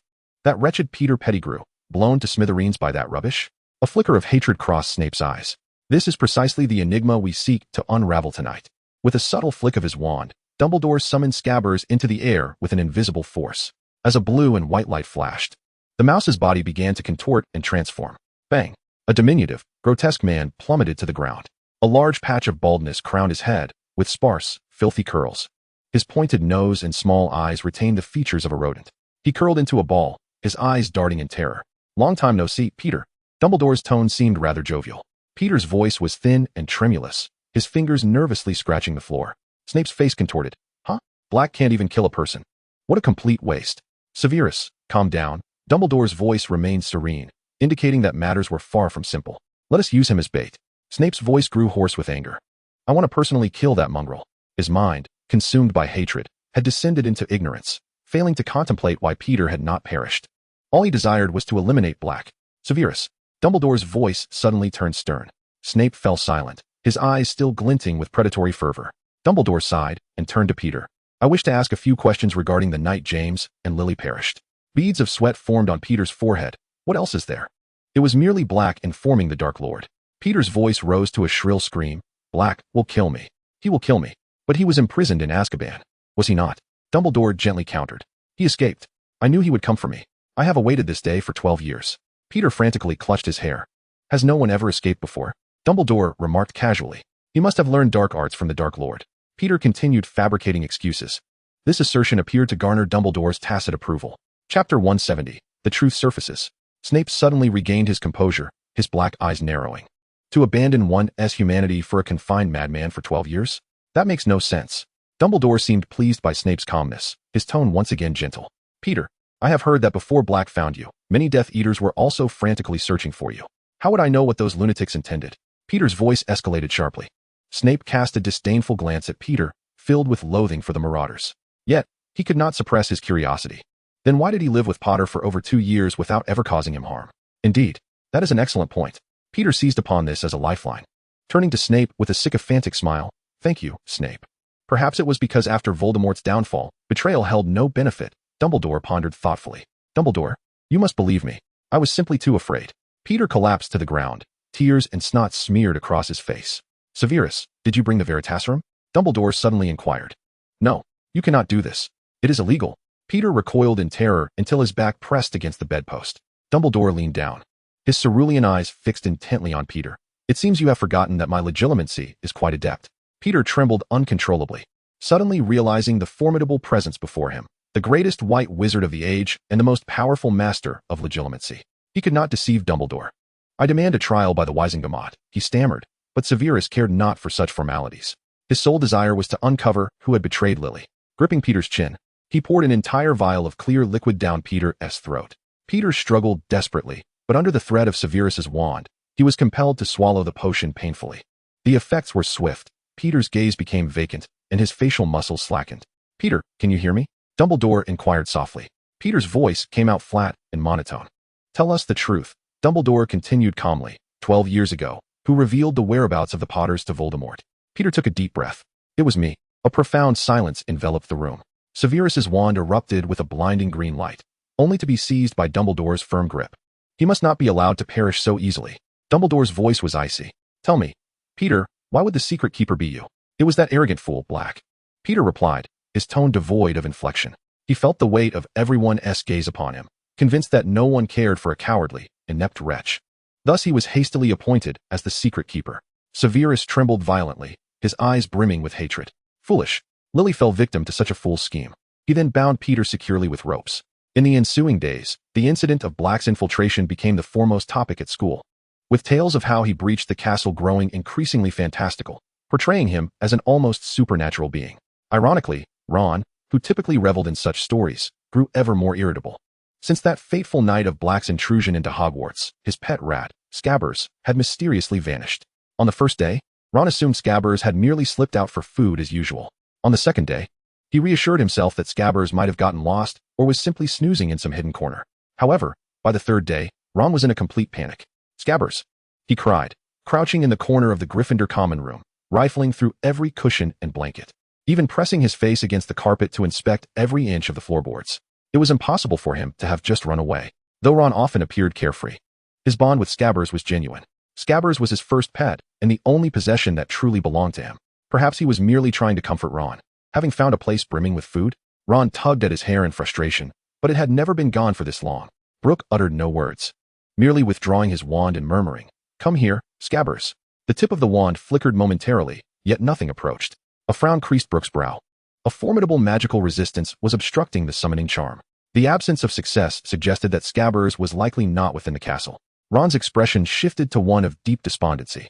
Hermione bit her lip, torn between speaking and remaining silent. However, Ron quickly regained his determination, declaring, "Even if I have to scour the entirety of Hogwarts, I will find Scabbers." Harry observed as Ron dashed out, and he swiftly followed suit. "Scabbers is indeed Peter Pettigrew, isn't he?" Hermione whispered. "Most likely," Brook affirmed. For the deduction was not particularly challenging, but you'd best keep that to yourself. Hermione's face displayed confusion. A smirk graced Brook's lips at the thought of Ron discovering that his pet mouse was, in fact, a grown man with whom he had shared a bed for so many years. A shiver ran down Hermione's spine. She hadn't considered that aspect. Ron was truly unfortunate. During Friday's defense against the dark arts class, the young wizards were astonished to find that the figure at the podium was not Professor Lupin, but Severus Snape. However, they quickly acclimated to this reality, as Snape's substituting was not a novel occurrence. Snape's cold gaze swept over the classroom. "Granger, where's Brook?" Hermione's eyes brimmed with resignation. Upon seeing Snape at the front, she knew trouble loomed. Yet, Brook was currently ensconced within the confines of his spatial ring, utterly unreachable. Professor McGonagall had granted him permission to be absent from the defense against the dark arts lesson. A slight twitch at the corner of Snape's mouth revealed a hint of derision. Indeed, there was little of value for him to learn from Professor Lupin's material. The class fell into a profound silence, none daring to speak. "Turn to page 394, he commanded. The students scrambled to flip their pages, the rustle of parchment filling the air. "Can anyone tell me," Snape's voice was low and ominous, "how to distinguish between a werewolf and a true wolf?" This query evidently exceeded their current syllabus. Only Hermione raised her hand. Snape gestured towards her with a finger. Chapter 171, Quidditch Match. Werewolves are larger than ordinary wolves, typically reaching heights of 2 to 3 meters, with sparse fur and shortened snouts. Hermione recited the textbook content with fluidity, word for word. "One might say it is identical to what is written," Snape remarked in a calm tone. "However, true werewolves, even in human form, exhibit distinct characteristics: pallid complexion, frailty, and diminished stamina, akin to certain." Hermione furrowed her brow slightly, sensing an underlying message in Snape's words. At long last, the bell signaling the end of class rang. Snape coldly announced, "Each of you shall compose an essay on how to identify and kill a werewolf, 2 sheets of parchment. Due Monday." He paused, adding, "and informed Brook that he must submit one as well." A chorus of groans erupted from the students. But Snape had already strode out of the classroom.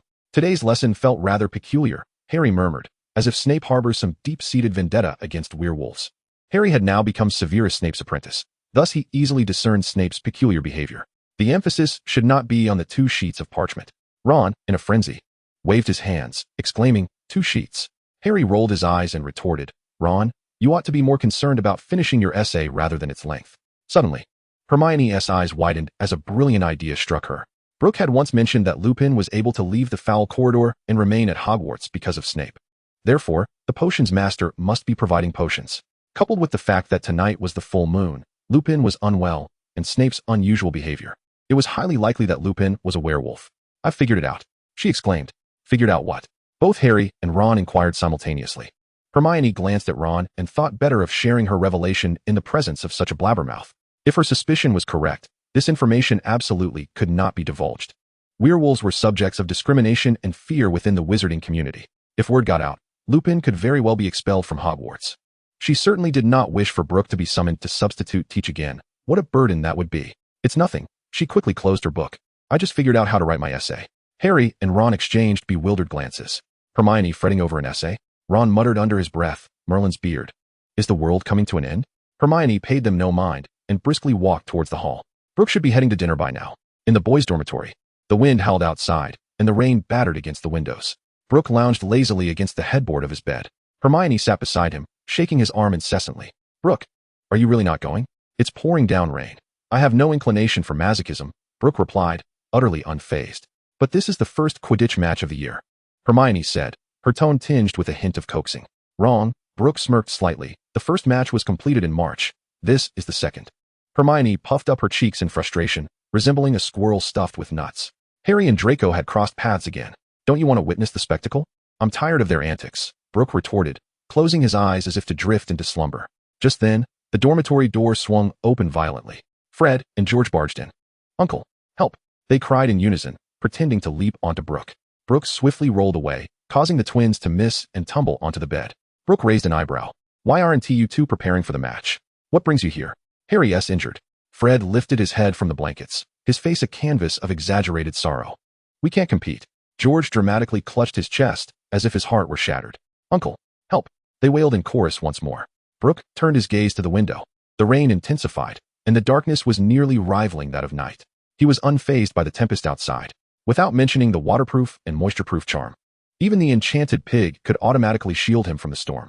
Yet today, he succumbed to a fit of laziness, unwilling to move. Moreover, the timing of Harry's injury was rather peculiar. How could he have been injured when he seemed perfectly fine during breakfast? He had merely slipped and broken his hand upon exiting. Fred's expression was one of deep sorrow. Currently, he was in the infirmary, where Madame Pomfrey was attending to him. George added, wiping non-existent tears from his eyes. Harry had only injured his hand. He still had his mouth. I recall that he caught the golden snitch with his mouth during his first match. I have faith in his abilities. Fred and George were momentarily taken aback. This deviation in the plot was unexpected. How were they to respond? Hermione, stifling a laugh, remarked, come on, you two, just admit it. Harry isn't really hurt. Is he? Fred and George simultaneously made a face. Hermione could see through them. It was indeed too difficult to fool these two. All right, Fred scratched his head. Harry did sustain an injury. He has a small cut on his finger, George added with a sigh. If we hadn't sent him to the infirmary, the wound would have healed by now. Brook yawned and continued. Fred confessed, it was Wood's idea. The weather outside is dreadful, and it's very disadvantageous for Harry. George rubbed his hands together, smiling ingratiatingly. Also, he wants to finish the match quickly. This weather is utterly miserable. The two then looked at Brook with pitiful expressions. Brook, Hermione began to persuade. You'll finish in just 5 seconds. Brook nearly choked on his own breath. 5 seconds. Thank you, Uncle. The twins cheered and dashed out. When Brook appeared at the entrance of the pitch clad in the scarlet Quidditch team robe, the entire stand erupted in excitement. Despite the torrential downpour, every seat remained occupied. The Slytherins wore expressions as dark as the weather, while the cheers from Gryffindor were deafening. Lot. Brook couldn't help but reflect on how, rain or shine, the fans awaited him. As Madame Hooch blew her whistle, 15 broomsticks soared into the sky simultaneously. The enchanted pig remained steadfast in the rain, instantly pinpointing the golden snitch's location. However, Brook did not rush into action. Instead, he ascended leisurely into the air. After all, in a match, one must allow others to feel involved. Draco was the first to maneuver his Nimbus 2001 to block Brook's south path. Brook had previously set a terrifying record of catching the golden snitch in 5 seconds, showcasing an unmatched speed during that flight. He did not seek to outpace Brook, but aimed to at least hinder his progress. Chapter 172, Finding Black. Where's Harry? Draco shouted, his voice nearly drowned out by the wind. He's in the infirmary. Brook leaned back leisurely, unwavering amidst the tempest. Injured? Is it serious? Draco inquired with concern. Brook smiled lightly. Had it not been for the timely medical assistance, his wound would have already healed. Draco paused momentarily, then burst into hearty laughter. Though his mirth was swiftly interrupted by a fierce gust of wind, he had to exert all his strength to maintain control of his broom, lest he be blown off course. Suddenly, Brook furrowed his brow, directing his gaze towards a corner beyond the pitch. 2 figures, one white and one black, flashed past. It was Dumbledore, accompanied by a large black dog. Was the headmaster contemplating a meal of canine delicacy? Have you spotted the golden snitch? Draco inquired, his anxiety prompting him to follow Brook's line of sight, but all he could discern amidst the rain was an impenetrable haze. For a time thereafter, Brook and Draco engaged in idle chatter, with Draco continuously adjusting his broom's position to counter the relentless wind. His body had grown numb from the cold, yet he persisted in conversation with Brook to divert his attention. Today, he was determined to prove that he was no mere 5-second wonder. Meanwhile, the players on the field had all become drenched. Fred soared through the storm, his lips a shade of purple. Uncle, I implore you, please end the match swiftly. We are freezing to death." In the next moment, the snitch darted forward, a streak of red lightning slicing through the downpour. Draco barely caught a glimpse of a fleeting shadow before Brook appeared at the opposite end of the pitch, triumphantly raising the golden snitch. He shook his head in resignation. Indeed, he was in the presence of Quidditch greatness. The crowd erupted into thunderous applause, and Madame Hooch's whistle sounded, signaling the conclusion of the match. Gryffindor emerged victorious. Yet at that moment, no one felt inclined to celebrate. All were eager to rush towards the warmth and dryness of the castle. Brook made his way along the muddy path towards Hagrid's hut, where Hermione and Ron awaited him. "What about Harry? Still in the infirmary?" Brook inquired. As soon as the match concluded, Professor Lupin called him away, Hermione explained. Brook nodded thoughtfully. It seemed the large black dog he had glimpsed outside the pitch was indeed Sirius Black. As dinner approached, Harry burst into Hagrid's hut, where the three were gathered. Outside, the storm raged, but within, the atmosphere was as warm as spring. A rich broth bubbled in the cauldron, with various ingredients floating in the crimson oil, emanating an irresistible aroma. "You will never guess what just happened," Harry exclaimed as he entered, his excitement palpable. For the next half hour, Harry unveiled everything he had learned in the headmaster's office. The truth about the Marauders map, that Black was his godfather, and that Peter Pettigrew had been captured. When the revelation that Ron's pet Scabbers was indeed Pettigrew was made, Ron's chopsticks clattered to the floor. What? Scabbers is an animagus?"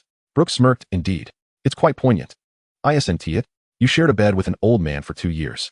Stunned, Ron repeated mechanically, "He slept with me for 2 years. Suddenly, he leaped to his feet and dashed towards the door, followed by the sounds of retching. Hermione stifled a laugh, nudging Brook with her shoulder. "Didn't we agree not to talk about it?" Brook shrugged. "I was just worried he might get too sentimental." Hagrid wiped his moist eyes with his apron, his voice thick with emotion. "I've misjudged him all along. Poor Sirius has spent so many years in Azkaban."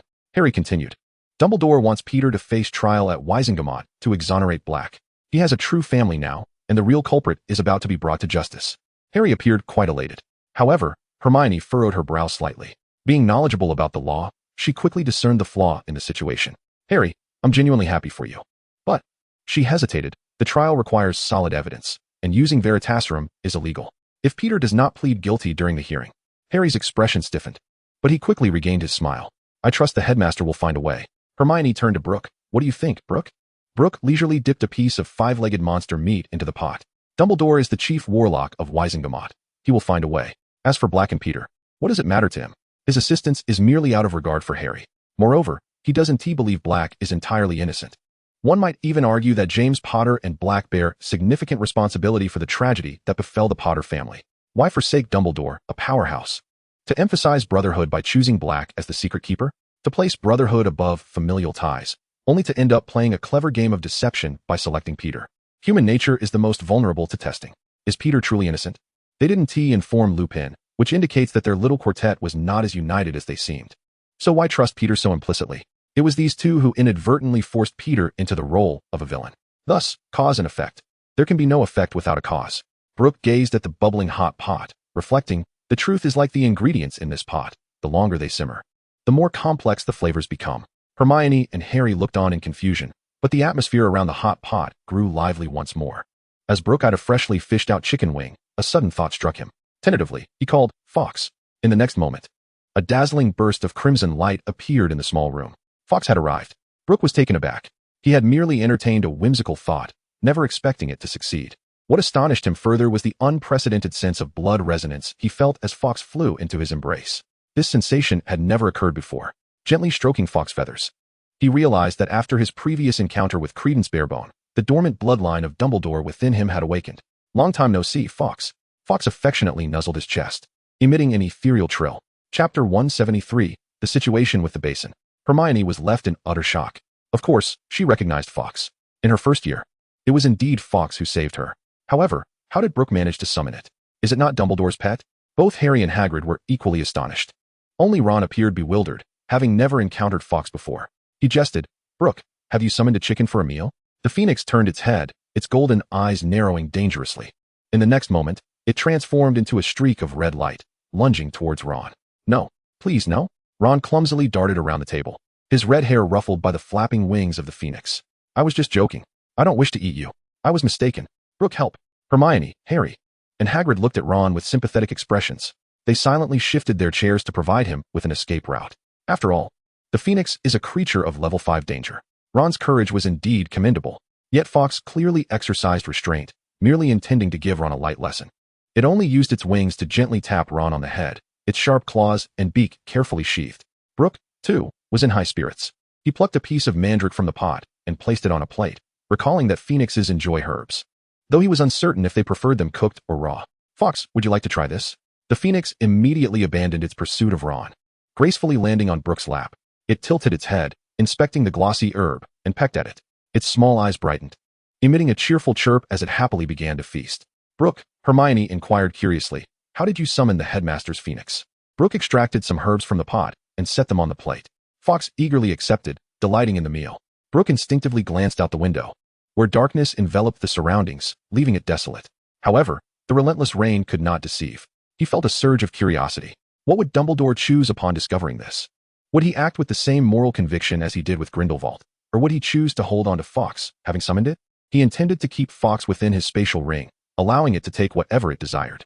With a snap of his fingers, the house elf Ainin appeared by his side, directing the cooked items to Ainin and the raw ones to the herb garden.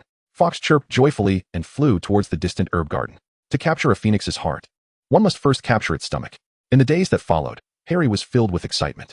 Due to his identity, Black could only be temporarily accommodated within the castle. Harry met with this newly acquainted godfather daily. Particularly through Black, he learned more about his parents' past, which made him feel the presence of family. Harry's talent in Quidditch and his adventurous spirit also earned Black's admiration for this second generation of James. Consequently, he lavished a considerable sum on a firebolt for Harry, rapidly strengthening their bond. Yet, Harry also faced troubling matters, the mutual animosity between Snape and Black. Whenever Harry found himself alone with Snape, the latter would invariably mention some arrogant fool. Additionally, Black would refer to Snape as the greasy old bat in Harry's presence. The palpable animosity between the two men rendered Harry devoid of the courage to intervene. He could only be grateful that they were not face to face. Their exchanges were merely verbal sparring, devoid of any genuine confrontation. Recently, Brook was exceedingly troubled. The self-proclaimed Second Dark Lord, the formidable Voldemort, incessantly sent pleas for assistance. Finally, in late December, a letter marked as nearing expiration pushed Brook to his limits, compelling him to open a portal and arrive at the basin. Thanks to a 13-hour time difference, his disappearance would raise no suspicions. Voldemort, are you truly capable? Brook unabashedly expressed his disdain.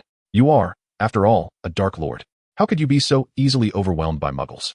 A rare hint of embarrassment flickered across Voldemort's pallid visage, for the situation had grown rather complex. The initial plan had indeed proceeded smoothly. The right-wing faction swiftly launched an offensive, accusing him of disseminating falsehoods and demanding his abdication. Meanwhile, the left wing remained silent, and the cabinet reached an unprecedented consensus to press for his removal. This was precisely the outcome Brook desired. The Basin Wizards and the IGA ninjas promptly commenced assassination operations, sending the most boisterous individuals to meet Amaterasu. In a short span, the East was engulfed in chaos, with political figures gripped by fear. After demonstrating his might, Naruto seized the opportunity to step into the limelight. He raised the banner proclaiming the resurgence of the Basin Empire's greatness and announced the restoration of a constitutional monarchy. Regarding his actions in the Great Xia, Naruto offered a remarkably grandiloquent justification. To dare to acknowledge history was the spirit the people of the Great Basin Empire ought to possess. Only by confronting the past could they cultivate confidence and independence. Looking forward to the future, this rhetoric unexpectedly garnered considerable public support. The right-wing faction was the first to defect. Having always revered imperial power, they were now drawn to Naruto's display of resolute authority. Naturally, this move incited a backlash from the cabinet officials. Even though they feared assassination, they were compelled to stand firm for the sake of their power. Thus, the governance of the basin became divided into two factions, the imperial faction led by Naruto and the cabinet faction headed by the prime minister.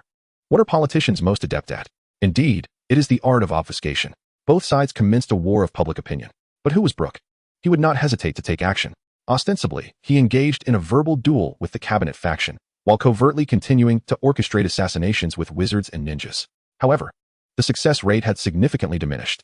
The initial surprise had waned, and the cabinet faction members, in a bid to preserve their lives, fortified their defenses with layers of protection. Even the most elusive wizards and ninjas found it challenging to penetrate. Consequently, the targets were primarily minor players. Yet, as the saying goes, a thief cannot continue to steal forever. Eventually, there will be a lapse. Humans are prone to oversight. The cabinet faction, unwilling to remain passive, initiated a raid on Naruto's residence, aiming to capture the king by first apprehending the thief. Unfortunately, with the backing of the right-wing faction, Naruto was unperturbed by the small-scale assault. With the assistance of wizards and ninjas, a wave of destruction followed another. The scale of the conflict gradually escalated. The cabinet was the first to deploy aircraft to cleanse the battlefield, leading to an uncontrollable situation. Airplanes, tanks, and missiles took turns in the fray. Currently, the territory of the Foot Basin has devolved into a segmented power struggle. Naruto occupies the surrounding cities centered around East Jing, amounting to a quarter of the nation's land. Do not underestimate the small expanse under Naruto's control. It encompasses significant economic hubs. In Chapter 174, The Wizard Strategy.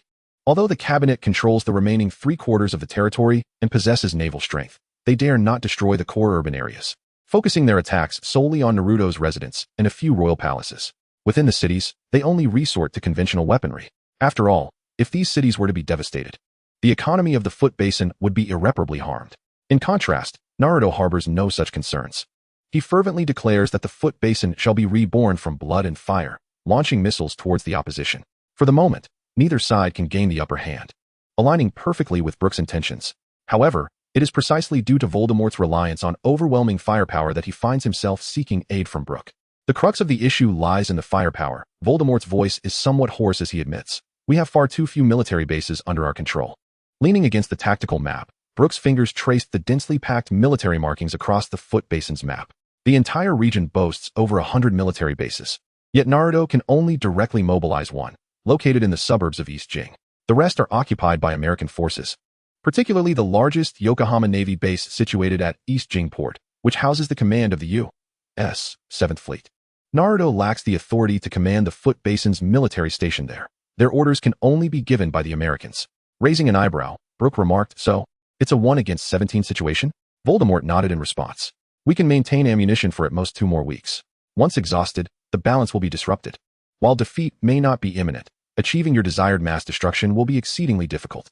Brook rubbed his temples, having initially chosen Voldemort to be a figurehead, but found him woefully inept. Nevertheless, a solution must be devised. What about stealing ammunition from the enemy? After attempting that route, Voldemort looked equally exasperated. Infiltrating the base is not difficult, but extracting the supplies poses a significant challenge. He was not foolish. He had indeed sent people to pilfer. While shells may be light, human strength alone cannot transport many. It necessitates the use of shrinking spells, levitation charms, and boxes enhanced with concealment enchantments. Wizards capable of executing all these spells simultaneously are already rare, and the risk of exposure during transport further complicates matters. Consequently, most of what they have managed to steal consists of firearms, grenades, and some artillery. But the quantity is merely a drop in the bucket. Moreover, with the cabinet increasing their vigilance, even this minimal supply is becoming increasingly difficult to obtain. Brook shifted his perspective, pondering the possibility of purchasing the supplies. However, Voldemort's expression grew even grimmer. The American military bases do not sell their arms, and the maritime supply routes are completely blocked. Naruto initially reached out to the American government to procure weapons. However, the U.S. government, citing its recognition of only the Prime Minister's cabinet as the legitimate authority, declined any official transactions. Subsequently, American arms dealers contacted Naruto, proposing a private commercial partnership to facilitate a deal. However, as soon as the cargo ship entered the Basin Sea, it was intercepted by the cabinet's navy. If they dared to seize the cargo ship belonging to Naruto, they certainly had a strategy in place. After confiscating the weapons, they filled the ship with electronic devices according to a shadowy contract signed by Naruto. Thus, the American arms dealers not only profited from the sale of weapons, but also acquired a shipload of electronic products at no cost. The cabinet obtained the weapons, leaving Voldemort, who had spent money but gained nothing, in a precarious position. Brook frowned slightly. Although it was not the main point, the logic seemed somewhat flawed. Even if the goods were swapped, they should have been delivered to them to fulfill the contract. How did it end up belonging to America? Suddenly, Voldemort's expression became particularly vivid. "I ordered the rejection of that batch of fake goods. I would rather suffer losses than accept charity." However, Brook was undeniably perplexed. This was not merely a matter of monetary loss. It was an issue of mindset. Voldemort had fundamentally failed to regard Muggles as equals. It was no wonder they struggled to win. So, Dark Lord, is there truly no other strategy beyond mindlessly clashing? Voldemort's crimson eyes flickered with irritation. "Did you not demand a greater number of casualties?" Brook rose, pondering the many ambitious figures in the world. "Why should I choose you, Voldemort?" Voldemort's lips quivered slightly. He longed to declare, "Because I am the Dark Lord." Yet, what should have been a simple task in his eyes had turned into such a convoluted affair that he could not bring himself to utter it. "If it were merely about killing, I could cause Mount Fuji to erupt and send the lava over Tokyo through a spatial portal. with the addition of a grand calamity. Brook's eyes narrowed. The entire basin island could vanish from the map overnight. Voldemort's fingers trembled almost imperceptibly. That wretched feeling again. The fear of confronting a demon surged within him. The initial plan was indeed mine, but circumstances are fluid. Can you not exercise a bit of initiative? Brook sighed. And what are you? You are a wizard. The greatest advantage of a wizard has never been direct slaughter, but rather the ability to sow chaos and fear. Voldemort's eyes brightened. This was his forte. Spreading terror was indeed his specialty. Brook noted the shift in Voldemort's expression. Have you come to understand? I was too eager for quick results, Voldemort admitted, acknowledging his error. To abandon his greatest magical advantage and confront Muggles head-on in a battle of firepower was indeed a foolish decision. Brook began to ponder deeply, seeking ways to disguise the unquenchable flames and the intangible dementors as divine retribution, thus paving the way for the descent of the eight-headed serpent. Voldemort nodded thoughtfully, his mind already formulating a rough strategy. War is not merely a matter of exchanging artillery fire, Brook remarked slowly. The use of the soul curse and confundus charm can incite them to turn against one another, instilling a profound distrust among enemies. Rendering them unable to trust anyone in their midst is the true essence of a wizard's warfare. A dangerous glint flickered in Voldemort's eyes once more. Moreover, we can manipulate the memories of their commanders, causing the Air Force to mistakenly bomb their own naval base, and directing missile units to set their coordinates on their own command center. Brook continued with gravitas. War has never been solely about brute force, Voldemort. Voldemort nodded. I shall swiftly adapt to the methods of combat against Muggles. With this newfound perspective, the Dark Lord fully emerged. Brook added, seek out individuals with military acumen and heed their counsel. I am no military strategist. I possess only a cursory understanding gained through observation. While I can offer general suggestions, the specifics of implementation are beyond my expertise. Thus, it is imperative to engage professionals for such matters. Very well, Voldemort conceded earnestly. Chapter 175, Iron Man. Brook sighed. I will address the issue of ammunition. Regardless of the chaos a wizard can create in the shadows, the firepower on the front lines remains decisive. In this era of missiles and aircraft, the Royalists will soon be crushed by the iron tide of the Cabinet faction if they lack sufficient military support. The difficulty for ordinary wizards in procuring arms lies in the necessity of placing each item into a bag of holding, a process that is not only time-consuming but also prone to exposure. However, for Brook, who possessed a space ring, it was merely a matter of touch. With a mere gesture, he could encompass an entire armory within his grasp. Brook meticulously studied the layout of the military base at the foot of the basin, ultimately pausing at the Bayheim military base. Provide me with the internal structure of this base. Voldemort caressed his wand. Do you require assistance? Forget it, Brook replied tersely. If you go, I would have to divert my attention to protect you. A flicker of anger crossed Voldemort's pale face, yet unexpectedly, he refrained from retorting. He had attempted a similar theft personally before, with less than satisfactory results. Suddenly, a smirk broke across Brook's face as he conceived a brilliant idea. Fly, pig, he commanded.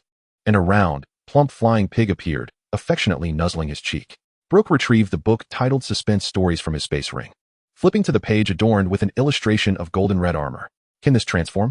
The flying pig tilted its head, its large eyes fixated intently on the comic page, exuding an adorably inquisitive demeanor.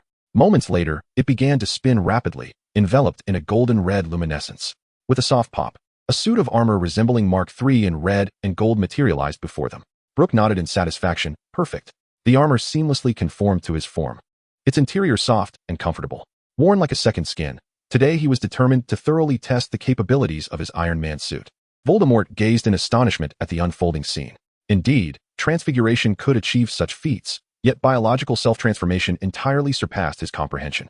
Brook opened a spatial portal and stood on the hillside overlooking the Bayheim military base. He briefly showed Feifizu the internal schematics of the base, pointing out several marked areas in red. The ammunition depot located here, here, and here. Feifizu grunted affirmatively. Thus, the Feifizu version of Iron Man soared into the sky, crashing through any obstructing walls with ease. Inside, Brook felt no impact whatsoever. The watchful Japanese soldier, Yamamoto, had been yawning in boredom when suddenly a blurred red figure flashed across the sky, followed by the sound of violent collisions. The reinforced concrete walls were shattered, debris flying in all directions. He rubbed his eyes and beheld a massive hole in the wall, through which a figure clad in red and gold hovered in midair. An ear-piercing alarm suddenly filled the base, red warning lights flashing furiously. A swift announcement blared over the intercom. The base is under attack. Repeat, the base is under attack. All personnel, assume positions immediately. At that moment, Brook had arrived at the main armory on the third underground level. The heavy blast door before him was as good as paper. He smashed through it without hesitation. Under the cold white lights, the neatly arranged missiles gleamed with a metallic sheen, while crates of ammunition filled the shelves. Floating in midair, Brook's hands swiftly skimmed over row after row of ammunition boxes. Wherever he passed, tons of weaponry vanished into thin air, all absorbed into his spatial ring. Iron Man. Japanese soldiers rushing to the scene aimed their firearms. Yet none dared to pull the trigger. Firing in a room full of ammunition would be tantamount to suicide. Completely indifferent to the surrounding chaos, Brook methodically continued his sweep of the armory. In just 3 minutes, half of the warehouse was left barren. "Colonel, what should we do?" an anxious Japanese lieutenant implored. Colonel Sato, the base commander, was drenched in cold sweat. He had received notifications of an anomalous intruder stealing ammunition, but the efficiency displayed before him was clearly inconsistent with the report. The speed of that red and gold figure was beyond the sniper's ability to lock onto. Watching billions worth of military arms vanish before his eyes, he gritted his teeth. If the ammunition depot exploded, he would perish. However, losing these arms would lead to his demise as well. Fire. Do whatever it takes to stop him. Bullets rained down like a tempest. Yet they bizarrely deflected just inches from the armored suit. Not a scratch was left, nor even a spark from the collisions. Brook barely bothered to evade, continuing his looting spree. Once the last missile disappeared, a desperate Sato ordered a launch. Rockets whistled through the air, striking the suit and engulfing the figure in a blaze of explosions. Yet, as the smoke cleared, Brook still hovered in place, not having moved an inch. Sato's complexion was as pale as parchment, while Brook wore a look of disdain. The flying pig was a force to be reckoned with, rivaling even the legendary treasures of the heavens. Not to mention this mere firepower. Even in the event of a catastrophic explosion, the flying pig would likely emerge unscathed. He soared through the air, surveying the terrified soldiers below. Subsequently, he retrieved a missile from his spatial ring and casually tossed it into the center of the warehouse. The orange-blue flames ignited it in an instant. "Fall back," Sato shouted hoarsely. Yet, without his command, the surrounding soldiers frantically began to flee. But could they truly escape? Amidst the deafening roar of the explosion, Brook ascended into the sky, crashing through 3 layers of concrete ceiling. The entire armory was engulfed in a fiery inferno, the flames painting the sky a vibrant orange-red. 4 F-15 fighter jets urgently ascended, their radars swiftly locking onto the ostentatious golden-red figure. "Immediately land and surrender. I repeat, immediately land and surrender," the pilots urged over the radio. However, Brook paid no heed to their pleas. A smirk graced his lips as he thought, "Flying pig. Let's play with them for a while." The armored suit deliberately hovered in midair, and as the jets approached, it executed a sharp turn, altering its trajectory at a near-right angle. The pilots exclaimed in horror, "Goodness, is this really Iron Man?" For the next 10 minutes, the flying pig danced through the skies like a matador, effortlessly weaving between the jets. It would suddenly hover, ascend vertically, then execute a graceful spin. The missiles couldn't even lock onto him, let alone strike. Brook exhaled, "Flying pig, crush them." The suit's speed abruptly surged, surpassing 10 Mach in an instant. The 4 fighter jets erupted into fireballs in the sky, the pilots not even having enough time to eject. Chapter 176, Brook's Little Scheme. A smile played on Brook's lips as he rocketed towards America at 6 Mach. The armored suit carved a sonic boom in the air, vanishing into the Pacific sky in the blink of an eye. Over an hour later, Brook landed in the woods near the military base of Lake Defiance in the United States. He rubbed his head. "You've worked hard, Flying Pig." The flying pig let out a cheerful grunt and spotted Voldemort leisurely swirling a goblet in his hand. Brook cast him a glance. "You seem quite relaxed." "To await your arrival," Voldemort replied, a faint smile gracing his pale features. "I have arranged a military conference, which will include several Muggle generals to collaboratively refine our operational plans." Brook nodded in acknowledgement. This was indeed a rare advancement for Voldemort, learning to leverage Muggle ingenuity. Brook then opened a spatial portal at the location of the weapons warehouse on the base. The sight was nothing short of dismal. The vast warehouse housed only a scant assortment of ammunition, barely a fifth of the necessary stock. To think they could sustain operations for 2 weeks with such meager supplies was sheer folly. Brook raised his right hand. A veritable deluge of ammunition cascaded from the ring, swiftly filling the entire warehouse. Brook dusted off non-existent particles from his hands, remarking, "This should suffice for a while." Voldemort, with an expression of navet, mused, "Your ring is truly convenient." The ammunition within the warehouse was not haphazardly piled. Rather, it was meticulously categorized and neatly stored in designated places. If a wizard were to undertake the task of moving it, completion would take at least a day or 2. However, for Brook, it was merely a fleeting moment. He cast a sidelong glance at Voldemort, his eyes betraying a clear disdain. "Don't seek me out unless absolutely necessary. What if you run out of ammunition?" Voldemort's crimson eyes remained fixed on Brook's ring. "Do not even entertain that thought," Brook retorted tersely. Find your own solution. Come to me only if you truly cannot manage. Outside, the sky began to pale with the first light of dawn. Having toiled all day, his sleep in England had been entirely stripped away. Brook rubbed his temples. 24 hours without rest was indeed arduous. In Transfiguration class, Brook felt drowsy, his eyelids heavy as if laden with lead. His classmates were diligently practicing turning teacups into mice. While he sagged in his seat, on the verge of slumber, Professor McGonagall furrowed her brow as she approached him, gently tapping on his desk. Brook, are you unwell? Would you like to visit the infirmary? Brook managed to lift his head.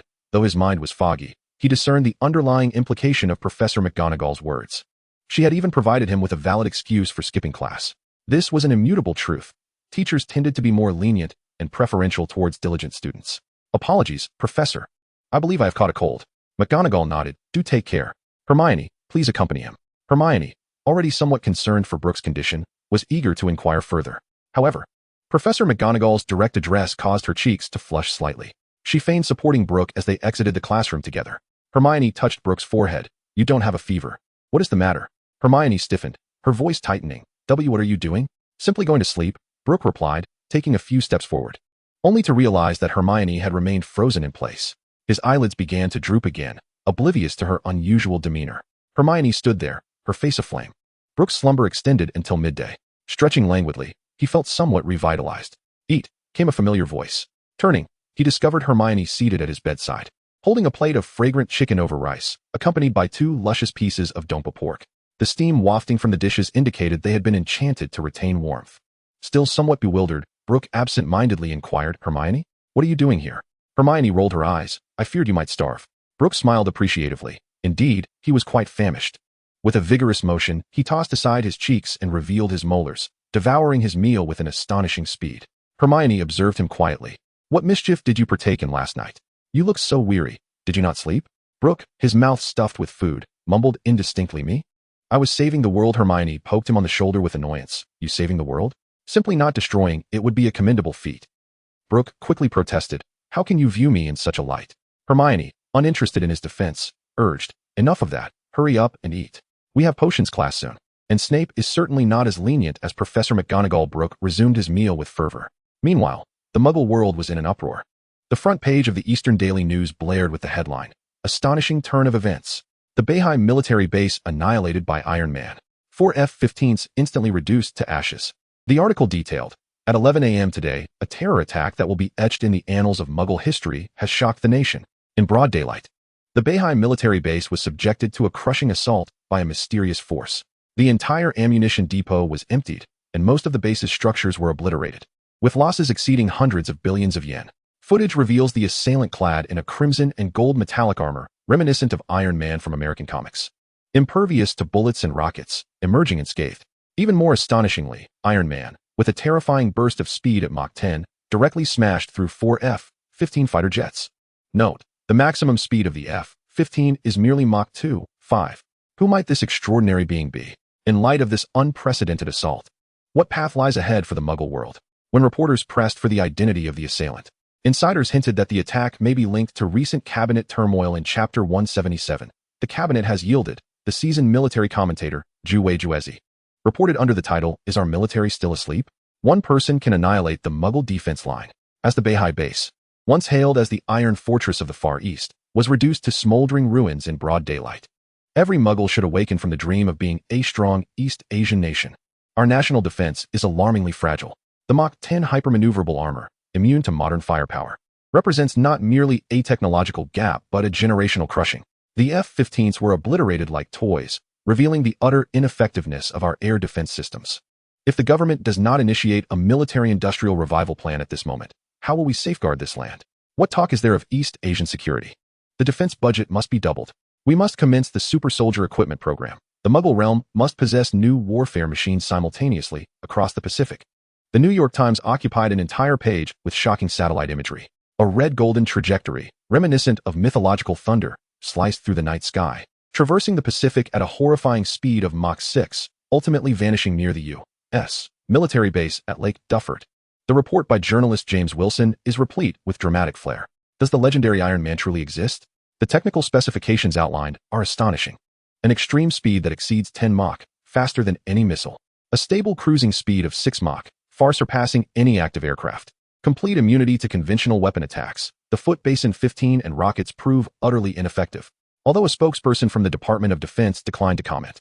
A high-ranking official at the Pentagon, who wished to remain anonymous, hinted at the possibility that this may be a subsequent project of the Stargate program, adding layers to this enigmatic event. The journalist has reason to believe that the attack on the Foot Basin Bayheim military base was merely a test of the United States' new weaponry, resulting in minor damage due to the weapon's incomplete development. Undoubtedly, this represents yet another milestone in the advancement of American military technology. Should this supersonic, defensive-aiding combat armor enter mass production, the global military equilibrium would be irrevocably disrupted. The emergence of Iron Man heralds a new era of American greatness. In an article titled "What Lies Behind the Divine Punishment of the Foot Basin?", columnist Mark Thompson of the Washington Post proposed a bolder hypothesis. The Iron Man attack last night was no mere coincidence. It transpired during the most tumultuous period in the Foot Basin's political landscape, coinciding with armed conflict between royalists and the cabinet faction. The mysterious armor precisely destroyed the military stronghold of the cabinet faction. Intriguingly, the assailant ultimately flew towards the United States. Does this imply clandestine support from the U.S. for the royalists? Or is there a real-life Tony Stark acting as an agent of justice? The article subtly alludes to recent rumors surrounding the Foot Basin's experiments, suggesting that this attack may represent a righteous judgment against perilous plans. Though Brook at Hogwarts receives no such mundane newspapers, even if he did, he would be disinterested. While maneuvering Iron Man towards the United States, he had already weighed all consequences. The Foot Basin is merely leveraging the situation to expand its military power under the guise of national security. Yet, as the watchdog of the U.S., America would never permit it to genuinely develop an independent military force. Ultimately, the expansion plan is destined to fizzle out. Meanwhile, American intelligence agencies will conduct frantic investigations behind the scenes, while publicly flaunting this achievement. After all, in their view, no nation can surpass the United States in weaponry. Even if not a product of military development, it is nonetheless an American civilian achievement. This is precisely the outcome Brook desires. To orchestrate its downfall, one must first drive it to madness, reminiscent of the era of exorbitant tariffs. As America brandishes the unfounded leverage of Iron Man to extort benefits, it remains oblivious to its gradual descent into the abyss. Once it has squeezed other nations to their limits, Brook need only don the armor once more and stage a celestial upheaval at an American military base, revealing the true visage of this paper tiger to the world, thereby tearing away the veil of hegemony. In due course, the long-oppressed nations shall undoubtedly rise in rebellion. When the walls crumble, the world order will be poised for a profound reshuffling. Brook possesses an unwavering faith in the resilient spirit of the people of this land, who shall inscribe their own legendary tale. Although Brook remains indifferent to the subsequent reactions of the Muggle world, Voldemort has acutely felt the advantages of this unexpected stroke of genius. Even Brook was taken aback by the cabinet faction's swift retreat. The Bayheim military base has been obliterated, yet the surveillance footage remains intact. As they confronted the walls adorned with recordings and analytical reports, fear and despair etched their faces. The ordinary media only perceived the Mach 10 hypervelocity and the indomitable armor. However, the classified intelligence they possessed revealed a far more terrifying truth. All attacks would become utterly ineffective when approaching within approximately 5 centimeters of the armor. The projectiles would neither detonate nor deform, as if time itself had been suspended. Moreover, this enigmatic force field seemed to negate even air resistance. The armor, soaring at a velocity of Mach 10, theoretically should have generated shockwaves potent enough to rend metal, yet the footage displayed a surface as tranquil as still water. This indicates that the force field not only defends against assaults, but also reconstructs the fundamental laws of physics. This is what truly instills dread within the cabinet faction. During his speech, Naruto emphasized the divine right of kings, proclaiming the inevitable descent of deities. Could this Iron Man, transcending the boundaries of modern physics, be a messenger of the gods? Or perhaps an envoy from an extraterrestrial civilization? They now find themselves cowering in underground safe houses, filled with trepidation. In the face of the invaders with extraordinary abilities, they might still rely on the tactic of overwhelming numbers, sacrificing lives to build their defenses. Yet, the individual combat prowess displayed by Iron Man looms over them like a sword suspended above their heads. One person could obliterate an entire military base in the blink of an eye, as if traversing a realm devoid of opposition. In light of the unclear circumstances, in a bid to preserve their own lives, the cabinet faction was compelled to temporarily cease their assault on the royalists. Although the frontline troops remained stationed, they dared only to confront the royalist forces, refraining from any rash actions. Voldemort gained precious time to strategize. Once, the cabinet faction would take turns presenting impassioned proclamations before the media, attempting to harness the power of public opinion to consolidate support. Now, they have collectively vanished. Meanwhile, Naruto revels in his role, with throngs of citizens fervently cheering him on from the audience. In this era dominated by television, one channel broadcasts the royalists' fervent cries, while another regurgitates the cabinet faction's speeches in monotonous summaries. It is evident to the viewers which side they prefer. Chapter 178, 100 Devious Schemes. Within a mere week, the viewership of all media controlled by the royalists has surged, while the cabinet faction's media has experienced a staggering 63% loss in audience. Even more remarkably, this shift is reinforcing itself, leading to a natural brainwashing effect. Simultaneously, in the dimly lit underground conference hall of the Eastern Palace, the flickering candlelight cast a capricious glow upon the aged yet astute faces gathered around the table. Lord Voldemort sat at the head of the long table, his wand twirling delicately between his pale fingers. Before the watchful eyes of the assembly, a goblet transformed into a colossal serpent, entirely cloaked in obsidian darkness. The diminutive figures around him instinctively recoiled, the legs of their chairs scraping against the floor with a dissonant screech. Only Kena Nakamura, the Minister of Defense, remained motionless. He extended his calloused hand, daring to touch the serpentine form. "My lord, is this what you refer to as transfiguration? Any substance may be transformed." Voldemort did not mention the principles of Gamp's law of elemental transfiguration. With another subtle flick of his wand, a jet-black flame erupted from its tip, engulfing the serpent in an instant. In the blink of an eye, the massive creature vanished without a trace, not even leaving ashes behind. The fiendfire, without a counter-curse, would burn eternally. For the next 2 hours, Voldemort showcased a series of spells, including the Legilimency and the soul-sucking curse. The once decorous politicians, their expressions transformed, were now overtaken by a blatant avarice. We can wield transfiguration in this manner. The soul-sucking curse is perfectly suited for that position. If we could control the director of the television station. As night fell, a comprehensive plan for terror and miraculous occurrences began to take shape. Voldemort, initially believing himself a master of human manipulation and fear, found himself under the illusion of being a benevolent figure as he contemplated increasingly nefarious schemes. In a moment of reverie, Brook's words echoed in his mind. "Voldemort, you are too kind." At that time, he had merely wished to cast the killing curse upon Brook. Yet now, he found himself nostalgic for the foes of the magical realm. At least Dumbledore would not propose the sacrifice of the living, and at least the Death Eaters would not contemplate the large-scale creation of Inferi. The plan for terror was extensive, comprising over 100 items. The first decree stipulated that Dementors would cease their attacks on cabinet officials and instead be sent forth to absorb souls from enemy territories, thus striving to propagate. Just this single directive left Voldemort utterly bewildered. The notion of Dementors consuming souls was regarded as the most severe punishment in the wizarding world. However, the diminutive figures believed that with a mere 3 souls consumed per day, the Dementors were dreadfully inefficient. They insisted that the number must be increased to 30,000 to achieve a significant effect. The second decree involved the creation of Inferi. The minions deemed it a wasteful travesty for Voldemort to neglect such formidable skills. Fallen soldiers on the battlefield should be immediately transformed into Inferi, allowing the adversary to confront the horror of being attacked by their former comrades. Given the Buddhist influence, cremation predominated in funerary practices. Yet the morgue was filled with numerous corpses daily. Once transformed, these Inferi would be unleashed upon residential areas. A scene reminiscent of a zombie apocalypse that would surely terrify the opposition. The third decree proposed the use of Polyjuice Potion to fabricate scandals within the cabinet. While it appeared to be a rather ordinary plan, it was, in reality, deeply pathological. The adversaries intend to stage a gruesome spectacle with an impersonator of a high-ranking cabinet official committing murder and cannibalism on live television to utterly obliterate their opponent's credibility. However, the orchestrators of this macabre plan belong to the royalist faction. Voldemort is overcome with a sense of dread. As for the cabinet officials, they possess a certain degree of superstitious belief. In their words, who among the common folk hasn't indulged in a bit of doll-making? It matters not whether such practices bear any real power. At the very least, they provide a semblance of comfort. And who knows what might come of it? The fourth strategy involves the use of a memory-altering curse to modify the recollections of the cabinet officials, compelling them to remember being mistreated by their families and neighbors. Coupled with physical coercion, the reason for their lack of retaliation thus far has been to bide their time for the opportune moment. There are over 100 insidious and ruthless schemes, some even more vicious than these, including a proposal to decimate a city with plague, which Voldemort has outright rejected. He is left feeling a chill run down his spine. In contrast to the impending horror marked by bloodshed and madness, the miracle manifestation plan, though scant in detail, strikes directly at the heart of the matter. Modern individuals are far less gullible than their ancient counterparts. Ordinary spectacles, like transforming small animals, are often dismissed as mere magic tricks rather than genuine miracles.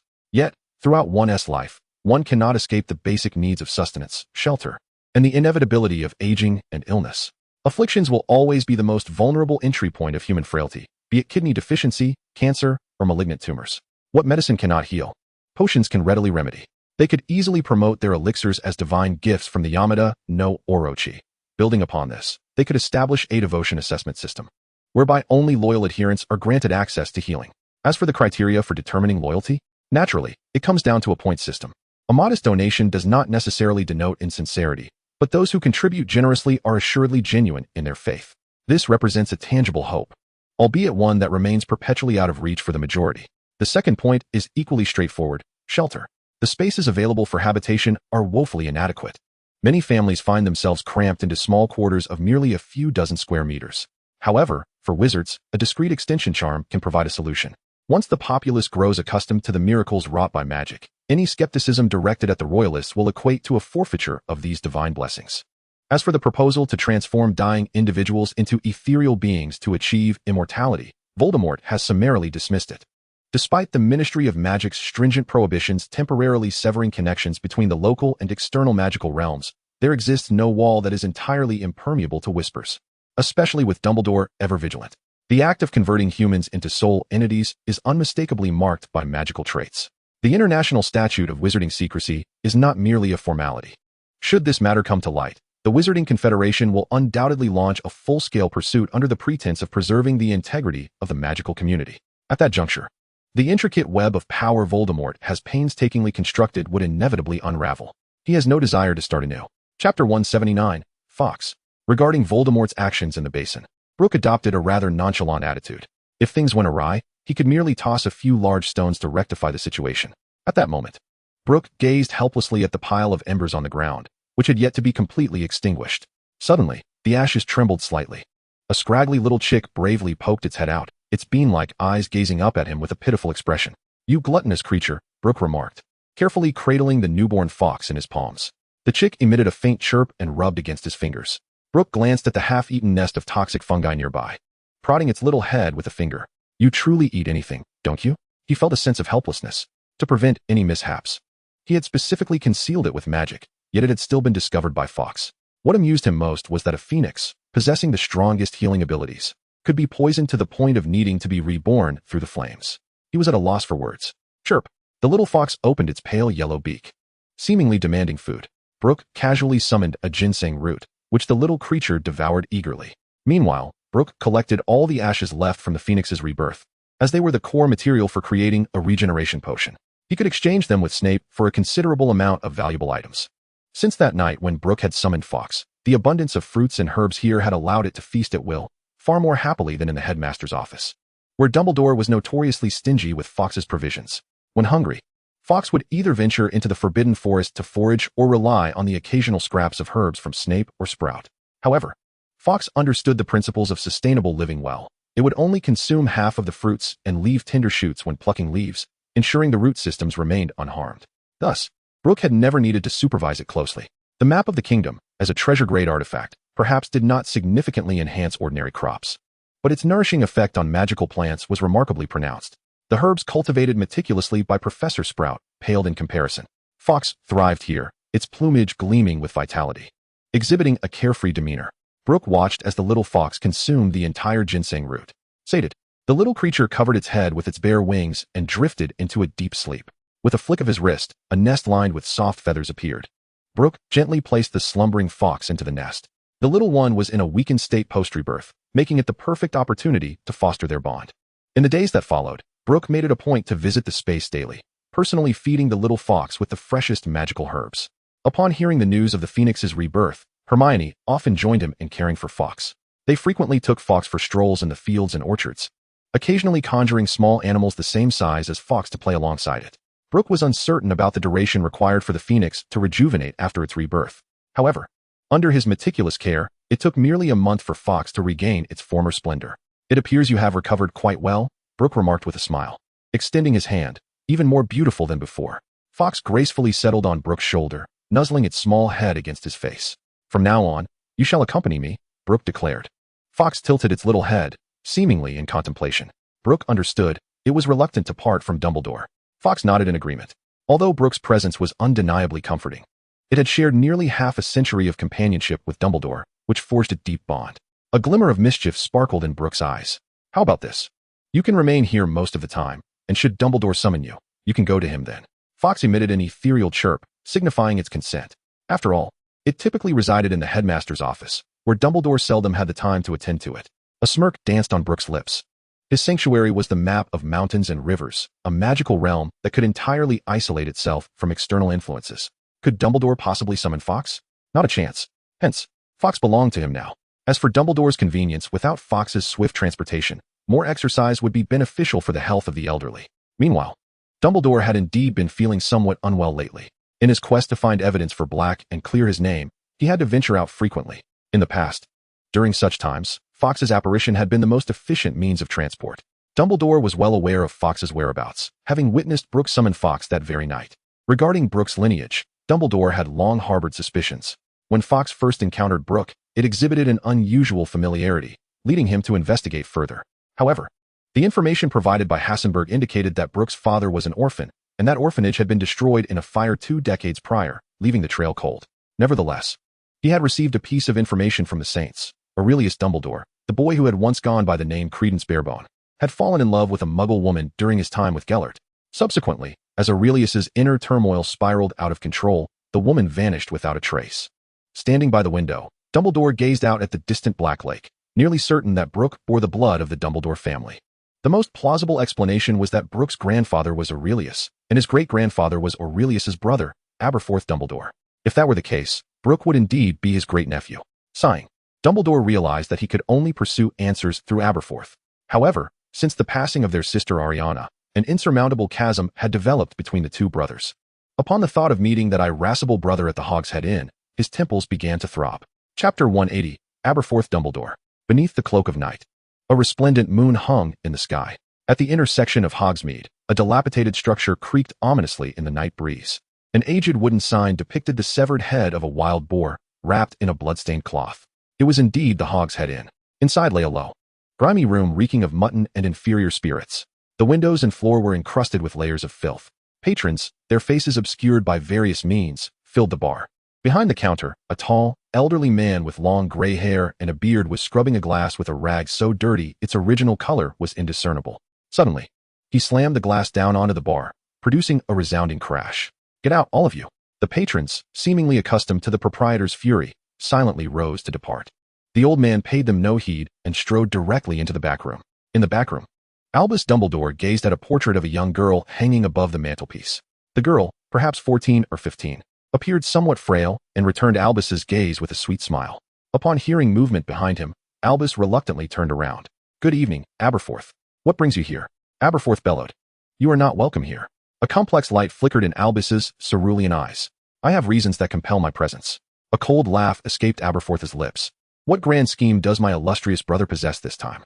"Aberforth, it concerns your family," Albus began, only to be abruptly interrupted by Aberforth. "My only family, my sister Ariana, is dead. She died that cursed summer." A trace of sorrow crossed Albus's visage, recalling that nightmarish evening. The girl in the portrait cowered in the corner, clutching her knees tightly. Aberforth shoved Albus aside and rushed towards the image. His furious expression softened in an instant, his voice turning unusually gentle. "I am sorry, Ariana. Did I frighten you with my loudness?" Ariana timidly lifted her head, mustering a faint smile. Aberforth turned and roared at Albus, "Get out." Albus spoke rapidly. "Aberforth, there is a boy at Hogwarts who can summon a phoenix." Aberforth paused. "What did you say?"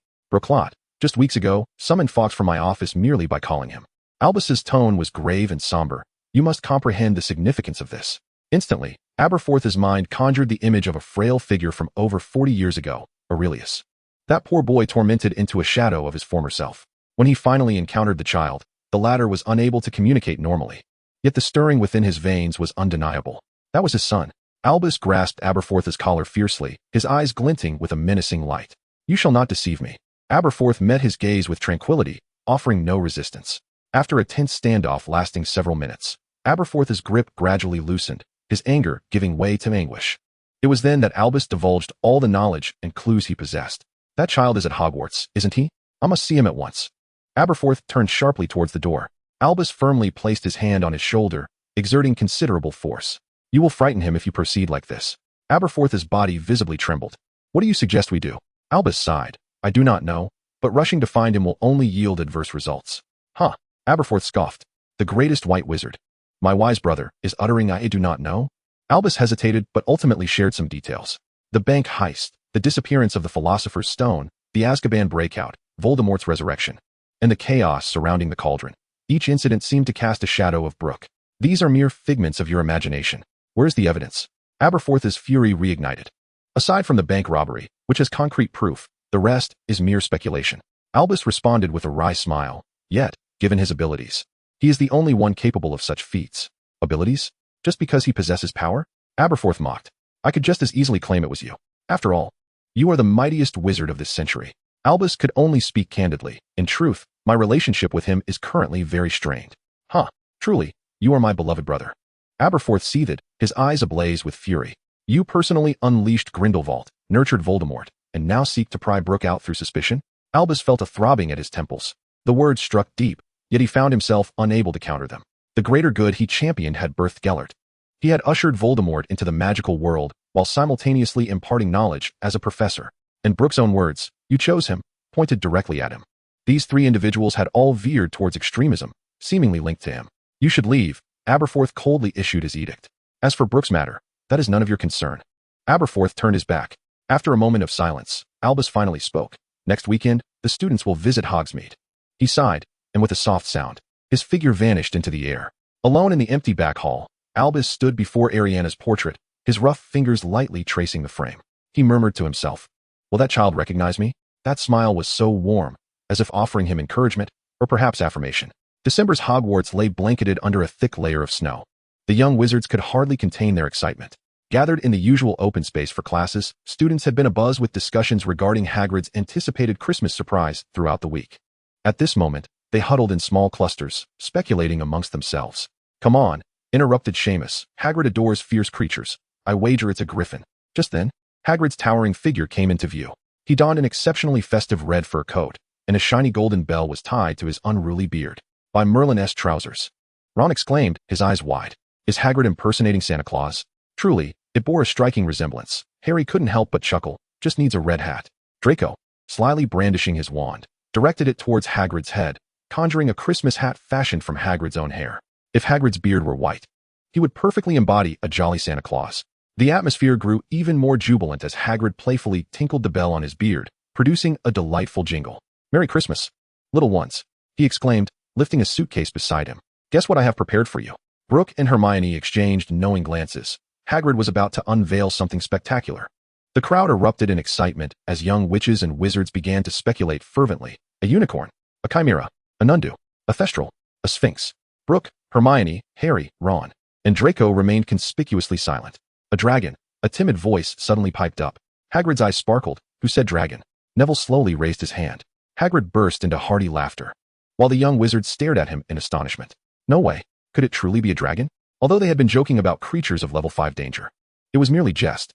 In the classification of magical creature danger levels, a level 3 creature could be managed by an adult wizard, while a level 4 required 2 to 3 wizards. However, a level 5 creature necessitated at least 5 wizards working in concert, with no upper limit. Historically, Hogwarts' Care of Magical Creatures class had only encountered creatures of the highest danger level classified as 4. Was Hagrid truly about to shatter that record? As the crowd held its breath in anticipation, Hagrid suddenly extracted a fluffy white creature from his pocket. The little creature darted out, rolled in the snow, then shook itself, revealing a pair of round, bright blue eyes. It's a puffskein, Lavender exclaimed with delight. Hermione squinted. No, it's much larger than a puffskein, and its fur is the color of snow, not just ordinary white. The fluffy creature seemed to understand Hagrid's introduction, proudly raising its plump body and puffing out a stream of glimmering snowflakes that formed a small Christmas tree shape in the air. The young witches and wizards erupted in awe and applause. Hagrid, is this really it? Draco was somewhat speechless, expecting a grand reveal of Florina. The young wizards also began to comprehend the situation. The Arctic puffskein was indeed quite adorable. If presented as a Christmas gift, it would not be unwelcome. However, in comparison to a dragon, it paled in significance. Of course, it was not the dragon. This was a reward for those who answered correctly. Hagrid smiled and declared, Neville, this little one belongs to you. Neville's cheeks flushed with embarrassment, and the surrounding young witches cast envious glances in his direction. Neville, quickly secure the little creature, otherwise it might become frightened and flee, Hagrid advised. Neville promptly crouched down, gently poking its fluffy fur with his finger. Seeing the creature offer no resistance, he felt reassured enough to cradle it in his arms. Lavender and Parvati immediately rushed over, unable to resist the urge to pet it. Neville's round face turned a deep shade of red. Hagrid clapped his hands. All right, everyone step back, at least 10 meters. The students obediently retreated. Hagrid then placed the suitcase flat on the ground and slowly opened it. Florina, come forth. With a resounding roar, a colossal creature soared from the suitcase. As it fully unfurled its form, gasps of astonishment filled the air. Standing 7 meters tall, nearly 13 meters long, and with a wingspan of 15 meters. Its back and wings were adorned with menacing spines. It circled gracefully in the air before landing elegantly beside Hagrid. Upon seeing Brook and the others, it exhaled a few sparks from its nostrils, greeting them, then belched, reeking of alcohol. It was evident that Hagrid had indulged it quite a bit to ensure its cooperation for the lesson. The young wizards gaped in awe, their eyes wide with disbelief. They had anticipated a dragon to be akin to a juvenile, venomous tentacula. Who could have imagined that Hagrid would present a fully grown dragon? What constitutes a surprise? This is the epitome of surprise. This is Florina, a Norwegian ridgeback. Hagrid tenderly stroked the dragon's scales, pride evident in his voice. I have been raising her since she hatched from an egg, and she has been my companion for 2 years now. Brook felt a wave of nostalgia upon hearing this. 2 years ago, he distinctly remembered how Snape had reacted. Now, does anyone wish to touch her? Hagrid enthusiastically invited. Though the young wizards were indeed astonished, they instinctively took a few steps back. This was a genuine dragon, and the glinting spines alone were enough to instill fear. Observing was one thing. Touching was another matter entirely. Draco rolled his eyes and strode forward. Florina, did you miss me? Florina's massive head turned away. Having seen him just yesterday, it seemed indifferent. Unfazed, Draco effortlessly climbed onto Florina's back, leaving his classmates in sheer astonishment, jaws nearly dropping to the ground. When did the dragon become so amiable? Can it still be ridden? He exchanged a glance with Hermione. They needed to demonstrate. Otherwise, the younger wizards would undoubtedly remain hesitant. Brook snapped his fingers, and he and Hermione gracefully ascended onto the dragon's back. Harry and Ron, like Draco, climbed up as well. Brook waved to the other students, urging them to join. Come on, let us take a flight. The younger wizards hesitated, but Neville gathered his courage and stepped forward. To the astonishment of his peers, he trembled as he approached the dragon, closing his eyes to touch its neck. Realizing he had not been devoured, he dared to open his eyes. With the help of Harry and Ron, he too climbed onto the dragon's back. Seeing that even Neville had joined, the others felt compelled to follow suit. Soon, the dragon's back was crowded with excited young wizards. Hold on tight to the spikes, Hagrid bellowed. As the last students secured themselves, Hagrid commanded, Fly, Florina. The colossal dragon unfurled its vast wings and soared into the sky. The young wizards erupted in exclamations. Some screamed, some laughed, and others were rendered speechless with excitement. Chapter 182, The Followers. Florina carried them over the Forbidden Forest, gliding above the Black Lake and circling around Hogwarts Castle. The commotion caught the attention of students attending classes. Is that a dragon? The twins shouted. Students rushed to the windows, gaping in awe at the spectacle. Upon recognizing the young wizards on the dragon's back, they gasped in admiration. A few astute ones realized these were students in the Care of Magical Creatures class. Did this mean they too had a chance? The atmosphere became electric, and the Transfiguration class descended into chaos. Silence. Professor McGonagall rapped her lectern, unable to suppress a rub of her temples. Hagrid could no longer contain himself and let Florina out. When Florina landed in the clearing, every young wizard's face glowed with excitement. Each student took turns feeding Florina some butterbeer, as per Hagrid's agreement with the dragon. Firstly, as a reward for her performance. Secondly, now that Florina had reached adulthood, it was no longer suitable to keep her confined in a box every day. She needed to establish a territory in the Forbidden Forest, allowing her to remember each student's scent to prevent future mishaps. Thirdly, it provided the young wizards with an opportunity to gently touch the dragon's head. Had it not been for Hagrid's encouragement, they would have been reluctant to leave. Even more astonishingly, with the Christmas holiday approaching, Hagrid assigned no homework. Hail to Professor Hagrid. The students' affection for him soared to new heights. The dragon-riding incident swept through Hogwarts like a whirlwind, securing the top spot on the topic charts among the young wizards' chatter. In the common room, Ron finally experienced the moment he had long anticipated. After nearly 2 years of harboring a secret, Ron Weasley finally had the opportunity to unveil it. He took to the stage with the enthusiasm of a seasoned storyteller, and students from various grades crowded around, even the younger Gryffindors and Badgers sneaking in to listen. Of course, the customary sunflower seeds were present, a staple for such occasions. Ron did not disappoint his audience, regaling them with tales of how to construct a clandestine dragon's lair in the Forbidden Forest, weaving in several near crises involving attacks from Fluffy. Just as the Hungarian horntail was about to unleash its fiery breath, Ron leapt to his feet, executing an exaggerated dodge, followed by a dramatic roll. Ron, Hermione interjected, unable to contain herself. Fluffy is a Norwegian Ridgeback. Ron sheepishly rubbed his nose. I got it wrong. Nonetheless, he was careful to place the timeline of acquiring the dragon egg after obtaining the proper permits to raise dragons at Hogwarts. As more young witches and wizards experienced the thrill of dragon riding, the care of magical creatures class soared to the top of the most popular courses. It is noteworthy that Snape's potions class remained firmly in the position of the least favored course, a throne that had gone unchallenged for 13 consecutive years. Even his prior dual role as a professor of defense against the dark arts, which had briefly boosted his popularity, had not altered this status. The adorable Niffler had captured the hearts of all the girls in Gryffindor, who devised numerous schemes to coax it away from Neville. Neville, would you trade me your entire set of chocolate frog carts for it? A third-year girl implored, her eyes fixed on the creature nestled in Neville's arms. I can't trade it. Neville stammered, clutching it tightly, as it was his first reward from a professor, a treasure he would never relinquish. What if I borrowed it for just 1 week? Just 1 week. Another girl persisted. Neville shook his head resolutely, his round face betraying his stubbornness. After threats and temptations fell flat, the girls had no choice but to negotiate. In the Gryffindor common room, a heated discussion unfolded. You at least have to bring it to the common room every day? Ginny declared, hands on her hips, her tone brooking no dissent. Yes. We need a designated Niffler cuddle time. Lavender chimed in. Faced with the collective determination of the girls, Neville ultimately conceded. Henceforth, every evening, he would bring the Niffler to the common room, surrounded by a circle of wide-eyed girls who took turns petting its fluffy white coat. The little creature relished the attention, occasionally releasing sparkling snowflakes, eliciting squeals of delight. A glint of mischief flickered in Hermione's eyes. What do you think would happen if I told them you have a whole nest of Nifflers in your space? Brook smirked. I would quite like to experience what it feels like to be surrounded by a group of girls. Really? Hermione's hand playfully rested on Brook's waist. Just kidding. Brook seized her hand. Come on, let us go find the little Nifflers to play with. The entire village buzzed with a livelier atmosphere than usual. The little wizard's pockets jingled with anticipation, eagerly awaiting to be spent. Brook and Hermione walked side by side along the snow-covered streets. Brook's network of connections had grown increasingly intricate, with the number of acquaintances swelling significantly.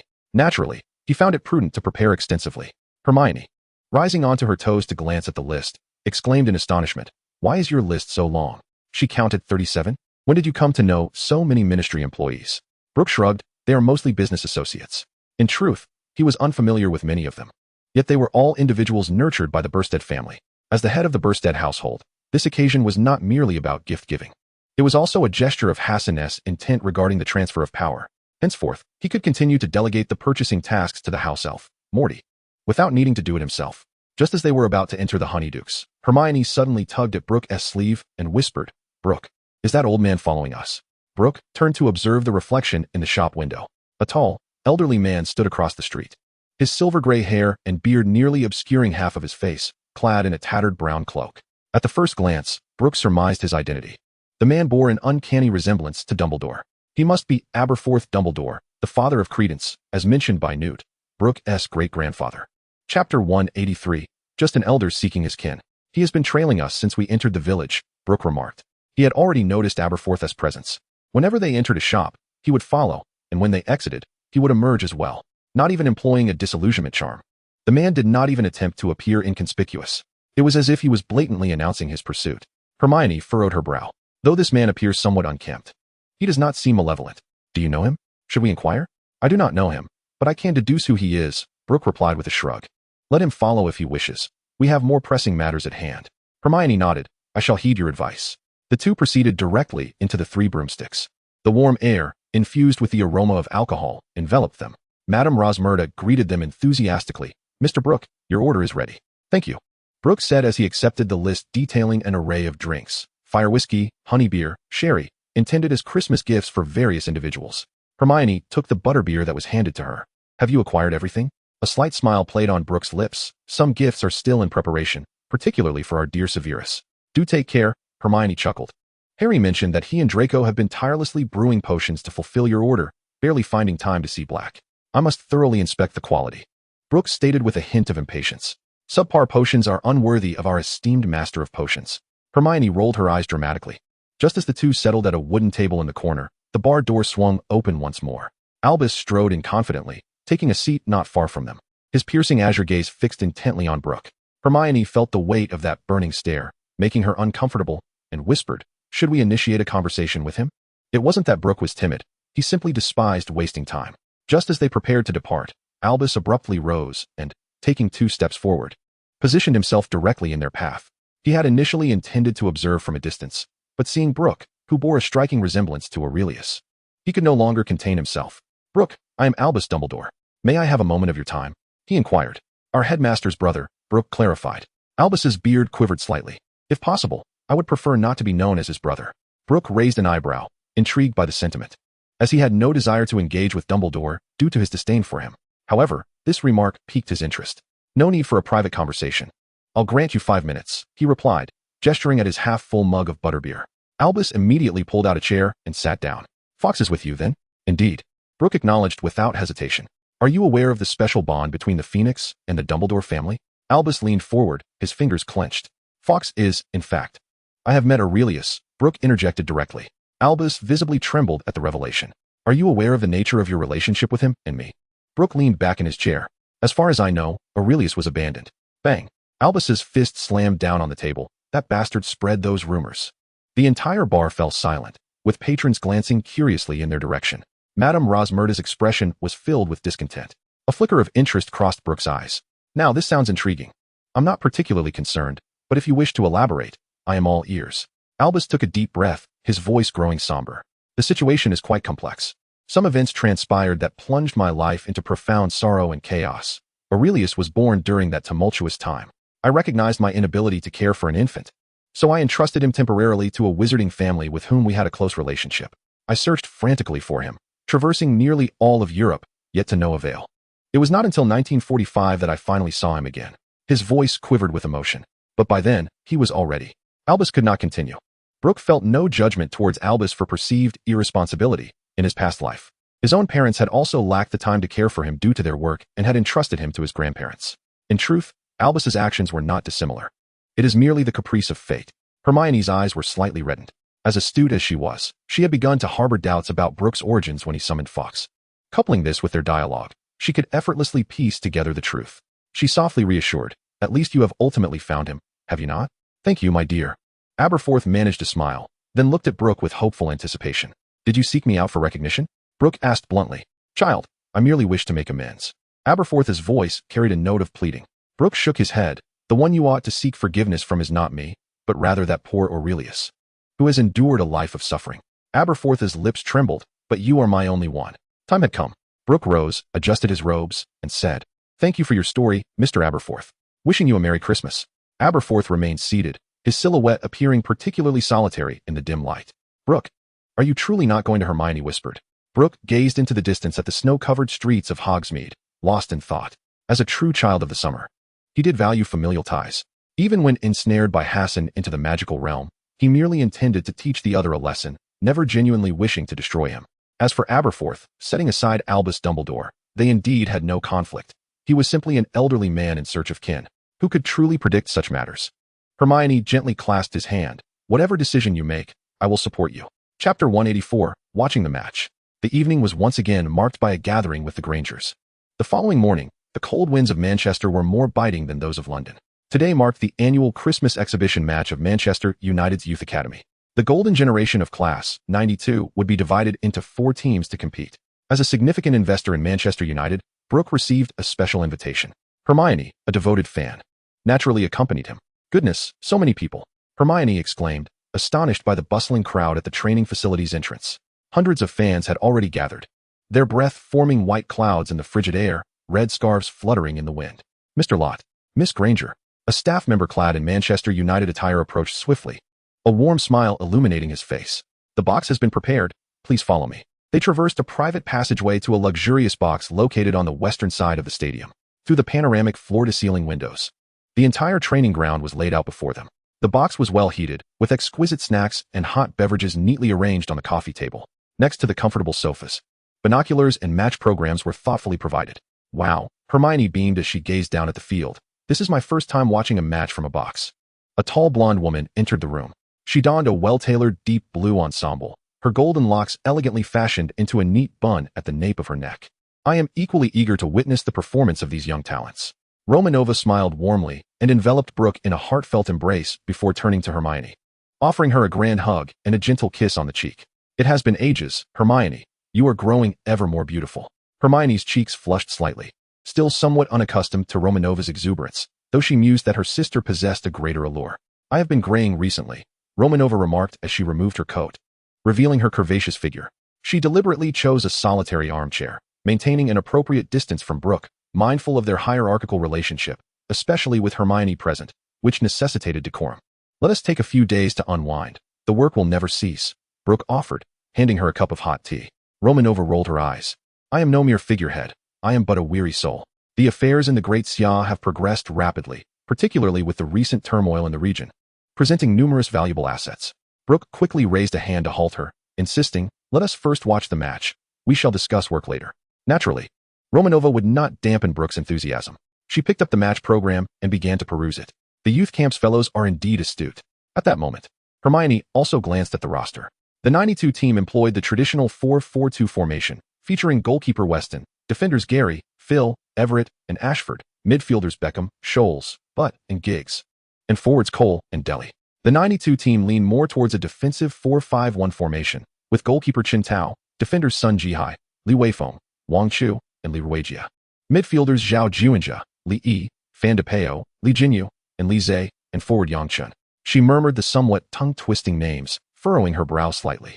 These are all players from the Great Xia, Brook explained, a glimmer of anticipation in his eyes. Romanova added, Max Tales, the director of the youth camp, emailed me last week, stating that this batch of Great Xia players is making remarkable strides, especially Sun Jihai and Li Weifeng, who stand out among their British peers. Brook nodded, his gaze shifting to the window, where he immediately recognized those familiar figures. This, too, could be considered one of his obsessions. He hoped for a commendable performance. As the warm-up concluded, the referee blew the whistle, signaling the commencement of the match. The 92 team donned their traditional Manchester United red jerseys, while the opposing team sported white. From the outset, the team launched an aggressive attack. Beckham received the ball on the right flank and delivered an accurate long pass to Giggs.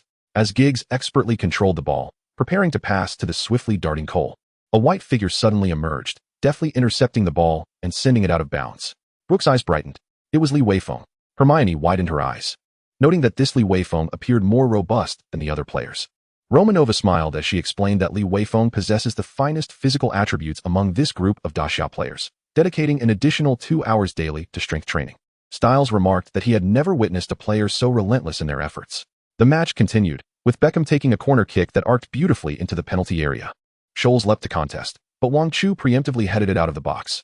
Outside, Zhao Juanjia seized the ball and immediately initiated a counterattack. A series of fluid passes caught Brook's attention. Zhao Juanjia advanced with the ball and delivered a diagonal pass to Sun Jihai on the left, who without hesitation relayed it to Yang Chun. Yang Chun executed a brilliant through ball to find Li Zhe at the baseline. Yang Chun and Li Jinyu surged towards the goal. Li Zhe sent in a cross, and Li Jinyu contested in the air. Unfortunately, the ball was securely gathered by goalkeeper Weston, just above Li Jinyu's head. Excellent, excellent. Brook felt quite pleased. It was truly a sight to behold. The first half of the match was exceptionally intense, with both sides exchanging blows, yet the score remained 0-0. The English players, demonstrating remarkable skill, maintained the majority of possession. Beckham and Cole unleashed a barrage of attacks, frequently threatening the goal. However, the Daxia players exhibited astonishing tenacity. Sun Jihai and Li Weifeng used their heads and bodies to form an impenetrable wall, assisting Chen Tao in keeping the net intact. The other players, displaying unwavering stamina, continued to run tirelessly, executing the defensive counterattack strategy flawlessly. Yet, in the second half, the drawbacks of this approach became apparent.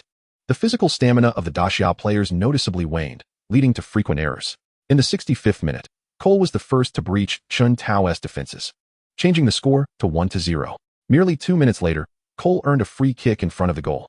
Beckham's signature curling shot dazzled the crowd, altering the score to 2-0.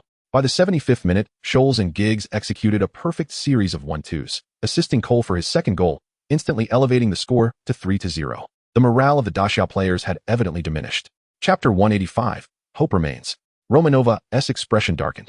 She understood how much Brook valued this group of Daxia players, having invested heavily and even brought in a Chinese nutritionist specifically to help them adjust to British cuisine. Yet, this 3-0 scoreline was a stark slap in Brook's face. Brook, however, recognized that they had made significant progress. Styles had mentioned more than once that they had altered his perception of Daxia players. Watching the game, Brook maintained a smile. He was neither angry nor embarrassed. Instead, he felt gratified by the fighting spirit exhibited by the players. Skills can be honed, but the courage to block a shot with their bodies and the determination to clear the ball even after colliding with a goalpost were qualities he had not witnessed in far too long. This was the trait he valued most. Wow! Hermione suddenly exclaimed with excitement as Sun Jihai intercepted the ball in the backfield and executed a long pass. Zhao Jun, after receiving the ball in midfield, executed a precise through pass that found Li Jinyu, who was parallel to Cat and Phil. With a swift kick, Li Jinyu sent the ball soaring, passing it to himself 3 seconds into the future. Utilizing his incredible speed, he outmaneuvered Phil effortlessly. At that moment, Li Jinyu found himself in a one-on-one situation with goalkeeper Weston. Brook's heart raced. He silently urged, "Score. Just one." As Li Jinyu took his shot, the ball skimmed the ground and slipped through Weston's legs into the net. Splendid. Brook erupted in cheers. Hermione and Romanova leapt up in celebration. The goal seemed to inject a surge of adrenaline into the players from Dacia, who began a ferocious counterattack, momentarily pinning the English players in their own half. In the final 10 minutes of the match, Giggs and Li Jinyu each scored with header goals. Ultimately, the score settled at 4-2. The Dacia players had still lost. The investment in the youth training camp would continue to increase, and medical support must be assured. Send me a Chinese medicine practitioner from Dacia. We must ensure their physical well-being, Brook commanded. Understood, Romanova quickly noted. I will personally follow up. With a flash of ethereal blue light, Brook, Hermione, and Romanova found themselves standing in the living room of Kensington Apartments. Romanova was utterly astonished. She widened her eyes, surveying her surroundings, then looked down at her hands. You. Brook, are you a wizard? To be precise, we are sorcerers, Brook replied, collapsing into the sofa, for watching the game was indeed exhausting. Romanova muttered softly, sorcerers? Isn't that the same as wizards? Suddenly, she realized something. Wait, did you just say we? Hermione, are you a sorceress too? Hermione was uncertain why Brook had chosen to reveal this to Romanova, but it hardly mattered. Indeed, Romanova hurried to Hermione, her curiosity piqued. So, can you, transform people? Turn them into frogs, just like in the fairy tale of the Frog Prince? That is transfiguration, a form of advanced magic, and exceedingly challenging, Hermione stated, drawing her wand. Instantly, the teacup on the coffee table transformed into a canary, flapping its wings joyfully around the room before landing in Romanova's hands. Romanova exclaimed, cautiously stroking the bird's feathers, the tangible sensation leaving her in awe. This is already quite impressive. Her gaze fell upon Hermione's wand. Is this really a wand? Aren't they supposed to be much larger in the movies? She exaggeratedly gestured a lengthy size. That is merely for the movies, Brook interjected, initially feeling that wands were indeed too small. However, this design serves a purpose, ease of concealment, and surprise. I envy you both. In fact, when I was young, I fantasized about becoming a sorcerer too, Romanova mused, releasing the canary and conjuring flames to ignite the backsides of those who bullied her. Brook extended a finger. A plume of orange-blue flame forming at its tip. Yes, just like that, Romanova exclaimed with excitement. This is absolutely magnificent. Calm down, Brook replied, extinguishing the flames of enthusiasm.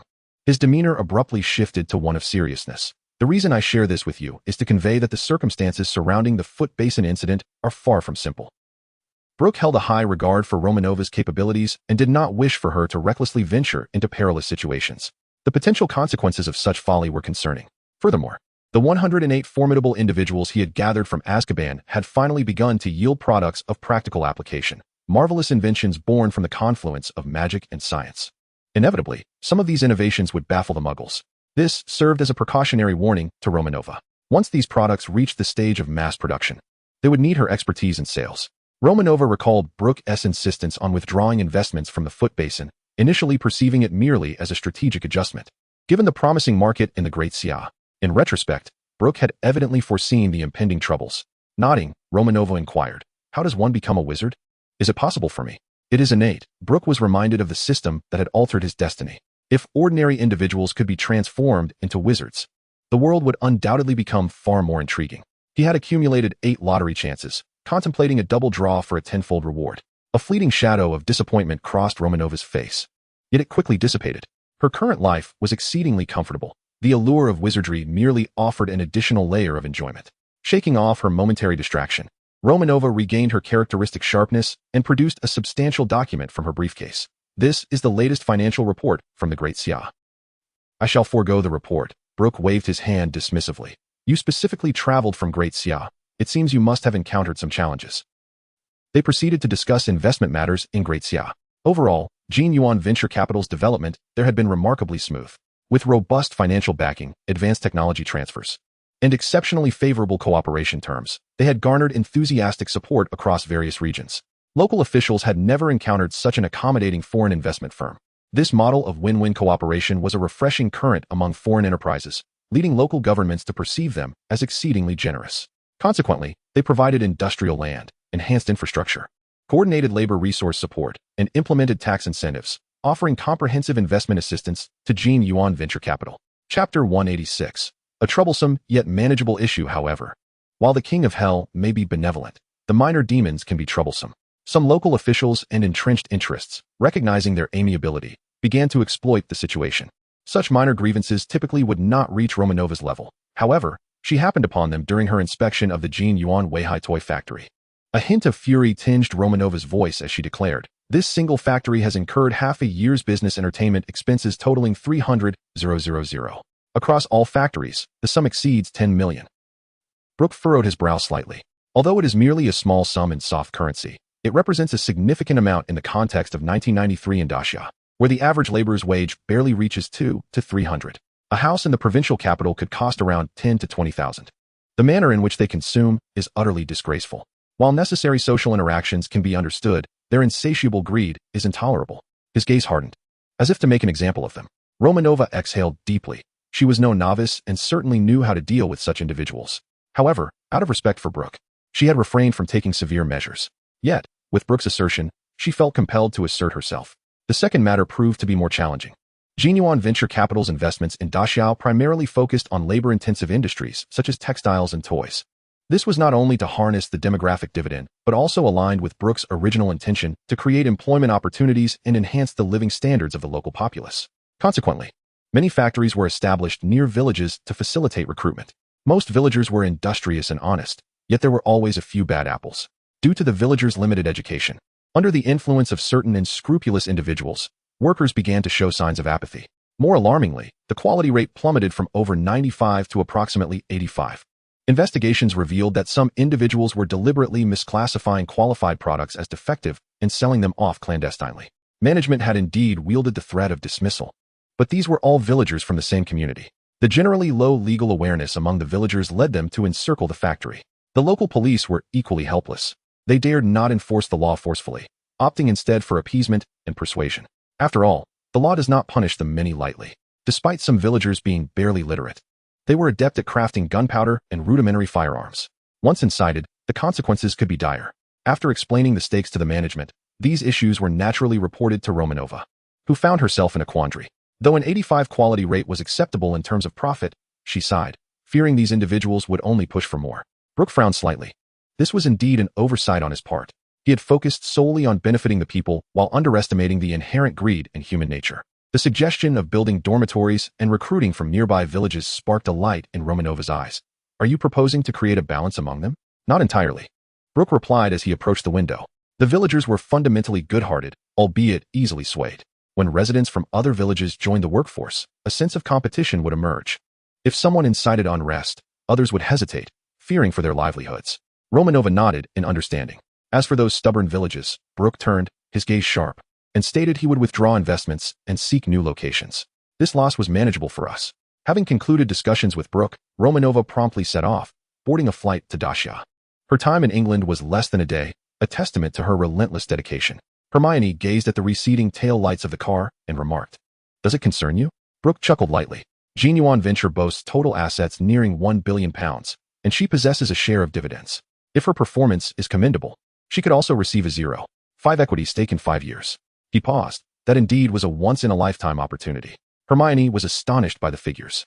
Not to mention the potential value of Jin Yuan Venture in 5 years, but a 0.5 share of £1 billion was already formidable. Her eyes sparkled with excitement. "So, how much do you own? What's this? Are you already dreaming of being a financial overseer?" Brook teased, winking mischievously. "What nonsense are you spouting?"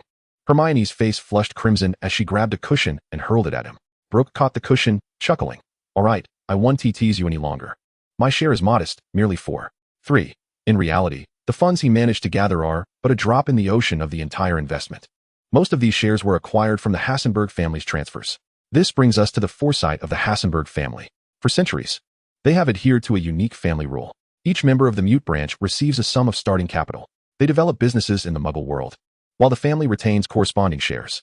Over time, the Mute branch of the Hassenberg family has established a vast commercial network in the Muggle realm. Ultimately, these shares revert to the ownership of successive family heads. Simultaneously, now and then, a wizard like Brook emerges among these Muggle descendants. This not only ensures the continuity of the family bloodline, but also fortifies their relationships, preventing irreconcilable conflicts over wealth. After all, such immense fortune could easily fall into the hands of any branch. This was also the reason Hassen devised a plan to draw Brook into the wizarding world. On one hand, it was to preserve the Hassenberg name. On the other, relinquishing such a vast enterprise without a fight would leave him utterly ashamed to face his ancestors. Brook was unaware of this. Had he known Hassen's initial intentions, he would have surely mocked him for being unnecessarily elaborate. If Hassen had revealed his family's wealth from the outset and invited him into the wizarding realm, any hesitation on Brook's part would have been a sign of disrespect toward that fortune. Hermione, observing the infuriatingly smug expression on Brook's face, felt an irresistible urge to act. "I want to eat roasted acromantula legs." Brook smiled slightly. "I'll roast some and bring them over for us to enjoy together." During the ensuing Christmas holiday, Brook relished a leisurely pace, tending to the garden and basking in the sun while reclining in a rocking chair, occasionally dozing off. He even constructed an amusement park within his ring space, which delighted Hermione immensely. "I want to go again." Hermione had already ridden the roller coaster 3 times in succession. Her brown curls were tousled by the wind, yet the excitement in her eyes remained undiminished. Of course, her favorite continued to be the carousel. Now, even while reading, the little girl insisted on sitting atop the carousel. On Christmas Eve, Brook did not dine with the Granger family as he had in previous years.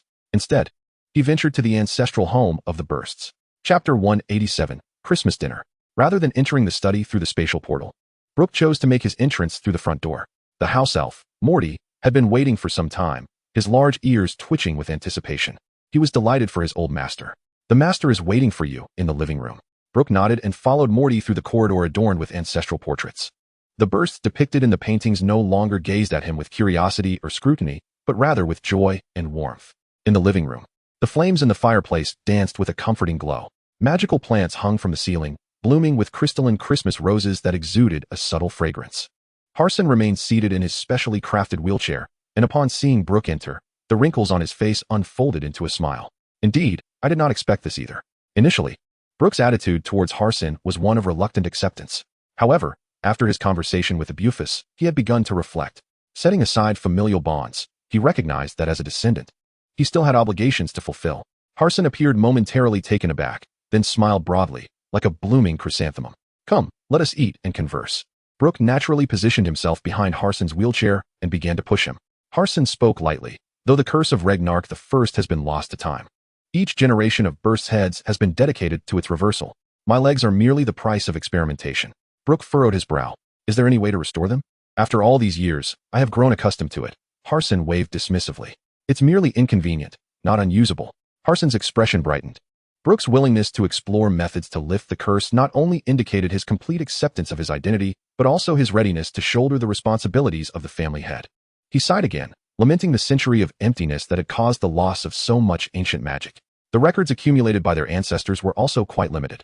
Let us see, Brook thought, being aware of his own limitations. Theoretical research was certainly beyond him. However, with Professor Babbling and Hermione still around, he believed that these two, interested in matters involving a century of obscurity, would surely be intrigued. In the dining room, a 12-meter-long table was laden with exquisite dishes. Golden cutlery sparkled under the light of the crystal chandelier. Millicent was initially bustling with excitement as she arranged the napkins.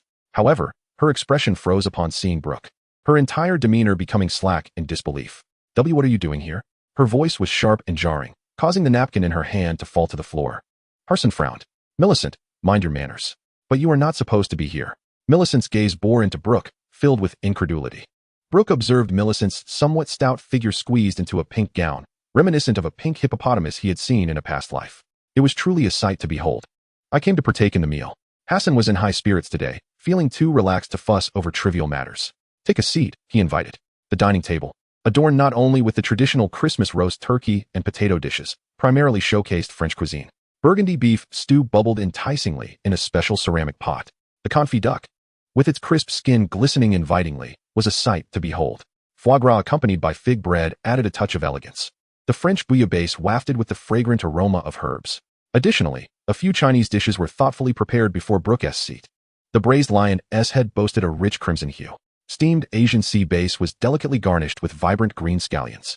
The garlic braised intestines released a unique fragrance, while the braised pig's trotters were cooked to a translucent perfection. I heard you quite enjoy these dishes at Hogwarts, Hassan explained. So I had Morty prepare them for you to sample and see if they suit your palate. Just by their appearance, they look splendid, Brook praised. Morty bowed toward Brook, expressing gratitude for the compliment. I have also brought several dishes, all crafted by my own hands. With a flick of his fingers over his ring, steaming plates of food soared to the dining table. Hassan immediately recognized the extraordinary nature of these dishes. What is the secret behind these? He inquired. They are all made with herbs and the meat of magical creatures, Brook introduced. There's garlic-infused kale, coq au vin with mushrooms, mandrake meat pies, and tentacle Hogwarts soup. Haha. Hassan laughed heartily. You must have an excellent rapport with Professor Sprout. The two began to dine amidst laughter and joviality, creating a warm and harmonious atmosphere. While Millicent was entirely overlooked, she mechanically chewed her food, feeling as if she were sitting on pins and needles. She had just devised a plan to contest Evelyn for the family fortune, contemplating marrying and having children as soon as she came of age. As long as she bore a normal wizarding boy, she would have him take the surname Bester, thus enabling her to inherit the Bester family wealth. However, Brook's presence thwarted this plan before it could even take shape. What deepened her despair was the look of admiration and pride in Hassan's eyes directed at Brook, an acknowledgement she had never received. Hassan merely nodded absent-mindedly. For certain unrealistic fantasies, extinguishing them from the outset was, in his view, the greatest kindness he could extend to this granddaughter. Dinner did not last long. After all, Brook was not one to linger over meals. As for Hassan, age had diminished his appetite, and he sampled each dish only lightly. Nevertheless, he indulged considerably in the 4 dishes brought by Brook. Following dinner, Brook and Hassan retreated to the study to enjoy tea and conversation. The fire in the hearth crackled softly. Hassan pushed a cup of brewed black tea toward Brook, commenting. There has been quite a stir regarding the foot basin lately. Brook shrugged. Is that so?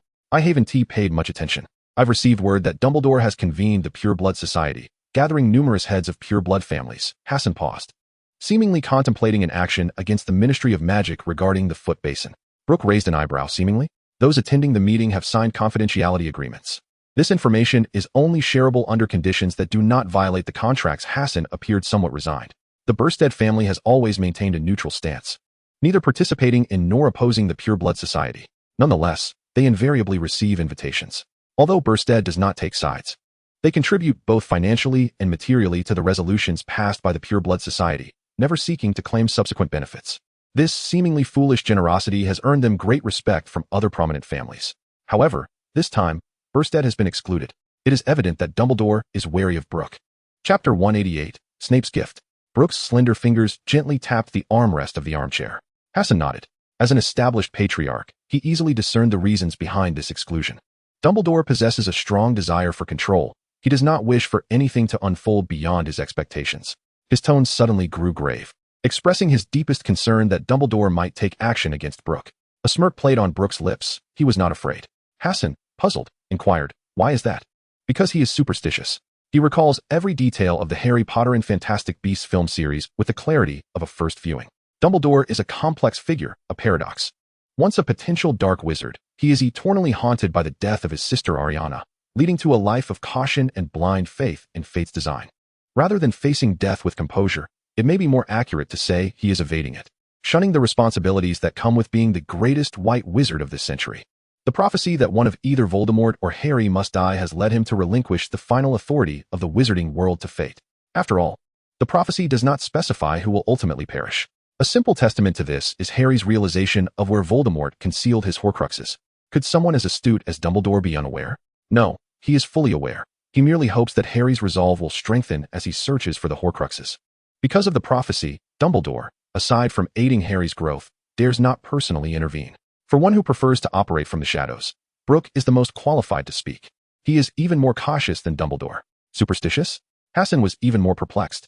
Which wizard is not superstitious? When selecting Brook as his heir, he had consulted renowned seers across Europe, attempting to glimpse the future of the Burstead family. Yet, all the oracles remained tight-lipped about Brook's fate. Their explanations were remarkably consistent. This young man's future is so formidable that it transcends the bounds of the River of Destiny. This is why he confidently entrusted the Burstead family to Brook. After all, who could be a more suitable patriarch than one powerful enough to obscure even the future? Suddenly, Hassan's eyes lit up. Indeed, since Brook could think to consult a seer for divination, Dumbledore would undoubtedly do the same. Who would dare make a move against someone whose fate is beyond prediction? With this realization, Hassan felt considerably more at ease. By the way, have the purebloods agreed? Brook inquired. Aren't you the least bit concerned about Voldemort? Hassan couldn't help but press further. Brook merely smirked. Does the outcome truly matter? Hassan chose to remain silent, placing his trust in Brook's cunning. Will you stay the night? Brook asked, gazing at Hassan's eager expression. Very well. Morty promptly led them to the master suite on the 3rd floor. Upon pushing open the oak door, they were met with a dazzling sight. The 4 posts of the 4-poster bed were gilded in gold. The desk, bookshelf, full-length mirror, and even the bathtub in the bathroom were all adorned with golden edges, nearly blinding Brook with their opulence. Yet, he relished such ostentation. Standing before the floor-to-ceiling window, Brook surveyed the estate blanketed in snow. He casually lifted a glass of drink, toasting to the void. Merry Christmas, Dumbledore. The following morning, the Burstead Manor was enveloped in a gentle morning light. The home had transformed into a veritable sea of gifts. Hinny sat amidst the piles, joyfully unwrapping presents for Brook while meticulously cataloging them. Merry Christmas, Hinny. Brook placed a gift wrapped in vibrant red paper before Hinny. Thank you, Brook. Hinny bowed deeply, nearly touching the floor with its nose. Over the past 2 years, it had received countless gifts from Brook. Though it no longer wept uncontrollably as it had the first time it received a present, it was still profoundly touched. With utmost care, it began to peel back the corners of the wrapping paper, fearful of wrinkling it even slightly. To Hinny, the wrapping was part of the gift and must be preserved. After 3 minutes of careful unwrapping, it finally opened the box, revealing an inscription in elegant cursive, the most diligent house elf. Hinny trembled with excitement, bursting into tears as it crumpled to the floor, sobbing uncontrollably. Brook consoled Hinny, acknowledging the preciousness of such a gift. He had anticipated this reaction. Kneeling beside Hinny and gently patting its back, Hinny's sobs intensified, declaring its intent to pass this treasure down to future generations as a reminder of Brook's kindness. A dark line appeared on Brook's forehead. Hinny quickly jumped up, vowing to cherish everything it could. All right, let us wipe your face first. Noticing that Hinny's emotions had stabilized, Brook picked up the gift list. Professor McGonagall had gifted a copy of Advanced Transfiguration Notes. Flitwick's present was a set of singing magical bookmarks. Sprout had sent a peculiar plant known as the surprise flower from Africa, which required no special care, just a bit of water every few days.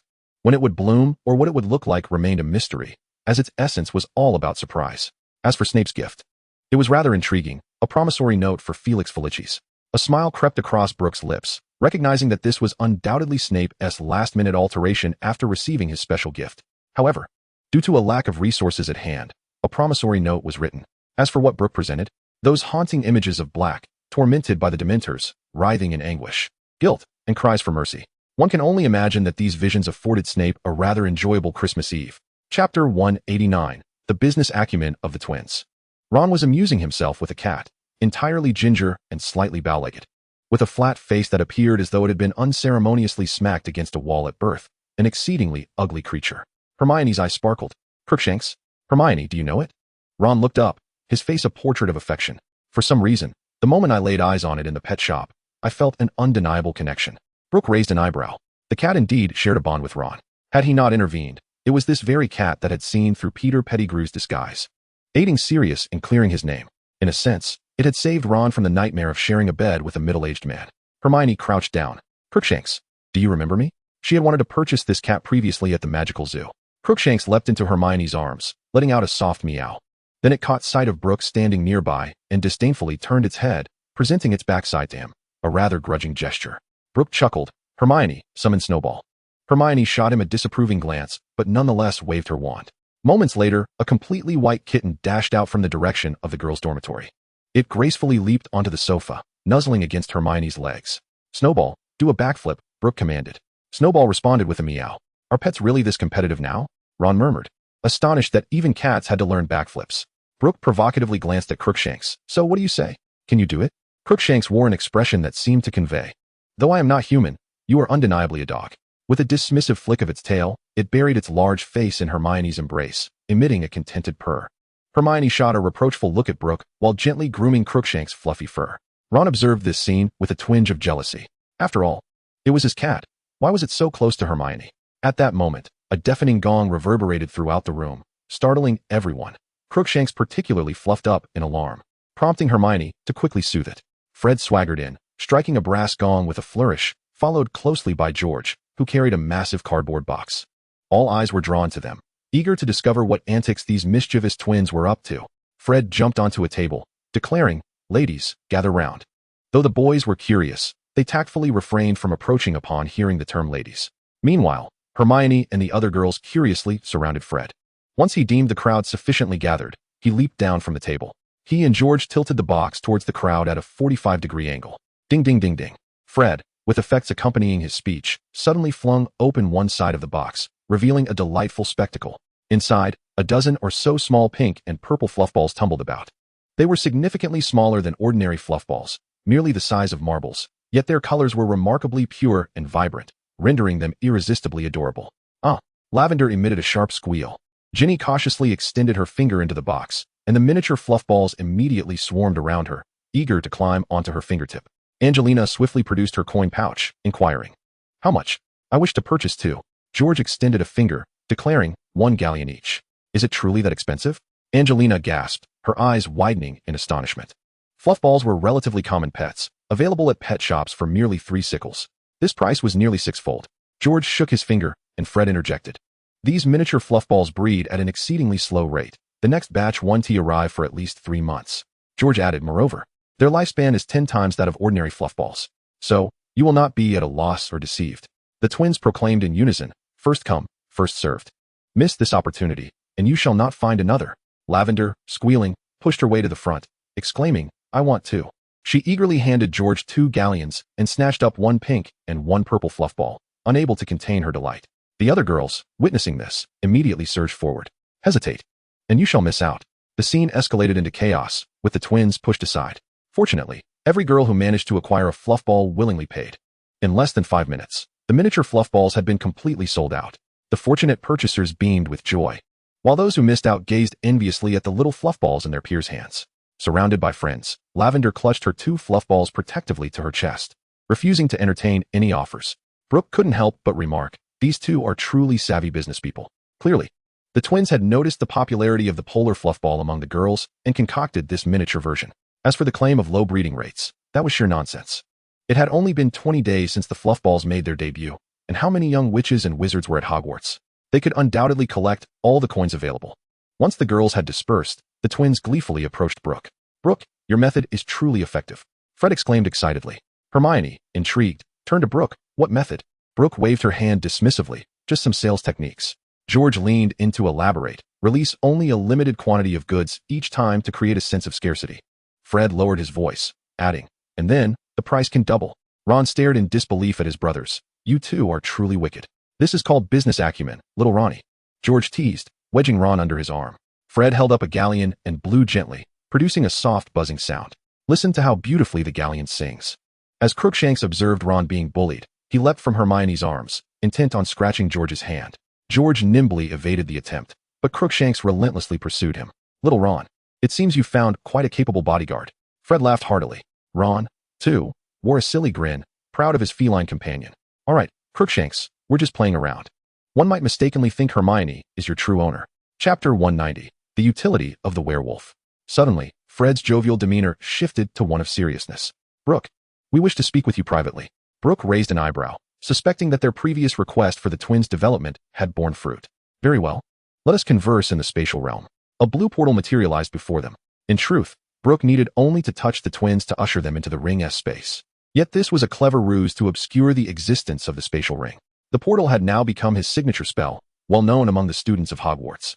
However, none were aware that passing through the portal led them directly into Brook's spatial ring. Brook entered first, and as Ron attempted to follow, George obstructed his path. "Adults are discussing matters. Children should not interfere." Ron pouted in dissatisfaction. "What about Hermione?" He turned to the sofa, only to find Hermione completely engrossed in petting Crookshanks, her eyelids unflinching. "Hermione, aren't you curious?" She replied without lifting her gaze. "I am curious." Her fingertips gently scratching under Crookshanks' chin, eliciting a contented purr from the cat. "But since it's said to be a private conversation, what reason do I have to follow?" Hermione understood. If she truly wished to accompany them, no one would stop her.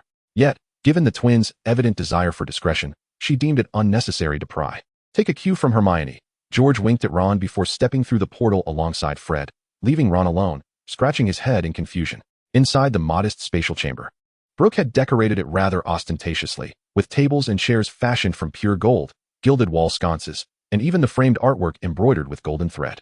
Merlin's socks. This is excessively extravagant, Fred remarked, trembling as he touched the golden seat. George, meanwhile, stared intently at the resplendent coffee table, his throat involuntarily swallowing, as if tempted to take a bite to test its worth. Please sit. It's all a gift, Brook offered, pouring them both glasses of chilled orange juice in golden cups. Who is so generous? Fred removed the cushion and sat directly on the somewhat uncomfortable golden chair, a look of pure enjoyment on his face. Is it too late to claim you as our godfather? George added, or godmother would suffice. Brook chuckled teasingly. You two do not quite meet the criteria. The twins exchanged alarmed glances at Brook's jest.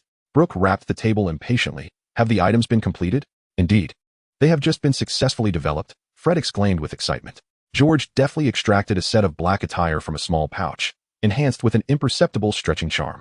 The shirt, trousers, gloves, and hat were neatly arranged upon a glimmering golden table. Brook seized the shirt and tugged at it with considerable force.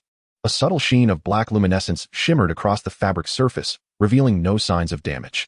It was noteworthy that under the influence of his guardian strength, his own power had burgeoned to 3 or 4 times that of an ordinary adult as he matured. Such a display was ample evidence of its durability. Have the tests been conducted? George inquired swiftly. All preliminary tests have been passed, he continued, but as you are aware, we are somewhat constrained regarding lethal weaponry. Brook snapped his fingers, summoning an alchemical mannequin from the shadows. The mannequin adeptly donned the complete ensemble and retreated 20 meters away. The twins held their breath. Bullets from a handgun ricocheted harmlessly off the garment, leaving no trace. Even the sustained barrage from a submachine gun merely resulted in slight indentations, failing to breach the inner layers. 3 grenades detonated simultaneously, yet the mannequin remained unscathed. Only when struck by a howitzer did the protective gear exhibit significant damage. Although it did not provide complete defense, the inflicted harm was considerably mitigated. Impressive, Brook remarked with satisfaction. He refrained from testing missile resistance, as the level of protection already exceeded expectations. The twins exchanged glances, their expressions brightening. They had devoted several months to the development of this protective gear, often sacrificing sleep for more than 6 hours a night. Even their jovial toy projects had been temporarily shelved, with the gnome puff being a mere byproduct of their efforts to refresh their minds. George eagerly inquired, does this mean it can be sold? Brook countered with a question. What is your current production rate? The twins shared a knowing look. For sets, Fred pondered aloud. With a bit more effort, 5 sets might be achievable. Brook shook his head. That will not suffice. The twins' expressions darkened instantly. Is that it? Have you given up so easily? Brook teased. He proceeded to elaborate on the philosophy of assembly line production, establishing a factory, employing workers to specialize in various tasks, with only the most critical components being managed by the twins themselves. This approach would enhance output while safeguarding core technologies. The twins nodded in agreement. Yet George raised a practical concern. We are still in school, and finding skilled laborers is no easy feat. If we drop out now, our mother will be furious. Fred remarked, fear evident in his expression. Brook contemplated this, a slight smile playing on his lips. What about Lupin? The twins looked puzzled. What of Professor Lupin? George frowned. The curses from the dark arts defense class? Brook clarified. No, I mean, Lupin is a werewolf. What? The twins exclaimed in unison. Yet soon, fragments of realization began to connect in their minds. Lupin's usual demeanor and his consistent absences during the full moon. Brook continued, life as a werewolf is quite challenging. If the Weasley Wizarding Wheezes would be willing to take them in. He bore the unmistakable guise of a shrewd merchant, presenting an alluringly inexpensive yet remarkably effective labor force. Yet, on the night of the full moon, Fred found himself consumed by trepidation. The reputation of werewolves was decidedly grim. It was on such nights that they transformed into irrational beasts, exhibiting an unfathomable ferocity. Brook allowed himself a faint smile, suggesting that granting them a premature holiday would suffice. I believe working 25 days a month is quite feasible. As for remuneration, a mere tenth of an ordinary wizard's wage would be adequate. Fred slammed his hand upon the table. Let us proceed. I shall consult Professor Lupin tonight. Mind you, not consult, but rather bestow charity, Brook interjected, emphasizing the necessity of making them feel as if this were a divine gift. He was determined to reshape the twins' perception. The werewolves had been banished to remote villages, living precariously, deprived of even the most basic human rights, existing on par with magical creatures. To offer them a dignified occupation would render them their benefactors. Chapter 191, Lupin's Resolve. The twins were stirred by Brook's impassioned words. However, upon reflecting on the conditions he had proposed, it became clear that if anyone possessed a darker heart, it was Brook himself. Fred exaggeratedly adopted a posture of reverence. Master, we have attained enlightenment. Brook smiled faintly. In truth, there was a half-formed thought he had yet to voice. The present plight of the werewolf community was dire. They would willingly brave any peril for the sake of this dignity. This could be seen as his protective assurance to his younger companions. The door to the Office of Muggle Defense stood ajar, warm light spilling through the crack. Professor Lupin sat at his desk, cradling a tattered copy of Advanced Defensive Magic. Yet, his gaze was fixated on the distant fireplace, clearly lost in thought. Fred gently tapped on the doorframe. "Professor?" He closed the book and gestured for them to enter. The twins stepped into the office, with George ensuring the door was securely latched behind them. Lupin raised an eyebrow slightly. "Professor," Fred inhaled deeply. "We know you are a werewolf." The air in the office felt as though it had solidified. Lupin's expression remained unusually calm. He had anticipated this day would come, having rehearsed countless scenarios in his mind. Upon discovery, he would promptly pack his belongings and depart, sparing Dumbledore any additional trouble. "I understand," Lupin said slowly, rising to his feet. "I am pleased to teach you, but I must gather my things and leave the school." "Wait," George quickly interjected. "Professor, where are you going?" Lupin offered a wry smile. "For your safety, I must resign and depart." The twins immediately grasped that Lupin had misconstrued their intentions. Fred proclaimed loudly, "We do not care whether you are a werewolf." "Indeed," George hastily added, "if you leave, who will teach us defense against the dark arts?" The twins' response left Lupin momentarily speechless. He had envisioned numerous potential reactions: fear, disgust, anger, but he had never anticipated such an expression of reluctance. "Then what are you proposing?" "We wish to employ you," the twins replied in unison. Lupin found himself both amused and touched by their unexpected declaration. Knowing he is a werewolf and still daring to employ him, apart from Dumbledore. "There are only these two individuals before me. Why not just give you a holiday around the full moon?" Fred dismissively waved his hand. "If you do not associate with us, what danger do we face?" Lupin's gaze flickered uncertainly. Black had promised to live with him once his name was cleared. With the wealth of the Black family, they could indulge for generations. Yet, with his pride, how could he comfortably accept charity? Not even from a good brother. This job offer from students, though it seemed fantastical, provided him with an opportunity for self-sufficiency. "Do tell." For the next half hour, the twins elaborated on their plan: the establishment of the Weasley Wizarding Wheezes, the concept of a production line model, and the proposal to employ werewolf staff. They refrained from adopting the condescending charity suggested by Brook, instead expressing their intentions in a more equal and gentle manner. The more Lupin listened, the more astonished he became. He had not anticipated that the twins would not only dare to employ him, a werewolf, but also plan to recruit more werewolves to work for them. This reminded him of the tragic scenes he had witnessed in werewolf villages, children emaciated and adults tearing at each other for a morsel of food. If such a job exists. "You are indeed bold," Lupin remarked, his fingers subconsciously tapping the table. "However, I must remind you that not all werewolves are trustworthy. Some have completely fallen from grace," George said gravely. "Thus, we have a few conditions." Lupin gestured for him to continue. Fred cleared his throat and began to enumerate. "First, we will not employ anyone with a history of attacking wizards or muggles. We will not hire those dangerous individuals. Second, we will not accept pureblood werewolves. We only take in those who were bitten later in life, as they typically retain more of their humanity. Third, all candidates must pass a technical assessment before being hired.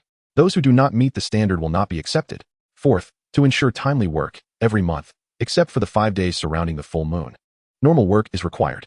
Compensation will be based on output, not time. Fifth, anyone with a high error rate will be dismissed immediately. Sixth, any unlawful conduct during work hours will result in immediate referral to the Ministry of Magic." Lupin listened intently. To him, these conditions were not only reasonable, but far more lenient than he had anticipated. Especially considering the current plight of the werewolf community, this was a veritable lifeline. "Of course," George added, "we will provide free food and lodging. Moreover, if a family has no one selected, they can still engage in patrols, cleaning, or kitchen work." These stipulations were the result of discussions between Brook and the twins. Particularly, the provision of patrols for those werewolves who were unable to find work was a point that Brook emphasized strongly. Furthermore, there would be free food for the elderly and children and the establishment of makeshift schools. These were the true means of winning hearts. Imagine, when an entire werewolf family is well cared for, those capable young adults will fiercely protect the twins for the sake of their loved ones. Certainly, these blessings must be bestowed gradually. Brook understands the principle of a grain of rice in return for a grain of rice better than anyone. "I believe I will depart from Hogwarts this year. After all, the materials for defense against the dark arts are no trivial matter." Lupin blinked. He took a deep breath. "And thereafter, I shall confer with the leaders of other werewolf settlements to earnestly facilitate this matter. Professor Lupin, there are certain matters we must address up front." George's tone grew firm. "You are more aware than we are of the plight faced by werewolves. We are willing to offer employment, but we are no charity." Fred also stated seriously, "Professor, our choice to employ werewolves stems from compassion. Yet, You must know that we could easily hire ordinary wizards, although the cost would be higher. The troubles would be significantly fewer. I understand. I will ensure they recognize their position. Should anyone fail to appreciate this, Lupin's gaze sharpened. I shall personally escort them away. He understood the profound significance this held for the werewolf community. The twins had effectively torn a rift in the iron curtain of discrimination against werewolves. As long as werewolves demonstrate sufficient value, there may be more wizards willing to embrace them in the future. This indeed represents a rare opportunity for werewolves, one he would not allow anyone to jeopardize. He bore no qualms about having his hands stained with blood. Chapter 192, Task Completion. After the conversation concluded, the twins walked through the dimly lit corridor. The torches on the walls cast elongated shadows behind them. Suddenly, George halted, slapping his forehead in realization. Merlin's beard. We forgot to discuss the most important matter. Fred turned, puzzled. What? The payment standards. George lamented. We never specified the compensation. Fred grinned slyly. I did it on purpose. Let Professor Lupin negotiate with those leaders. They will certainly propose a figure far below market value, for to them, having a job is already a blessing. George whistled. Brook is right. You are indeed becoming more like a businessman. Meanwhile, in the Defense Against the Dark Arts office, Lupin gently caressed his wand. The greatest obstacle now was Finra Greyback, the werewolf leader who had bitten him and specifically targeted wizard children. This brutal werewolf would never allow his kin to submit to wizards. Old friend, Lupin murmured, as a glimmer of green light flickered from the tip of his wand. It is time to settle our old scores, is it not? After watching the twins depart, Brook did not immediately leave the cramped space. He languidly reclined in a chair crafted of pure gold and summoned the long-awaited system interface. System. Before him, a pale blue light screen unfolded. He gently swiped his finger, revealing a neatly arranged list of completed tasks. Earn house points from Professor McGonagall, 310500, series of tasks. Obtain Snape's assistance, 710, series of tasks. Make the front page of the Daily Prophet. As Leonardo, release the Azkaban prisoner. The Master of Owl mailing, shipping over 200 parcels. The Master of Potion Ingredients, possessing 10 rare potion materials. Evidence against Filch, obtaining proof that Filch is incompetent. Voldemort's Plea 33, assisting Voldemort's resurrection, rescuing Death Eaters, stealing Muggle weapons.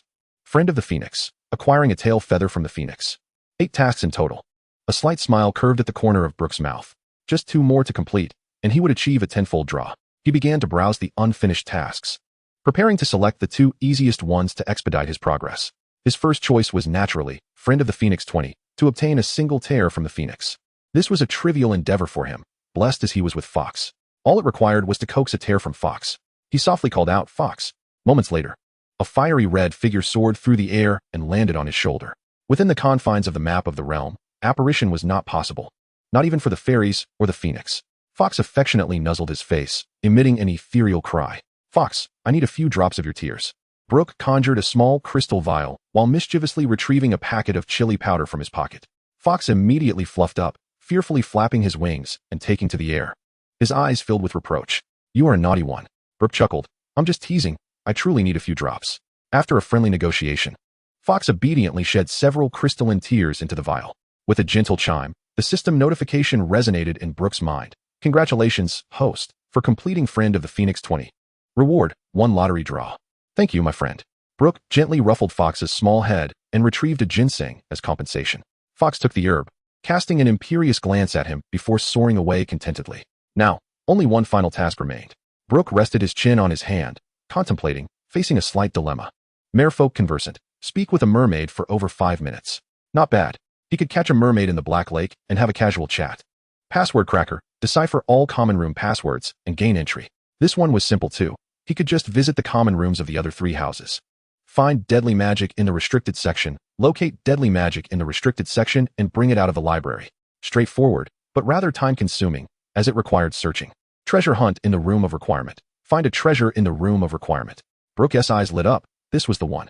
The reason? Proximity. Moreover, he had unlocked the door to his memories and recalled that there was indeed a treasure there, the diadem of Ravenclaw, which was also one of Voldemort's Horcruxes. Thus, Brook stood before the tapestry of the giant troll beating the foolish Barnabas on the 8th floor. He concentrated, silently intoning, I need a place to hide something. The moment he pushed open the door, Brook almost believed he had stumbled into a garbage disposal facility. A heap of damaged furniture, rusted weaponry, and tattered tomes lay piled high. The air was thick with dust and a sense of antiquity. A blood-stained suit of medieval armor leaned precariously at the entrance, its hollow eye sockets silently observing him. Brook furrowed his brow. He had initially intended to leisurely explore, akin to his past life meandering through antique streets. However, his enthusiasm for treasure hunting had dissipated entirely. He ascended into the air, his gaze swiftly honing in on a target. Upon a grotesque bust of an ancient sorcerer rested a tarnished crown. Just as Brook reached out to touch it, the crown suddenly emanated an ominous black light. The fragmented soul of Voldemort seemed to sense a threat and began to unleash a frenzy of mental seduction. Don me, and you shall acquire the wisdom of Ravenclaw. Becoming the greatest wizard in history. Brook raised an eyebrow, a playful smile spreading across his face. Spare me the theatrics. Even my diary has been thoroughly deceived. Do you truly believe you stand a chance? His mental barriers were products of the system itself. Not even Dumbledore could penetrate his thoughts. The temptation of a mere fragment of a soul was utterly insignificant. Casually, Brook picked up a relatively intact quill from nearby. After all, the crown of Ravenclaw was a relic of sorts. It should not be squandered in such a manner. He cast a soul transfer spell, relocating the remnant spirit onto the quill. The quill trembled violently for a moment before settling into tranquility. Brook nonchalantly tucked it into his pocket, thinking, when I find the time, we shall play. He began to examine the crown with newfound interest. As the fragment of Voldemort's soul departed, the crown shed its rust, revealing its true form. Chapter 193, The Crown of the Emperor. The crown was shaped like a soaring eagle, adorned with moderately intricate engravings. Its wings were inlaid with fractured diamonds and sapphires, with a large sapphire at its center. Along the base of the crown, Ravenclaw's famous motto was inscribed. It was said that wearing it could enhance one's wisdom. Brook placed the crown upon his head for a brief trial. However, apart from the cold metal against his skin, he felt no extraordinary sensation. It was likely just a decorative piece of symbolic significance. He gazed into a shattered mirror nearby. Its design was rather appealing. Perhaps a fitting gift for Hermione. As for returning it to Hogwarts, what a jest. He had found it through his own merit. Why should he return it? Congratulations, host, for completing the treasure hunt in the wishful thinking room. You have earned a reward, 1 lottery draw. The system's prompt chimed in as expected. Brook felt quite satisfied. A tenfold draw awaited him. Just as he prepared to leave, his peripheral vision caught a glimmer of gold in the corner, a damaged golden snitch. Yet, it was not the snitch that piqued his interest, but rather a small corner of parchment peeking through its cracked crevice. Curiously, Brook picked up the snitch and extracted the note within. The yellowed parchment bore faded ink that read, I have learned the secret of the void. Prepare to embrace death. He pondered thoughtfully, carefully stowing away the note. Although he held little interest in the so-called century-long void, he deemed it a suitable puzzle to engage with during moments of boredom. Presently, the paramount focus was, of course, on the lottery.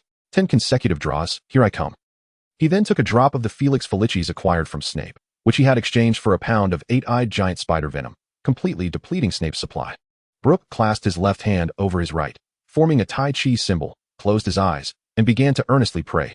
Jade Emperor, Supreme Laojun, Tathagata Buddha, Tai Junren, the Fighting Saint Buddha, Prince Neza, and Erling Shun, Marshal Tianpeng, bless me. He reverently bowed in 8 different directions. Upon completing his homage, he dramatically waved his hand. The system lottery commenced, 10 consecutive draws. I desire the golden legend. Ding. The system's roulette suddenly materialized and began to spin rapidly. Thank you for your patronage. Thank you for your patronage. Thank you for your patronage. Brook remained calm and collected, yet was met with the standard 3 consecutive blanks. Grand prize, Eula. Ding. Congratulations, host. You have won the grand prize, Eula, the title knight. Character award, fully loyal to the host. What? Brook was taken aback. The system could draw characters too. The roulette continued to spin at an astonishing speed. Thank you for your patronage, 3 times. Brook's full attention was now fixated on Eula. Is this the Eula he was thinking of? Grand prize, transformation pill. Ding.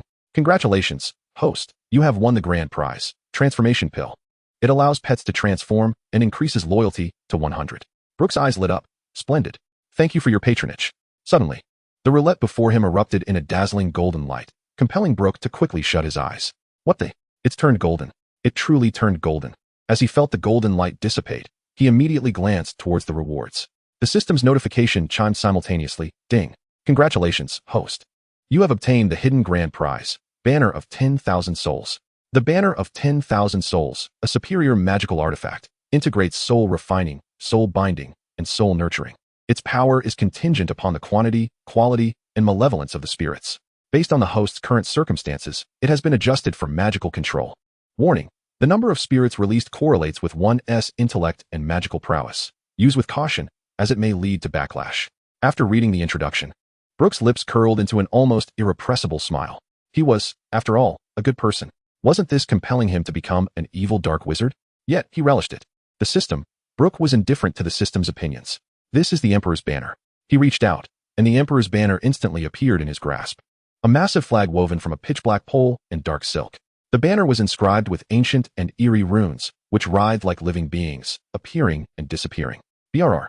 It's so cold. The moment Brook grasped the pole, a bone-chilling cold spread from his palm throughout his body. Ever since he acquired the power of Asgard, he hadn't felt such cold for a long time. He quickly released his grip, and the banner of 10,000 souls hovered automatically in midair. Cuckoo emanated a visibly ominous darkness, an aura undeniably sinister. Brook felt his tender heart wounded, yearning for the comforting warmth of a sisterly figure. Thus, he stowed away the Emperor's banner. Come forth, Eula. A ripple in the air announced her arrival, as a figure gradually materialized.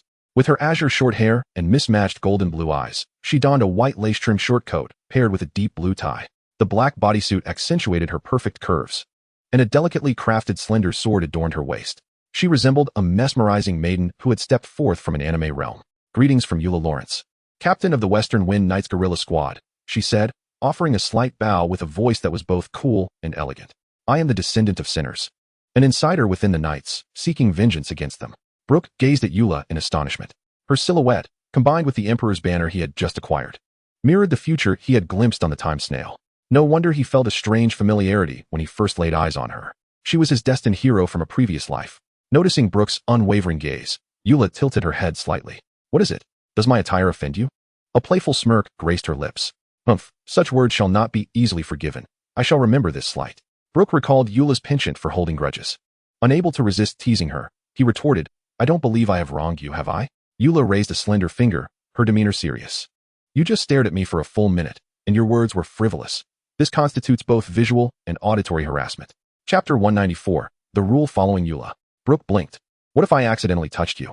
Eula elegantly lifted her chin, her right hand instinctively resting on the hilt of her sword. That would depend on where you touched me. A glint of danger flickered in her eyes. If it were the shoulder, consider it a minor grievance. If the hand, a moderate offense. Stop. Brook hurriedly interrupted, fearing the implications.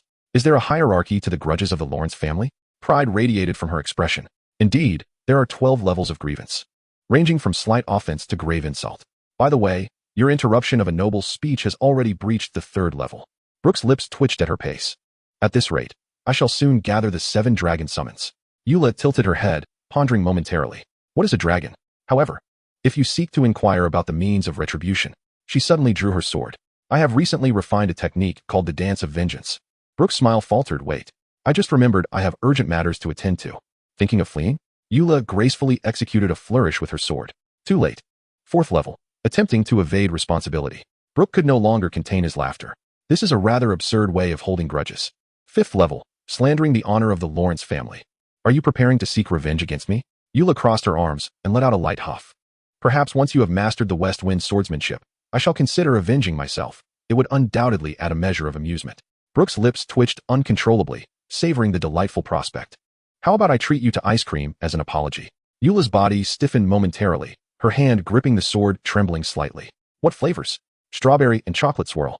Eula bit her lower lip, managing to suppress a smile at the thought. Brook's eyes lit up, surprised to discover Eula's hidden love for sweets. What if I were to offer you ice cream for an entire week? Could I possibly obtain a grudge exemption card? Eula raised her delicate face, pondering seriously for a moment. I can grant you 3 chances for exemption. Then, lowering her voice, she added, but it must include honey pancakes. Brook softly called an Moments later, Anin hurriedly approached, bowing respectfully. Young Master Brook, how may I serve you? Brook instructed, prepare some ice cream, the strawberry and chocolate swirl, accompanied by honey pancakes. With the finest cream. At once, Anin was about to depart when Brook added, by the way, this is Miss Eula. Attend to her every need while she is here. Anan's large, curious eyes roamed over Eula. It bowed deeply, its nose nearly touching the floor. Miss Eula, please feel free to call upon Anan for any requests. I shall take great care of you. Eula observed Anan with keen interest. She had never encountered such a creature in the world of Teyvat. Thank you. Anan. Brook noticed Eula's confusion and explained. Anan is a domesticated sprite. Somewhat akin to the slimes of Teyvat, but more adept at household tasks. Anan soon returned with a splendid golden tray. The strawberry and chocolate ice cream, under the influence of magic, maintained a perfectly semi-melted state. Beside it lay golden, crispy honey pancakes, exuding a faint vanilla aroma. Miss Eula, please enjoy, Anan bowed respectfully. Eula gracefully picked up a golden spoon and scooped a portion of ice cream. As the sweet flavor burst upon her tongue, She involuntarily closed her eyes in delight. The desserts in this world are rather exquisite.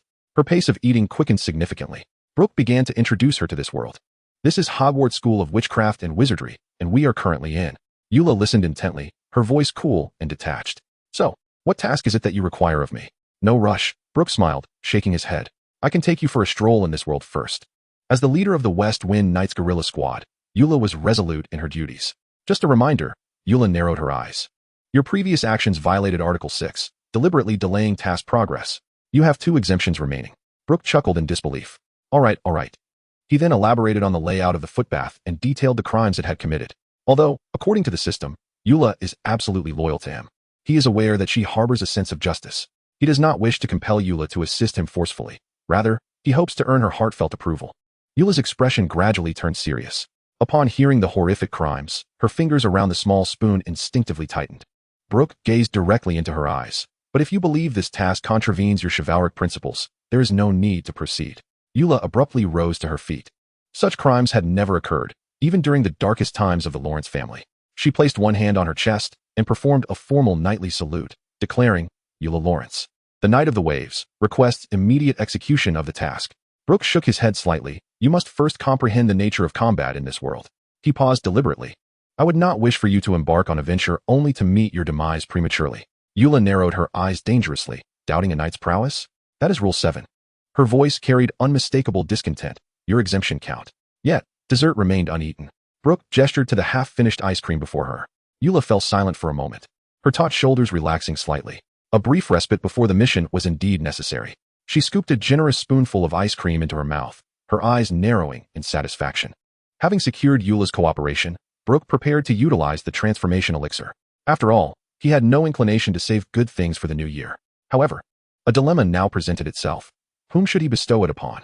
He stroked his chin, lost in contemplation. Eula sat across from him, elegantly sipping her red tea, her eyes narrowing slightly. Are you troubled? Given Eula's unwavering loyalty, Brook did not conceal his thoughts, expressing them freely. The Phoenix Fox and the Norwegian Ridgeback Dragon, Ferlina, are both splendid choices. Their transformed forms would undoubtedly possess formidable abilities and exceptional combat prowess. Brook tapped his fingers lightly on the table. However, my rapport with them is quite good, so the 100 loyalty bonus from the elixir seems somewhat squandered. Eula perceptively continued his line of thought. You wish to capture a more powerful magical creature and effortlessly gain a loyal subordinate? Brook nodded. I am contemplating a unicorn, a Zowu, or a Chelan.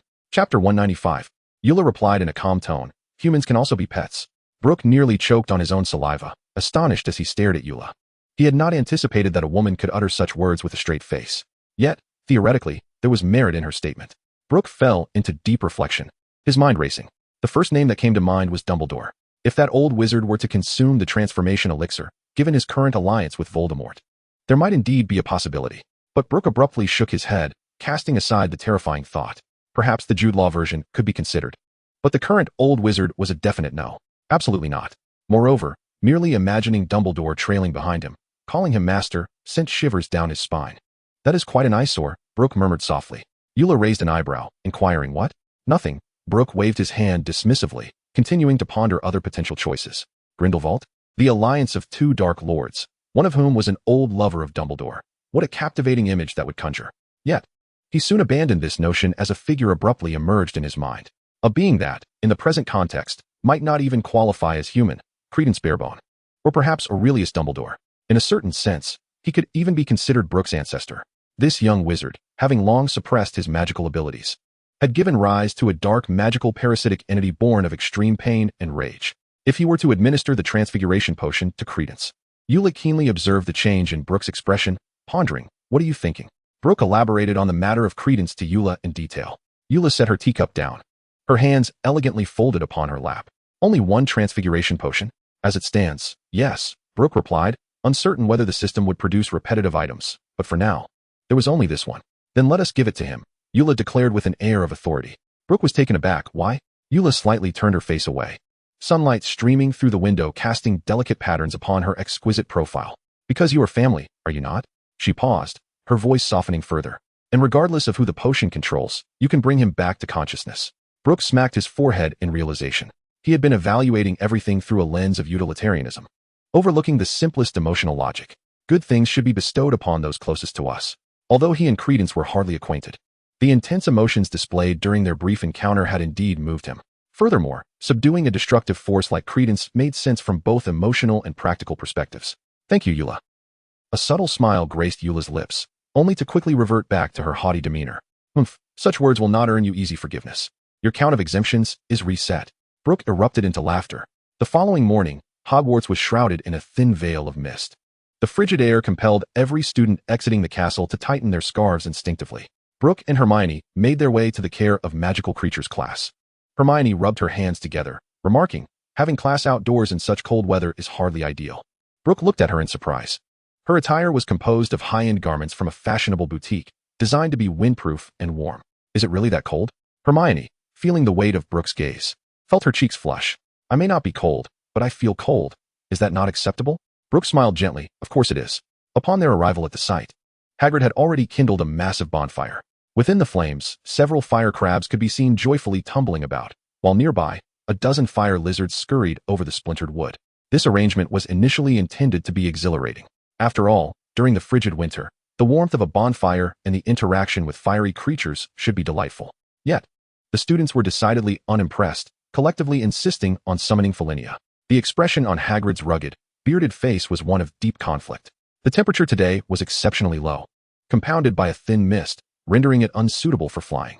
Just one flight, Lavender pleaded, her wide eyes sparkling as she grasped Hagrid's thick fingers, shaking them imploringly. With Lavender leading the charge, the girls began to charm Hagrid, while the boys chimed in, vowing to prioritize safety. Under the relentless persuasion of the crowd, Hagrid ultimately chose to relent. He retrieved a uniquely shaped conch shell from his pocket, its surface adorned with spiral patterns. This is the dragon horn, he announced, placing the shell to his lips and puffing out his cheeks to blow. Strangely, no sound emerged from the conch. However, Brook keenly sensed a distinct magical aura emanating from the shell, spreading outward. Moments later, a commotion arose deep within the forbidden forest, startling a flock of birds into flight. The trees swayed violently, and an array of creatures' calls echoed faintly. Here it comes, Neville exclaimed with excitement, pointing skyward. A massive shadow ascended from the forbidden forest, its outspread wings blotting out the sun. Philosopher circled above before gracefully descending beside Hagrid, stirring up a whirlwind. The fire creatures and fire lizards huddled together by the bonfire, trembling with fear. All right, don't be afraid. Hagrid quickly reassured the fiery beings. Philosopher won't harm you. The students erupted in jubilant cheers. Philosopher. Hagrid meticulously ensured that everyone had a firm grip on the dragon's spines. You must hold on tightly, he instructed, turning to Brook, please assist in the air. Despite the biting cold, excitement radiated from the students' faces.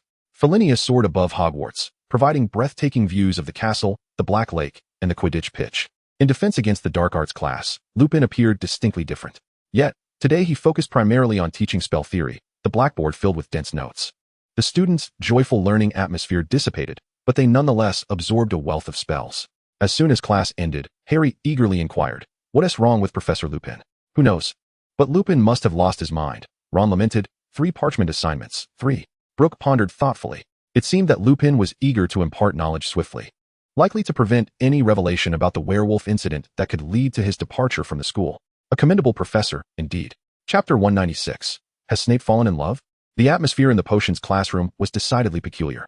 When Snape entered, all held their breath, for their potions professor was smiling. It was a genuine smile, one that emanated from the heart. Moreover, throughout the lesson, Snape occasionally chuckled. The students were enveloped in a chilling sensation. Even more terrifying was the incident when Neville and Seamus once again successfully detonated the cauldron. To their astonishment, Snape not only refrained from unleashing his venomous wrath, but personally examined Neville's injuries. Next time, remember to extinguish the flames before adding the tail of a fire lizard, Snape remarked, his tone flat, yet betraying a slight upward curl at the corners of his mouth. Neville trembled uncontrollably, and the entire class was left speechless. As soon as the bell rang, the corridors erupted with speculation. Has Snape been cursed by the Imperius curse? Ron exclaimed incredulously. The professor's mental defenses are formidable. The curse would have no effect on him, Harry replied. Could it be Polyjuice Potion? Ron continued to theorize. Someone might be impersonating Snape. Hermione rolled her eyes. The effects of Polyjuice Potion only last an hour. Did you see him consume anything during class? What gift could possibly cause such a transformation in Snape? Ron remained skeptical, yet Harry pondered deeply, aware that Brook would not make baseless claims. Hermione recalled Brook's earlier words, noting that he had mentioned preparing a special gift for Snape. As more young witches and wizards attended potions class, rumors began to circulate throughout the castle. The hypothesis proposed by the twins quickly gained unanimous acceptance. Snape had fallen in love. It was not long before Snape became aware of the gossip. His face darkened, reverting to its usual somber demeanor, and he assigned the twins a week's worth of detention, requiring each of them to handle 5 buckets of snail slime daily. The two were nearly driven to despair. However, the more they suffered, the more convinced the students became that their potions professor was indeed smitten. Snape's actions were a glaring indication, further souring his expression and emanating an aura that warned others to keep their distance. Even Harry and Draco, who attended extra potions classes each evening, dared not breathe in his presence. After Ancient Runes class concluded, Brook did not slip away as usual, but instead lingered. Professor Babbling was organizing her lesson plans when she noticed him, and her eyes brightened. "Professor, I have a matter I would like your assistance with," Brook stated directly. A flicker of delight crossed Babbling's face. "I will help you with anything within my power." She was not apprehensive about Brook seeking her help. Rather, she feared that this brilliant student would continue to evade her. Brook wasted no time. "The Burstead family has long borne the curse of Regnark I. I wish to learn about the fairy magic of that era. Do you have any relevant materials?" "The Burstead curse," Babbling pondered. "Old Hassan has approached me regarding this as well." A glint of disappointment flashed in Brook's eyes. Indeed, how could Hassan not have attempted this avenue? At that time, I was truly powerless. Babbling shifted her tone, but now the situation is different. Her eyes sparkled with eager light. "Thanks to your translations of ancient texts, many once indecipherable documents have been accurately interpreted." Brook's eyes lit up. "Then can you assist in the research? Do you have any relevant materials?" "I do." Brook retrieved a stack of parchment from the spatial ring, densely filled with the research notes of the Bost family across generations. Babbling flipped through the pages swiftly, expressing her need for some time. "Once I make progress, I shall inform you," she assured. "Thank you, Professor," Brook said sincerely. Babbling mischievously winked. "If you truly wish to express your gratitude, translate more of the unknown ancient texts, such as the ancient runes." Brook managed a wry smile. "I will do my best." "Professor." His reluctance was not due to a lack of desire to assist. Rather, his translations of the unknown ancient runes depended solely on his innate talent for dark magic. He had already deciphered all texts with a single dark magic attribute, leaving only those with a combination of attributes. This was purely a matter of luck. Babbling held high hopes for Brook and did not wish to reduce the matter to a transaction. She earnestly promised, "Brook, regardless of whether you continue translating the unknown texts, I will do my utmost to support you." Brook looked at Babbling with sincerity. "I believe in you, Professor." Soon, the weekend arrived. "Hermione, I plan to visit Newt for some errands. Would you like to join me?" Brook inquired. Hermione's eyes brightened. "Are we going to see Grandma Tina?" "Absolutely." Brook raised his hand and traced a path, opening a shimmering blue spatial door. "Then let us proceed." As they stepped through the portal, a biting cold wind greeted them. The snowfall in Dorset far exceeded that of Hogwarts, blanketing the entire village in white. With Brook's enhanced physical prowess, traversing England felt like child's play. Newt's cottage was completely buried under snow, with only the chimney and windows visible. In the yard, a brownish-gray cat was frolicking joyfully in the snow. Just as Brook and Hermione entered the yard, Mahler suddenly popped his head out from the snowdrift, shaking off the snowflakes from his ears, and bounded over to Hermione. She scooped him up immediately. "Did you miss me, Mahler?" Mahler nuzzled her face with his cold, damp nose, letting out a soft meow. At that moment, the window of the cottage opened. Tina, clad in a dark green knitted sweater, looked over. "Brook, Hermione, please wait a moment while I clear the snow from the doorstep." "No need to trouble yourself, Grandma Tina," Brook replied, snapping his fingers. A clear pathway leading to the wooden door magically appeared before him and Hermione. "What a splendid vanishing spell," Tina marveled. Hermione hurried over just as Tina opened the door. She took Tina's hand warmly. "I have missed you, Grandma Tina." Tina affectionately patted the back of Hermione's hand. "Come in quickly. It's far too cold outside." The interior remained as cozy and cluttered as ever. The large oak table was still piled high with all manner of curious trinkets. 2 knitting needles were busily crafting yarn on their own.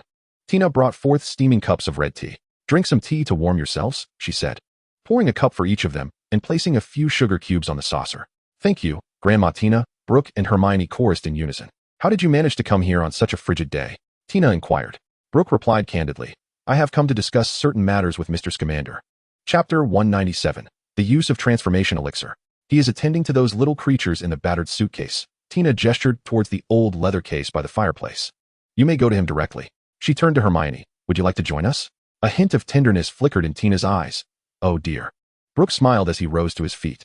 He observed that although Tina appeared to be engaging in light conversation, her eyes were keenly scrutinizing them. They had arrived unexpectedly during what should have been school hours. The former Auror was evidently concerned that they might have stirred up trouble at school. Brook stepped into the suitcase. The pyramid-shaped vault he had previously constructed for the Nifflers was nowhere to be seen. In its place stood a uniquely designed M-bias strip structure. It was evident that Newt had crafted this new challenge to deal with the little creatures. Without wasting any time, Brook levitated into the air. He closed his eyes, expanding the range of his detection magic to its fullest. He quickly pinpointed Newt's location at the junction of the rainforest and desert regions. In an instant, Brook soared out, appearing amidst the cacti. Newt was crouched there, intently tending to a wounded mooncalf, his movements gentle as he hummed an odd little tune, inexplicably reassuring. "Mr. Scamander," Brook said softly, "do you need assistance?" Newt suddenly seemed to realize something, turning his head sharply. "Ah, Brook, what brings you here?" "I have a way to treat the mooncalf, so I came," Brook began. But before he could finish, Newt exclaimed, "What?" The bandage in his hand instinctively tightened. The mooncalf let out a disgruntled whine, gently nudging Newt with its head. "I'm sorry, little one," Newt said apologetically, yet his hands worked faster, swiftly completing the bandaging. The mooncalf bowed slightly in gratitude before turning and disappearing into the dense thicket of cacti. In the next moment, Newt practically sprang up, gripping Brook's shoulder. "What did you just say? Can you truly heal the mooncalf?" Brook nodded affirmatively. "I am 100% certain." "Then let us hurry," Newt exclaimed, pulling Brook towards the depths of the rainforest. Brook gently held him back, ascending slowly into the air. "Mr. Scamander, let us fly." "Brook, your magical prowess continues to astound," Newt remarked with admiration. "It's merely a simple levitation charm," Brook responded modestly. Newt shook his head slightly. There were indeed spells that could lift one into the air, but few could do so as effortlessly and comfortably while also carrying another, as Brook did. "It seems I too must procure a flying broom," Newt mused mid-air. Indeed, this method is considerably swifter. The two soared over the lush expanse of the tropical rainforest, arriving at a peculiar area shrouded in thick mist. Following the concealed path to the left, a massive transparent magical barrier swiftly came into view. Within the barrier, the swirling mass of black fog continued to writhe and distort. "What do you propose we do, Brook?" Newt's voice was grave. With a flick of his wrist, Brook produced a crystalline elixir in the palm of his hand. The surface of the potion shimmered with enigmatic, cloud-like patterns. "This is the contract potion," Brook elucidated, "which compels magical beings to obey my commands utterly. I wish to see if it can aid Credence in regaining control over his body."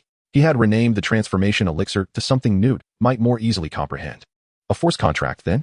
Newt murmured, recalling that he and Dumbledore had contemplated this very method. However, this technique, which does not require the subject's consent, had been lost to the annals of time during the blank century. It was unexpected that Brook had resurrected it in the form of a potion. After a moment of contemplation, Newt proposed two courses of action. First, to allow Credence a brief moment of lucidity to willingly ingest the potion. Second, to activate a formation to stun him and forcibly administer the potion. He hesitated briefly before continuing. "The first option is undoubtedly preferable, but Credence has only been lucid during your last conversation. The second, while feasible, would weaken the magical barrier's integrity. If the potion fails and Credence descends into madness." Brook nodded in understanding of Newt's concerns. Taking a deep breath, he began to cast an emotional amplification spell, infusing his voice with magic. "Credence Barebone. Credence, can you hear me?" The black fog remained unresponsive, continuing its frenzied motion within the barrier. Brook attempted several more times, even employing a more potent resonance spell. Yet the outcome was unchanged. With a sigh, Brook concluded that they would have to resort to the second method. "Stun him," he instructed. Newt nodded, the lines on his face seeming to deepen. Slowly, he withdrew a unique wand from his cloak. The wand was marred with countless tiny scratches, and its tip had been truncated. He softly chanted an ancient spell, the wand dancing like a conductor's baton. As the incantation progressed, the tip of the wand glowed with a brilliant blue light, and intricate runes began to materialize upon the barrier. These runes also shimmered with a blue luminescence, inscribing the ancient incantation for stunning upon the transparent barrier. "Prepare," Newt intoned sharply. Suddenly, a blinding beam of blue light shot forth from the barrier, striking the heart of the black fog. The fog writhed violently, emitting a chilling shriek. It battered against the barrier in a frenzied attempt to resist the effects of the stunning spell. Yet the silvery light upon the barrier writhed like a serpent, the entire structure remaining steadfast. This confrontation persisted for nearly a minute, the movements of the black fog gradually slowing. Ultimately, it came to a complete standstill, coalescing into a hazy humanoid form suspended in the center of the barrier. "We have succeeded." Newt let out a sigh of relief and immediately began to lower some of the barriers. "Quick, give him the potion now." Without a moment's hesitation, Brook crossed through the newly opened gap in the barrier and approached the swirling mass of black mist that was Credence. He pried open Credence's mouth, if that indistinct black shape could indeed be called a mouth, and placed the transformation potion within. The pill dissolved instantly upon entry. In an instant, a soft golden light erupted from within Credence, enveloping him entirely in a cocoon of light. Brook and Newt watched with eager anticipation. The cocoon gradually expanded and morphed, and a human silhouette began to emerge. As the radiance slowly dissipated, it revealed a man curled up on the ground. He appeared to be in his 20s, with a slender frame and fiery red hair that danced in an unseen breeze. A thin layer of black mist cloaked him, resembling an ethereal cloak. Chapter 198, Dual Control. Brook tentatively called out, "Credence Barebone?" The man slowly lifted his head, revealing a haggard yet handsome face. His striking blue eyes were particularly marked by a golden pupil. He looked around in confusion, his voice hoarse and weak. "Who are you?" Suddenly, Credence's body convulsed violently, his features contorting in agony as he emitted pained groans. His fingers dug deep into the earth, clawing out several deep furrows in the ground. Newt shouted anxiously, "Brook, get out now?" He raised his wand, ready to reactivate the defensive spells. Yet Brook remained rooted to the spot. "Mr. Newt, please, stay calm." Newt rushed through the gap in the barrier. Grasping Brook's arm, "We must leave at once. We can discuss it later when things are stable." Brook understood Newt's concerns. Even though he felt confident in subduing the rampaging Obscurus, Newt would not trust him. He nodded obediently and followed Newt backward. Just as they were about to exit the barrier's range, Credence's convulsions abruptly ceased. He slowly straightened his posture, his movements stiff as if controlled by strings. His once fiery red hair transformed into a pure black, as did his golden pupil. "Master," he uttered, his voice grating like nails on glass, yet laced with an eerie reverence. Newt froze in place, nearly dropping his wand. "Merlin," he breathed. Brook narrowed his eyes, scrutinizing Credence. "You are the Obscurus?" "Yes, master," the figure replied, bowing slightly, his voice still jarring yet marked by an unusual humility. "Thank you for granting me form." In that moment, Brook comprehended the truth. The transformation potion had ultimately taken effect on the Obscurus. Credence now resembled a split personality, akin to a patient with dissociative identity disorder, capable of switching between these two states. "Do you have a name?" Brook stroked his chin thoughtfully. "How about I give you a new name? It would help differentiate between you two." The Obscurus knelt on one knee. "Please, master, grant me a name." Brook, not particularly skilled in naming, pondered aloud. "How about Dog Egg? It's easy to take care of." Silently tilting his head, he instinctively felt a sense of resistance, despite not comprehending the meaning of the term. Could the master perhaps choose another? Brook exclaimed with enthusiasm, naming various whimsical titles: Iron Pillar, Black Baby, Lucky, and Prosperity. Standing nearby, Newt could no longer remain silent. Having previously engaged with the Daxiao institution, his command of Chinese was reasonably proficient.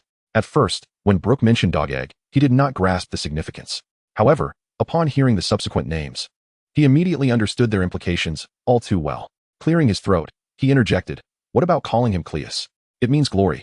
Merely's eyes brightened, turning expectantly toward Brook. Brook replied, "Actually, I find Little Strong quite charming as well." Observing the look of helplessness on Newt's face and the eager gaze of Merely, Brook ultimately relented. All right, then it shall be Cleus." "Thank you, master," Cleus sighed in relief. Regardless of its suitability, at least it was a proper name. Cleus immediately glared fiercely at Newt, dark mist swirling menacingly around him. "As you command, master." Cleus cast a reluctant glance at Newt before his features began to contort and shift. Recovering consciousness, Credence gasped, "How did you manage to control him?" During the transition of personas, he had been acutely aware of everything transpiring around him, yet was entirely unable to intervene. He could not even wrest control of his own body. "It is a form of contract magic," Brook casually replied. Credence understood, though not entirely, and nonetheless expressed gratitude for regaining awareness. Brook's lips curled into a slight smile, "But do not thank me too soon." Newt could not help but interject, "Credence, do you not feel any special connection to Brook?" Credence looked at the old wizard in confusion, striving to sift through his hazy memories. "Are you Mr. Newt's commander?" "I am delighted you still remember me," Newt said with a gentle smile. Credence had been suppressed by Merely for far too long, and coupled with the sheer shock of recent events, he had not sensed it until now. With Newt's reminder, he immediately felt a peculiar resonance within his bloodline. His eyes widened in realization. "Why do I feel as though you are my child?" Brook replied in a calm tone, "It is merely a possibility." Yet, Credence became animated. "You are far too young to be Emma's child, so you must be her grandchild." Brook's lips twitched. The statement sounded rather insulting. "I shall reiterate. It is simply a possibility. You are the grandchild." "Grandchild," Credence exclaimed in a fervor, his words tumbling over one another. Brook clenched his fists. "Mr. Newt, I wish to speak with him privately." Newt nodded in understanding. "Do not forget about lunch. I will check on Frank." Once Newt departed, Brook sat directly on the ground. "I do not enjoy looking up at others," he remarked, his height now reaching 176 centimeters. "Do not speak of peers. Even when compared to adults, he he cannot be deemed short. However, Credence's height is no less than 185 centimeters, and he possesses a disinclination to look up to others. To his surprise, Credence nearly found himself falling to the ground. "What is the matter?" Brook inquired with a furrowed brow. After a moment of contemplation, Credence remarked, "It seems my body has reacted before my mind. It appears that contract is indeed effective upon me." Brook raised an eyebrow and stood up. Instantly, Credence straightened his posture. "Sit down. Extend your left hand." Credence obediently extended his left hand. Brook nodded in satisfaction. "Very well. This will be manageable." However, Credence's expression turned complex. Little did he expect that having just escaped the control of the Silent One, he would find himself ensnared in another form of restraint. Yet, considering the possibility that the other party might be a blood relative, it was not entirely unacceptable. Chapter 199, A Family Should Be United. Brook spoke slowly. "From a biological perspective, you could indeed be my grandfather." Credence was momentarily taken aback, only to become agitated once more. "Allow me to finish," Brook commanded. And at his words, Credence's lips seemed sealed, unable to part. Brook continued, "It is a fact that we are connected by blood. But gaining my genuine recognition is not so simple." Once the ban was lifted, Credence spoke with urgency. "I am willing to do anything you ask." "Anything?" Brook scoffed. "What if I asked you to help me destroy the world?" Credence froze. "Are you serious?" A silence enveloped the two of them. How Grindelwald had exploited his fear of power by deceitfully claiming he could aid him in controlling the Silent One, while in reality, he was merely being used as a weapon. How he fabricated the tale of Dumbledore's discarded kin, inciting hatred towards Albus Dumbledore. Could the redeemed Credence possibly tread that dark path once more? "My voice," Credence's voice, grew hoarse. "Even if I refuse. You could command Clelius to do such things, could you not?" "Indeed, I could even have him completely replace you," Brook stated bluntly. Credence inhaled deeply. "In the past, I had no choice, but now, I merely wish to be a good person." "Very well." Brook rose, brushing off non-existent dust from his robes, and turned to exit the barrier. Credence was left in a state of bewilderment. "Brook, one must admit that unlocking the door of memory has its pros and cons. The good is that he vividly recalls even the instances of wetting his bed as a newborn. The bad is that he has revisited the Harry Potter and Fantastic Beasts series, gaining a deeper understanding of the characters' pasts. As an outcast, Credence is a complete tragedy. Even the final redemption seems hasty and absurd. After he radiates the brilliance of humanity, he is destined to lose his humanity." There is no denying that Brook felt a pang of compassion.